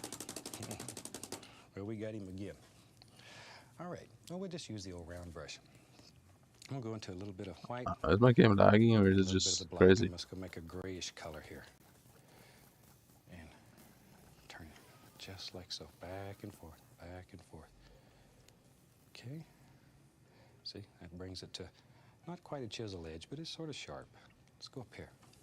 Maybe way back here in the distance somewhere, there's a happy little foothill that lives. So all you do is touch. Sure. Just using the corner, see? Okay. And pull it downward. Yeah, I can totally do that myself. Pull it downward. Make all It's these so happy easy. little foothills. Just. There we go. Wherever. You have to make decisions. Where do they live? What do they look like? Just tap them in. I'm tapping and giving it a little pull downward. Tiniest little pull downward. Okay, now then, to help create the illusion of mist here, I'm going to take the 2-inch brush. It's tank 48, right? Yeah, it's The not base. 49. Just the base, though. I don't want to destroy the tops. When I get every class to 49, how close will I be then? Now, you know, we say over and over again about creating depth in your painting. Depth in a painting is created by having different planes in your painting. The more planes you have, the deeper the painting looks. So I want to create another plane here. Use the same brush, the same color, only I'll add a little bit more of the black. Each plane, as it gets closer to you, should get a little darker. Okay, let's go back up here. And maybe there's some happy little things that live right here. Mm-hmm. Just some little trees and stuff. This is still back in the distance, so we don't want a lot of detail yet. Got to save the detail until we get in the foreground. Maybe it just works its way right up through there, wherever you want it to go. I'm just using just the top part of the brush here. Just touch it and pull it down. See? Very gently. You don't have to hit the canvas hard. Just drop it in. You could literally do this painting with one brush if you am I want meant to use Baby Yeti in post? I don't even know. Go back to your 2-inch brush and just tap. I want to create that illusion of mist again. Mist is the only separator we have in all these planes. See right here where these planes come together? The thing that separates them is that little light area right in between. See, if it wasn't for that little light area, they would just almost blend together because there's very little difference in color. Now, very lightly, lift upward. Create all the happy little misty effects. Isn't that simple? It's a lot of fun. Let's use the old fan brush today. I'm going to take a fan brush. There we go. Go right into a little bit of the white. Load that fan brush full. A lot of paint into it. Both sides. I'm drinking so much water today. This is no good. See? A lot of paint in there. Let's go. I might drown. Now you have to start making some decisions. Maybe there's some little snowy things that live way back here. And this is where you begin creating the lay of the land. The way the land flows. And think about where your light's going to strike. Maybe there's a hill right there. See? You can begin creating all these little things. Do I have exit tag on? Exit? Right on up through there I think so. Very soft strokes. Always paying attention to the lay of the land. Maybe there's a little light hits right there on that. See how that pops right out at you? Snow scenes are very easy to make like this. Very easy. I'll go back to this old round brush. Just tap it in. How much is cookies right now? Is it going for like 15 mil soon? So 15 soon? She's going to the moon. See? We can let him come right down the hill a little bit. And create another layer, another plane. Please die. And the more of these you have, Please die. Oh my god, you fucking laggy server. It's not even the last one. Oh my god, you fucking idiots. Now I'm going to take a little bit of the white, and I'm going to grab some of this bottom color. White? And just pull it out. Let it be shadows. This is what separates. This is what separates all the little goodies, all the little pretty things here.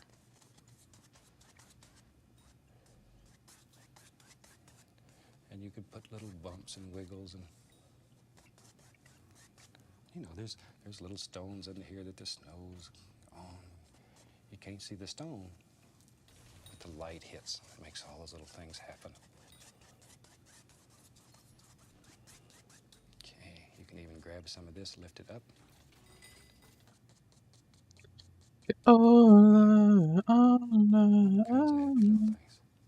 hope you enjoy these paintings that we do ever so often that just have 1 or 2 colors in them. Because it really, if you're doing them at home with us, it'll really teach you probably more than the ones that have a lot of color in them. I have exit diagram. I guess it's just server, huh? See, we're bringing a little that up, pushes all that back. And every once in a while when you're painting, step back and look at your painting. When you step back, you get a whole different view than when you're standing this close to it and looking. Okay, let's have some fun here. Let's be crazy. I'll just use this old big brush here. Grab a little white in there so it's not totally black. My gyro left the shot. What? And wiggle it. Give it a little How? wiggle. That brings the paint out toward the end of the bristles. And then sharpen it, just like you would a fine knife. Look how sharp this brush is right there. Look at that. You could almost shave with that. All right? Maybe there's a happy tree that lives right there. See? There you can really see how sharp it is. No. Now I'm going to take just the 100 corner runs of the per brush. day should be pretty and we'll easy to begin laying in with work, all right? kinds of little leaves. I think. There they come. Look at that. Did you ever think you could take a big old brush like that and make a little tree? You can. You can. Watch here. You can use the same brush and just tap in all kinds of little bushes and stuff that just grow right down to his foots. Maybe this comes right on down. We'll just tap it in like that. Right on down there. That easy. Okay. Find my fan brush again. Into a little bit of the white, and we'll pick this up. Layer after Did layer I after just layer. die? There we go. You know, one of the questions I mentioned in some of the earlier shows that we travel all over the country doing demonstrations for PBS stations and other organizations. And I've got several letters in saying, well, how in the world do we find out when you're going to be in Where's the town? mimic? No, actually, where Probably one of is the the easiest ways. die? Drop me a line with just your name and address on it, and I'll put your name in our mailing list, and we'll notify you of any activity we have going on in your area. You Oh, just, we have a you good just heater, huh? include the address at the end of the show. That's good. And just put a note on there that you'd like to be added onto the mailing list so you could be notified. Doesn't feel like it though. He's pretty slow. Because we'd like to see Am I you and talk crazy? to you. There. Okay. Maybe on back in here, we'll take a little bit more. I'm just going crazy here. I'm just making plane after plane. I'm going to drop in another happy little thing. Now this is an excellent painting if this is one of your first paintings. Excellent, because there's really nothing that can go wrong with it. And a lot of times, in fact, it's the same way I started. A lot of times you want to teach a friend or maybe a grandchild or something. This is a good painting to start a first-time painter on. It's hard to make a mistake. Mm-hmm. Maybe there's a little thing right there. It lives all kinds of little. There. And you can also do this in color. Why not zero sec? You can use Am I all crazy with kinds that of take? colors in it. Pinks and blues and lavenders. It's very, very pretty. Very pretty. Don't be afraid to. And if you just color. zero I'll tell you sec. what. Let's do. Maybe there's a little bit of water right here. Now we know water is easy to make. So just take the big brush and pull down. Pull it down. You have to make some decisions. Where does the water live? Pull it down. Pull it down. Pull it down. And you can move your water. Maybe When goes does it on get back patched? there What the a ways. fuck? We don't know where it goes. Where do you want it to go? Make a decision. Drop it in. Here all we're doing is applying a little color to the canvas. Pull it down. Straight down. It's important that these reflections are straight down. Then we'll take a clean brush. Give it a pull. There we are. Fair enough. Okay, now watch here. Very lightly go across. Just go across with it. And you can wiggle some of these. See here, you take the brush sideways, give it a little push. Look at there. See how that just moved? You can make a little shimmer just by pushing it. Oh my god, I'm lagging, bro. Am I lagging? I think I am. Okay, we'll go into a little bit of the liquid. I feel like right I am. now. Need a thinner paint back into the titanium It's not white. the end of the world, bro. Just mix it very good and full. I can feel Just it. go in here and I can feel it paint in some my little body. pages I around here. can feel This it in my paint's a little bit thinner, bones. so it sticks much easier. Keep the brush full of paint. All kinds of little peninsulas and little things happening out here.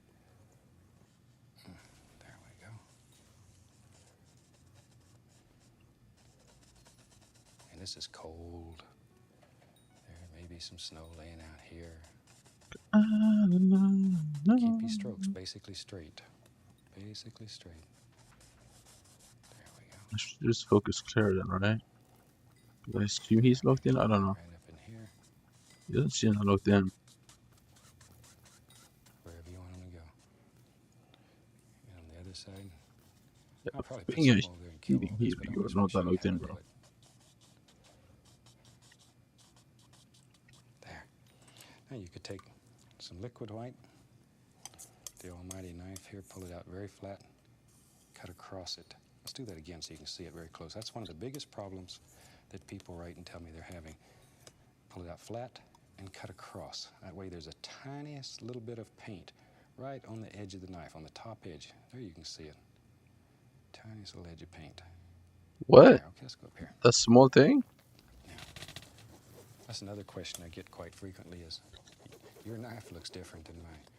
Well, we cover it so it doesn't shine and glare on TV.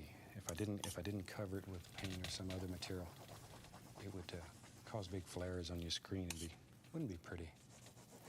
And besides, that director back here would scream at me. She's mean. She gets me. There we go.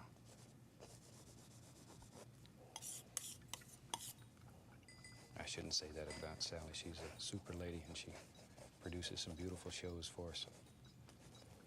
It's probably too late now. I'm in trouble anyway, no matter what I say. Wait, is that her name? All right, there we go. And we can take the knife and we can put the indication here and there of a few little happy sticks, little twigs, wherever you want them. What the fuck? Just scratch them in.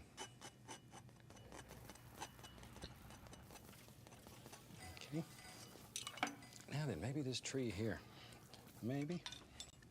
I'll take a little bit of gray on the knife, and I'm just going to put the indication of a little trunk in it. Don't want a big deal, just a little indication. And with my fan brush loaded with the tiniest little bit of white, I'm just barely going to let it just caress here and there. Don't overdo. Don't overdo. You could also use the 2-inch brush or the 1-inch brush to do this. I just happen to have this in my hand and it has the right color on it. Just enough to make it stand out, though. That's all you need. I messed up the jet. Okay. That's so bad.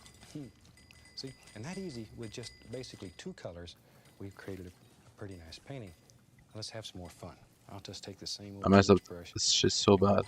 Right into the black. And I want to bring it back to a nice sharp chisel edge.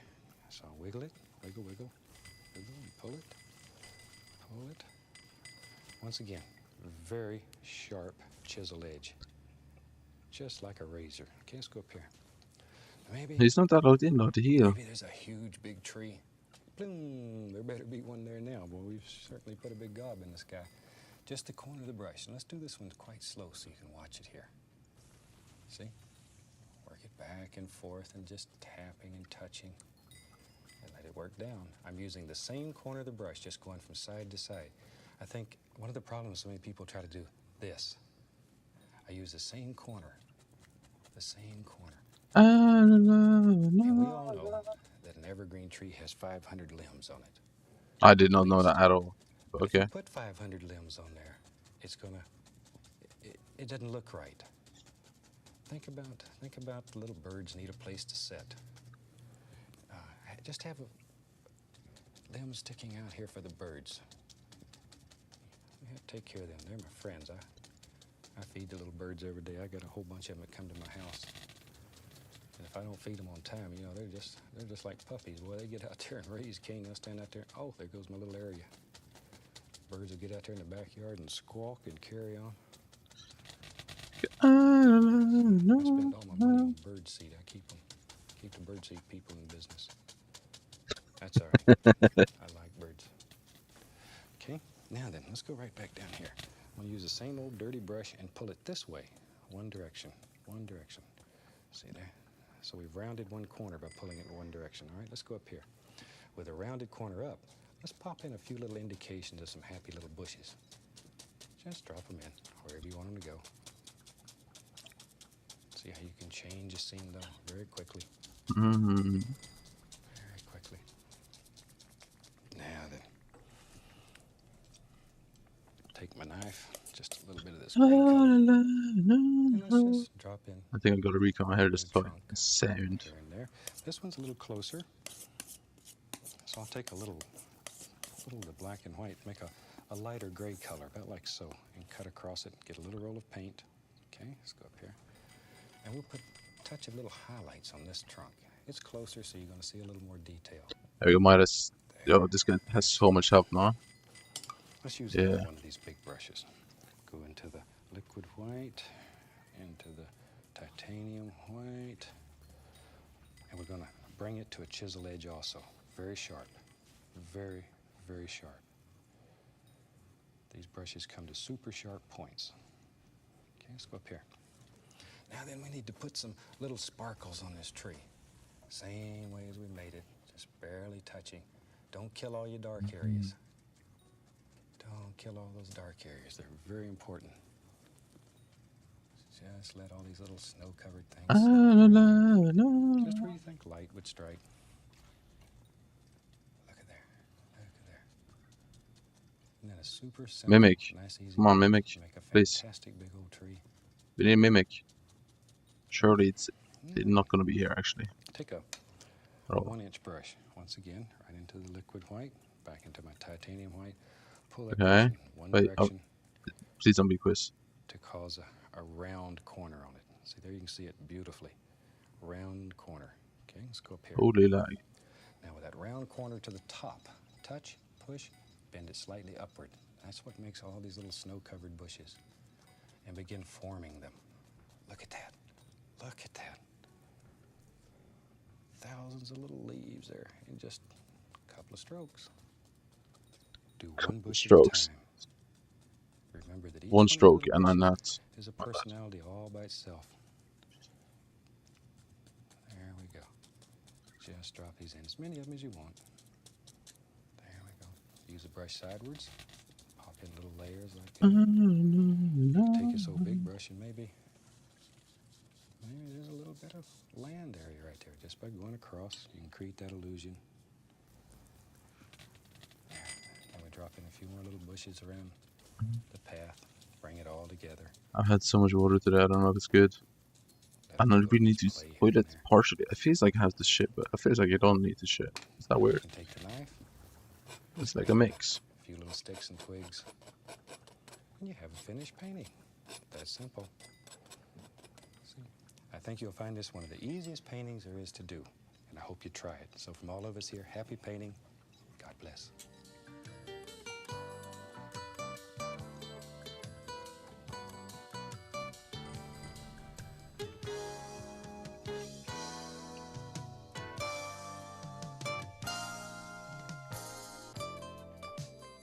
You don't need to download with the PK, bro. Shut up.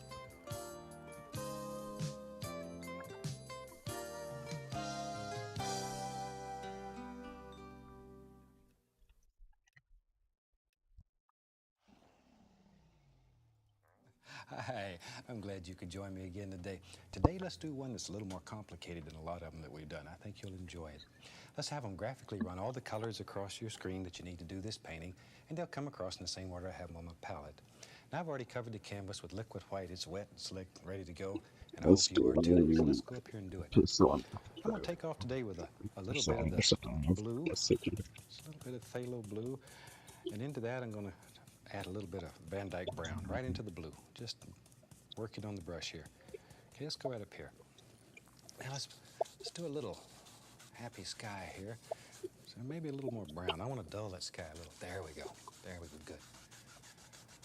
Today I thought let's do a painting of some docks. Get a lot of requests from people in Maine and Florida wanting some boats and little dock scenes. So let's see what we can do here. We'll just have some fun. And very quickly there, we'll just throw in a happy little sky. Well, I got this old brush going, same color, Van Dyke brown, a little bit of the phthalo blue. Let's go right down here. Once again, on a little, there we go. We just pull that across. Okay. But start at the bottom and work up, and that way automatically it mixes with the liquid white and gets lighter toward the horizon. And that's what we're looking for. Okay, now I'm going to take a nice clean dry brush and just blend the sky out a little bit. I don't want to spend a bunch of time in the sky today. I think I'll put some buildings in this one. Show you a super way of making old wood. Some beautiful old buildings. Okay. I'm back, and my room is fair enough. Some titanium white. This is a. Am I gonna get Wrong Mimic directions, first loaded first full of mob? paint. Let's go back up Oh, there. Now then, that would have been just crucial the teammate. indication of a happy little cloud or two.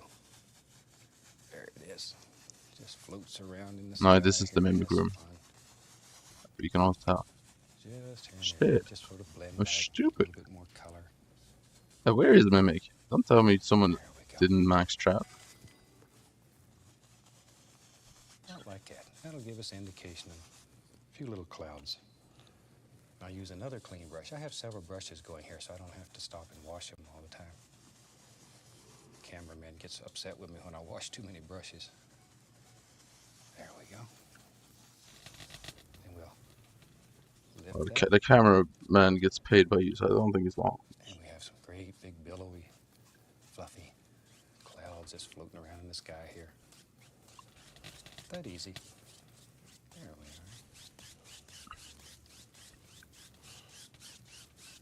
are. Okay. Now, I'm going into some blue and a little touch of the midnight black. Okay, let's go back up here. Now maybe back here, this is maybe like a little harbor. You can see a few little distant trees. Just use the corner of the brush. And just put a few little indications here and there. Far, far away. No, it doesn't even get that little. Touch, pull downward. Little touch of reflection underneath it. Just by pulling it straight down and very lightly going across. Now it's time to clean a brush. Cameraman's on his own. Now right in between here, I want to tap this and create a little misty area and lift it up. Just let it all sort of blend together very softly. I don't want to be able to tell where one stops, the other one starts. Very soft, far, far away. And maybe a little closer here, maybe there's a little bigger tree. We'll take some brown and some black and just, okay, let's go right up here. Now he lives, I'm just tapping this one in. Look at there. Just drop it Okay. like so. And I'll go right into a little bit of the yellow. Just load a little color on there. Let's go back up here. I just want to put some little indication of a few highlights in this one. See? I'm really not interested in a lot of bushes in this one, so we'll just do this real quick. Okay, Blaze. Here we go. Okay. Now then, that gives us a happy little tree. Wash the brush again. You did that one already? There we are. Okay. No, you didn't say I'm that. going to put a bunch of buildings in here. I'll show you an easy way of doing that. Let's go It's right not into some easy, bro. Stop brown saying it's here. easy. It's not easy. Using the This big is brush. impossible. This is Van Dyke brown. Just go into it, load a lot of paint into the bristles. Pull it. Pull it. Wiggle it. That brings it to a nice sharp chisel edge. And don't be afraid to load some paint into the brush. We're going to use a lot of brown today. Look at that brush. See how sharp it is? Good. Let's go up here. Now then, we got to make some big decisions. I think we have a building that lives right there. There's one of the eaves. Now we got to figure out where his roof is. Maybe it comes down like that. Here's One the C, other one side. C, one C, one C. See how easy you can just sort of lay these out? There's one. And you're still, at this point, you're really not committed. You're just having fun. Maybe there's another one. Comes. There it is. See, we can just bring all these together. It goes this way. And we need a front on this building. Where's the crypts? Bring it right on down. And whatever goes in there will turn into reflections. Yeah, Just right? turn it right into reflections. No big deal. Grab it over here. Pull it down. Did you ever think you could make a building that easy using a big old brush? You can. You can. You can do anything. You can do it. You can do it. Maybe right in here we'll pull that down. I bet at home you're saying, boy, he has done it this time. Gee, he has got How close are we to healer 48? Maybe right. There we are. I don't care if some of that goes into the water. It'll all turn into nice reflections eventually. Okay, here's the roof. And we're still not really committed. We're not committed until we start putting all the little highlights on. Then we have to make big decisions. There we go. Now then, let's put a few of those nice little highlights on there. I'm gonna go right into some white. Same old dirty brush. Pick up some of this. What is the biggest time sink left? I mean, Iron Man should not be a worry at all, right? See all the colors happening in that brush? Okay, let's go back up here. I think that's something. Now then, Did I get something? this is where we start making decisions. Touch, just barely touch, and start working down. And let the brush shake and tremble a little bit. It really helps if you're a little bit nervous here. Look at there. But there's no real reason for me to feel the brush at all to max my iron. It's more like if there's a good die, I'm gonna play it obviously, or if there's something that boosts the efficiency of getting a certain die massively, major-wise, also gonna do that. I really like it better than new shiny wood. Looks better in paint. Other than that, I should play on this old for sure. Because here I can make some money. Layer this on. You need that dark underneath Shit. so this light color shows. Otherwise, you don't get it to showing much. There. Now then, we'll take the knife and let's put a few little indications of some boards in there. I'll go right into the brown, cut off a little hunk, just a little tiny bit, right on the edge of the knife. All right. Now then, a few little boards, little slabs. It's all about being super max efficient, right? Because I want to be efficient when doing this because it's hard to maintain 3 max. It really is, because I don't know. Put as many in or as few as you want. But you need that little roll of paint right out on the At edge of the moment, if they buff the Herman grind for the, what's it called? This old carpenter is like me. He just picked up whatever was available. Didn't matter to The him. buff the Herman grind for the new update, then it's all fully doable. But if not, I mean, that's gonna set me back a You could paint this whole fucking building with it. long I sort of time. like this effect. This is something I've been working on for a while. I thought you would enjoy it too. Just sort of like this effect. See, now we have a dark edge there. Now let's put some roof on there. We use some black, a little bit of blue, a little bit of white. Cut off a little roll of paint. Okay, let's go up here. Now, just gonna let that sort of just bounce along and play. Bloop, bloop, bloop. Just let it just bounce. Wherever. We're still not too committed at this point. Same color, a little bit lighter. Look at that. Old, weathered. Boy, when you're out here on the water, you catch the devil. You know, this is where all the pelicans and the That's seagulls park. the real question. Do I Kismet M5? A little bit of highlight right along the Yeah, roof. that is so retarded though. Maybe a touch lighter on this side so it shows up. There I feel so retarded to Kismet M5 now. Okay. Now, we said there was going to be another building here. So put that there, pull him down. We just want to get hero for it, and then The dark sienna. after that, it should take a long time for next level up in class. If your roof's going to be right here, touch it. Just let it wiggle. As I say, this is really Please. where it pays to be a little bit nervous. I think this here is my favorite room. No, not this one. I lied. Barely grazing the canvas. The other one is. Just barely. Yeah, this is my favorite room in the game, I think. Lighter, the better. It's 4 chests. It's good for Now into that, secret die. I'll add a few boards. And it's all compact. These little Oh, boards I love just it. help define, give it a It's little just more zero interest, blessings though. a little more detail. Look at there at all the little things. And you put as many as you want in yours. And maybe up here at the top it'd be a little more shadow, so you can put a little dark. Just let it bounce along. Same over here. A little bit of dark. A little dark. Okay, now comes the fun. With a very dry brush, grazing it. Just touch it. Give it the least little pull. Barely touch. Barely touch. I feel like he's gonna leave me to heal. Isn't that sneaky? Look at that. Who cares? across like so to really make it look weathered, and then go down. Creates all kinds of nice effects. Just here and there, pull across and then go down. Very lightly. Thought you'd like that. That really is a nice way of making old boards. If you're Yeah, making the old heater is not barns as or locked in as I whatever. expected, to be fair. Okay, we need a That's whatever though. door in here. We're still Just getting use a good foot. entries. Drop that in real quick. What is all this downtime for? Every single run. Just a little door. Take a little bit Shit. of light color. Go around.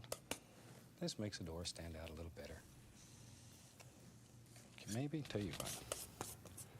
Maybe there's a little window right here. Just come across. A little bit of brown. A little white. Just to highlight him. There you go. Now this old building here. I wanted to find this edge a little bit more so it stands out. This is where we need the little knife. We can sneak in here with this little knife, see? There. Bring it in. Right here. Another big door. Drop it in. Drop it in.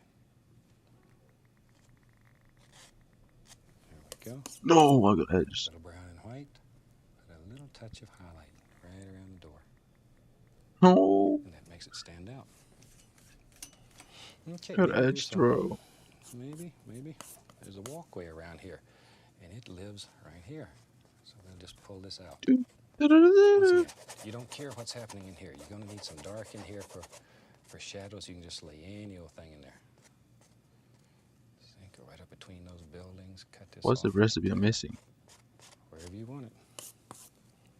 Wherever. I don't know. It's the old walkway here. What? Here's a little bit of that gray color, just very lightly. Just enough to give it a little highlight. Come around.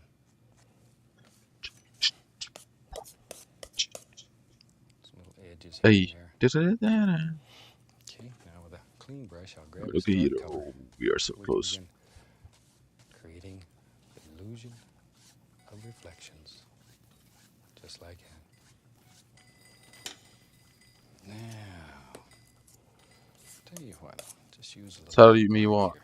What are you gonna say? Maybe there's a few old posts here. Here's something to hold that up. There they go. Mm-hmm. Take a little brown and white, put a touch of highlight. Yo, on it. why is there following me? I don't like you being inside me. Just touching it. Like so. Now with a brush, I'm going to grab the bottom of those, just pull them down. Go across. Isn't that quick? We have some reflections. Take a little liquid white. Just sort of work a little of that here and there, just so it creates a little sheen of light playing across the water. Oh, I need to go down here. See, that makes it look like water. That easy. Ice path? Sure, I guess. Okay, here. I don't know, man. Let's have some fun. Maybe This there's another one's big one building of in the easier here. one. Load that 2-inch brush back up, and here it is. There it is. We'll just make a decision, throw it in. Shoot, this is your world. Do anything you want to do in here. Now maybe it comes right down, right down, right down, right down, right down. Just like so. Fill that all in. Here, all I'm doing is just basically covering up the canvas with paint. See? You can bring it to any point that you want it. Don't want too much overhang here, so I'll just make the building a little bit wider. There we go. How are you still missing secrets? I thought he was locked in. I'm so confused. Okay, Oh, let's have he's some fun in fake this old locked. building. Oh, we're missing puzzle. While GG's. we're doing Never that, mind. maybe the walkway comes right out through here too. We don't know. We don't care. It does now anyway. See, and that helps push everything Yeah, back. can we get the puzzle, man? Who is Helps this? create the illusion of Who is distance. guilty? Now then, Lurking let's bones. pull a Alright. little bit here, right into the dark sienna, the white, back and forth. Okay, let's go up here. Let's do it. Touch. Just let this brush. See, just barely hitting. Can we see what's happening? this to look like old weathered wood. Look at that. Look at that. Look like old wood. Yo, why does that actually look so good? Enjoy this. This is sort of a Yo, neat way to do this. he's actually covering the entire canvas. I like Now, that. this He one doesn't in my always mind over do here that. was farther away, so I smoothed this a little more. This one I'm going to leave rough and I'm going to leave it ragged because it's closer to you. You'd see more detail. Okay, I'm going to use a little knife here and a little blue, a little touch of white, a little bit of brown.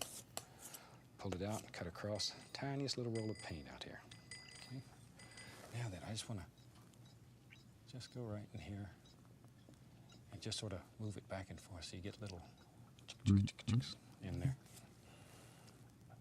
Now you can take the knife and smooth that, pull it in that angle. Now if you want to create some shadows in this old building, you can take a little bit of black on your brush. A bit of black on your brush. Tap and play. Look at that, look at that. There. How am I gonna get 60 bit first? Actually, I know exactly how, but let's put a few yeah, it's gonna take some time. Maybe this. But does it? I probably could get it from selling stuff. See there? By the time I have max level on old and Iron Man and main, I should have easy 60 bit blank on this one. But is it good to have 60 bit liquid? I don't know. I mean, 60 bit bank. Or am I just wasting money? But not having investments. That's the real question. All these old buildings, all right? They just look nice, so we drop them in. Put a little bit right there. Maybe we'll put a little doer like that. See? Isn't that sneaky? Now then, tell you what, let's do. Let's put a happy little boat right here. I'm going to go right into the Van Dyke brown. I'm using the number 3 fan brush. Okay, let's go right up here. Now you got to make a decision. Where does he live? Well, let's put him right there. There's his front. And he comes right around. And goes around. Bloop, and there's his back. And right now all we're doing is just laying in some paint. Just to get a basic shape. Like This so. is 6 secret. I like this room though. This room is satisfying. Up, up, Sort of see these things in your mind. up.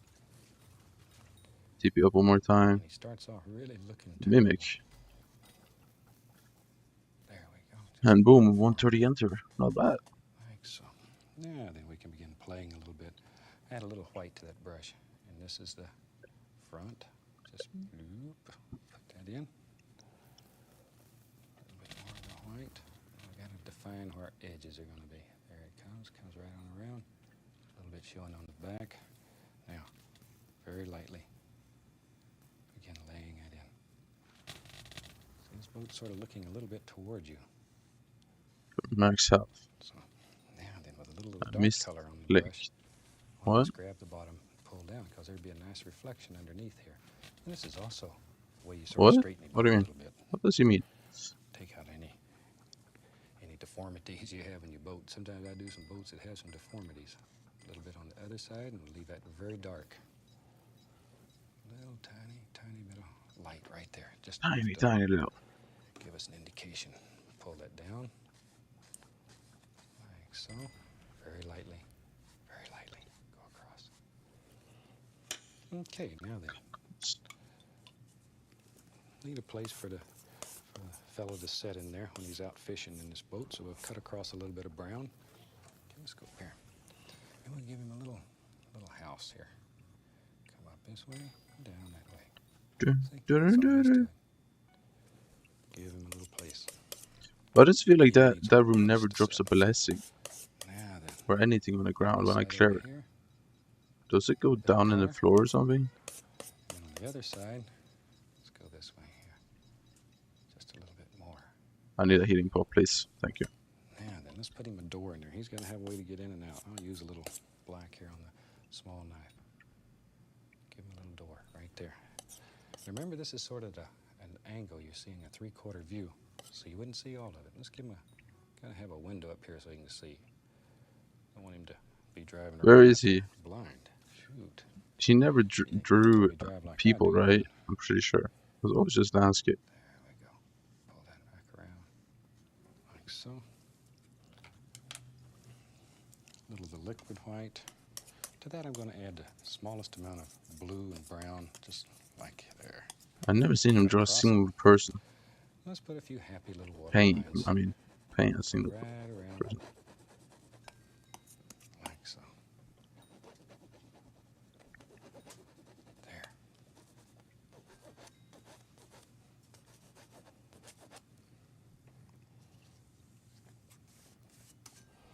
Okay, you can put as many or as few of these in yours as you want.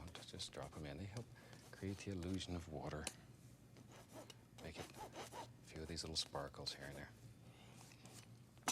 Now then up here, take a least little touch of the bright red. Least little touch. Oh, so that actually does. Right here. Just barely touch a little bit right there. A little right over there. Just to put a little hat up there on that. Kind of have him a little hat. And maybe. Yep. Look at here. Look here. There's a little mask up there. And we'll get crazy. We'll do another one back here. Make this one bigger. I think this gives 1 hour on your right then. Least little touch of light. Am I crazy? Bloop, bloop. Just drop it in. Here and there. Just enjoy. Okay. We'll put a little What was that? across there. I don't know if that was a store or a helmet. Let's take a little liquid. Actually, not sure. Cut the knot across the knife. And that's, maybe there's a few little wires. Go right down here. A few little pieces of rigging. Zoom. A couple over here. However many you want. It's up to you.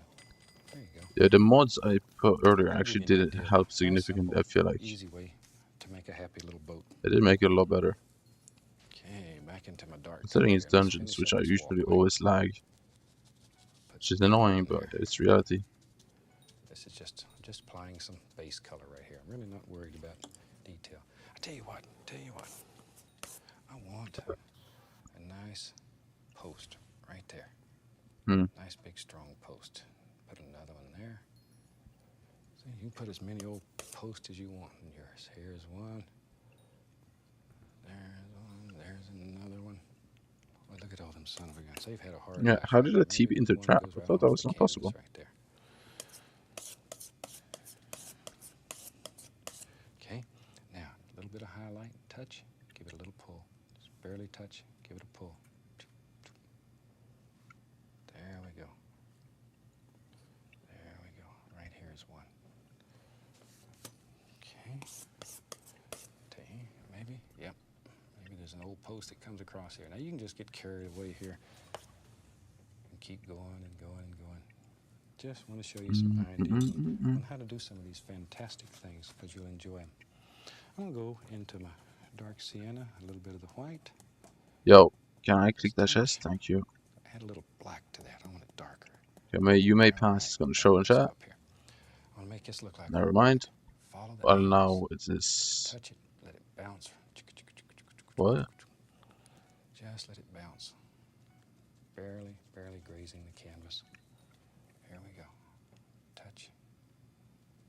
The father. Now this old wood here, been a lot of people walked on it. It wouldn't be as rough as this building. It'd be a little bit smoother. So to make it a little smoother, take the brush very lightly, pull it. Just barely touch. Look at that. Holy dungeon journals. Now. That make your weapon gain all the stats of your pet. A few boards here. What? Just here and there.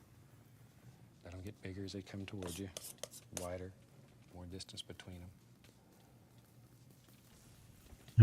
Very lightly. What does that mean? Grab it, give it a little pull. You can also take a little less black and create the illusion of a few shadows. I mean, so I should ult on the second one. Is that what it is? Take my knife, a little bit of the red, just for color's sake. I'm gonna put a little red right on top of these posts. Woo! She's actually such a perfectionist too. It's crazy. And with that, I'd like to wish you happy painting. God bless. Sign See it. you next time. Sign it. to sign it.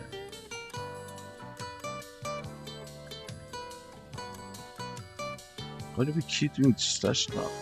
We keep doing down that. What's the point?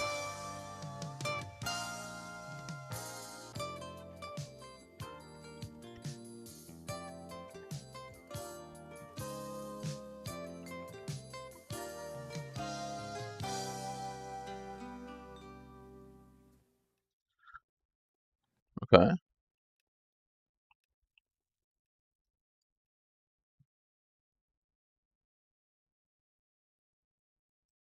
Hi, I'm glad you could join me again today.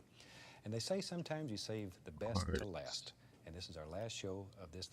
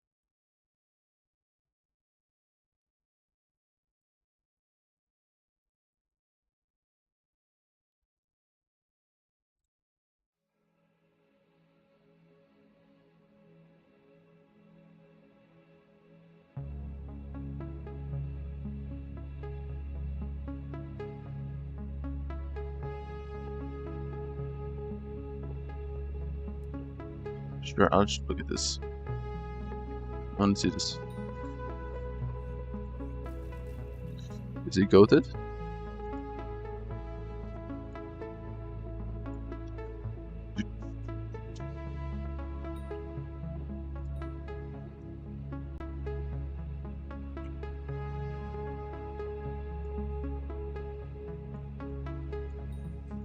I think I messed up because of the delay. Yeah, I had to be like super precise, of course. Makes sense.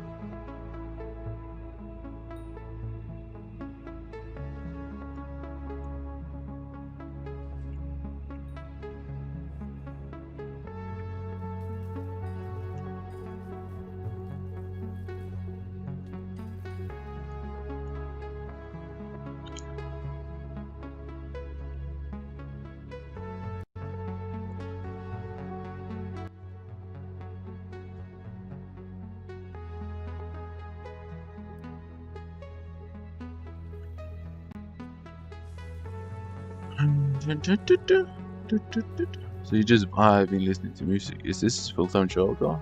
Maybe. I assume so. Woo! I'm actually excited to see this. Yushkevish.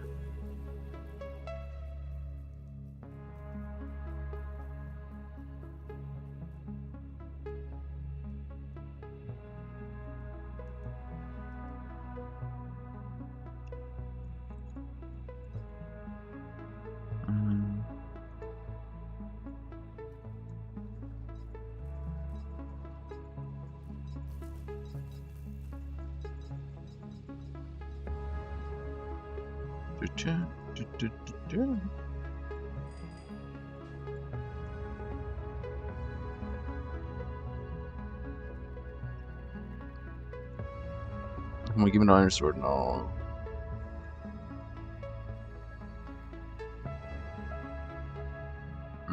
Soul Reaver gloves. No thanks.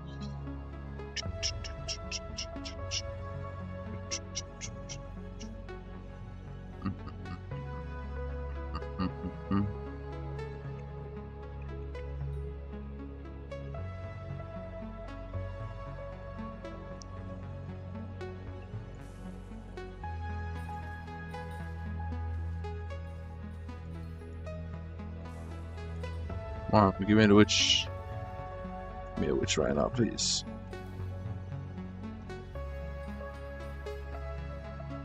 I need this.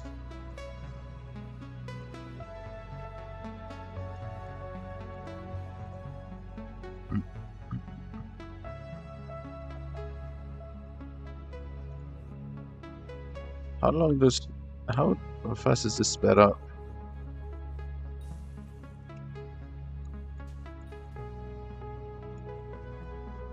And does he make art to sell? It seems alright. Or does he not need to sell?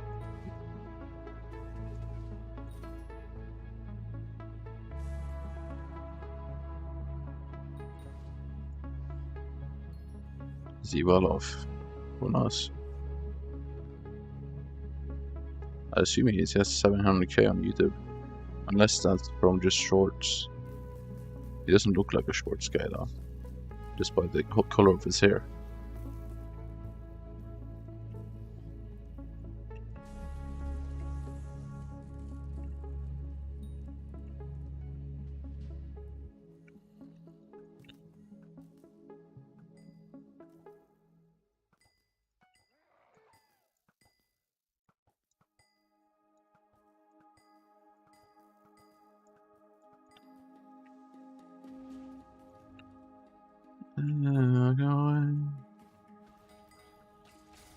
The Shadow Assassin.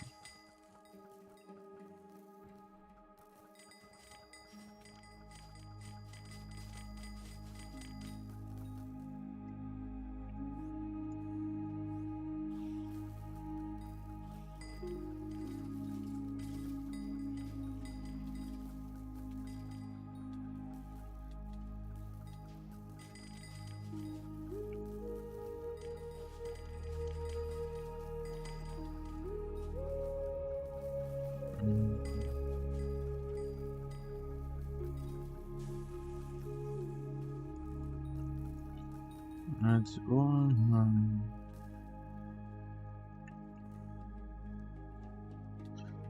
Okay, let me see this.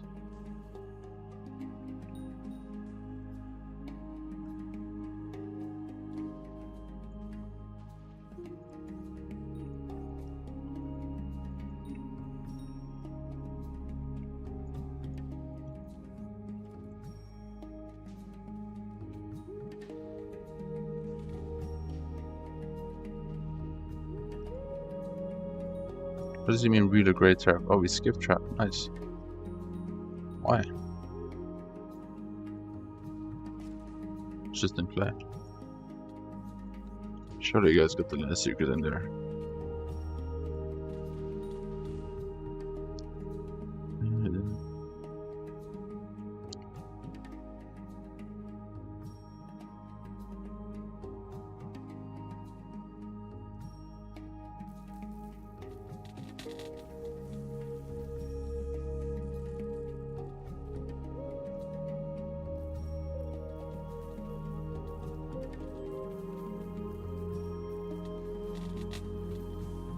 To walk away.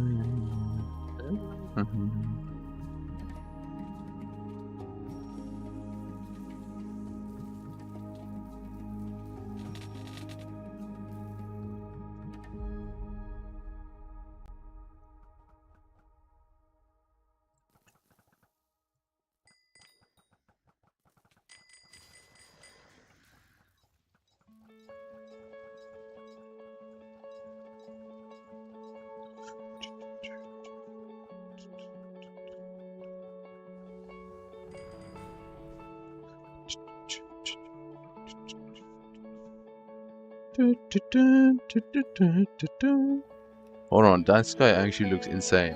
Wait, I didn't view that. What the fuck? Why does that look so realistic? Please. What the fuck am I?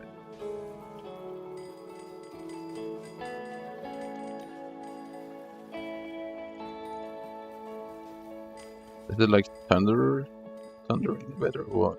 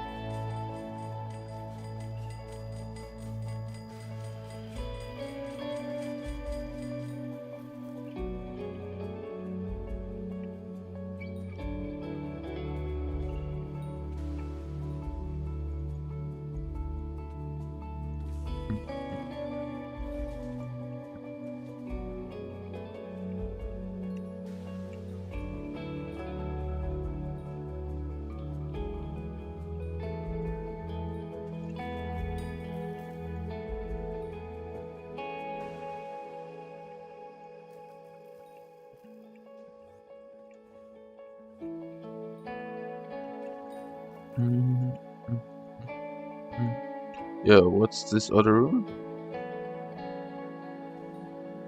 Is this quiz? Jeez. Jeez.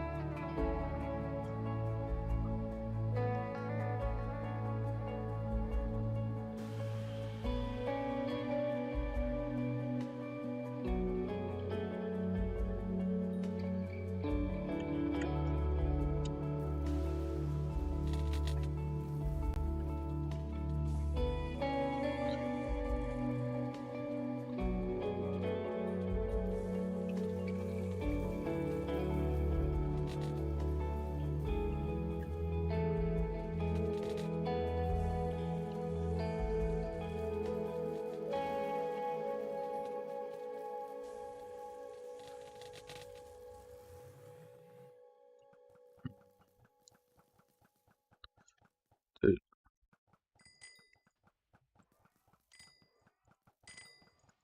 I never even knew that it worked. Quiz used it out that much. Am I crazy?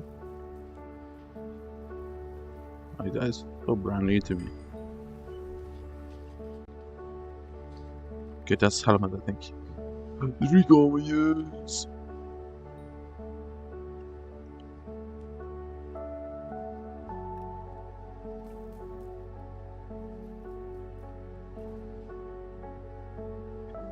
What just happened?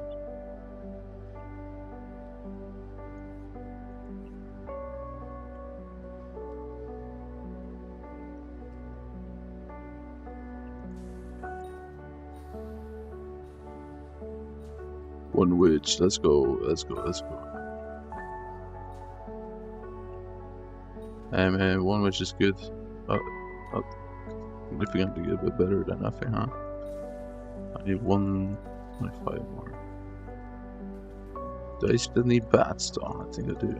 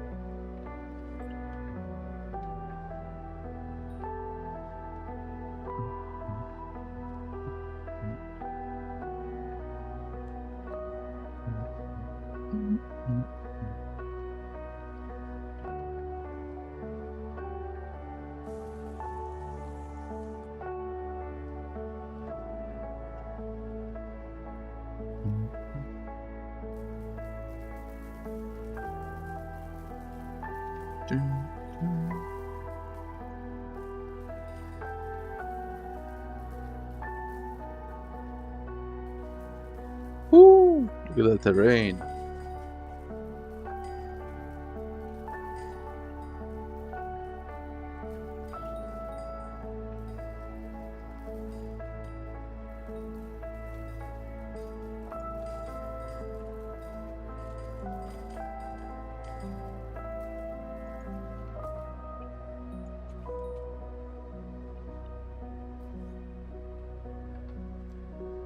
I wish he showed his palette.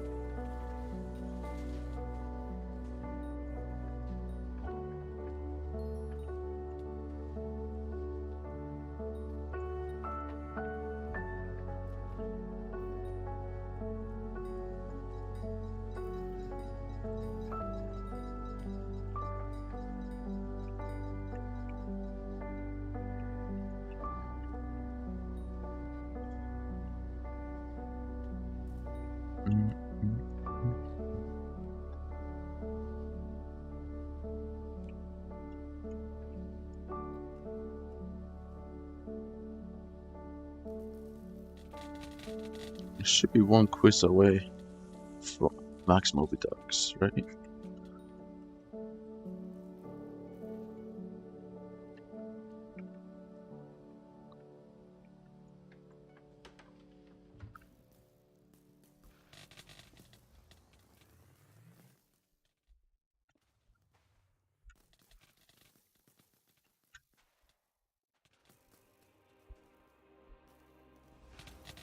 He's such a perfectionist, I love it.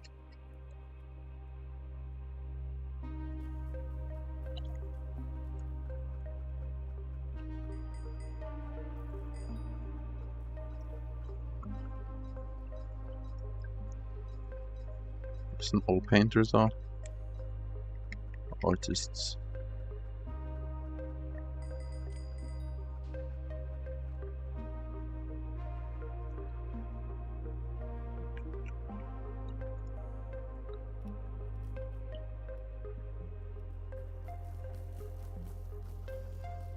Please be quiz round. Have quiz for us.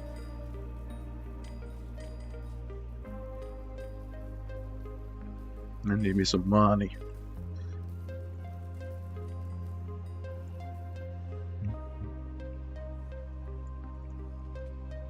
Mimic!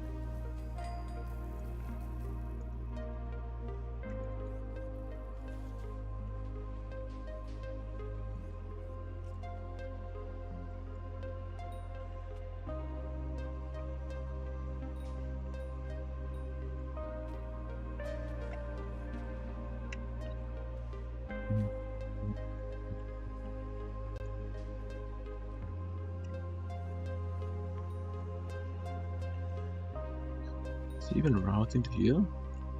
Did he stop? I don't know, I don't really care either. Doesn't really matter.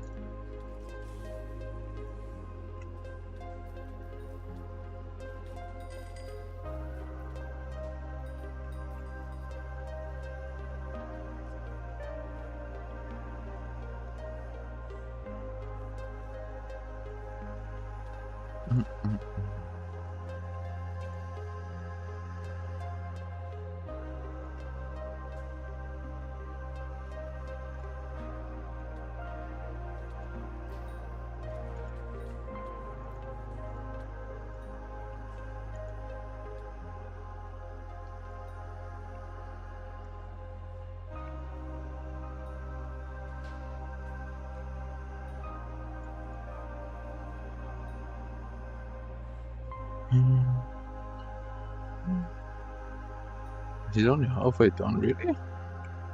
He's gonna perfect it like crazy.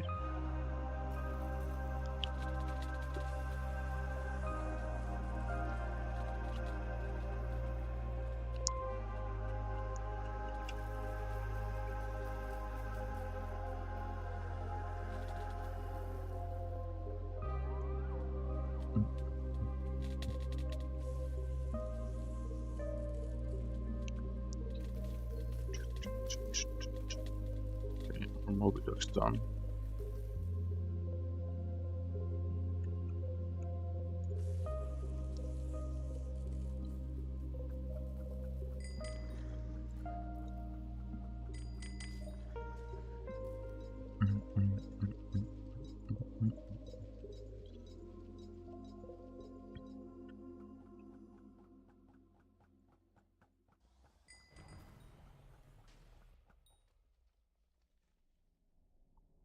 What? Why does he take lead? What the fuck is happening? I'm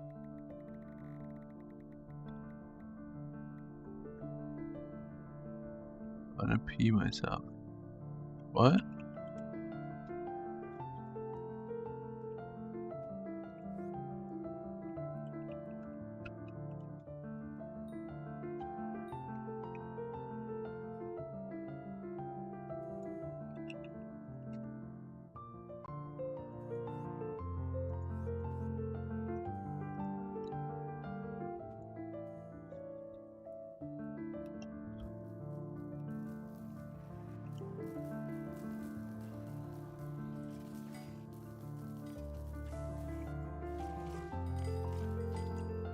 Oh,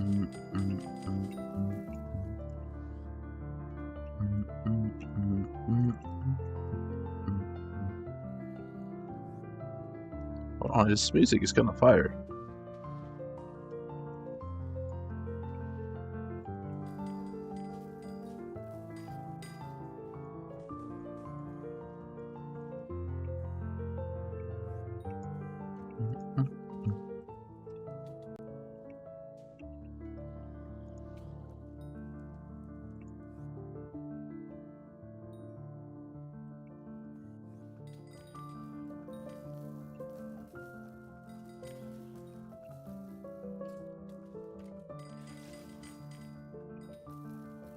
Kind of forgot the room skip there. Not gonna lie.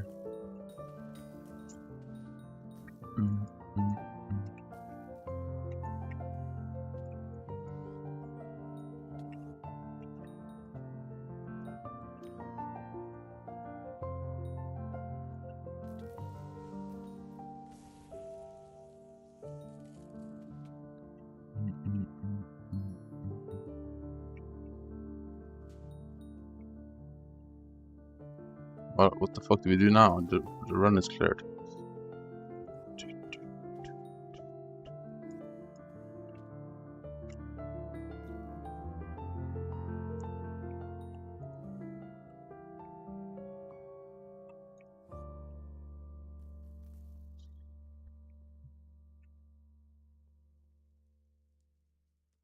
Nice trees.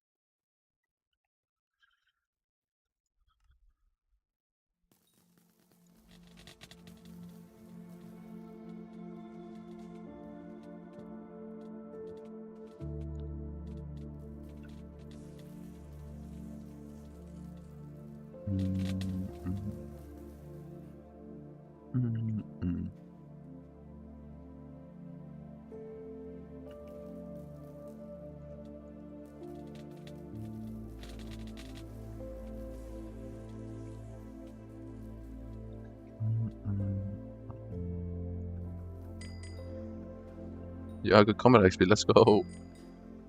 I'm so useful.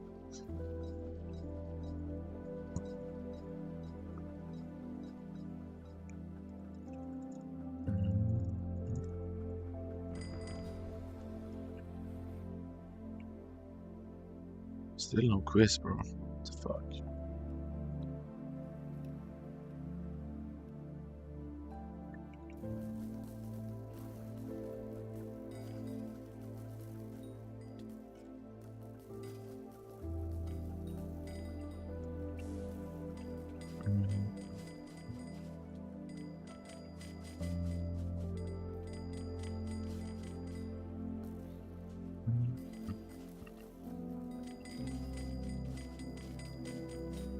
Please have quiz this run. I want to get max mobies.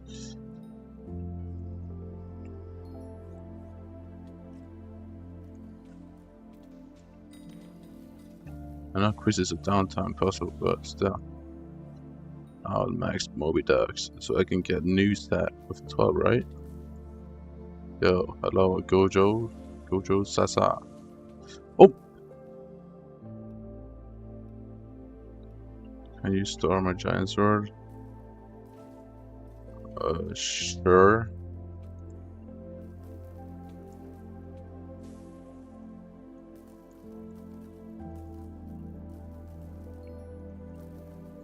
I don't know.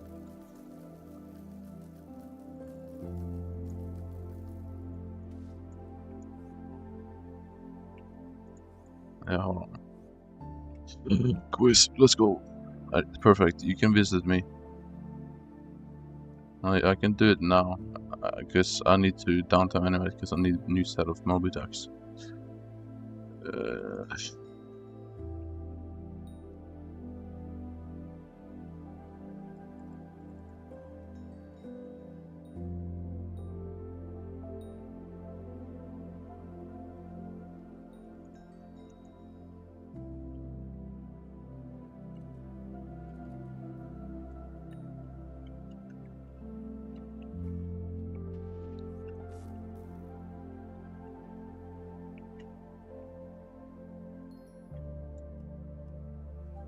See?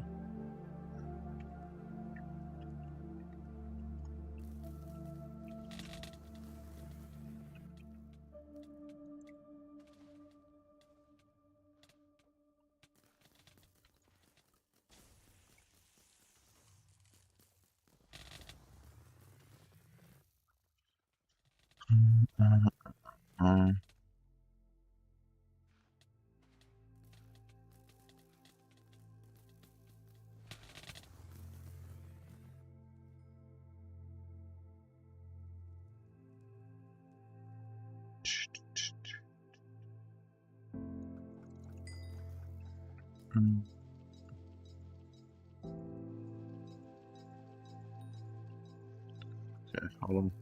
Are you on my island? I think you are, right?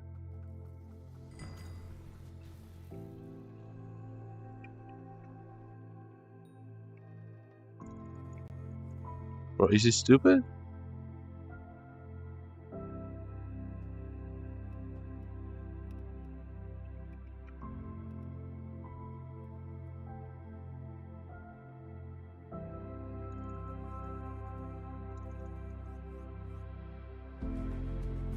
Okay. Where are you, bro?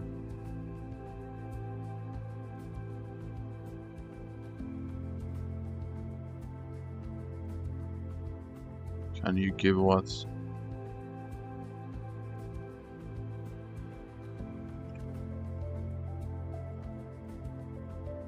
Can you give a tip? What does that mean?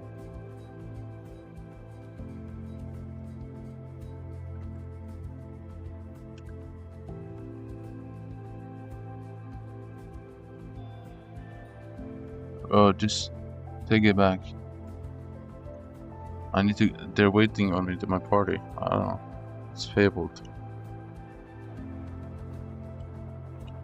Yeah. Is Moby in the store now?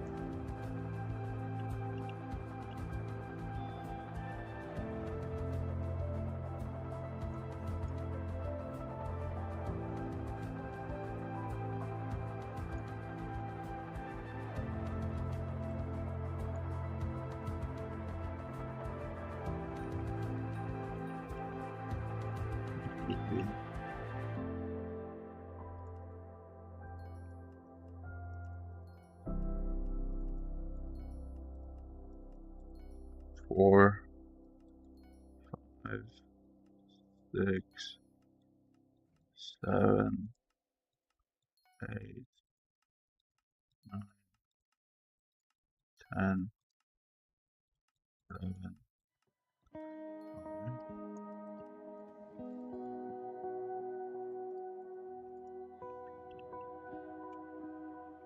Alright. Yeah.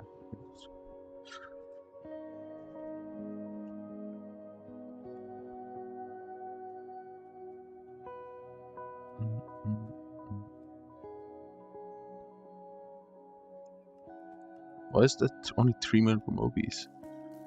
What a good deal.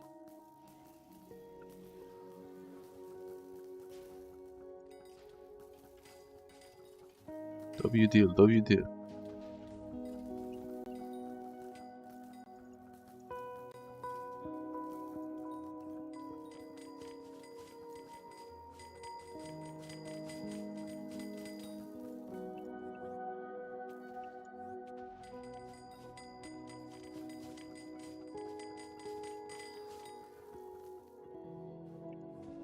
Alloy just sold.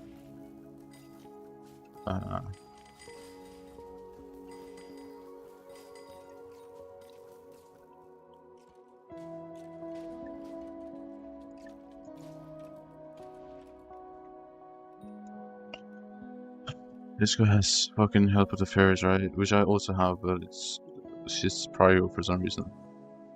Fucking stupid.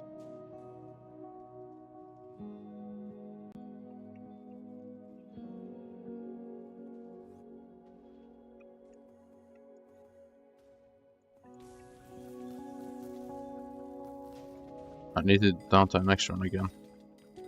Holy, I'm downtime demon right now. I'll just downtime mid run actually.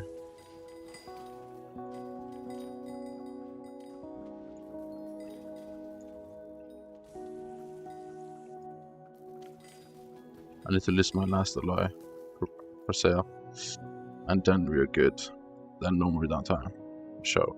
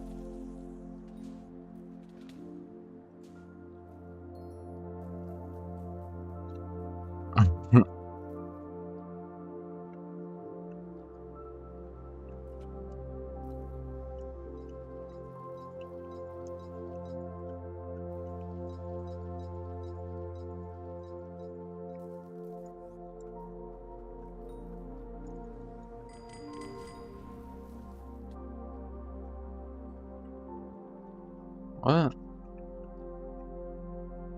Why you kick him?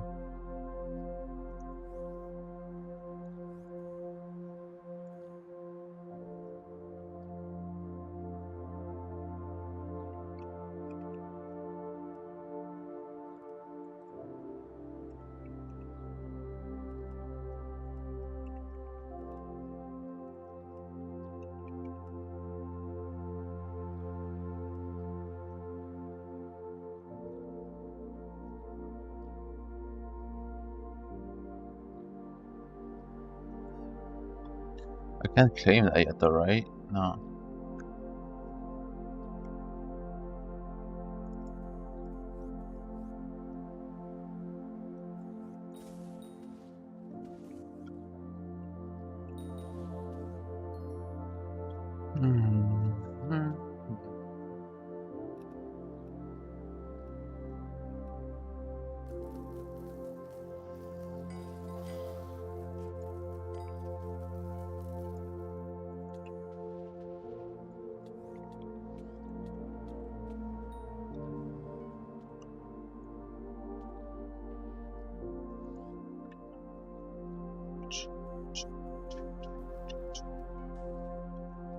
Yo, only one.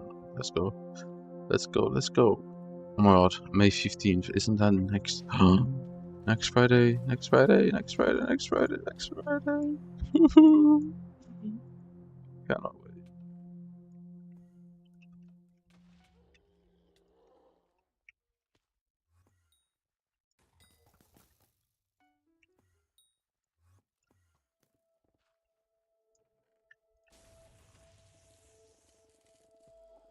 Yo, Drake, you better drop that actually for real though this time.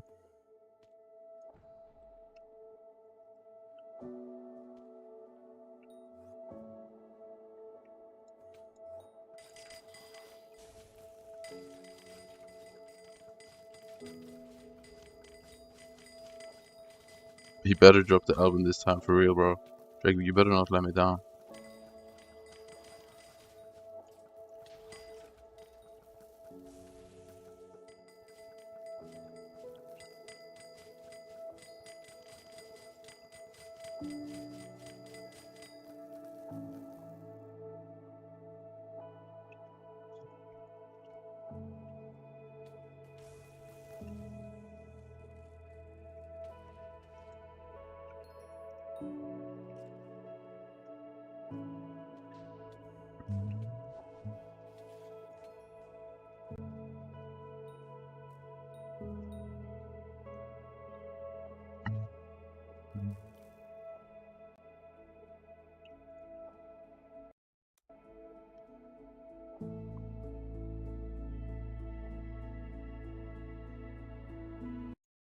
audience. There was never a mass audience of people clamoring for more Barry Weiss.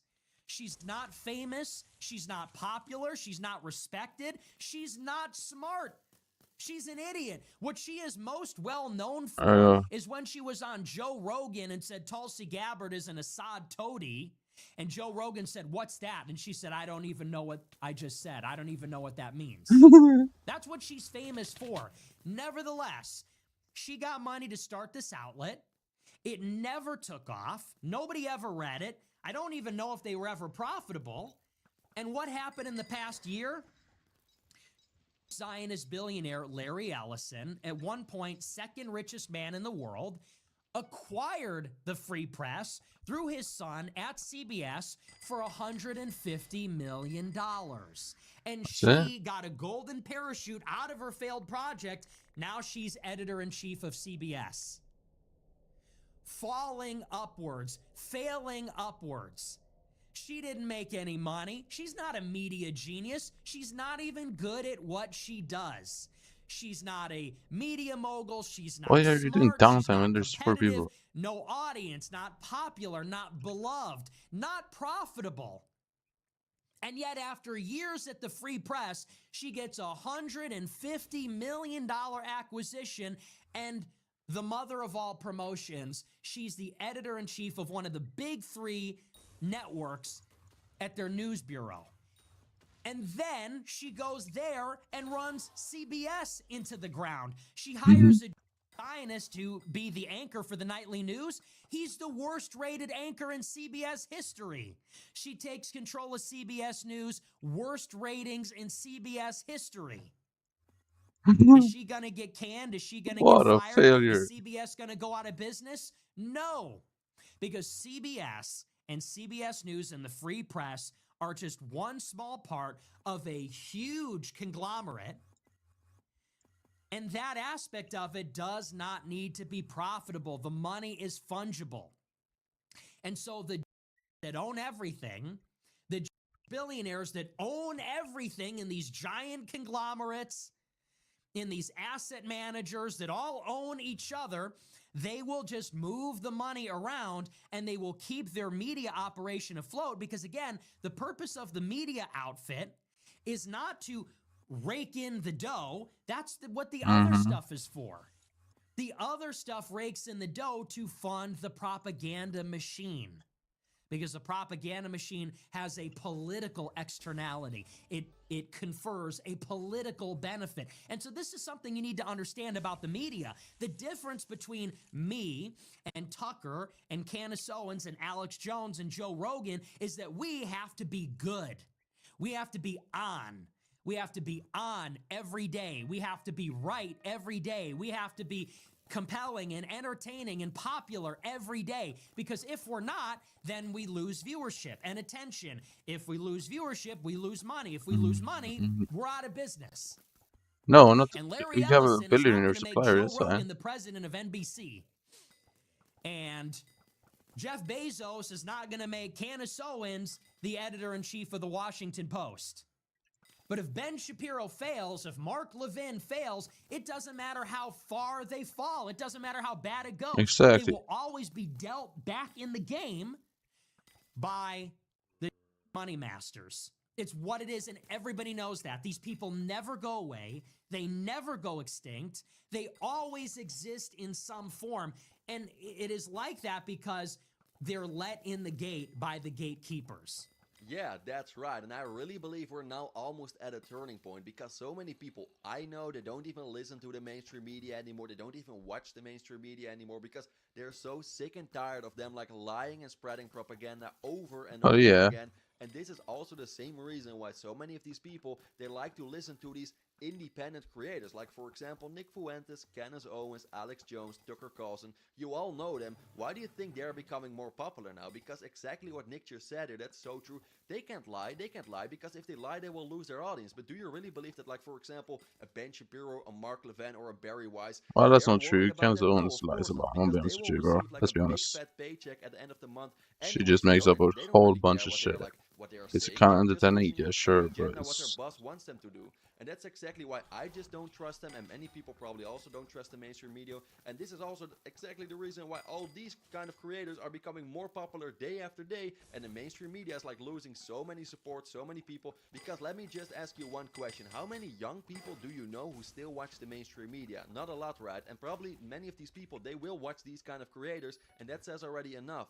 It doesn't matter how small Ben Shapiro's audience gets. For the next 50 years, for the rest of our lives, you will see him at debates, panels, symposiums.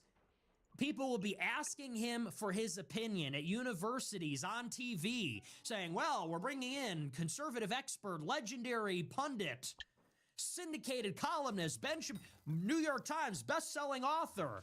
And he will sit there relaxed, sitting back in his chair like he is an authoritative intellectual. He will be sitting there like he is a media genius because television has marketed him as one.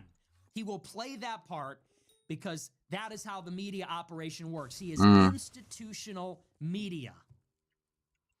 So this is why I say don't get carried away and think, hey, the Goyim rose up and now we won. Hey, the mass awakening happened, everybody's red pill, the Goyim rose up, and now Daily Wire has no audience. Daily Wire will go on forever. And you know what they're going to do in the next few years? Let me tell you what's going to happen next. So Jonathan Greenblatt at the ADL, who is friends with Shapiro, Greenblatt is going to go now to Instagram and X and Facebook. He's going to make the call and say, oy vey, shut it down, and they're going to shut down all the viral clips. He's going to go to Meta and say the anti-Semitism on your platform is out of control. The Nick Fuentes clips are too viral. The Candace Owens, Tucker clips are too viral. Shut it down. They're going to go to Congress, our sainted Republican majority, and they're going to say Randy Fine, Lindsey Graham, Israel's in trouble. Nick Fuentes and Candace Owens are too viral. You need to choke big tech with Section 230, so they censor the clips. They're going to do what they've always done, which is they're going to censor the competition. It's Netanyahu's eighth front war. They're going to bring down the strong hand of censorship. They're going to bring down the algorithm. They're going to fine-tune and calibrate and make their adjustments, just as they did, as they always have 7 years ago in 2018, when the purges started, when they shut down the alt-right rabbit hole of recommended YouTube videos, crack down on alternative tech platforms. They're going to do all the same things, and slowly but surely, mark my words, in a few years, after they've made these structural adjustments, people like us are going to disappear again.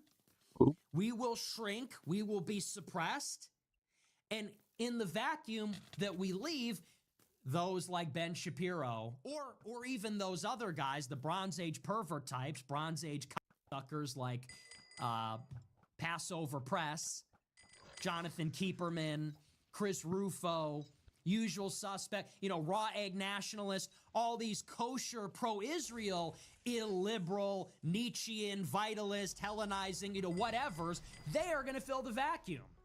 And say, now that the low IQ, third worldist anti-Semites are out of the picture, like Dan B. and Jake Shields and Nick Fuentes and the rest of them, now we're going to get the sophisticated stuff like Nick Land and Mencius Moldbug and Raw Egg Nationalist and Bronze Age Pervert. This is the game. This is what they've always done. It's what they did 20 years ago, 10 years ago. They're running the same playbook again. And this is why I'm telling people, this is the last part of this. So what does that mean for us? Our biggest enemy is not even Ben Shapiro. It's not even Barry Weiss. These people aren't going anywhere, okay? Our biggest enemy is Matt Walsh, actually. Biggest enemy is Matt Walsh, Michael Knowles, because when you look at the Daily Wire, who is keeping them afloat? Yes, they're failing, they're losing revenue, losing subscribers, mass layoffs, but who is keeping their credibility intact? You probably could, at this point, collapse the Daily Wire if Matt Walsh and Michael Knowles exited the company. Why are they still there?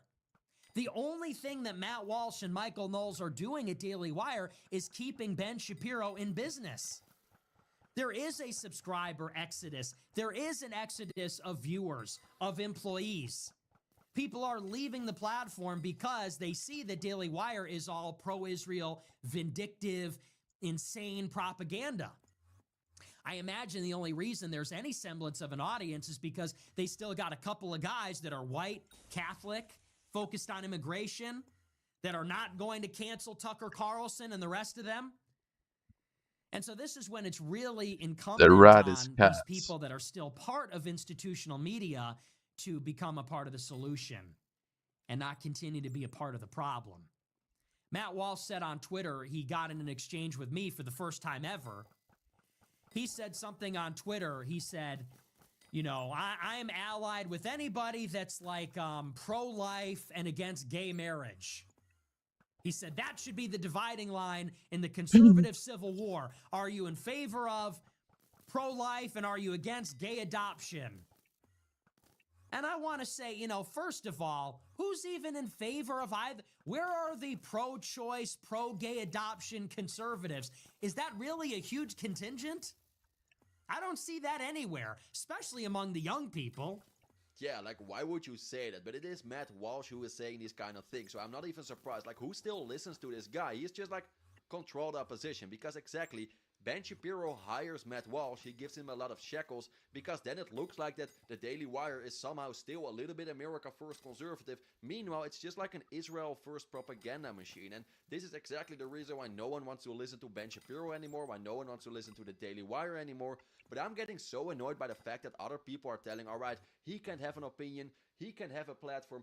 We live in the United States of America. Can just everyone have their own platform? Can just everyone have an opinion? We have our First Amendment. We have freedom of speech. I'm getting so tired that we almost live in a country where it almost like looks a little bit like North Korea, when we're gonna silence people if we don't agree with them, when we're gonna try to like censor people if they have like a different opinion on us. I don't care if you're on the left, on the right, no matter who you are. I think everyone can have an opinion. But there's like a cool message in the game now. It's good to That's like have an nice. opinion with respect, of course. Don't go like on the internet and say like crazy shit. I mean, like, you can still do this. We have freedom of speech. If you want to do this, like, be my guest. But I think it's always better if you really want to have like a debate or a conversation. You can always better do this respectfully. But that's another discussion for now. But I'm getting so sick and tired that other people, like for example Mark Levin or Ben Shapiro, that they can decide who can have an opinion and who can't have an opinion. As long as they can have an opinion, and they also have like a very weird opinion, by the way, that for example they think it's okay to like drop a nuclear bomb on Iran. As long as these people are like on Fox News, for example, Mark Fucking Levin, idiots. then any other person can also have an opinion. And I also think that it's good that like Nick can have an opinion. But it almost feels like some people are allowed in this country to say whatever they want, and then they're criticizing other people who also have an opinion. That's not how it should be, right? When did this happen? Like, how did we end up in this position? Everyone should have like their own platform, in my opinion, can say whatever they want, with respect, of course, but you get the point. You get the point. If anything, the young people are more socially conservative than the old people at this point, especially in the Republican Party. So he goes on Twitter and says the dividing line for our conservative civil war should be about gay adoption and abortion. I'm like, first of all, those issues are kind of like, don't even really matter that much anymore. Sorry. I don't even think they're controversial. I don't know where the disagreement is among the conservative space. And lastly, I don't think they're definitive of what the Civil War has become. So I reply and I say, no, the real sticking point is whether you're pro-Israel or pro-America, obviously.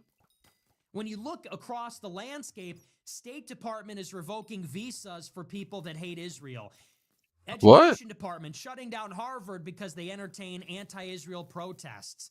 Social media being censored because it's hostile to Israel. We're at war in Iran over Israel. Foreign aid for Israel. It's like every way you cut it. These are just a few examples.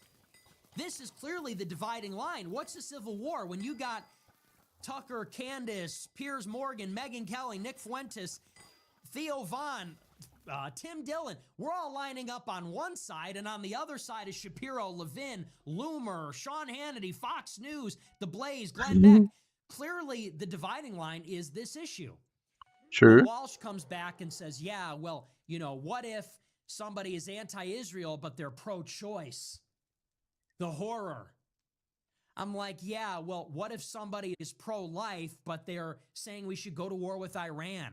They're saying we have to give them foreign aid. They want to cancel Tucker. Like, are you going to overlook that issue? He didn't reply after that. So when I look at the Daily Wire, this is a very critical battle. This is Of course he didn't. extremely symbolic and important in the grand scheme of things.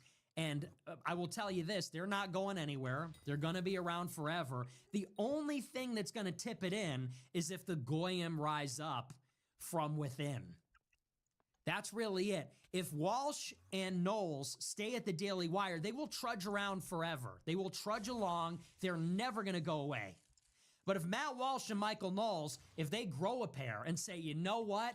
They don't even need to say why they're doing it, but they just need to take a hike. If they just leave, it's like Luke Skywalker and Darth Vader. Like, you're going to sit there and let Ben Shapiro electrocute Brett Cooper and Candace Owens? They're suing Candace Owens. They're making fun of her with her own show. They hired Brett Cooper's, what do they call it? Maid of honor at her wedding? Calling her an anti-Semite. It's like you're letting them do this to your friends. You're letting them betray the country. You got to pick Ben Shapiro up, metaphorically, and throw him down the chute in the Death Star. I'm not going to hold my breath, but I think we need to start that campaign back up again. Matt Walsh and Michael Knowles cannot go anywhere without being told you are a traitor. You are helping Daily Wire. This is an Israel first, fifth column in our country. These people hate Christ. They hate Christ. They're not Christian. They hate America. They're trying to cancel Tucker. They're trying to censor the internet. They hate Megyn Kelly. They hate Piers Morgan. And you two sit there and take a paycheck from them? You sit there on a Zoom call and make jokes with them? They should get no peace. Yes, it is a fatwa. Not violent, not harassment, not anything like that. But they should have no peace. Anytime they go to a public event, any tweet, the response should be, shut the f*** up. You work for Israel. You are taking a paycheck from Ben Shapiro. Shame on you. Shame on you as a Catholic. Shame on you as a white man. Shame on you as an American. How dare you think that you're some kind of immigration patriot? You think you're a patriot because you're going to do some diatribe about brown people in America? Ben Shapiro signs your paychecks, you sucker, and they should be reminded of that every single day. Matt Walsh gives these monologues about, you know, what it is to be a man is to be brave for your family and children. Bro, Ben Shapiro is putting food on the table for your family and children. It's despicable, and you should be ashamed of yourself. It's been going on for far too long. It's been going on for over 10 years, I think. There's no excuse anymore. Everybody knows the score. Everybody knows what's going on. It's unforgivable. And I get it. Some people want to infiltrate politics. I get it. Some people are trying to hide their power level or whatever. You could start your own YouTube channel and make a living. And if commentary is, if that's what you do, if you're in the information space, then you have to have integrity. If you're an entryist and you're working in Silicon Valley, if you're an entryist, an infiltrator, and you're working in government, that's one thing. Because you gotta play it close to the chest if you're trying to climb the ladder in those professional white-collar settings. But if you're in the information space, you're a mascot, you're a representative. You have to tell the truth. There's no alternative. Yeah, and this is very important. And by the way, this is like their only job, to share the truth. But I almost feel like many of these people where Nick just talked about, or many of these news channels, they're not even doing that anymore. Like, they only share their truth when it fits them, when it's like in favor of them. Because you will never ever hear someone in the mainstream media talk about this case, for example, where Nick just talked about. You will never ever hear that. And we all know why, because they only talk about the things what is good for them. They will never talk about some actual problems where many people in this country are concerned about. For example, like this relationship with the United States and Israel, or like this war. You have like Mark Levin saying on Fox News every day almost that this war is like the best thing ever. This is like the definition of America first. We should have never ever stopped this war. We should have completely destroyed Iran.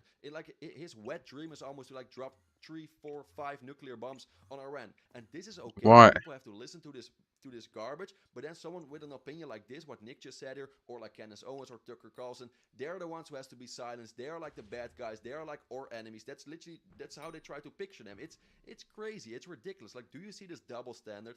And then they are surprised. Why do you think that these people are becoming so popular? For example, everyone who's like opposing this war, everyone who's against this war, everyone who's criticizing Trump, and that's almost now everyone. Why do you think that these people, that they're like growing, that they're becoming more popular, and the mainstream media who is like still like supporting this war, who still thinks that Donald Trump is like the best guy ever, why do you think Do that no people one actually listens to think them that? anymore? Like it's very easy. You don't have to be very smart to see that like the support for the mainstream media is declining every day almost, and like they are gaining support. Like the people who talk about these actual problems, what you don't hear in the mainstream media, they are gaining a lot Sure. of support. For example, Candace I guess, Turner, yeah. Alex Jones, Nick Fuentes, I just said them all.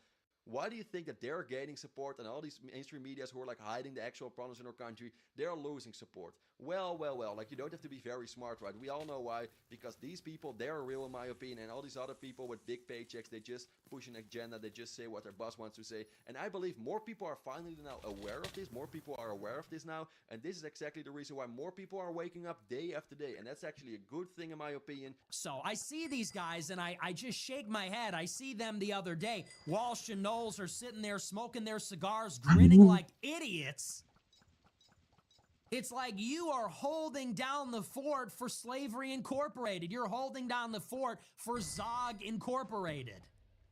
You go in the break room and they got 2 stoves and 2 refrigerators, and there's Ben Shapiro and his wife. I don't even know if she's allowed in. I don't know how that works. And then they want to go, like I said, they want to go and do some, Michael Knowles wants to do some diatribe about, I went to Yale, I'm going to do some Thomistic philosophy. Matt Walsh, I'm this white guy and I don't like immigrants. It's like you guys work for, you are Shabbos Goy. You are a couple of Shabbos Goy. Just flip the light switch on and shut the up. It drives me crazy. It's insane. Nobody should tolerate that. There should be no quarter. And like I said, you know, that is the sticking point. If you are working for this fifth column, look at how they have betrayed everything. Look at how they have made the Trump movement betray itself. The MAGA movement But no, has fuck crashed Trump anyways. and Who liked him burned. ever? Our He's chances funny, of sure, but building that's a it. border wall, But he's deporting only funny because he's millions, childish. tariff schedule, all these things have been utterly destroyed because of the fifth column in the right wing. Don't kid yourself. Look at what's happening right now. We're in a war with Iran when we should be doing mass deportations. And it's because of this. So it's time to draw a line in the sand. You are either on the side of America first or you're on the side of Israel first.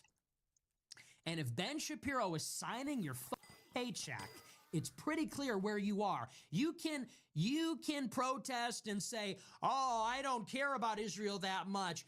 That's just not my focus." You know, you can tell yourself whatever you want. But if you're working for Ben Shapiro, we all know what side you're on. Don't give me that nonsense. He goes, "I don't think we should send any country foreign aid." Yeah, well, we're not in a regime change war of choice for France, are we? We're not in a regime change war of choice for Japan or South Korea. We're in Iran for Israel. So sick of that line. Hey, you know, I disagree with Ben on that issue. Okay, well, he's your boss. So what difference does it make? It's honestly, it's worse. Yes, it is. But come on, guys. Like, it is Matt Walsh. Like, what else did you expect? This guy sold his soul. I really don't like this man at all. I said this before already. He feels like controlled opposition to me.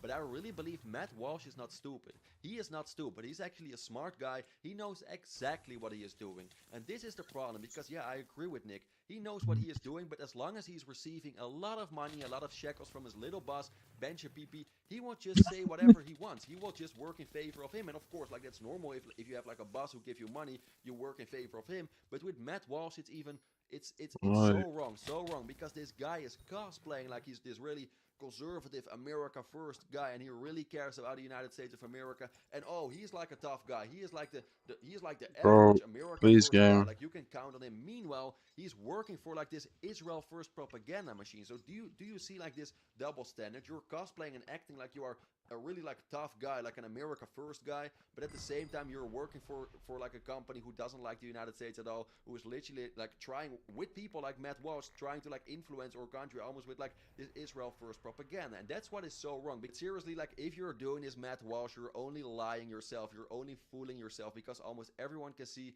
exactly how you are. And okay, yeah, okay, like you got a lot of money, you are kind of rich now, all right, great job, but you don't have any value anymore. You lied to yourself, and you can go to your grave with all your money. Like that's not even a thing. Anyone wants to Seriously, queue? and maybe this is just me, I rather Oh, be me, like bro. less rich, but I Oh, still me have for my sure. values, and I didn't betray my own country, and I didn't sold off my country, and then maybe I'm less rich than instead of like having a lot of money, but I know that I'm like kind of like a traitor, and I lied to myself, and I was faking my whole life almost, like acting like this guy, but at the same time you're like completely the opposite. It's just so stupid, and like I could never ever do that. But yeah, you have some people that they are okay with that.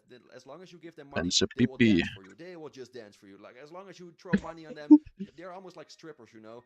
They're receiving money, and oh, they will dance. They will dance. They will say whatever their boss want them to do, and yeah. It's kind of sad, but I think we just have to live with this, because yeah, what can we change about that? But it's not only Matt Walsh. We have so many of these people.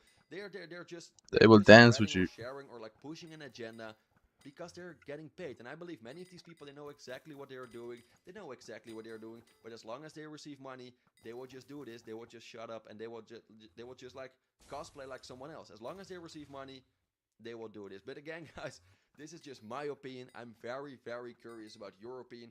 What do you think about, for example, Barry Wise? What do you think about, like, Ben Shapiro? What do you think about Mark Levin? I'm so curious about your opinion, because I don't know. Like, are there seriously people watching my videos, but at the same time, like, I can never imagine that people, for example, watch my video, and then after my video, they're like, all right, now we're gonna watch to, like, the Ben Shapiro show, or now we're gonna watch to, like, Mark Levin. Like, are there some people here? Please let me know. Like, you don't even have to feel embarrassed. I mean, a little bit. No, I'm joking. I'm talking too much already. I got a little bit excited, but you get the point. Like, seriously, the long story short, the moral of the story, you can be America first and at the same time listen to, like, Ben Shapiro, Mark Levin, in my opinion. Then you're, like, not very smart, or you're, like, you have no idea what is going on.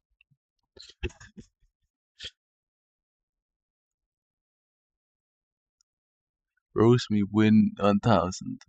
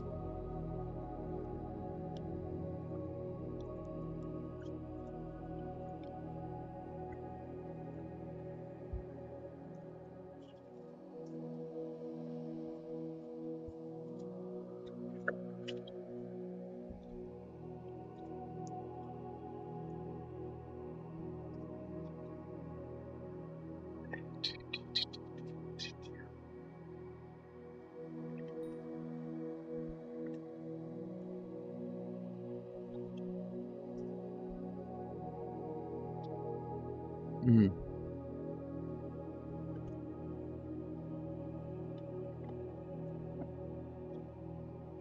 Oh, why is he painting so slowly? And precise. In each side. Damn.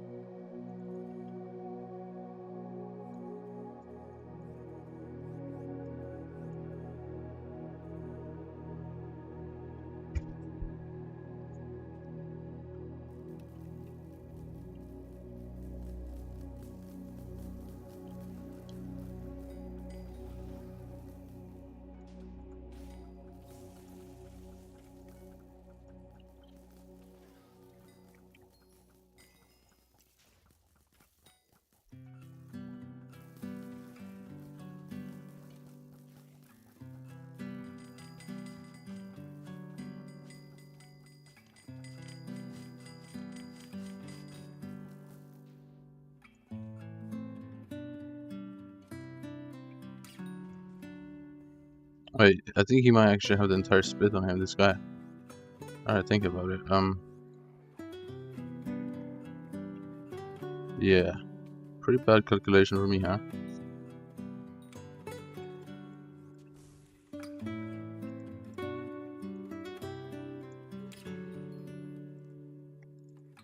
Never mind, they got it covered.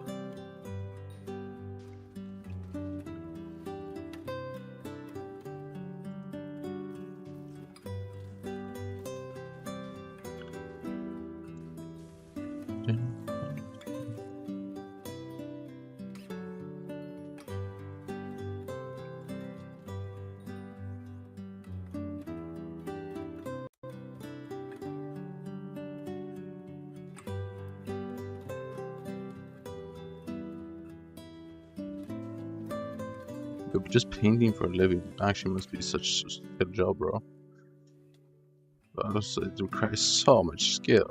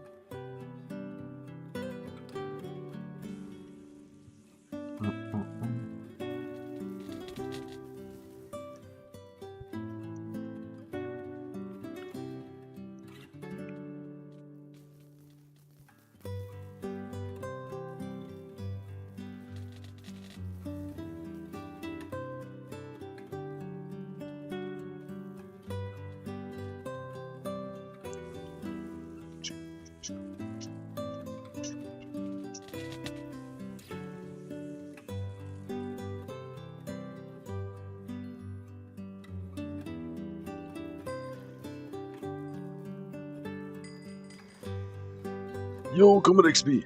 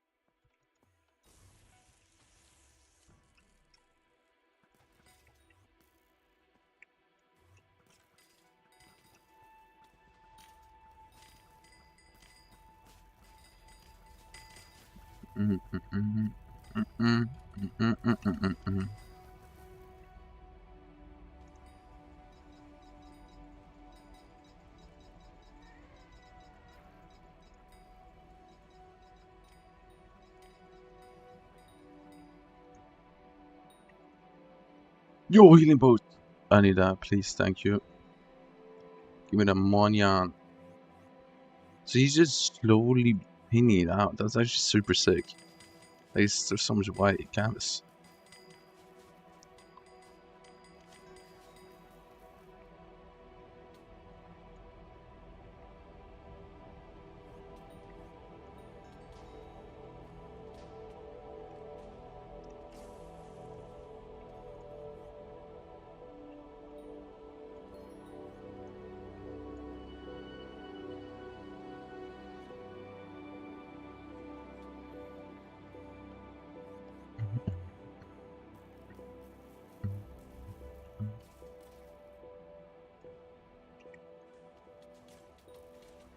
Yo, why did I just fall down? Right.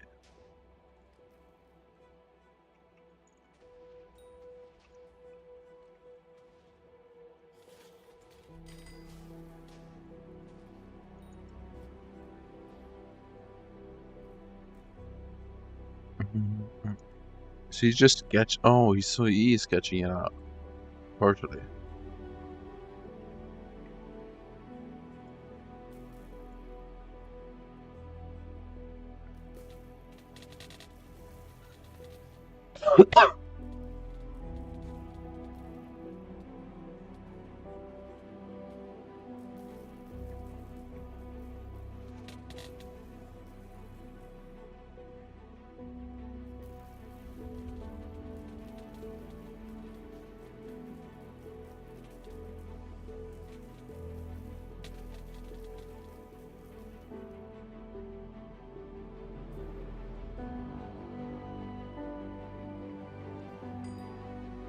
Oh, I need to be the person doing the thing, the quiz, huh?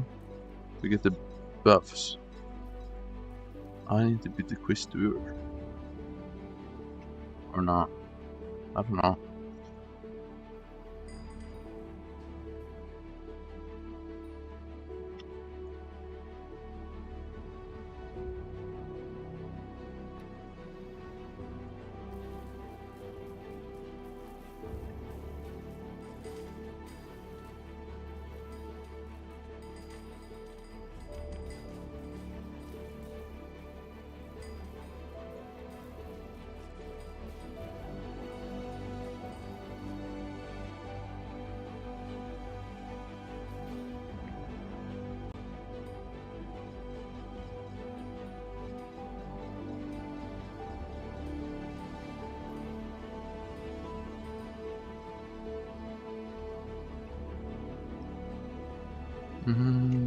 Look at that.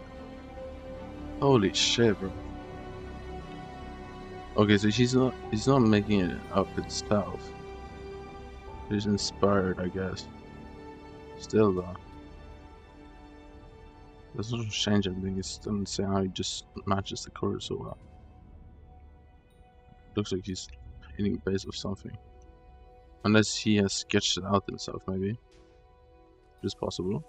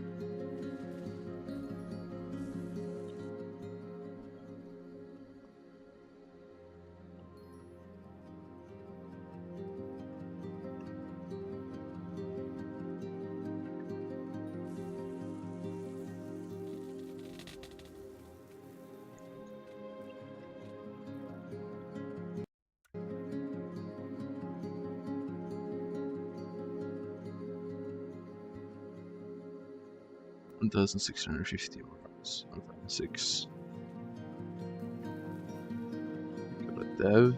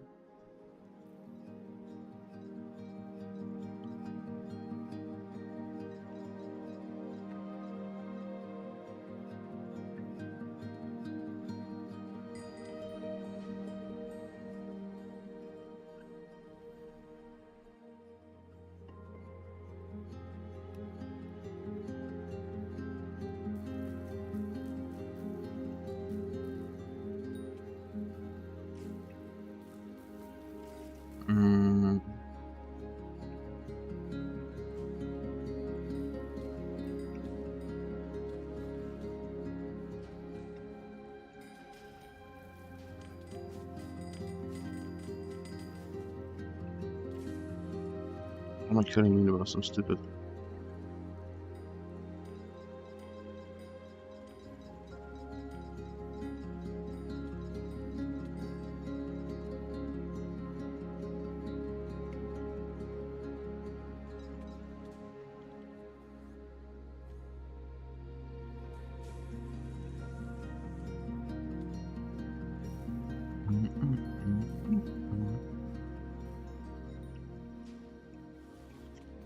Oh no.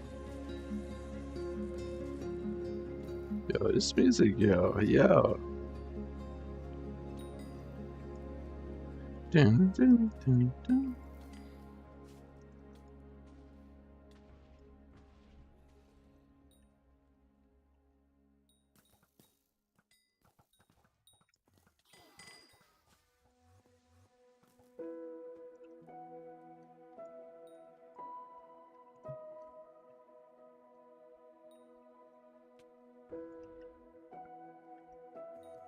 Mm.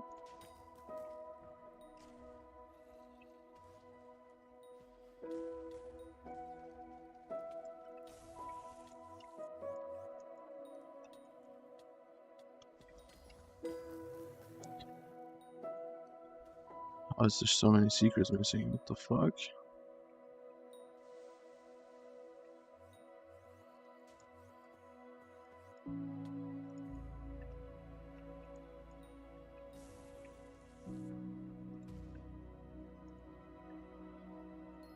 The guy's not looked in at all, bro. What is he doing?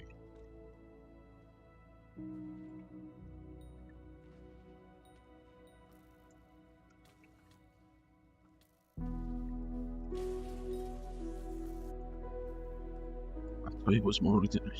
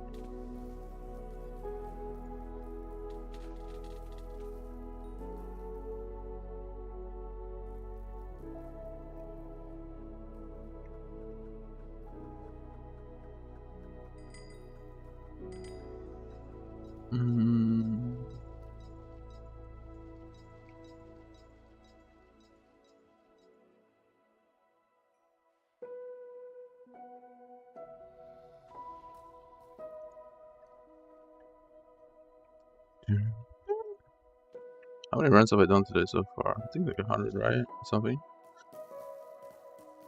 Not bad, I guess.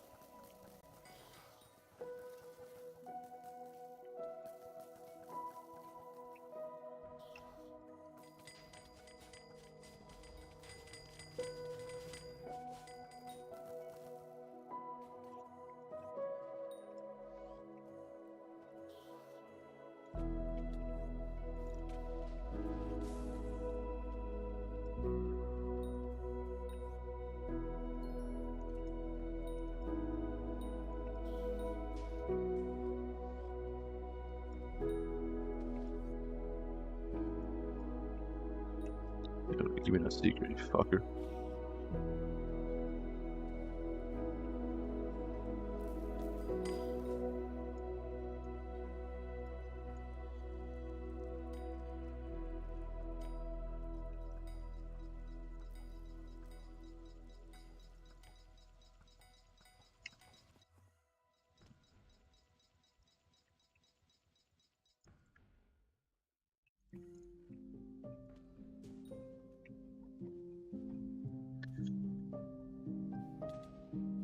I'm so confused. What? I'm used to people just doing secrets instantly when they have this. But he's just so not logged in.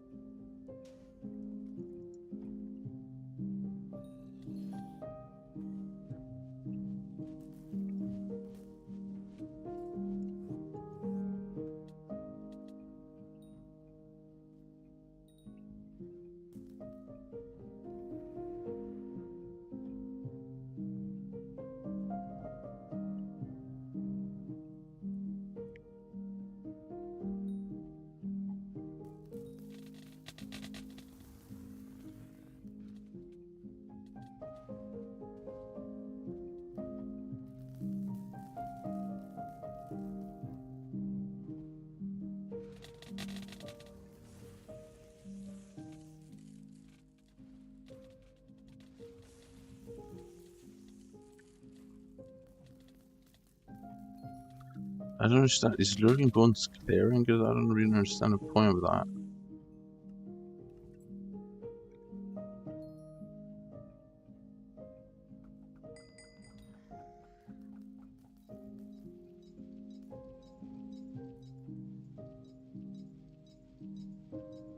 I don't understand why he's clearing. Is that weird? I really don't understand. I see no point.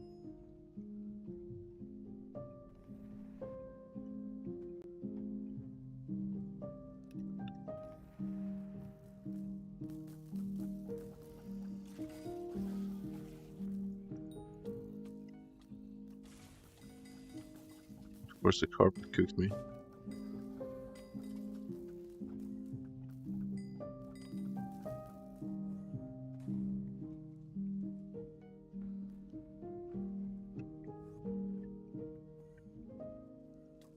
Holy carpet cook.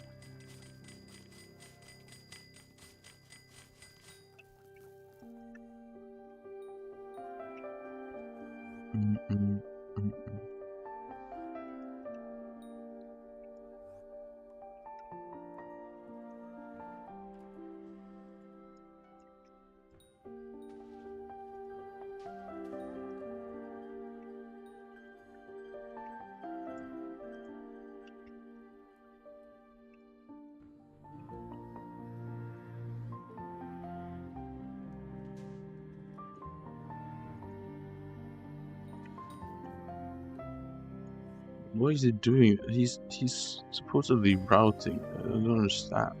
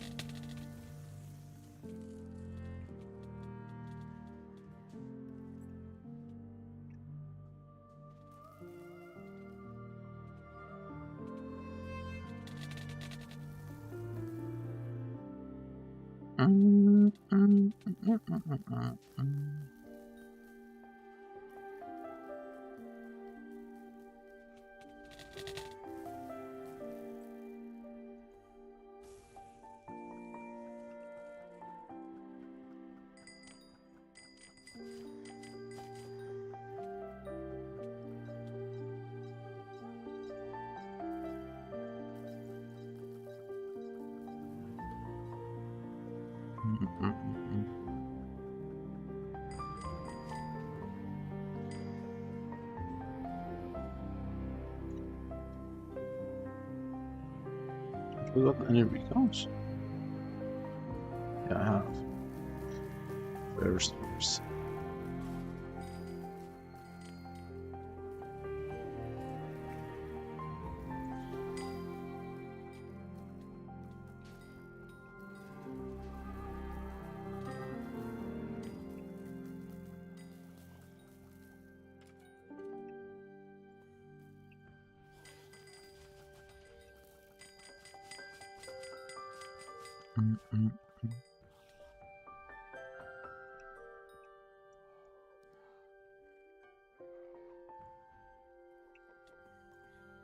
Dun, dun, dun, dun, dun, dun, dun.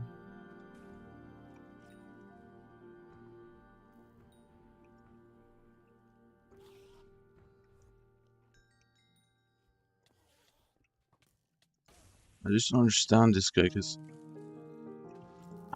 it's such a waste of Ultra. Am I crazy with that tag? I don't know what he's doing.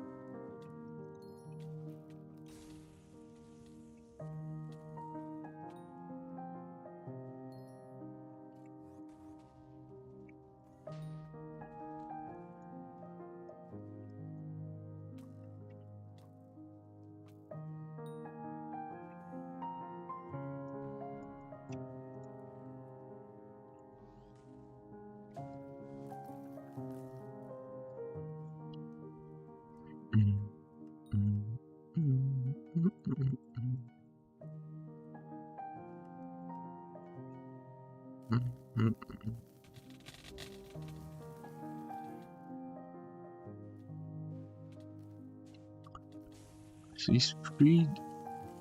Wait, so he's painting it so it's only the house out. That looks so sick. Should have just kept it white.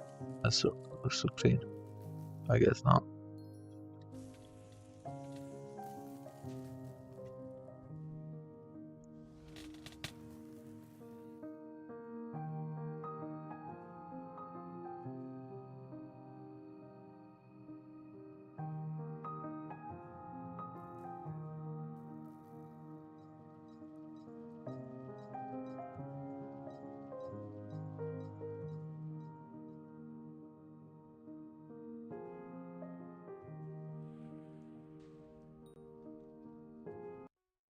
Welcome back to another video on Jack and Oscar. I am Jack. And I'm Oscar. And today I'm really excited because we've had a custom script made by a lovely fella called Jonathan. Shout out to him. Shout out to Jonathan. And we can basically make Oscar's guesses increasingly less accurate. So Oscar, take it away. You can explain. Basically, the script Jonathan created means that whenever I guess, it can make it 2 times worse. So if I guess 50 kilometers away, then it'll make it 100 kilometers away. But if I guess 1,000 kilometers away, then it'll make it 2,000 kilometers away. So basically, I have to try and guess very close as often as I can, and it's always going to throw off my guess at least somewhat. Yeah, so if you make a good guess, it's not really going to make much difference. But if you make an average guess, or dare I say, a bad guess, it could be catastrophic, and I might get the occasional win. I could definitely see that happening with all my guesses getting 100% worse. Absolutely. So I think we should just jump into it and see what happens. I need to be bringing my A game in order to actually win this. Jack, I wish you the best of luck bringing that A game. Good luck to you. Okay, first one here. Cyprus. Driving left-hand side of the road should be Cyprus here. Brand new coverage. I'm thinking just a Limassol here. But maybe I should have just clicked the middle of the island in order not to be too far away. Alright, I need to really try. So, what have we got? Cyprus is new coverage. Fair enough. Nicosia. Ooh, okay, I'm happy with that. So that's gonna be... Is it Malta or Cyprus? It's... Wait, Cyprus. There we go. I lost it for a moment. Why can I not find the capital? There it is. I got there. Okay, so I'm curious where he guessed, but if he actually found that spot, he'll have been moved over a few hundred meters away, so he still managed to beat me there, though. So it's going to put us out to the ocean here. Oh, the script is not working. No, it is working, because I clicked Limassol and it was Limassol. Okay, well, okay, that makes sense. The script is working, we just got rather close, so it saved us there. Next one here, Hungarian, perhaps? This is very unpleasant for us. We've got a metal pole, 2023 copyright. Maybe this is actually Croatia. Near Hungary, though, I think. I'm liking Croatia here. I'm trying to remember what chevrons Croatia has. I think we are there, you know? Alright, next one. Obviously, I have moving. We've got stop, so pretty flat. Let's get a look at the color of this. Ooh, Ivan... Yo, kill that. What the fuck? Driving on the right. Let's just have a little look. That's so stupid. Plates. Yeah, just standard European. Maybe it could be Lithuania, potentially? Because it's quite flat. We don't have too much to go on. It just doesn't seem like Netherlands, so I'm gonna go Lithuania. We'll go like there. Oh, Okay, I was quite far away that time. As you can see, Oscar is still very close. Even with his guesses 100% further away than he is guessing, he's still significantly closer than me. Oh, again, we're super close. I was like, oh, the script's not working. No, it's because I guess super close. I keep on seeing Jack moving around, thinking I got it wrong, but then I'm just super close. Banana, bro, Next one what? here. Let's keep that streak going, I guess. Kind of a reddish road. Looks like the middle of the United States, maybe Kansas here. It kind of feels cold, right? Yeah, Kansas. I think like Wichita, Kansas could work here. Maybe like a Hutchinson, Kansas. That being said, could be anywhere in the middle of the country. Maybe further south with the jerky star here. Right, this is the standard US no passing zone. Leroy. Pizza. No, bro. Okay, I had pizza today, actually. I think the place is called Leroy. Now, where on earth is Leroy going to be? Just some Are they driving on the left? area. They've got jerky. They've got It has to be American, never mind. I've got to go in the south, right? Let's go like around here. Why not? Oh, this guy. Okay, Kansas. Fair enough. Okay, it's leaving us in Kansas again. Yeah, not too bad. So I had guessed in Hutchinson, obviously moved us further away from the correct answer. Did you just This send is an going ass? super well, but it's just because I keep on happening to guess close. This is Japan. Okay, and this is a Kyushu bollard, and we've got ocean to the kind of south here. Hello, Probably burst. somewhere over here. So to our southwest, we can also see the ocean. So kind of thinking more like. IMR. Yeah, I'm liking this a lot. I feel like we're like. IMR. What about you? Maybe a bit further up, like around here. I'm liking that guess.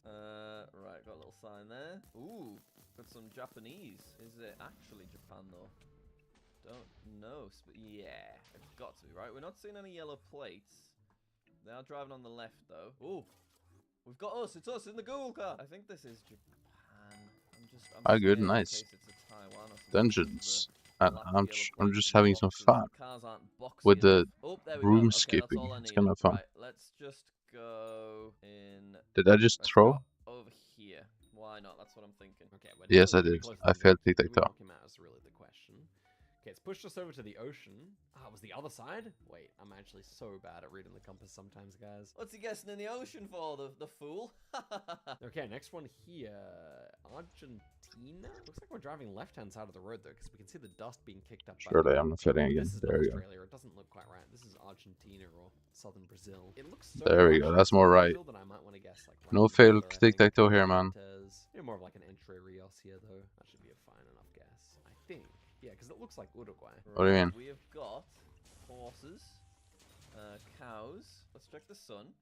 Southern hemisphere. Yeah, but how do I actually win tic-tac-toe? Because I have never won it against the game. Maybe Uruguay, of course. It's really stupid. This is where we potentially could do some damage because he's just got less to point him into a very specific spot, but so do I, so who really knows? I guess it's safer to go Uruguay here because it is particularly flat, so let's just go like here on this. Yeah, why not? Let's go right there. Okay, he went Argentina, or he probably did go Uruguay actually, but got pushed out. We've done some damage. We're actually closer. Okay. Pushes us away. It was Corrientes, yeah, because it looked like southern Brazil. I should have gone a bit further up. Next one here, Portugal. And where? Oh, the heater is locked in right now. Here, decently flat. Probably just going to click around here. Not too far from Lisbon, I think. Right? Okay, this looks Oh, it's not. European. Ooh. Northern hemisphere. These poles with the holes are a little concerning, but I think we are in Europe, right? Yeah, we are. Ooh, we're in Portugal. Okay, this is good. Portugal's good because he could get pushed into the sea. Let's go out to Lisbon, like around here. ODEP. Okay, he's done similar. Ooh, I got he's over 2 here class again. level ups today? No, 3 I think. Okay, that was nice and close. Jack is closer though. As soon as the multiplier started, this guy started trying apparently. Next one, Northern India. Okay, this one could be absolutely terrible for us. That being said, it's quite dry, so you'd think maybe like a Rajasthan, maybe like a Madhya Pradesh, that kind of area. No idea, to be honest with you. Very difficult, I would say. I'm just gonna go for like a northern Madhya Pradesh, yeah, I think. That should be decent. Also, I feel like hedging is quite important on this mode. You don't want to get double away if you're... Because I'm doing derpy right dungeons. I don't know how many runs I've done this day. Today, I can check actually. I've done 113 runs today, which is not bad. Definitely not bad. That's a Sri Lankan flag? Does Sri Lanka make sense? I don't think the language really works. Maybe that isn't a Sri Lankan... No, that's not a Sri Lankan flag. That's a bird. That's not a... Yeah, phew. I got the lion and the bird mixed up. Sorry about that, everyone. We're going to go Could be Yeah, a ball. I I'd don't like to mind get a that. bit fancy with it, but I'm bailing out. Okay. Ooh, we're much closer. We're much closer.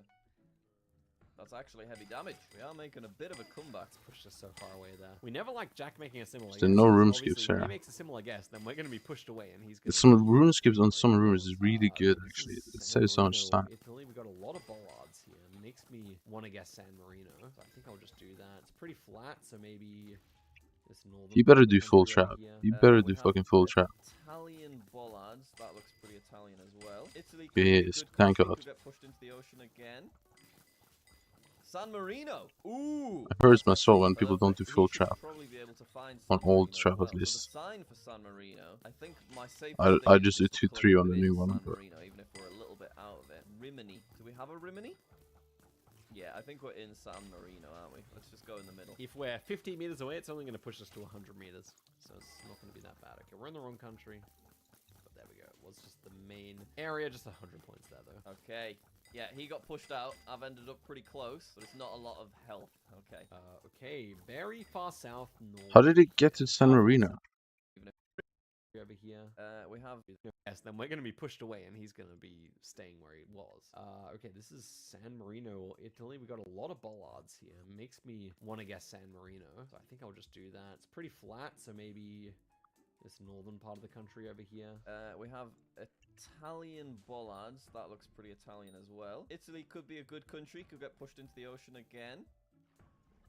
San Marino! Ooh! That's actually perfect. He should probably be able to find San Marino as well. So the sign for San Marino, I think my safest thing is just to click within San Marino, even if we're a little bit out. San Marino is a country?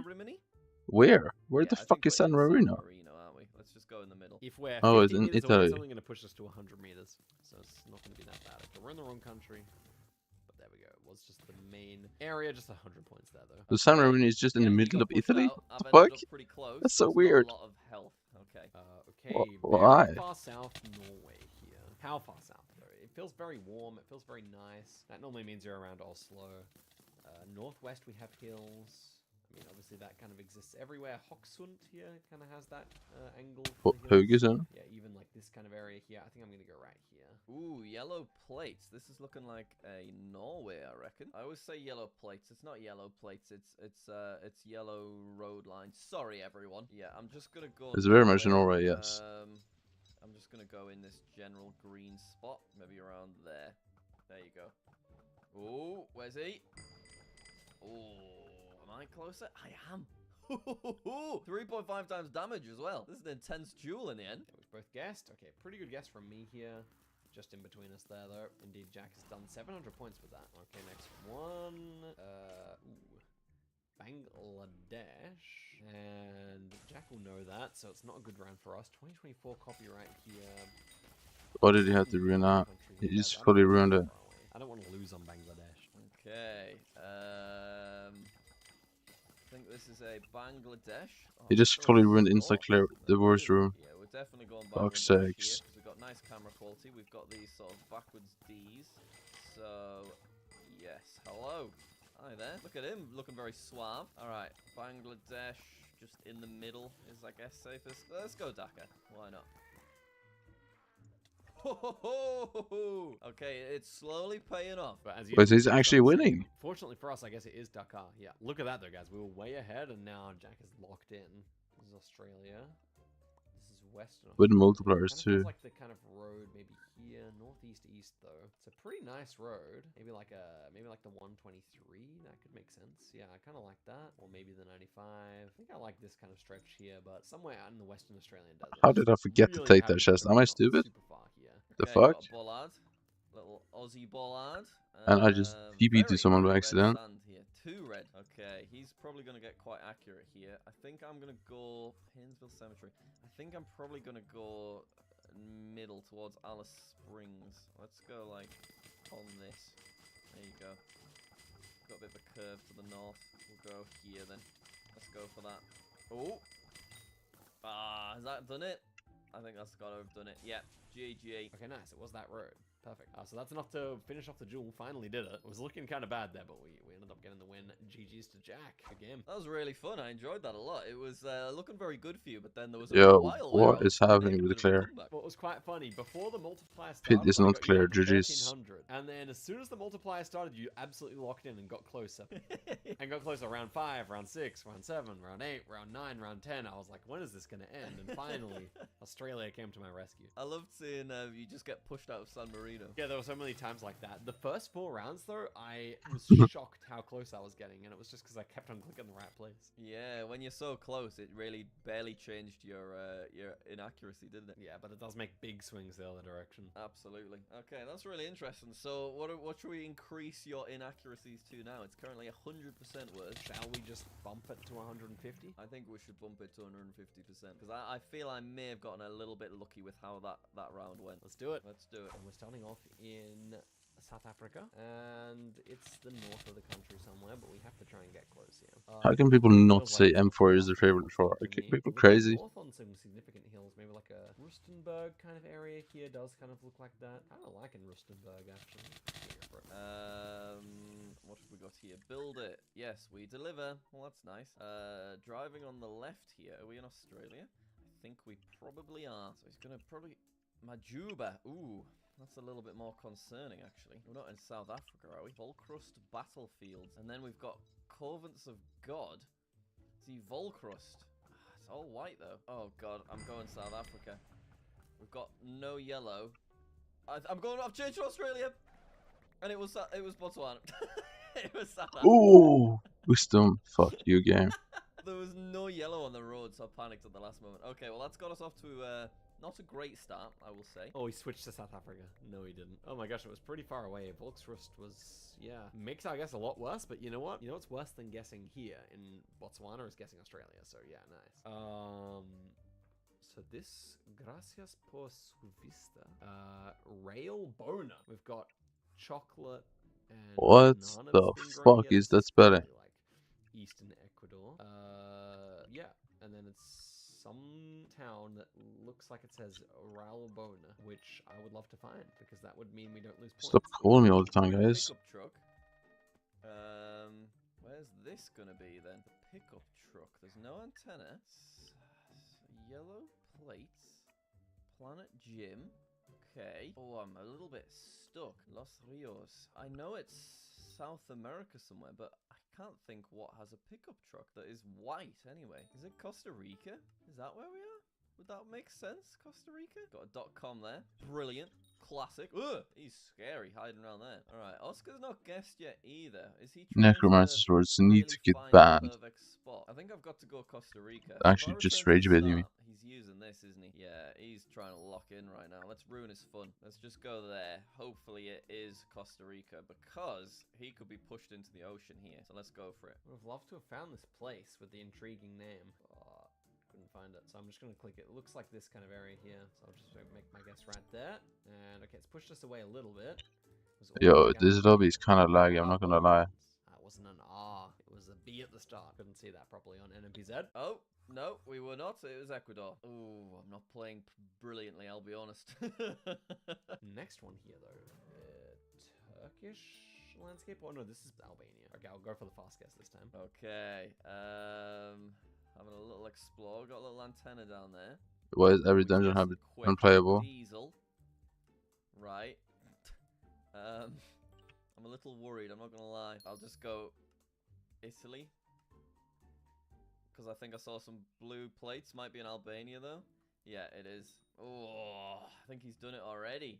Oh, no, he hasn't. I'm hanging on. I'm hanging on. We almost have him dead, and Jack's calling the GGs. Okay, this is Lesotho in the direction of Maseru. Yeah, I think this actually is just Maseru because of the way the hills look. White car. Can't see that. Is this Chile, maybe? Oh, dear. He's guessing quick. He's being aggressive, to be honest. Yeah, we're going Chile. Could be Maseru? Argentina. Oh. Right. He got pushed out of Lesotho, but it didn't matter too much.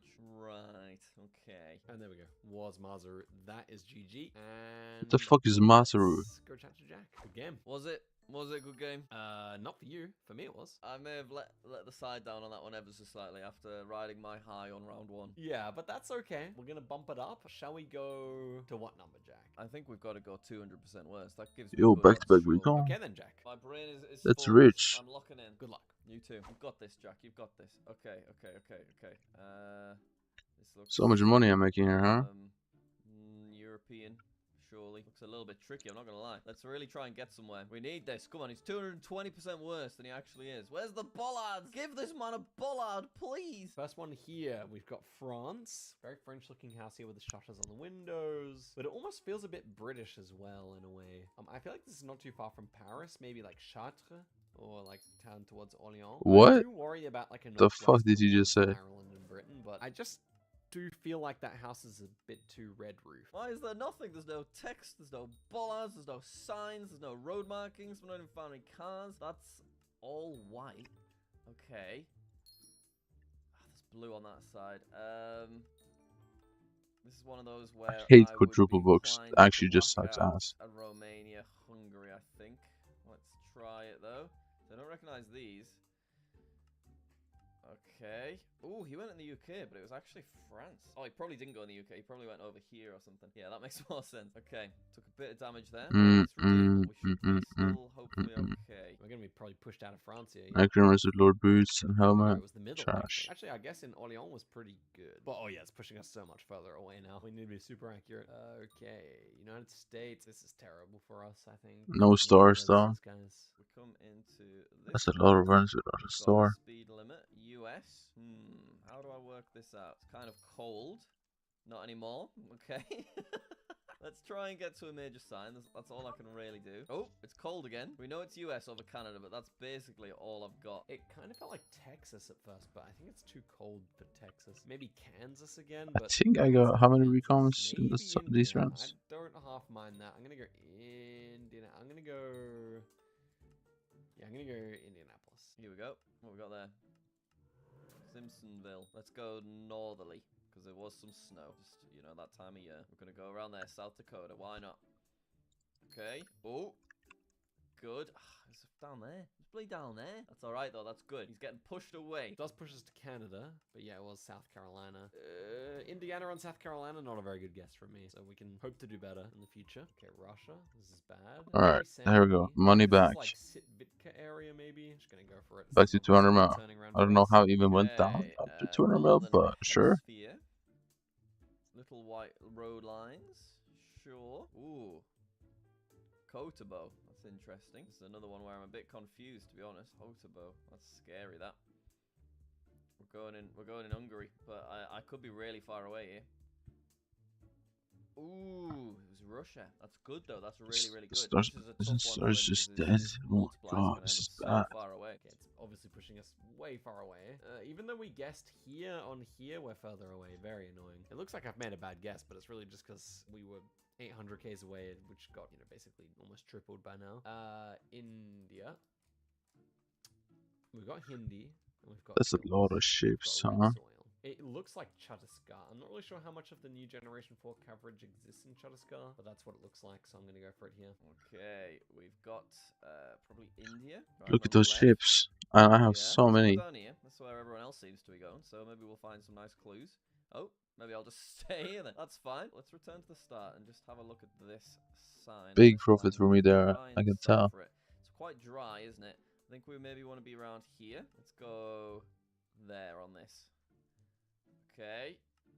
Ooh, he's closer, he's closer. He's back in the lead now. Oh, it kept us close. Let's go. Nice guess. It was Chhattisgarh. We guessed here, which would have been really close in the game, but still good. We're actually in the lead here somehow. Okay, this is Nomadolo. Hardware and furniture in South Africa. Very dry. Kind of feels high altitude here. Around Lesotho, obviously. Out to the east, it's kind of flat, which is concerning me here. I guess I should just kind of guess near Maseru, therefore. Alright. Hardware and furniture. Ooh, okay. Southern Hemisphere. So... Australia, then? Interesting spot, this one, isn't it? Hardware and furniture. Do I trust that? Could be a South Africa again. Driving on the left. I see. Iridium. They're black-skinned. Fuck does that mean? Yeah, I think we can't make the same mistake again. We've got to go South Africa this time, haven't we? Come on, Jack, you're past confusing Australia and South Africa. You don't do that anymore. Right, where do we want to go? Got a little mountain peak over What a there, which I've got a lot of cactus. respect for. We're going in the dry bit. We're going around here. Could be more up there.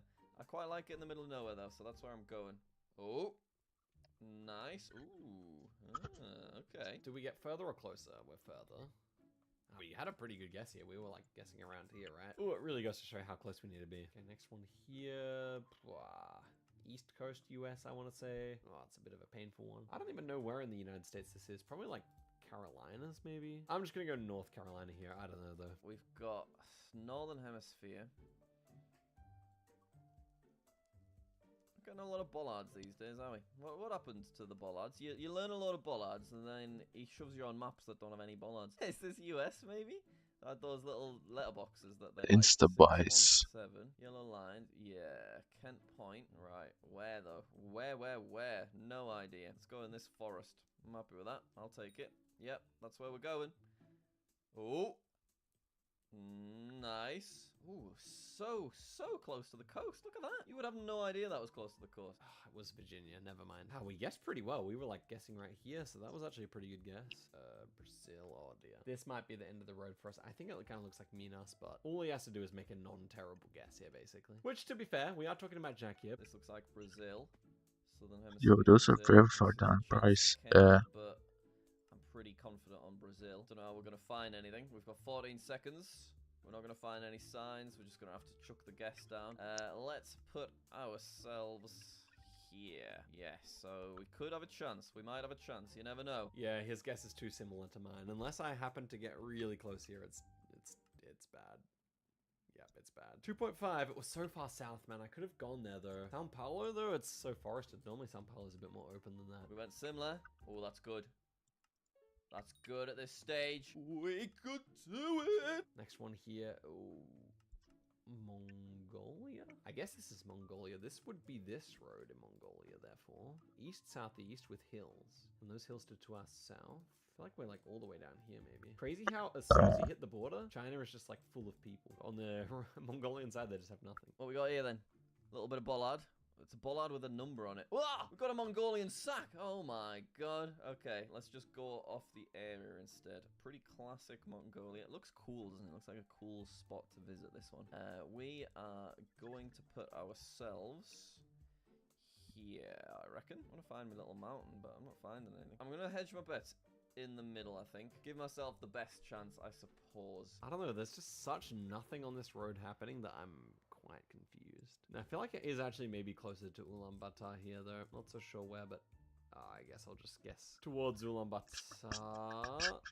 Okay, wow, so that's Jack good. was actually I'm just happy legitimately with closer those than me verses so there. that's a good guess. But what is this road angle, man? Nah, whatever. Okay, he's about where I originally was, so let's see if that pays off for us.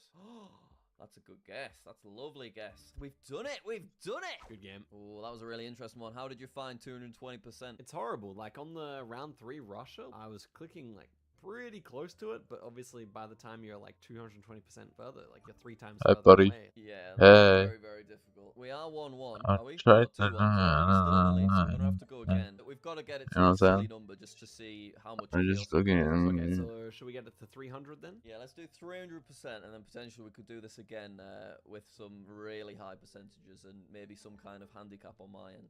Maybe you're playing NPZ or something. Ooh, yes, I like that. Let's do one last one then. Good luck, Jack. Can Oscar beat me on 300% inaccuracy? This is gonna be crazy. Okay. Driving on the right. What's up, Ank? South. North. Uh. Sphere. Ooh. We're in Ruska. I don't think they say Ruska, but I just thought it sounded cool in the moment. Sorry, everyone. Okay, Russia. We don't like Russia on this challenge, guys. We do not. That being said, this feels like far eastern Russia. We're traveling to the north. Maybe out towards Cheetah then? One of these roads here. Like that, maybe? Northeast. Got the hills to our west here, not to our east, though. This is really good for us, I guess. Yeah, because it So, expires. I don't Do you know mean- where in Russia to click either, which I need to Okay, remember. Jasper's not here. Ruby. What would I ever go up? Sapphire. Kaya. I know that's not Topaz. going to be how you pronounce it, but we're going to give it a go. We're going to actually try and find a Russian place for the first time ever. Okay, we're not spotting it from this distance. This kind of area is just general Russia, in my opinion. It doesn't tempt us to a specific area. I really think it's What should I do? What do you mean? concern about this. This feels better. I don't know. I'm just gonna guess. Kaya. No, I'm not going to find it, am I? Where would make sense to me? Maybe here. Let's go there. Yep, I'm okay with that. I'm okay with that. Okay. Ooh, that is unfortunate. If he was what in the you right should do? spot and he's been moved really far away. Oh my gosh, it wasn't You even should that just far. avoid We are dungeons because close to that the makes you more bored. This looks like the But road I just drove when I was on holiday. if I had to, West southwest. This has got to be that road. I should don't know. Yeah, I'm just gonna send it. Okay, southern hemisphere. Ooh, whole white lines. Trees are quite African looking, but sand is quite Brazilian looking. Come on, get me to that vehicle. He's driving on the left. What's the Kenya, emo? then. Gold, please. Oh, What? Oh, okay. Whoa. Okay, he's all the way over there, so he mustn't have guessed too accurately. I don't know why I discounted Australia on that one. Australia caused me a bit of trouble today, to be fair. What? Oh my gosh, it was Western Australia, really? That road looks so similar to this road, but I guess similar kind of latitude, similar kind of distance from the coast. Man, oh man. Okay, this is Mexico City area. Just gonna guess like here, I think. Okay, we've got a sign to read. Oh, why is he What guessing can I way invest in, so dude? fast? Right now, Altamira. right now. Oh dear, I don't know. Go Peru then. I didn't really get a chance to take things in. Oh no, I moved away from... I was in Mexico and I moved. Yeah, he's playing aggressive. He's doing the fast guessy thing that I don't like. Would have been a good idea to stay. Ends up being Mexico City, other side of it, so we do end up being pretty far away though. Next one here, Korea. Not a bad pool for us. Korea's in any small country where we can be pretty guaranteed to be close is nice for us. Okay, South Korea, which is good. Quite a dry area of South Korea as well. There's a few of those. I guess we go... This is all just built up town. I think statistically I need I'm to trying just to click see the if middle, there's right? anything to Yeah, buy. I'm gonna go in the middle. Okay. Ooh, gold. Ooh, he's got in North Korea. What's he thinking? Okay, we're in North Korea. Not a bad guess. We were actually pretty close there. 600 points goes on to us though. Tough. Okay, through to the multipliers. This is hard. What am I looking at? Anytime I look at something and I have no idea, I suppose I okay, well, if it's Vietnam, then maybe like the middle of the country. I It see. doesn't really feel too much like It's the not Forge, not I mean, Forge. Vietnam is Crimson terrible at Isle. this, though, because I can't really region guess it that well, so I'm just kind of... I'm good, bro. You got This Pug one Burrito I'm in not chat right sure now. off the bat, so I need He's to get to that tripping out. sign ASAP. Come on, get me there, get me there. What we got? What is it? It's blank. It's completely blank. Okay, we got this though. Pantai New Malur. Yellow signs. I think we're South Asia. I don't know where specifically. Okay, he's driving on the left though, so let's go. Let's just go Indonesia, Malaysia general area. Didn't have a chance. I'm trying to look at stuff to purchase or buy order. That's an interesting one. Oh, I wonder what he was aiming for there. Right now. Guys, 1.5 times damage. Can we even survive that? We can. I guess anything here good? No, not really. Actually insane. Never even considered the Fossils. Fossils is in Forge? What? Okay, here, guys. Okay, southeast, and we've got like the road going along the other road. That is probably pretty recognizable. Oh, this actually does have the road going along the other Resort road. Red. I mean, I like it. Okay. Okay, we got. kinda, I guess, but not really. Okay, wait, what's this say? Black pickup truck. I just want Spanish, to put my coins somewhere. In the east, exactly. So that can't help us. What's the black pickup truck? Is that an area of? What's there? Don't know. Bit I of know we're on this road, catalyst. and I know what I'm meant to be looking for here. So I should not invest in any dungeon drops because they're gonna go down in price. Right, with the cheaper chests. where I've clicked now makes sense enough. Gotta check those locations, I guess. Well, let's get to this. This is big signs. Yeah. Okay, what we got? Pozo Colorado. Pozo Colorado. Cruz Pinores. Where would that be? Cruz. Oh, we might have a domain. Oh, is that the shape of Paraguay? It is, isn't it? So the black pickup truck. I thought it was more silver, but that's good because now we know it's Paraguay. Let's get back to this. Asunción is here. So Villa Hayes. Where's Villa Hayes? It's Why not is this showing up in so this much? distance. Okay. Whatever. The one I've clicked here is at least possible in my opinion, so I I'll thought go you for it. forgot Let's all check this out the stuff is sign on even the in other the store. side. What the fuck is happening? Conception. We found that one, right? Yeah, that's about here. Pozo, Colorado. Where's that? Pozo, Colorado's here. Okay, we're quite close, I think. Please let me have clicked the 5K. We're gonna know. We're gonna know really soon. It's gonna be over if we didn't click it. Oh, you guys really close too. No, man. How is Jack clicking the 5K, man? Yes, we found it at the last moment. Beautiful stuff. And that's the win! Yes, Paraguay. That little Paraguay outline on the logo, that sealed the deal for us. Got me maracas out and everything. Good game. Tell you what, you had some crazy rounds there. You were in North Korea, you were in Northern Russia. Guess where I guessed on the one where I went Northern Russia? Yeah, I was curious because it's you're just in such a high area. Let me take a look at the round again and see. Okay, what so you were some going guy for is and trying to present. Do you take know, I have advantage no of idea. Whereabouts this. were So you? what I'm gonna do is Vietnam. Yeah, I'm I gonna was in borrow Vietnam. 5K. And that put me in Russia. God, it really threw you away there. It certainly did. I got 500 points on it. Oh my god, that's crazy. Bloody hell. Not so good. Okay, that was fun though. I enjoyed that very much. I think we definitely need to do that again. So if there's ideas on how we could tweak it, please let us know in the comments down below. I don't know, a lot of stuff. We often take ideas. Absolutely. But we end there on 2-2. Everyone wins today, Oscar. All I needed was for your guesses to be 220% less accurate. This is a real price, right? I'm not dumbing myself out for no reason. Part 2 incoming, I guess. When I go for a crazy total and Jack plays NMPZ. Yeah, that'll be fun. That'll be really interesting. Alright, thanks a lot, and we'll see you all later. Bye, guys. Yo, what's good everyone, it's Zigzag here. Welcome back to another GeoGuessr video. In today's video, I'm going to do a 1 vs 1 against one of my fans who is in the Master Division, but of course the twist is that I only have 1 HP. Langers, welcome to the channel. How's it going? Hi, thank you for having me. Of course. And how are you thinking this is going to go with 1 HP? Do you have a prediction? Well, I'm just hoping for a Namibia round. Okay, that's your speciality? Yeah, I mapped it when it came out, so... And I did not, so yeah, that should be an instant loss for me in theory. Okay, so we're What? gonna start off with a I best can't. of 3 It's an on issue with my bus orders. I cannot show you because it's more than what shows up how here. each of us goes. It just takes one So closer it guess won't to work. pull a win. My friend, best of luck. Thank you. Alright guys, let's get into the first game. Obviously some countries are way better to get than others, and here is the first round where it looks like we're going to be in Europe. Polls, I mean like all the barns and stuff kind of look maybe Swedish. We got small cam here. We got the green license plate, so we're probably going to be in Oslo area here, I would suggest, based on landscape and everything. It's extremely flat. I'm actually going to click just east of Oslo here. Maybe like also this area could have worked nicely. He's actually making a really good guess here, I I think. guess really close to Sweden, but I do feel like it is definitely this area. Okay, so... should be in Europe, of course. We have green plates, so it's just Norway, so I could just win here somehow, because it is probably just southern Norway. We have a shipyard. This is just...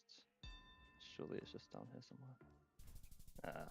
Similar guesses, and okay, really good guess there. Though, Langers easily could have gotten closer, but yeah, I think it's just the flatness and the kind of normal looking landscape here, which, you know, the rest of Norway is kind of much hillier. Next one here is Korea. I really hate to see Korea, to be honest.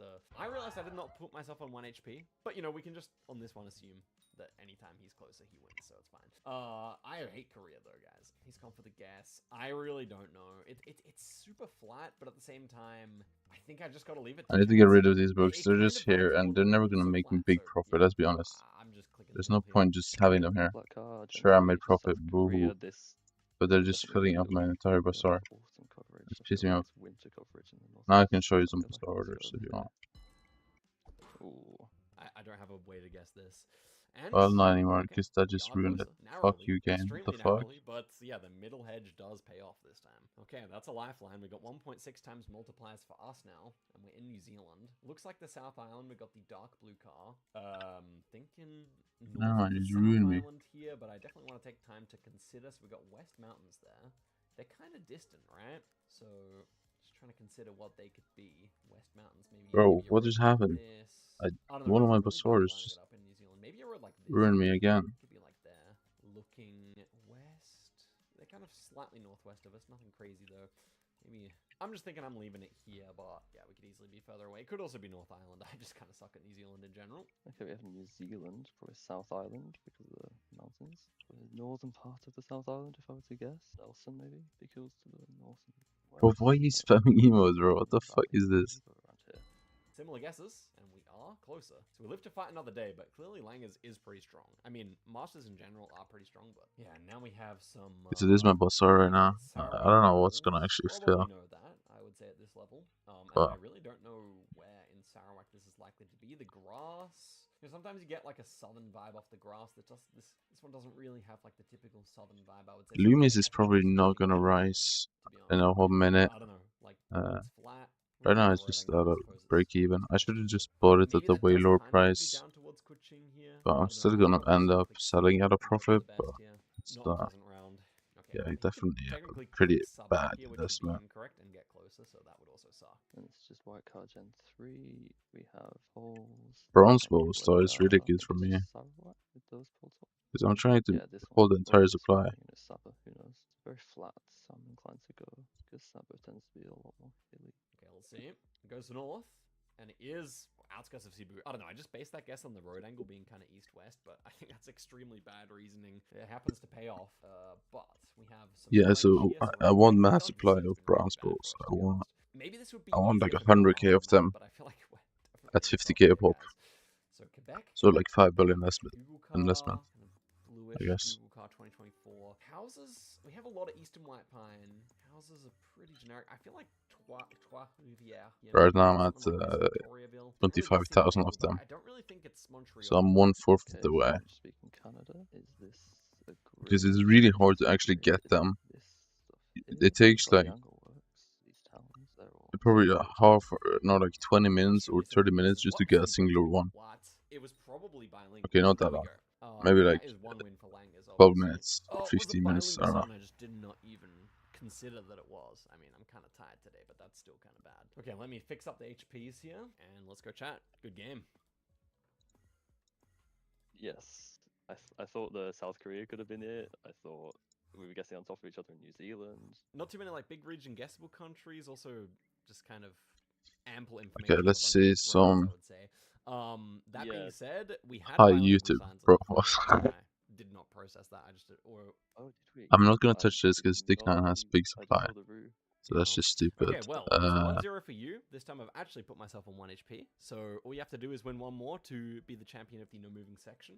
I would say good luck. Yeah, and then we move on to a less favorable mode for me. That is true. All right, let's do it. Okay, guys. Yeah, maybe if I lose this one, we make it even best of 5 because I do want to get at least one win on no moving, but I don't think I'm Hello, Scott. I mean, here's the stuff that are like. Does this even sellable? No, look, there's like not that much to be sold here. Not even big investment here doesn't really do anything definitely kind of feels southern, but the house is a bit more at all. Like, there's just not enough people doing mini buses. Like, you know, Cheltenham, Bristol kind of area here. Maybe like a Newport, Cardiff. I want to buy stuff that is worth at least like 10k coins. Maybe Birmingham is like safer to guess here, but okay, this is the UK. So this is my home country. And there's some very low vegetation. We have some hills. We have on here 0800. No regional phone number. House appears very generic. Very foggy day. So it shouldn't be down in the southwest. Alarm noise. What? Shouldn't be out here. It's too flat there. Nothing in there. Okay, so leave that. So nice. Ooh, holy the price. Why is this so expensive? And it is Scotland. The fuck? That's obviously over. I think we should. What about Dragon Fragments? Actually, this might be a good one. So let's go chat. Good game. Yeah, I saw the UK and I was like, oh, it could be over first round. Yeah, that was not the country I hoped to pull. I think that we make it best of 5. Give me the opportunity to win and do the reverse sweep. Yeah, that's very fair. And if this one you also win, then we move straight on to NMPZ, also best of 5. I think on the fly I'm going to make that decision. Yeah, that's fair. The games have not given you the best seeds so far. Well, also been your good play as well. Let's jump back in. Good luck. Thank you. Good luck to you. Man, I was not expecting Scotland there. That was tough. Let's hope for a better seed here. Is it a good round? Yeah. Thailand, I would say, is kind of bad Nope. as well. Nope. It feels like the east of Thailand to me. The All bad. we want to hedge it. I feel like Slayers, I don't think this is any good anything here, is it? I don't think so. Bangkok, I would say, but I can't really remember. Bad. And at this point, we're just kind of left with a fairly difficult round. Bad. Too much. We have a 2000 Soul Flow. Road number, the Ooh. 2039. Theoretically findable if we want to go for that. Probably at this stage we should, considering how the other games have gone. So I'm gonna have a little. I'll do it. I'll do 70k. Sure, why not? Maybe we can find it like at least a similar road number here. 2039. Uh, Some 2 O's down here, but I would say that 2 O's are kind of around the place. 2062, 2037. So that's the most similar we've found so far. 2039. Nice, we actually found it. bad, bad. Thailand instantly, I think. Made as fuck. Soil color. Thailand language. The 2039. Is that findable info? Probably not, but I'll have a look. 2038. Would that be near the 2039? 2037? 2039? We're in a fairly like urban area-ish. So I'll go like over here somewhere maybe. This road angle doesn't like that. Yeah, we'll go there. So close. Didn't even check the angle either. I'm surprised. He actually managed to find it himself. I mean, Hold basically on. just luck at that point. So we'll take it. Next one here, we got. Wait, White you can Car. buy This is far fuel on east of Bazaar now? That's Russia, I crazy. would say he might know that. We're traveling south. We're going over a railway. We have pretty distant southwestern mountains there. This road has a railway, I think, right? This one does have a railway. So we've got the crossing down there to our south, and then it kind of bends west. This could be it here, to be fair. East should be ocean. I'm just going to go for it, because it does look like the road to North Korea to me. And we have a decent bend here, at least, I would say. Russian bollard spam. The longest train I've ever seen. Frozen, what do you mean? Take damage. A lot of damage. What the fuck you mean? Perhaps maybe. Oh, mate, what color car? What? Black car. I think it's black car. I can't tell. No, I'm just really looking at stuff. Yeah, I'll just go over this. I guess. If that was white car, then that's unfortunate. Kind of goes northwesterly. Okay, we got very different guesses. Okay, wow, I really messed that up. Oh, it's an off-road. And we I have don't him low, know. to be fair. We do have him low. At this A stage, budget I was is kind of out hating there at myself. this It is kind price, of a really. HP difference. Here we have Vietnam, though. This is just never gonna fail. Unfortunately. I'll do like that. 7k. I don't really care. Vibes here could be anything, in my opinion. A lot of eucalyptus tree. Not really sure what that means. I don't see any of the poles that I learnt, and I can't even really remember those anyway. I think double pole is something, but I don't remember where that's found. So pretty big mountains. This kind of just feels like the middle of the country to me, if anything. So that is to our southwest, and then we also have east mountains as well. So that would kind of indicate to me that we are northern. Also, a lack of red dirt, which you often find. That is really. Yeah, I'm not gonna bother filling my Bazaar with that. The thing But is, like, don't you bullshit. get a lot of holy poles up in the north? Like, it has to be somewhat valuable, in my opinion, Couldn't easily be like for me to even want to bother with it. Is that I fair? just gotta trust my gut. What does my gut say? My gut is actually saying south. My gut is saying south, and I feel like this poll might have been more of the south thing as well. So I'm gonna try it, but I'm not confident yet. All he has to do is go north. Okay, we have Vietnam. I do not mind Vietnam. Best country, but it's not my worst. You have fairly soft rolling hills, red hills, not these jutting mountains you get in the north. Maybe some of the stuff you get here. You have no houses for me to guess based off. And the polypoles only go halfway up. See that correctly? Less than halfway even. Are there any spikes on the roofs of the Oh, there's like none. It shouldn't be too far north. Upgrade. Oh, this could be good, you know. That's a good guess. And it was south. Good. Okay. Trust the gut strat. Man, that was dodgy. But yeah, I'm pretty sure you often do see at least some holy poles in the north, from what I remember. Wait, what's the good one in here? Okay, next one here. What the Southern fuck is a United winter States, frag? Southern style houses, I would say. What Do the we have fuck anything is here? that? Really? No, nothing that we can read. Kind of ranch style. It's quite hilly. What? You know? This kind of reminds me of like What? Tennessee. We got like some. Am I crazy? What is that? I've never heard of winter fragment in my life. Not really helping I'm not even I'm kidding. thinking like a Tennessee, Kentucky, Missouri, Arkansas kind of vibe here, maybe. And sometimes during the spring, it's really hard to tell what exactly the climate is, you know. But that's my vibe. Do we kind of hedge those like a Western Kentucky? What is the topography of Western Kentucky? A little bit too flat for this one, I would say. I could also see this like this. It wasn't even the there's, insta like, a bit of a red sauce. tinge, something you do see around Memphis as well. I'll So do I like think I 5k. might even go a bit further south here, just because it does look like the south. So I go Western Tennessee, hedging for Kentucky, hedging for Missouri, Arkansas. Okay, it's Canada, I think. That's all that is. Can't tell what angle the transformer is to the road either. 90 degrees, is that New Brunswick? Red Road might be further east. There is nothing. 100k buy orders? What the fuck? I just need to send. Oh, am I just in the wrong country? This is great. Yeah, GG. Okay, very different guesses. And yeah, it was even Mississippi. That's a very hilly Mississippi, but we do take the win there. So that's a good Hilly guess. That was a really Mississippi. hard round, and as I said, just the fact that it's the springtime Oh, a lot of definitely feast makes it stuff harder, so is I do not that blame valuable Langus. anymore? Yeah, so now it Really? makes it 2-1, Well, it's so actually there really is some valuable, hope so here. never Good mind. game, Langus. I take it back. My bad, I guys. thought that one was Canada. Yeah, Why is that's cactus a flower so hard round. much I don't blame blame you for that at all. There What wasn't did anything to cactus give it get away. you? Yeah, I just thought it.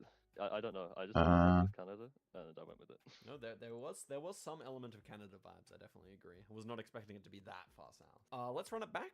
It's 2-1 for you, and let's see if you can close out the series here. Best of luck. Okay, well, that game was way better seed for us, it must be said. Like, the United States, the Russia, that's all the kind of countries we want to get. This is Australia. This is going to be pretty far south. Definitely Tasmania, in my opinion, with the 2023 blue car. Not to mention, Really curious I would have about gone that even without just looking this direction, what's because extremely this is dense always vegetation and this kind of insanely dark profitable, by the way. This one here, that being said, I feel like but Tasmania is I a pain to don't get for new know players. Also, though, it's one we could easily if lose. it will So, repeat the question itself. is how far south. To me, it kind of looked like a lot of the rounds you get around Hobart, but it also can kind of look like that around here, and I feel like that might be the I'm better just trying a hedge. lot of stuff. I've I never think even what we do is tried we guess flipping here, before. and this kind of hedges for this area where I think it could be, also for this area, but also hedges for this area in case he guesses the north of Tasmania. So let's see about it. Okay, this one is just unfair, I feel, because this is just his home territory. Is this Tasmania? Feels like it definitely could be Tasmania. Blue car means it could be Vic, it could be NSW, it could be Taz. I think blue car is very nondescript. Camera glitch though. I feel like it's very hilly. I feel like Tasmania is not an awful guess. I'm just gonna go for it. Oh, like on top of each other. Ah. So close. Kind of worried here. He also goes Taz, and yeah, it was southeast. Was not thinking that at all. So we get a bit lucky. Very similar hedges, though. So, I mean, we get away with one there, but we often have so far in this video, so maybe more than a coincidence. Here we have the grey car, right? 21 night switch, day switch. I actually forgot. Hypercatalyst. I think though that this is Solar the power gray plasma tent, bug, yeah. which is I think it does look like the north. So is this up? What kind of road? I'm not really sure. Don't really see anything in there. Million upgrades. I'm pretty sure that's the car meta we do have here. Yeah, so here is the ones that I think are really profitable, right? I should have invested earlier. This road maybe? How's the angle looking? This angle kind of works. Yeah, I think I might go for this and see if it's right. It's that bit up there. What kind of fake flycatcher sell price is that? Similar guesses. 42 million? So that's What? also going to be more damage. I mean, what? Wow, Mongolia. I'm so washed up. I just cannot remember any of the car metas. Maybe a lot of you guys like that. I mean, I don't really like car metas myself these days, but at the end of the day, they do help. And the grey tent does. Selling super rare gym rat skin. Hebrew, English, and Arabic. On the A16 bro, 1 billion? What kind of fake is that? It's like 50 million coins. Please, nobody fall for that. I would say. So I think I'm just gonna commit up here for this kind of a hedge. I wouldn't be Like surprised. 50 million coins, you fucking idiot. If it's like Kaiseria, if it's What a Netanya, shameless scam attempt. We have Israel here. So this is a very 50-50 country I could definitely win on. The rounds have not been kind to him, particularly. Feels like we're high elevation. We have palms, obviously. Why is Shime so much? Who is paying as much for Shime? Like the fuck? Oh, that's GG. Hoping just that it is northern here. Similar guesses, and it was just near Tel Aviv, yeah. And that is the no moving portion of the video complete, which, yeah, was not a surprise. I was expecting to lose no moving, but at least we got one win. Let's go chat to him. GG's. GG's. That was once again not ideal for you. No, but, yeah, Figures. you did make a better guess, and I guess that's the game. But now, when the country is less obvious, perhaps I will have a better shot. So let's head into NMPZ, best of 5, and see how it goes for you. Yeah. Hubris, what the fuck? Why is it so much? There's no way it's this much. 150 million? What? Who is paying that? Please don't tell anyone is paying that. Please. Guys. Please. What's a prank Polish? What the fuck is that? What? I feel like I'm happy with that. Just a very middle Mythic We elephants? could easily die here, by the way. But that's the thing. What? We have the meta obviously there. It's around where we can die. Okay, put my forehead into the screen. Probably just Germany. Don't see a region for it to. There's a pet item. 3 as well, so yeah, Germany makes sense. I think I just clicked like Frankfurt. There's pet items in the bazaar now. Similar guesses? What? A royal jelly. What the fuck is this? That to be so close to Poland at all. A little bit of damage. What? This is surely a mainland attachment that we have on the lamp here. Should be, if I remember correctly. And beyond that, it's very dry, so it kind of reminds me more of the north. I feel like this looks like up here, but it behooves us to hedge a little bit. So I'm gonna go Kelantan. I think that Malaysia's obvious because of the number plate. But I also think that I'm relatively confident on the north part of the peninsula, so we're likely to survive. Okay, this one should be Malaysia. And we have the overhangs here, which I think are more common on Borneo. And it's Gen 3 as well. We don't have any visible pole tops. Let's see if I can see anything like this. I feel like I might just go Sarawak. Very Gen sports. 3, Penang. Yeah, that was a risk. And Yeah, yeah, that's great. down a lot. So that is going to be a solid 2.4k there. Okay, good start here. Next one, Uruguay. Even though we have an Argentinian pole, this is Uruguay. Looks like it's the south to me. Looks like it's quite hilly. Just trying to confirm. I mean, yeah. Too many orders. Fuck you, mean, bitch. Weird, to be fair. I cannot do more basal orders, really? Now it's got me considering. Come on, bro. I think it still fits for Uruguay. No. If this was a different map, I would maybe assume it was not Uruguay. Does this lamp exist in Uruguay? Now it's got me questioning everything. It's also so hilly, right? Okay, I feel like this round is actually very dangerous, but it just looks so Uruguay. He must know that's one of the two as well. I think at this rating he would know. What, bro? What a stupid game, man. This is what we have to do again. That looks. You play the game for hours every day. You don't know that. Uruguay, correct? Or no? This is painful. Oh, The way they've got the tower what do you in mean? this house is very Argentinian, though. I think we got to hedge it, to be honest with you. Oh, man. The thing is, like, the west is much flatter. I think we do this. Oh, man, it's so painful, though. Okay, I'm doing this. I'm hedging for the Arg. And this one should be Argentina. Punchstone. Stanley. It doesn't even exist. Do not mind Sure, bro.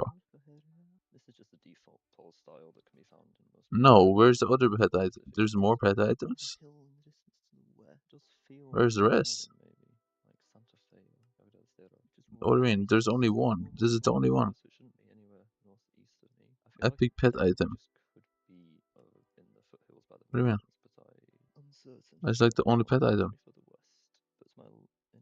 What? What are you talking about?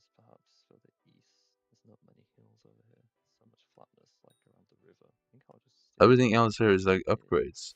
Pet upgrades. We guess different, and yeah. The mythic pets and stuff. Honestly, I did. Like, well, I guess XP share is a pet item. Here, but I did Crafts believe one. that he was gonna go Uruguay, so that's kind of why I just wanted to play safe. But yeah, that's a good guess. I mean, we had Argentinian poles. This is But yeah. some very. I mean, it's so obvious facing this way, but this is some very baity coverage here. I don't know. This is a bad guess from me. GG. GG's? Yeah, I don't know. I just thought you were going to go Uruguay, and I wanted to just hedge west because I thought it might be Argentina. What's the average price of Boosterookie? I swear I paid more than that. I went based on the poll. Yeah, which is possible What? Uruguay, but obviously 162. I have barely played Uruguay, so. All to your advantage. Well played, well played. 1-0 up. Let's see if we can continue. Good luck. Yeah. I'm not worried, though. What? 1-0 up is fine. If we go 2-0 down, that would be What? bad. This is hard, by the way. What is that? Yeah, and we got lots of pine. Not sure what it means. A crazy game? Middle hedge is in order here. I would say so. Yeah, I'm just gonna click the On middle. 30 mil for a fixed star. This looks ridiculous. I'm not. I mean, if it gets this correct, then all of a sudden I'm very impressed because I think you really have to know how French poles look to know that this is France. Okay, we have low vegetation. That looks like a circular pole, perhaps in the distance. Gravel road, grass in the middle. It's like a Baltic round, perhaps like Estonia or something. Maybe. What the fuck happened to that? Oh, nah. France? Oh, yeah, I'm just far off. Fair enough. Very low vegetation threw me off there. I mean, the ditch here does feel quite French, too. Yeah, it's far eastern. Yeah, maybe I should have committed that, but it's good damage to start off with. Estonia's valid. That's honestly. nuts. Just a really hard round there. Like, why is that so much? When we go fast, we're good, but this is Namibia, and I'm just gonna go in because obviously we're kind of Powder coating. Yo. What does that mean? That's up a lot. Kind of vibes a bit further south here. I'm gonna go there. 3 But yeah, counts. it should be over here. We should lose in theory if he has mapped the entire country. That sucks. Not the country we wanted to see. I do vibe south here. I do vibe southeast even. Okay, and this is just Namibia, and it's very flat, very red soil. It's one of the dirt roads. Prickly Creeper. What? If only I could see in the back of the car right now. Can be applied. Increases Torns 4. Someone is paying 40 million for Torns 4. Are we serious, guys? I swear it's not that good. Yeah, I swear it's not that good. Same road guessed, and it's a bit further up, so there we go.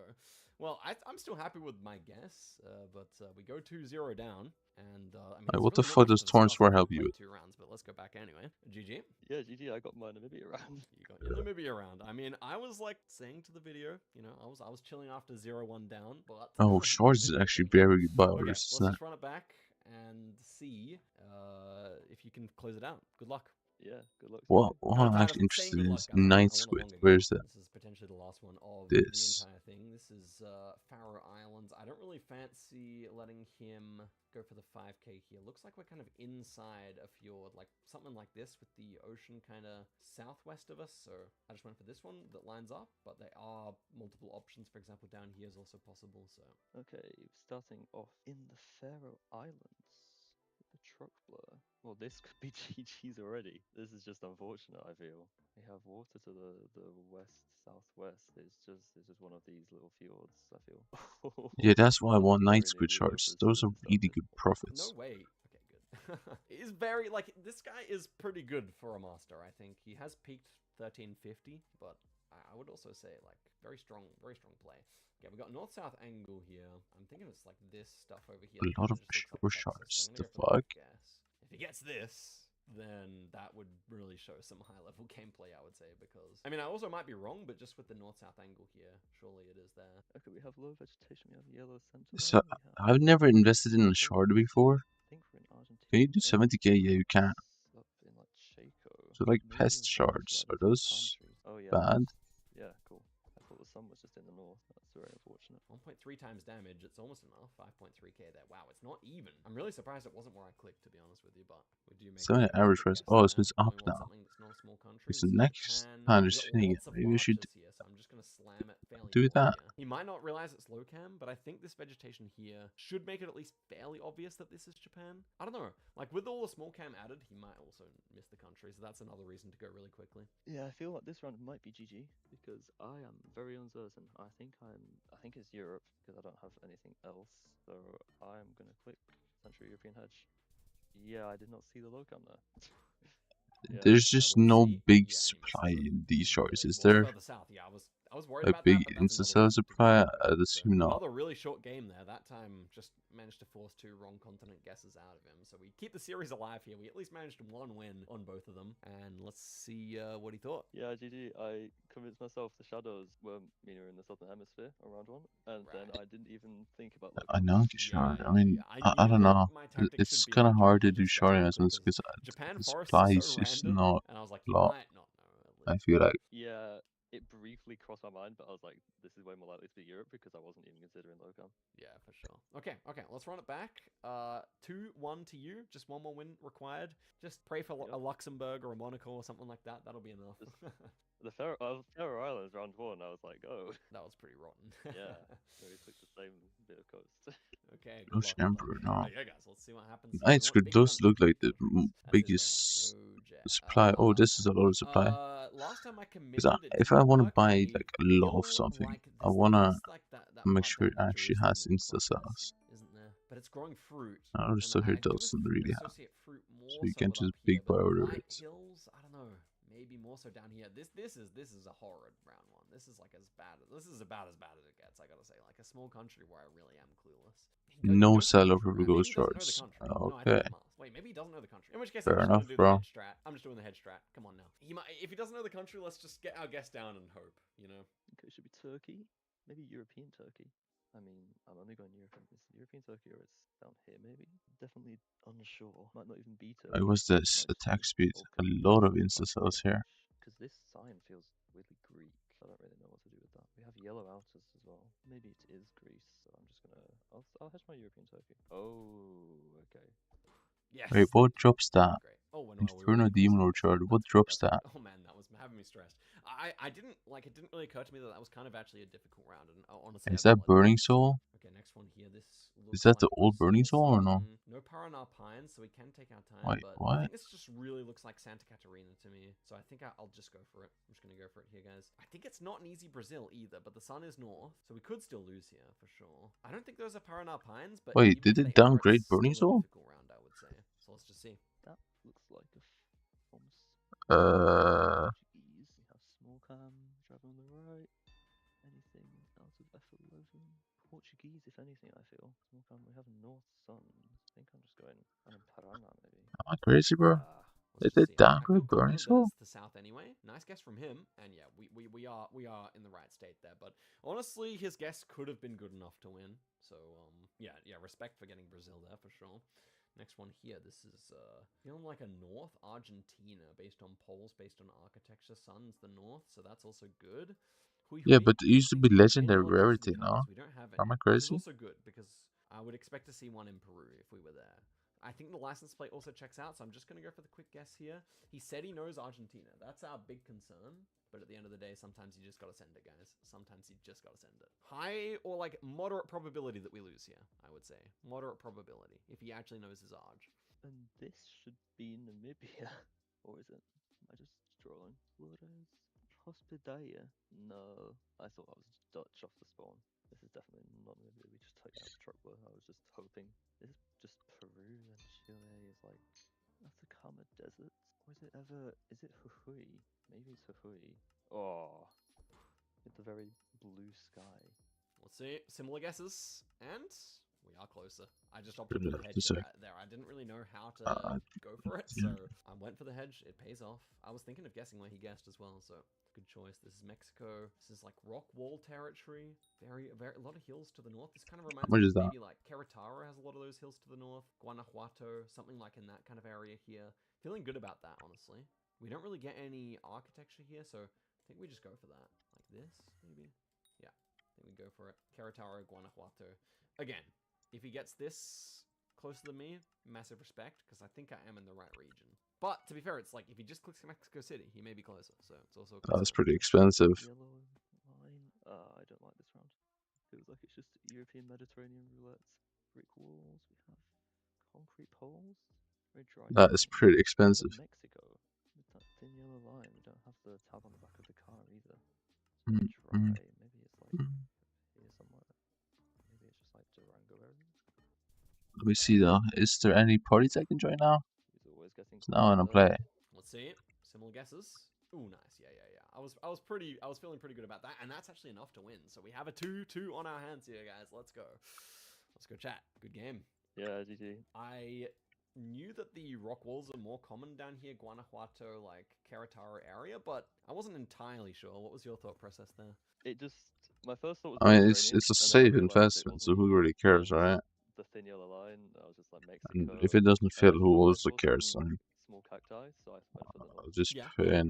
we did have some for sure, and I there hope it are fills. some, of course, up where you clicked, and even up where you clicked, there are some rock Like, walls. on average, for that to fill, will take like 3 days with zero outbids. I don't know if that's gonna really happen. So this would be, I think, let's say if I win this one, we do Like, how many? What's the supply? not leave it on a draw. Otherwise, if you win this one, you are the champion of the video, Langer. So let's see. Yes, I also. There's 800k of it on the sword. Yeah. Instantly. But if I just flip it at 100k, I mean, I'm still making like 2 good profit. But I think it will work. I should actually give you props. Potentially. I don't think most master players are getting hui there, so well done. I saw someone randomly playing Batia a lot in Brazil, and I was like, I like Argentina, I'm gonna play Jujuy a lot. Oh wow, I really rolled the wrong round there, didn't I? I grinded the Jujuy map a bunch. It's still Where is Yeah, I got it. the software go out outbid or what? Good luck, man. Okay, The we actually fuck? made the video interesting for you guys. I'm happy Yeah, I about get that, outbid and instantly. Let's see if we can actually clutch up here. So we got a Oh good shit! with road That lines. just ruined the entire purpose. Soil, we're going north. I don't really remember the road direction. Like, I feel like it could be this road, but probably more likely to be like the N6 or the N8. A lot of palms. South-southeast. This is like a really good angle for the N8, right? I'm kind of thinking it is. So Go to bed, please. You look like you're man high. What do you mean? like that angle. How? I don't know, guys. This might just be GG here. It's a very committed Wait. guess if I actually guess here. At 12k, you can insta buy at such good price, really? I don't know if it was actually divided back when they did the coverage. Ah, horrid. He's also pretty good at lining stuff up, I noticed, so kind of a job around here, I would say. Maybe this road here. Yo, hold on. I'm gonna go on the Let me cancel N8. that sofa It's one of these order. main ones because we have the road lines. We have quite a bit of traffic. I actually seen something really profitable here. Ghana, because we have Gen 3 driving rights. We have like the square. It's 70k. Wait, let me see. Probably south, I would suggest. I can Nigeria soul flow and the blow wrong, and that's a shame. But I don't see a 70k for slightly 500 and get it. all the hills more here and here. Is that insta fit? Like in the middle, maybe Akim Oda. Oh shit! Palm trees, but that Nice. I don't think I have any. Can I do another? Waiting. Wow. Okay. Different So guesses. for We are further. Wow. I was gonna guess here as well. I should have 1263. I wanted to go for the 5K. And then Yeah, I can do the another. annoying thing is, I was gonna say more on the road. What's just not gonna fail? And that turns into the N10. Good game, man. Yeah, it's a short one. That's a funny way to end it. I was gonna guess where it was, but I thought it was maybe too many palm trees as well. We had a couple of oil palms here and there. It was actually just one main one, I guess. But Yeah, I saw the palms, so I went further south, but it was also kind of flat, kind of hilly, so I didn't want to go further east or west. Exactly. Tough one. Okay, well Did I there you get go. it? Langers, Like, you are the you know. champion of the video, and at least for me, I got wins in both game modes, so that's at least something. I did think it would possibly be a bit too difficult for you to go without taking any damage. But I guess NMPZ, it's a bit more volatile, which favors me on 1 HP. Nonetheless, Yes. you are too strong on this occasion, Langers. Well played. Maybe I do the same thing again against a gold division, so we could see that soon. Yeah, that's it for the video. Langers, thanks Did very that much. just get Any a last bit words like before we massively get here? there before we end it off? I just No, wanted to not shout too out badly. Shouts to Hawk. All right, super. Guys, thanks very much for watching. I'll see you guys next time, and goodbye. In today's video, I'm challenging 4 of the top GeoGuessr pros in the world, including Debray and Blinky, to see a picture and find the Yeah. most similar street view I need image one they more possibly set of can. sulfur They'll at have least. 3 minutes each round to go off and search inside their I teams, can just- and then me and my pro player friend Finbar will rate the accuracy of their image and give bonus points for any creativity. There's 5 rounds, so Look, 50 points 70K. off. Let's see how good the pros are at finding images that are as similar 12, as they possibly 70. can to the originals. Let's get it. Is that insta-filter? Here is the Oh my god. Okay. Oh my god. Alright, you guys can clear out. Debray's so locked in, he can't leave VC. Okay, Finbar. So, the first image, we'll have a quick little discussion about it here. This is what they're working with right here. Thoughts? What do you think is going to be the optimal strategy? Yeah, there's 2 strategies. Yeah, that's a lot higher though. Europe is one strategy, of course. Just in urban Europe. I briefly thought about like fake European towns that you could find elsewhere. Because like this lock looks so European that it's like if you know a lot of like fake European towns in other countries. Right, like in Japan, for example. Yeah, Japan's got a lot of them. So I think because of how European this looks, that could be a valid strategy, but it's also a big risk because obviously if you don't find it, you're kind of screwed. Yeah, I think that's definitely the case. If someone goes for Japan or like maybe I don't mind, or something, they're definitely getting points. But can they find a nice looking 11. wait. Similar? Is kind of a Okay, I don't mind. Yeah, I wonder if we also like a Taj Mahal for creativity, but like I don't think you're gonna match the background, just the foreground. Yeah, exactly. But you Alright, so now I have a lot of money in Bazaar, right? like the image is like 70% correct. Yeah, my Bazaar has like, you get I creativity, so think, I kind of like that. 18 billion or something now. What you reckon? No, I mean I had like an idea. I don't think it's actually a good think. idea. It's like fucking. It's It's like not bad. There's like a tunnel that looks kind of similar to this next to like Adolf Hitler's like house that he was born in, but I feel like it's like I mean like you have to find like some kind of a tunnel basically. Girlfriend that pegs me Like, as is this, fast. like, Australia? Okay. Yeah, I'm not sure. I thought it was. Is it just Austria this, or is it? Could it be anywhere? I thought so, but like it could not be. Like it could be like something else. And this is the. And it just I guess you got reminded of this. I like that. That's a good option. What about the other side of the tunnel? In No, this is the best one I could get. Yeah, that's already really good. Yeah. Yeah. How else do we find like an arch? Like I'm gonna look in like Salzburg. Bro, don't look at it like that, man. That come to mind? I played way more than you. Like, That's I would okay. just do like all the Austrian cities. Like, right. Yeah. Maybe like Germany. Like I don't know. Just scan like random shit. And I don't really have any Three items. buildings around. Okay, this one I think is better. Okay, that's not really true, but still. Yeah, that one's definitely better. Yeah. Yeah, especially like the surrounding houses. It's a bit more enclosed. Yeah, that's definitely better. This is Salzburg, right? Yeah. Yeah, that's definitely the best one. Okay, what are we thinking? Don't shake it, man. Bro, at first I thought it's fucking Minsk. Yeah, I was considering that, but like check. Because here's the thing. In the some world, if all those biodes is filled, I'm gonna make like 4.5 bill profit. I mean, Googling is not allowed. Minimum. Right? Yeah, I don't think so. So I mean, Dolce and Gabbana why stuff. wouldn't I I do that? realized that was It's so better than cheap. having, and most of them probably won't fill, right? But it's better having them in bioders than having them just in my bank. I think the coins, because I'm at least trying to get something. He's not even giving us a compass. Is it ever like Lviv or something? I'm checking that Vilnius right now. I don't know. I guess Biff makes sense, maybe.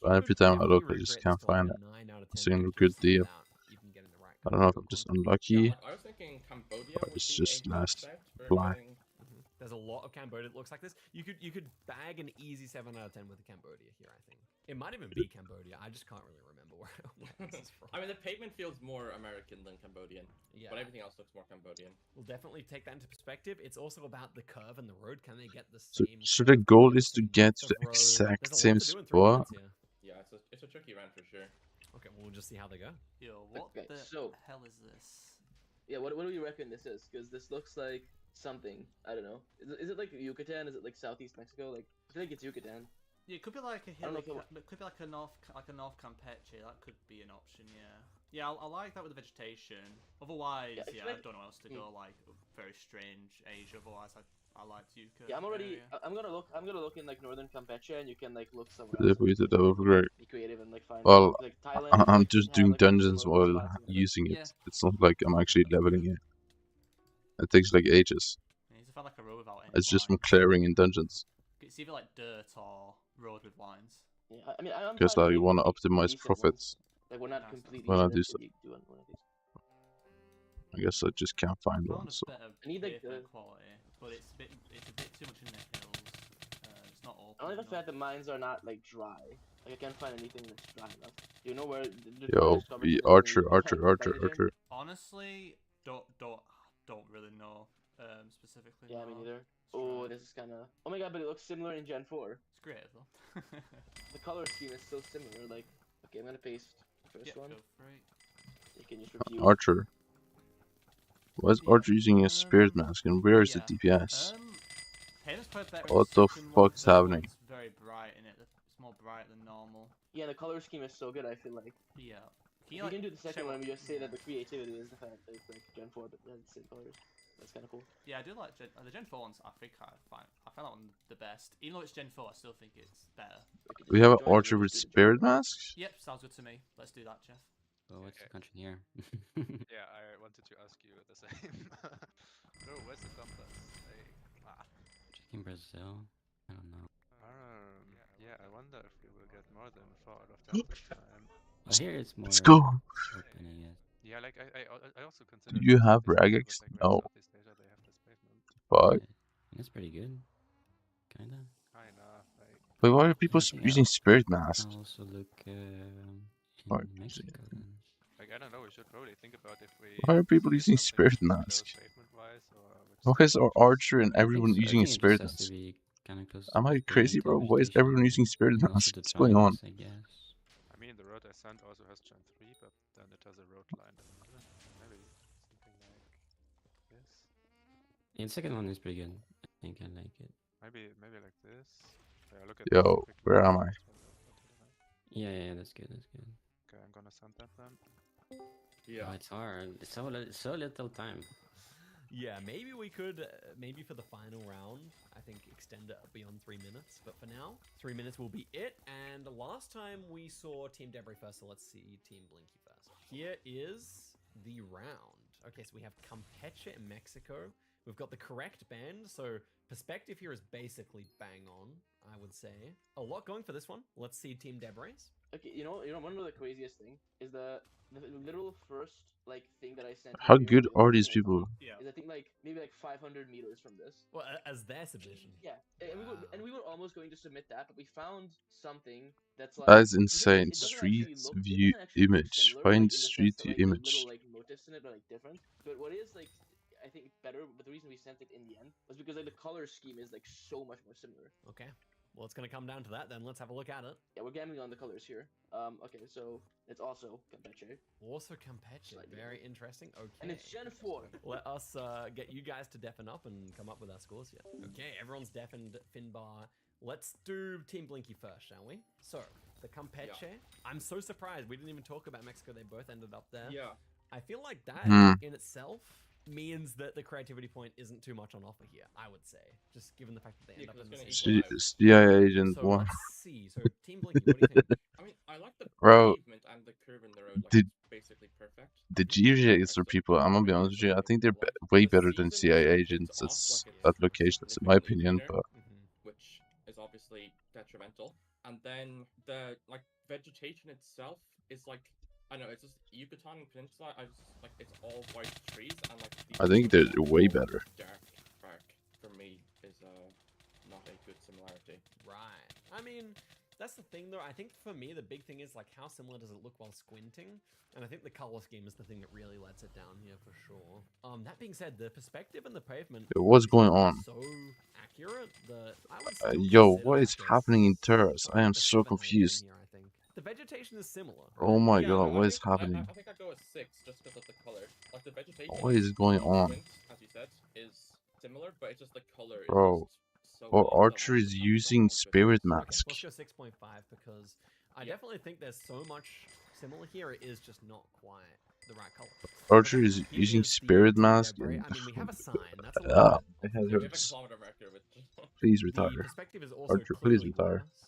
The soil color Like, is why do you have an Archer with Spirit road Mask? looks Have you ever very seen that road before? is very good, yeah. Archer super during nice. derpy and using a Spirit Perspective Mask. with the amount of healing is slightly better than the other one, but pretty similar. And then the color scheme is just way better here. Yeah, I mean Gen 4 does. What do you mean we don't know It that? just looks a lot brighter. Yes. But the color of the vegetation due to the month is helping it a lot. You could come up with the first score idea here. What are you thinking? Yeah, I think I'd be in the like 7.5 range. I could go higher if it was Gen 3 and there was no sign. Yeah. But I think 7.5 is what I'd go with. I was going to agree. I think 7.5 here. So 6.5 for Blinky and 7.5 for Debris. Okay, guys, welcome back in. So the audience have heard what we thought, so I'll keep it brief. But basically, we scored Blinky's first this time. Blinky's team excelled with a really nice road texture, very similar to the original image. Perspective was basically bang on. That was the best thing about this one. Why are they The upset at me, dude? trees, the way the road bends looks extremely similar to the original image. Of course, the massive flaw is the color scheme, which is just not quite on. And because it doesn't really look similar when you squint, which it should, we ended up with a 6.5 out of 10. Finbar, you can take it away for Debray team. Yeah, so for Debray's team, we very much liked the pavement. It matches basically perfectly. We have I have a one little bit DBS. for the kilometer marker, which kind of ruins the rural feeling. Gen 4 also it gave us the month to match, which is nice. So the colors, even if it's a bit more bright, it's still got the colors a little bit better than the wrong month in Blinky's team. So with that in mind, we gave it a 7.5. Nah, this is rigged. Yeah. Wrong camera gen center road line, like Can we just get a good As for the arch? next round, it is getting sent right now, guys. Let's get through to round number 3. Good luck. Okay, Finbar. What are we looking at here, bro? I wish I knew. I would be thinking like a But yeah, Vancouver for or sure. something. I'm No, not these really people are sure. definitely smarter than CIA It agents feels at North American. it's It could be Australia, I guess. geo, That's what not I'm like thinking. I'm pretty sure this is gonna be geography, based on the guy one. geography, You could do whatever. a really convincing Yeah, job. 100%. I think you could. Yeah. What do you mean? So I hope someone does that, I think. There is one road in Cork City that looks On kind of other like stuff this, though, to definitely the not, right obviously. point, But even if it looks very different. when it comes to street view and camera, anything, Okay, this one's like there's definitely images of like anything, some US, right? Like New York, Philadelphia, something like anything this. Yeah. with I like agree. I'm outside. looking like downtown Philly. I feel like this is like a decent shout, but I don't know why it's like an industrial building or some of some sort. Like maybe it's like an Ohio. Well, that looks kind of like a shithole, so I don't mind. Like Pittsburgh, maybe I could look at Pittsburgh. Oh yeah, Pittsburgh is a shout. Yeah. So what are you looking at right now? Because I'm just gonna look at Pittsburgh and I'm gonna try to find something that's like this. Actually, this is Oh, very industrial. Like maybe like West Virginia even would be like a good Yeah. place to Yeah. look. Like Charleston maybe could be like interesting as well. I highly doubt they are. They're full-time content creators. I don't think they're working for the CIA. More near New York, probably. And see if there's anything. I really want to find something when there's like something overhead, which is like difficult. Yeah. Okay, this one's kind of good. It has the same vibe. Well, I haven't found anything good, and apparently we've got 30 seconds left, so... Okay, here's my idea. Yep. The other problem is we need to find almost like dark, almost like, feels a bit too bright, doesn't it? Like there's not as much darker material. That's the only thing.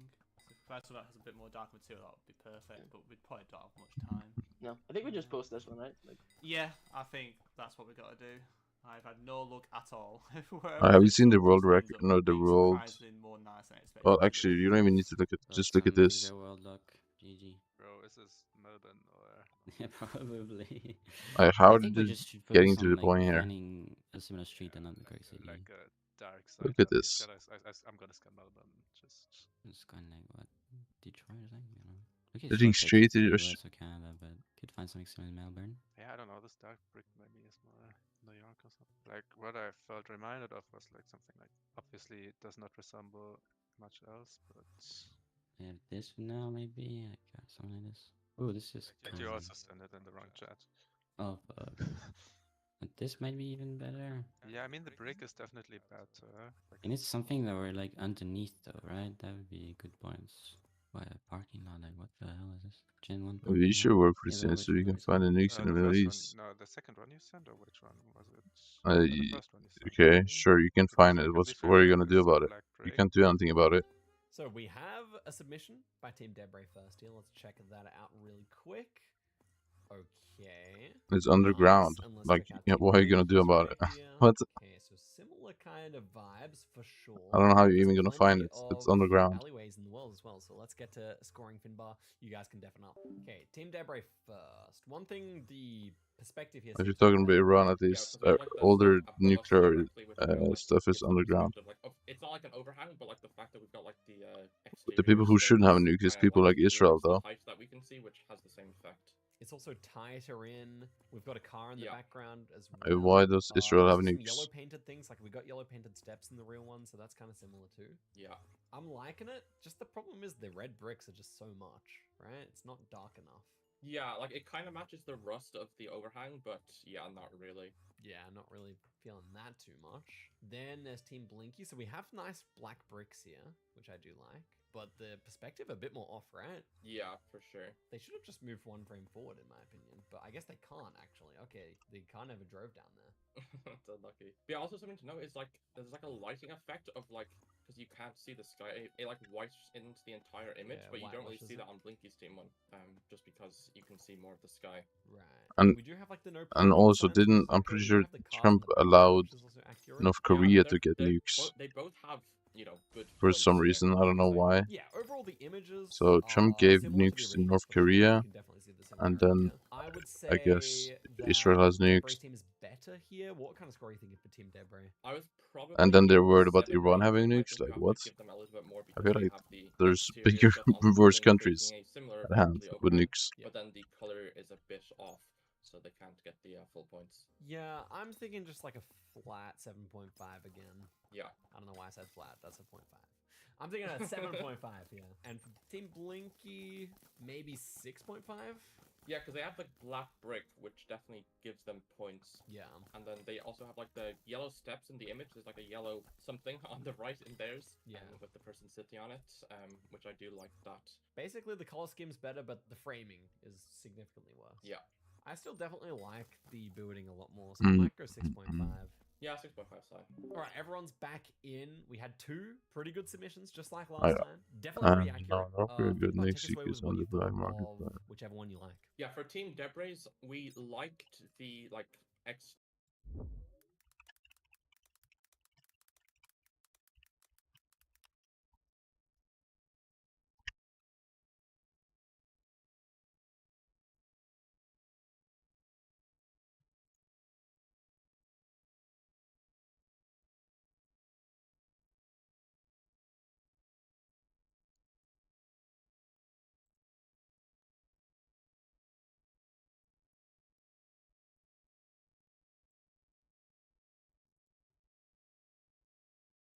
What is $1?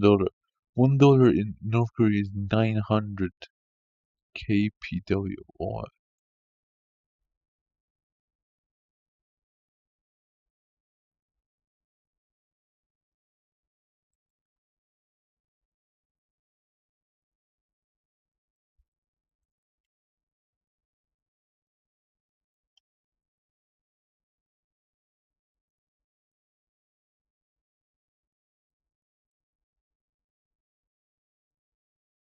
Is there a KFC in North Korea?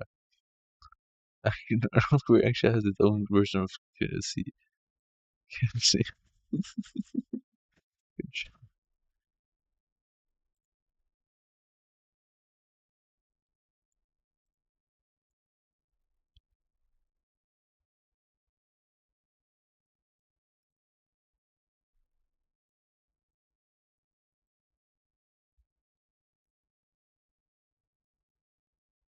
Oh.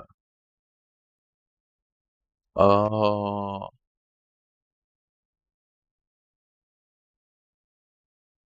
There's nuclear and ballistic capability accelerates ignited. Reference nuclear detonate 16 months per.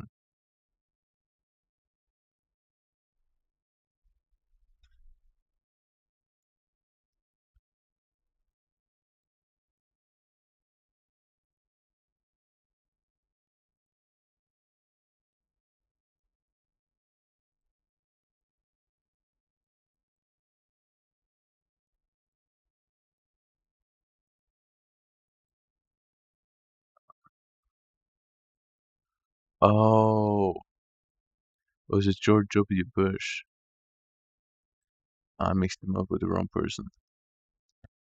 It was the other guy.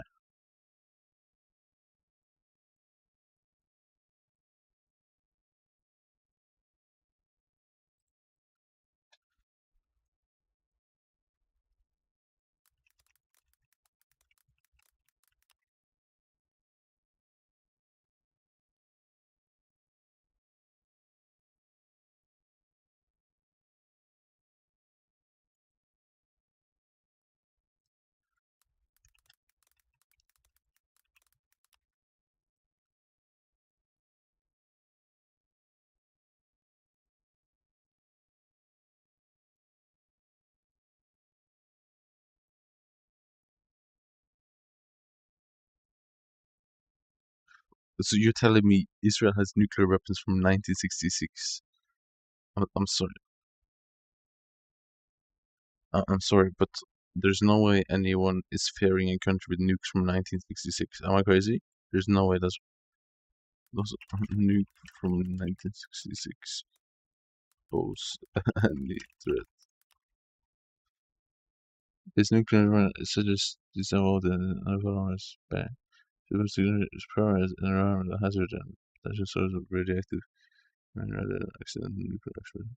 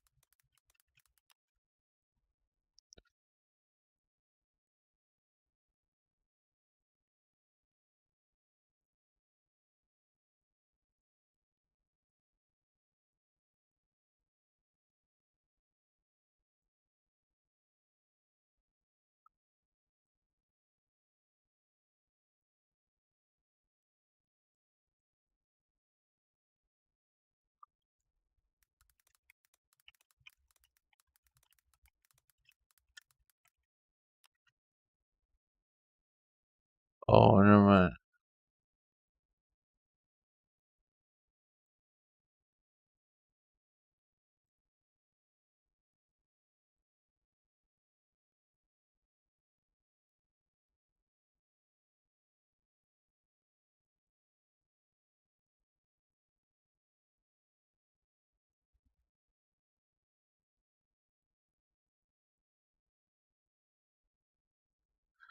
Oh, okay. So they have other nukes in just 1966. I was confused for a second. Like, bro, there's no way anyone is scared of them. Nukes from 1966.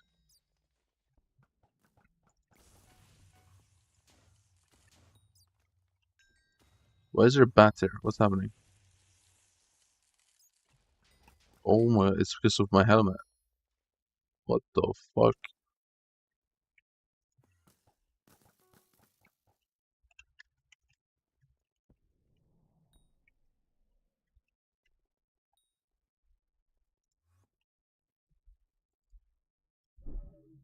Exterior staring or stairs on the image, but the color wasn't 100% accurate. Like the red brick is a bit jarring compared to how dark the brick is in the Well, original. We like Not the really, little because the aspects of nukes yellow they that made you in can see, like there's yellow 1966 graffiti in the original had yellow 20 space, and then kilometers there's range these yellow like concrete blocks in the compared to their greeting. So I supposedly would new recommend ones, we gave which it a are have 7.5 out of 10. And then look, 200 Team Blunky. So kilometers. Team Is a Blunky drastic definitely difference. had worse framing of the image. One step forward, and it could have been significantly better, but apparently it doesn't really have coverage here, it would seem, so that's probably why. They lacked anything like the overhang, which Team Debray at least tried to put inside there. What we did like better was the cars in the background. That matches the original image a bit better. And also the dark brick, which was more accurate than Team Debray. That being said, the perspective definitely was significantly worse, so we went for 6. But I still don't understand how So we're does just repeating the same scores. Like we're. how do you make something like judging this? team? 0.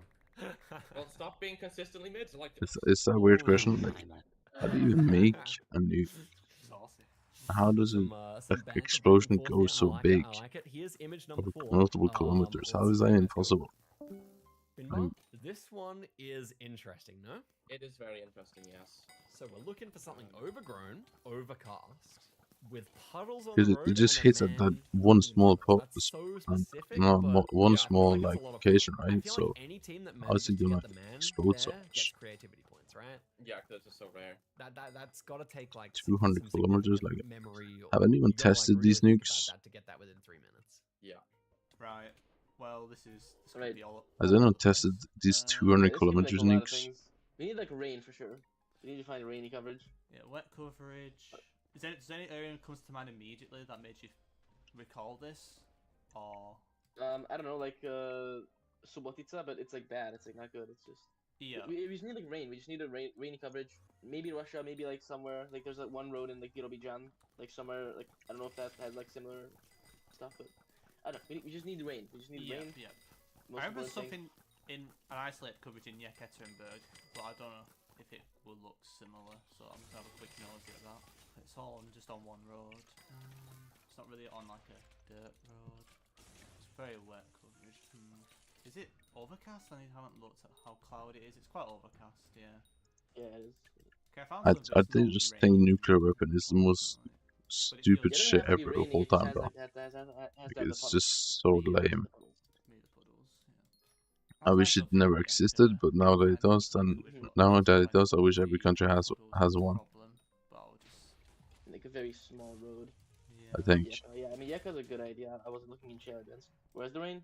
The rain. I'm like very southwest Yeka, like near the border in Krasnofinsk area. Just looking at that. I see some. I've got some puddle stuff here, but it's the road's a bit too open. I was thinking the rough area. I don't think I'll get some. Oh, I think I have like something okay. Okay. It's not the good, but it's passable. It's better than what I had before. Yeah, that's better than what I found at the moment. But yeah, I found. Or maybe not every country, but like 95% of the countries in the world should have a nuke. Just don't have big enough puddles. Not every. There's definitely some like insane countries I that think this is probably like, should have at it. least if we don't find anything better now, it's like I feel okay. It's something. We have won every single one so far, so. Yeah, we just need to like crash out. That's it. Yeah. Can I just like Okay, so like when someone dies of cancer, do they take like the body parts and then put it Yeah, I think we just gotta.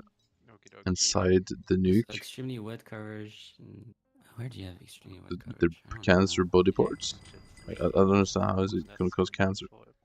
Can I like check Discord on Geographer and find Unflooded World? Surely. I don't know, I'm scaling Belgorod or something right now, but I guess I'll scan Kaliningrad. Kaliningrad, really? There's some wet Oh, coverage. it looks kind of warm, no? It's like early fall wet coverage. I don't know what else. Bryansk. Okay. Yeah, like I don't know, is Belgorod bone dry, or do you think we should keep scanning here? Bro, what if we just don't find a single rainy location? Let's road this be tough. Just spam click, I guess. I'm trying to think in Ukraine. Yeah, Ukraine I consider as well. It's not Ukraine though. Maybe there's something next to me in Ukraine, but I can't really think of it. So far I have not found a single rainy location. I have some rainy streets in Ukraine, I guess. I don't know. Like Definitely it's not Ukraine. forested enough. Otherwise, it's really good. I mean, I'm finding banger locations, but unfortunately they don't look like. Yeah, that's not bad. Like maybe pan it the other way around, move a bit so we don't have the antenna. Oh yeah, this road is maybe a bit better, no? Yeah, that's not bad. I think that's pretty fine. The season is wrong though, but like... Season is wrong, but like, gotta make some sacrifices, I guess. I think we just take yours. Like there's just no rain in Bryansk. Can't lie. Everyone is back. Let's see the submissions. This is Team Debray's submission. Got the puddles going on here. And here's Team Blinky's. Also got puddles. Excellent. Okay, so they've both gone for Russia here. Oh no, this is actually Ukraine. This is Ukraine. Yeah. Oh my god, what the fuck? What the fuck? No, I just like I was looking at the like blinkies and they just like threw for no reason. Like there's a much better like frame here. No, Like, because there's people walking on the other sides. Yeah. you could have had people. Oh, stream. It's unfortunate. What? Anyway, okay. You guys can deafen up and let's get to scoring. Okay, so they just pointed out, Debray just pointed out that they could have had a man walking on Team Blinkies here if they wanted to go down the road here, which is pretty like funny. That could have actually been really good, just a few frames down. Yeah. He's got a point there. This was the original image here, right? About here. Like the grass, like even one frame forward, they had a man as well. you get radiation, you enter radiation. There's no way they've thrown that hard. Like the grass that cows eat, you get I feel like radiation. there's got to be You like something in there for them. But anyway, Team Blinky first. What are you thinking? Yeah, I mean the color scheme. It's middle of summer, like it's June coverage for Team Blinky, which this is not enough yellow. I feel. Yeah, it's not too bad, but it's not too bad. Yeah, but it is something. I like the road itself. Like it's very rainy. Yeah, it super makes accurate. sense. The road's Yeah, I not know too what you big. mean. I was just Too asking, thin. like, I was just It making a curves too much, troll like, you can't response. really see far enough in the distance because like I like the like initial image because you can kind of see like I kind of look like the road's like going on for a lot of distance, which is a cool effect, but you don't really see that in Team Blinkies. I could have certainly said that if they moved it just one frame forward, that all of a sudden, I mean, yes, the perspective is a lot more off, but that detail would have been so cool. Do we have a score in mind here? For Team Blinkies, Or I burst. think I'd be giving it about Oh. 5.5 or 6. Yo. I kind of disagree. I feel like, despite the fact that the color scheme is off, it's nice and overcast. We got really good puddles. The road's about right. I'm thinking it's more of like a 7. Yeah, I mean, maybe I'm putting too much on the color. It's like it's not that far off this time. Unlike the Mexico is pretty far off. This is not that far. Yeah, no, that's fair. That's fair. I think we can increase it up to a 7. I think so. And man, if the person was there, I would have been tempted by an 8, to be honest. Yeah, honestly. Okay. As for Team Debray, yes, by the preview theirs is better, but the season it is a bit more yellow because it's May, but it's not. Yeah, but do you like Trump? Do you think he's a good guy? Yeah, the roads I feel like he's kind of on the stupid. other side, it's a bit too wide, but the perspective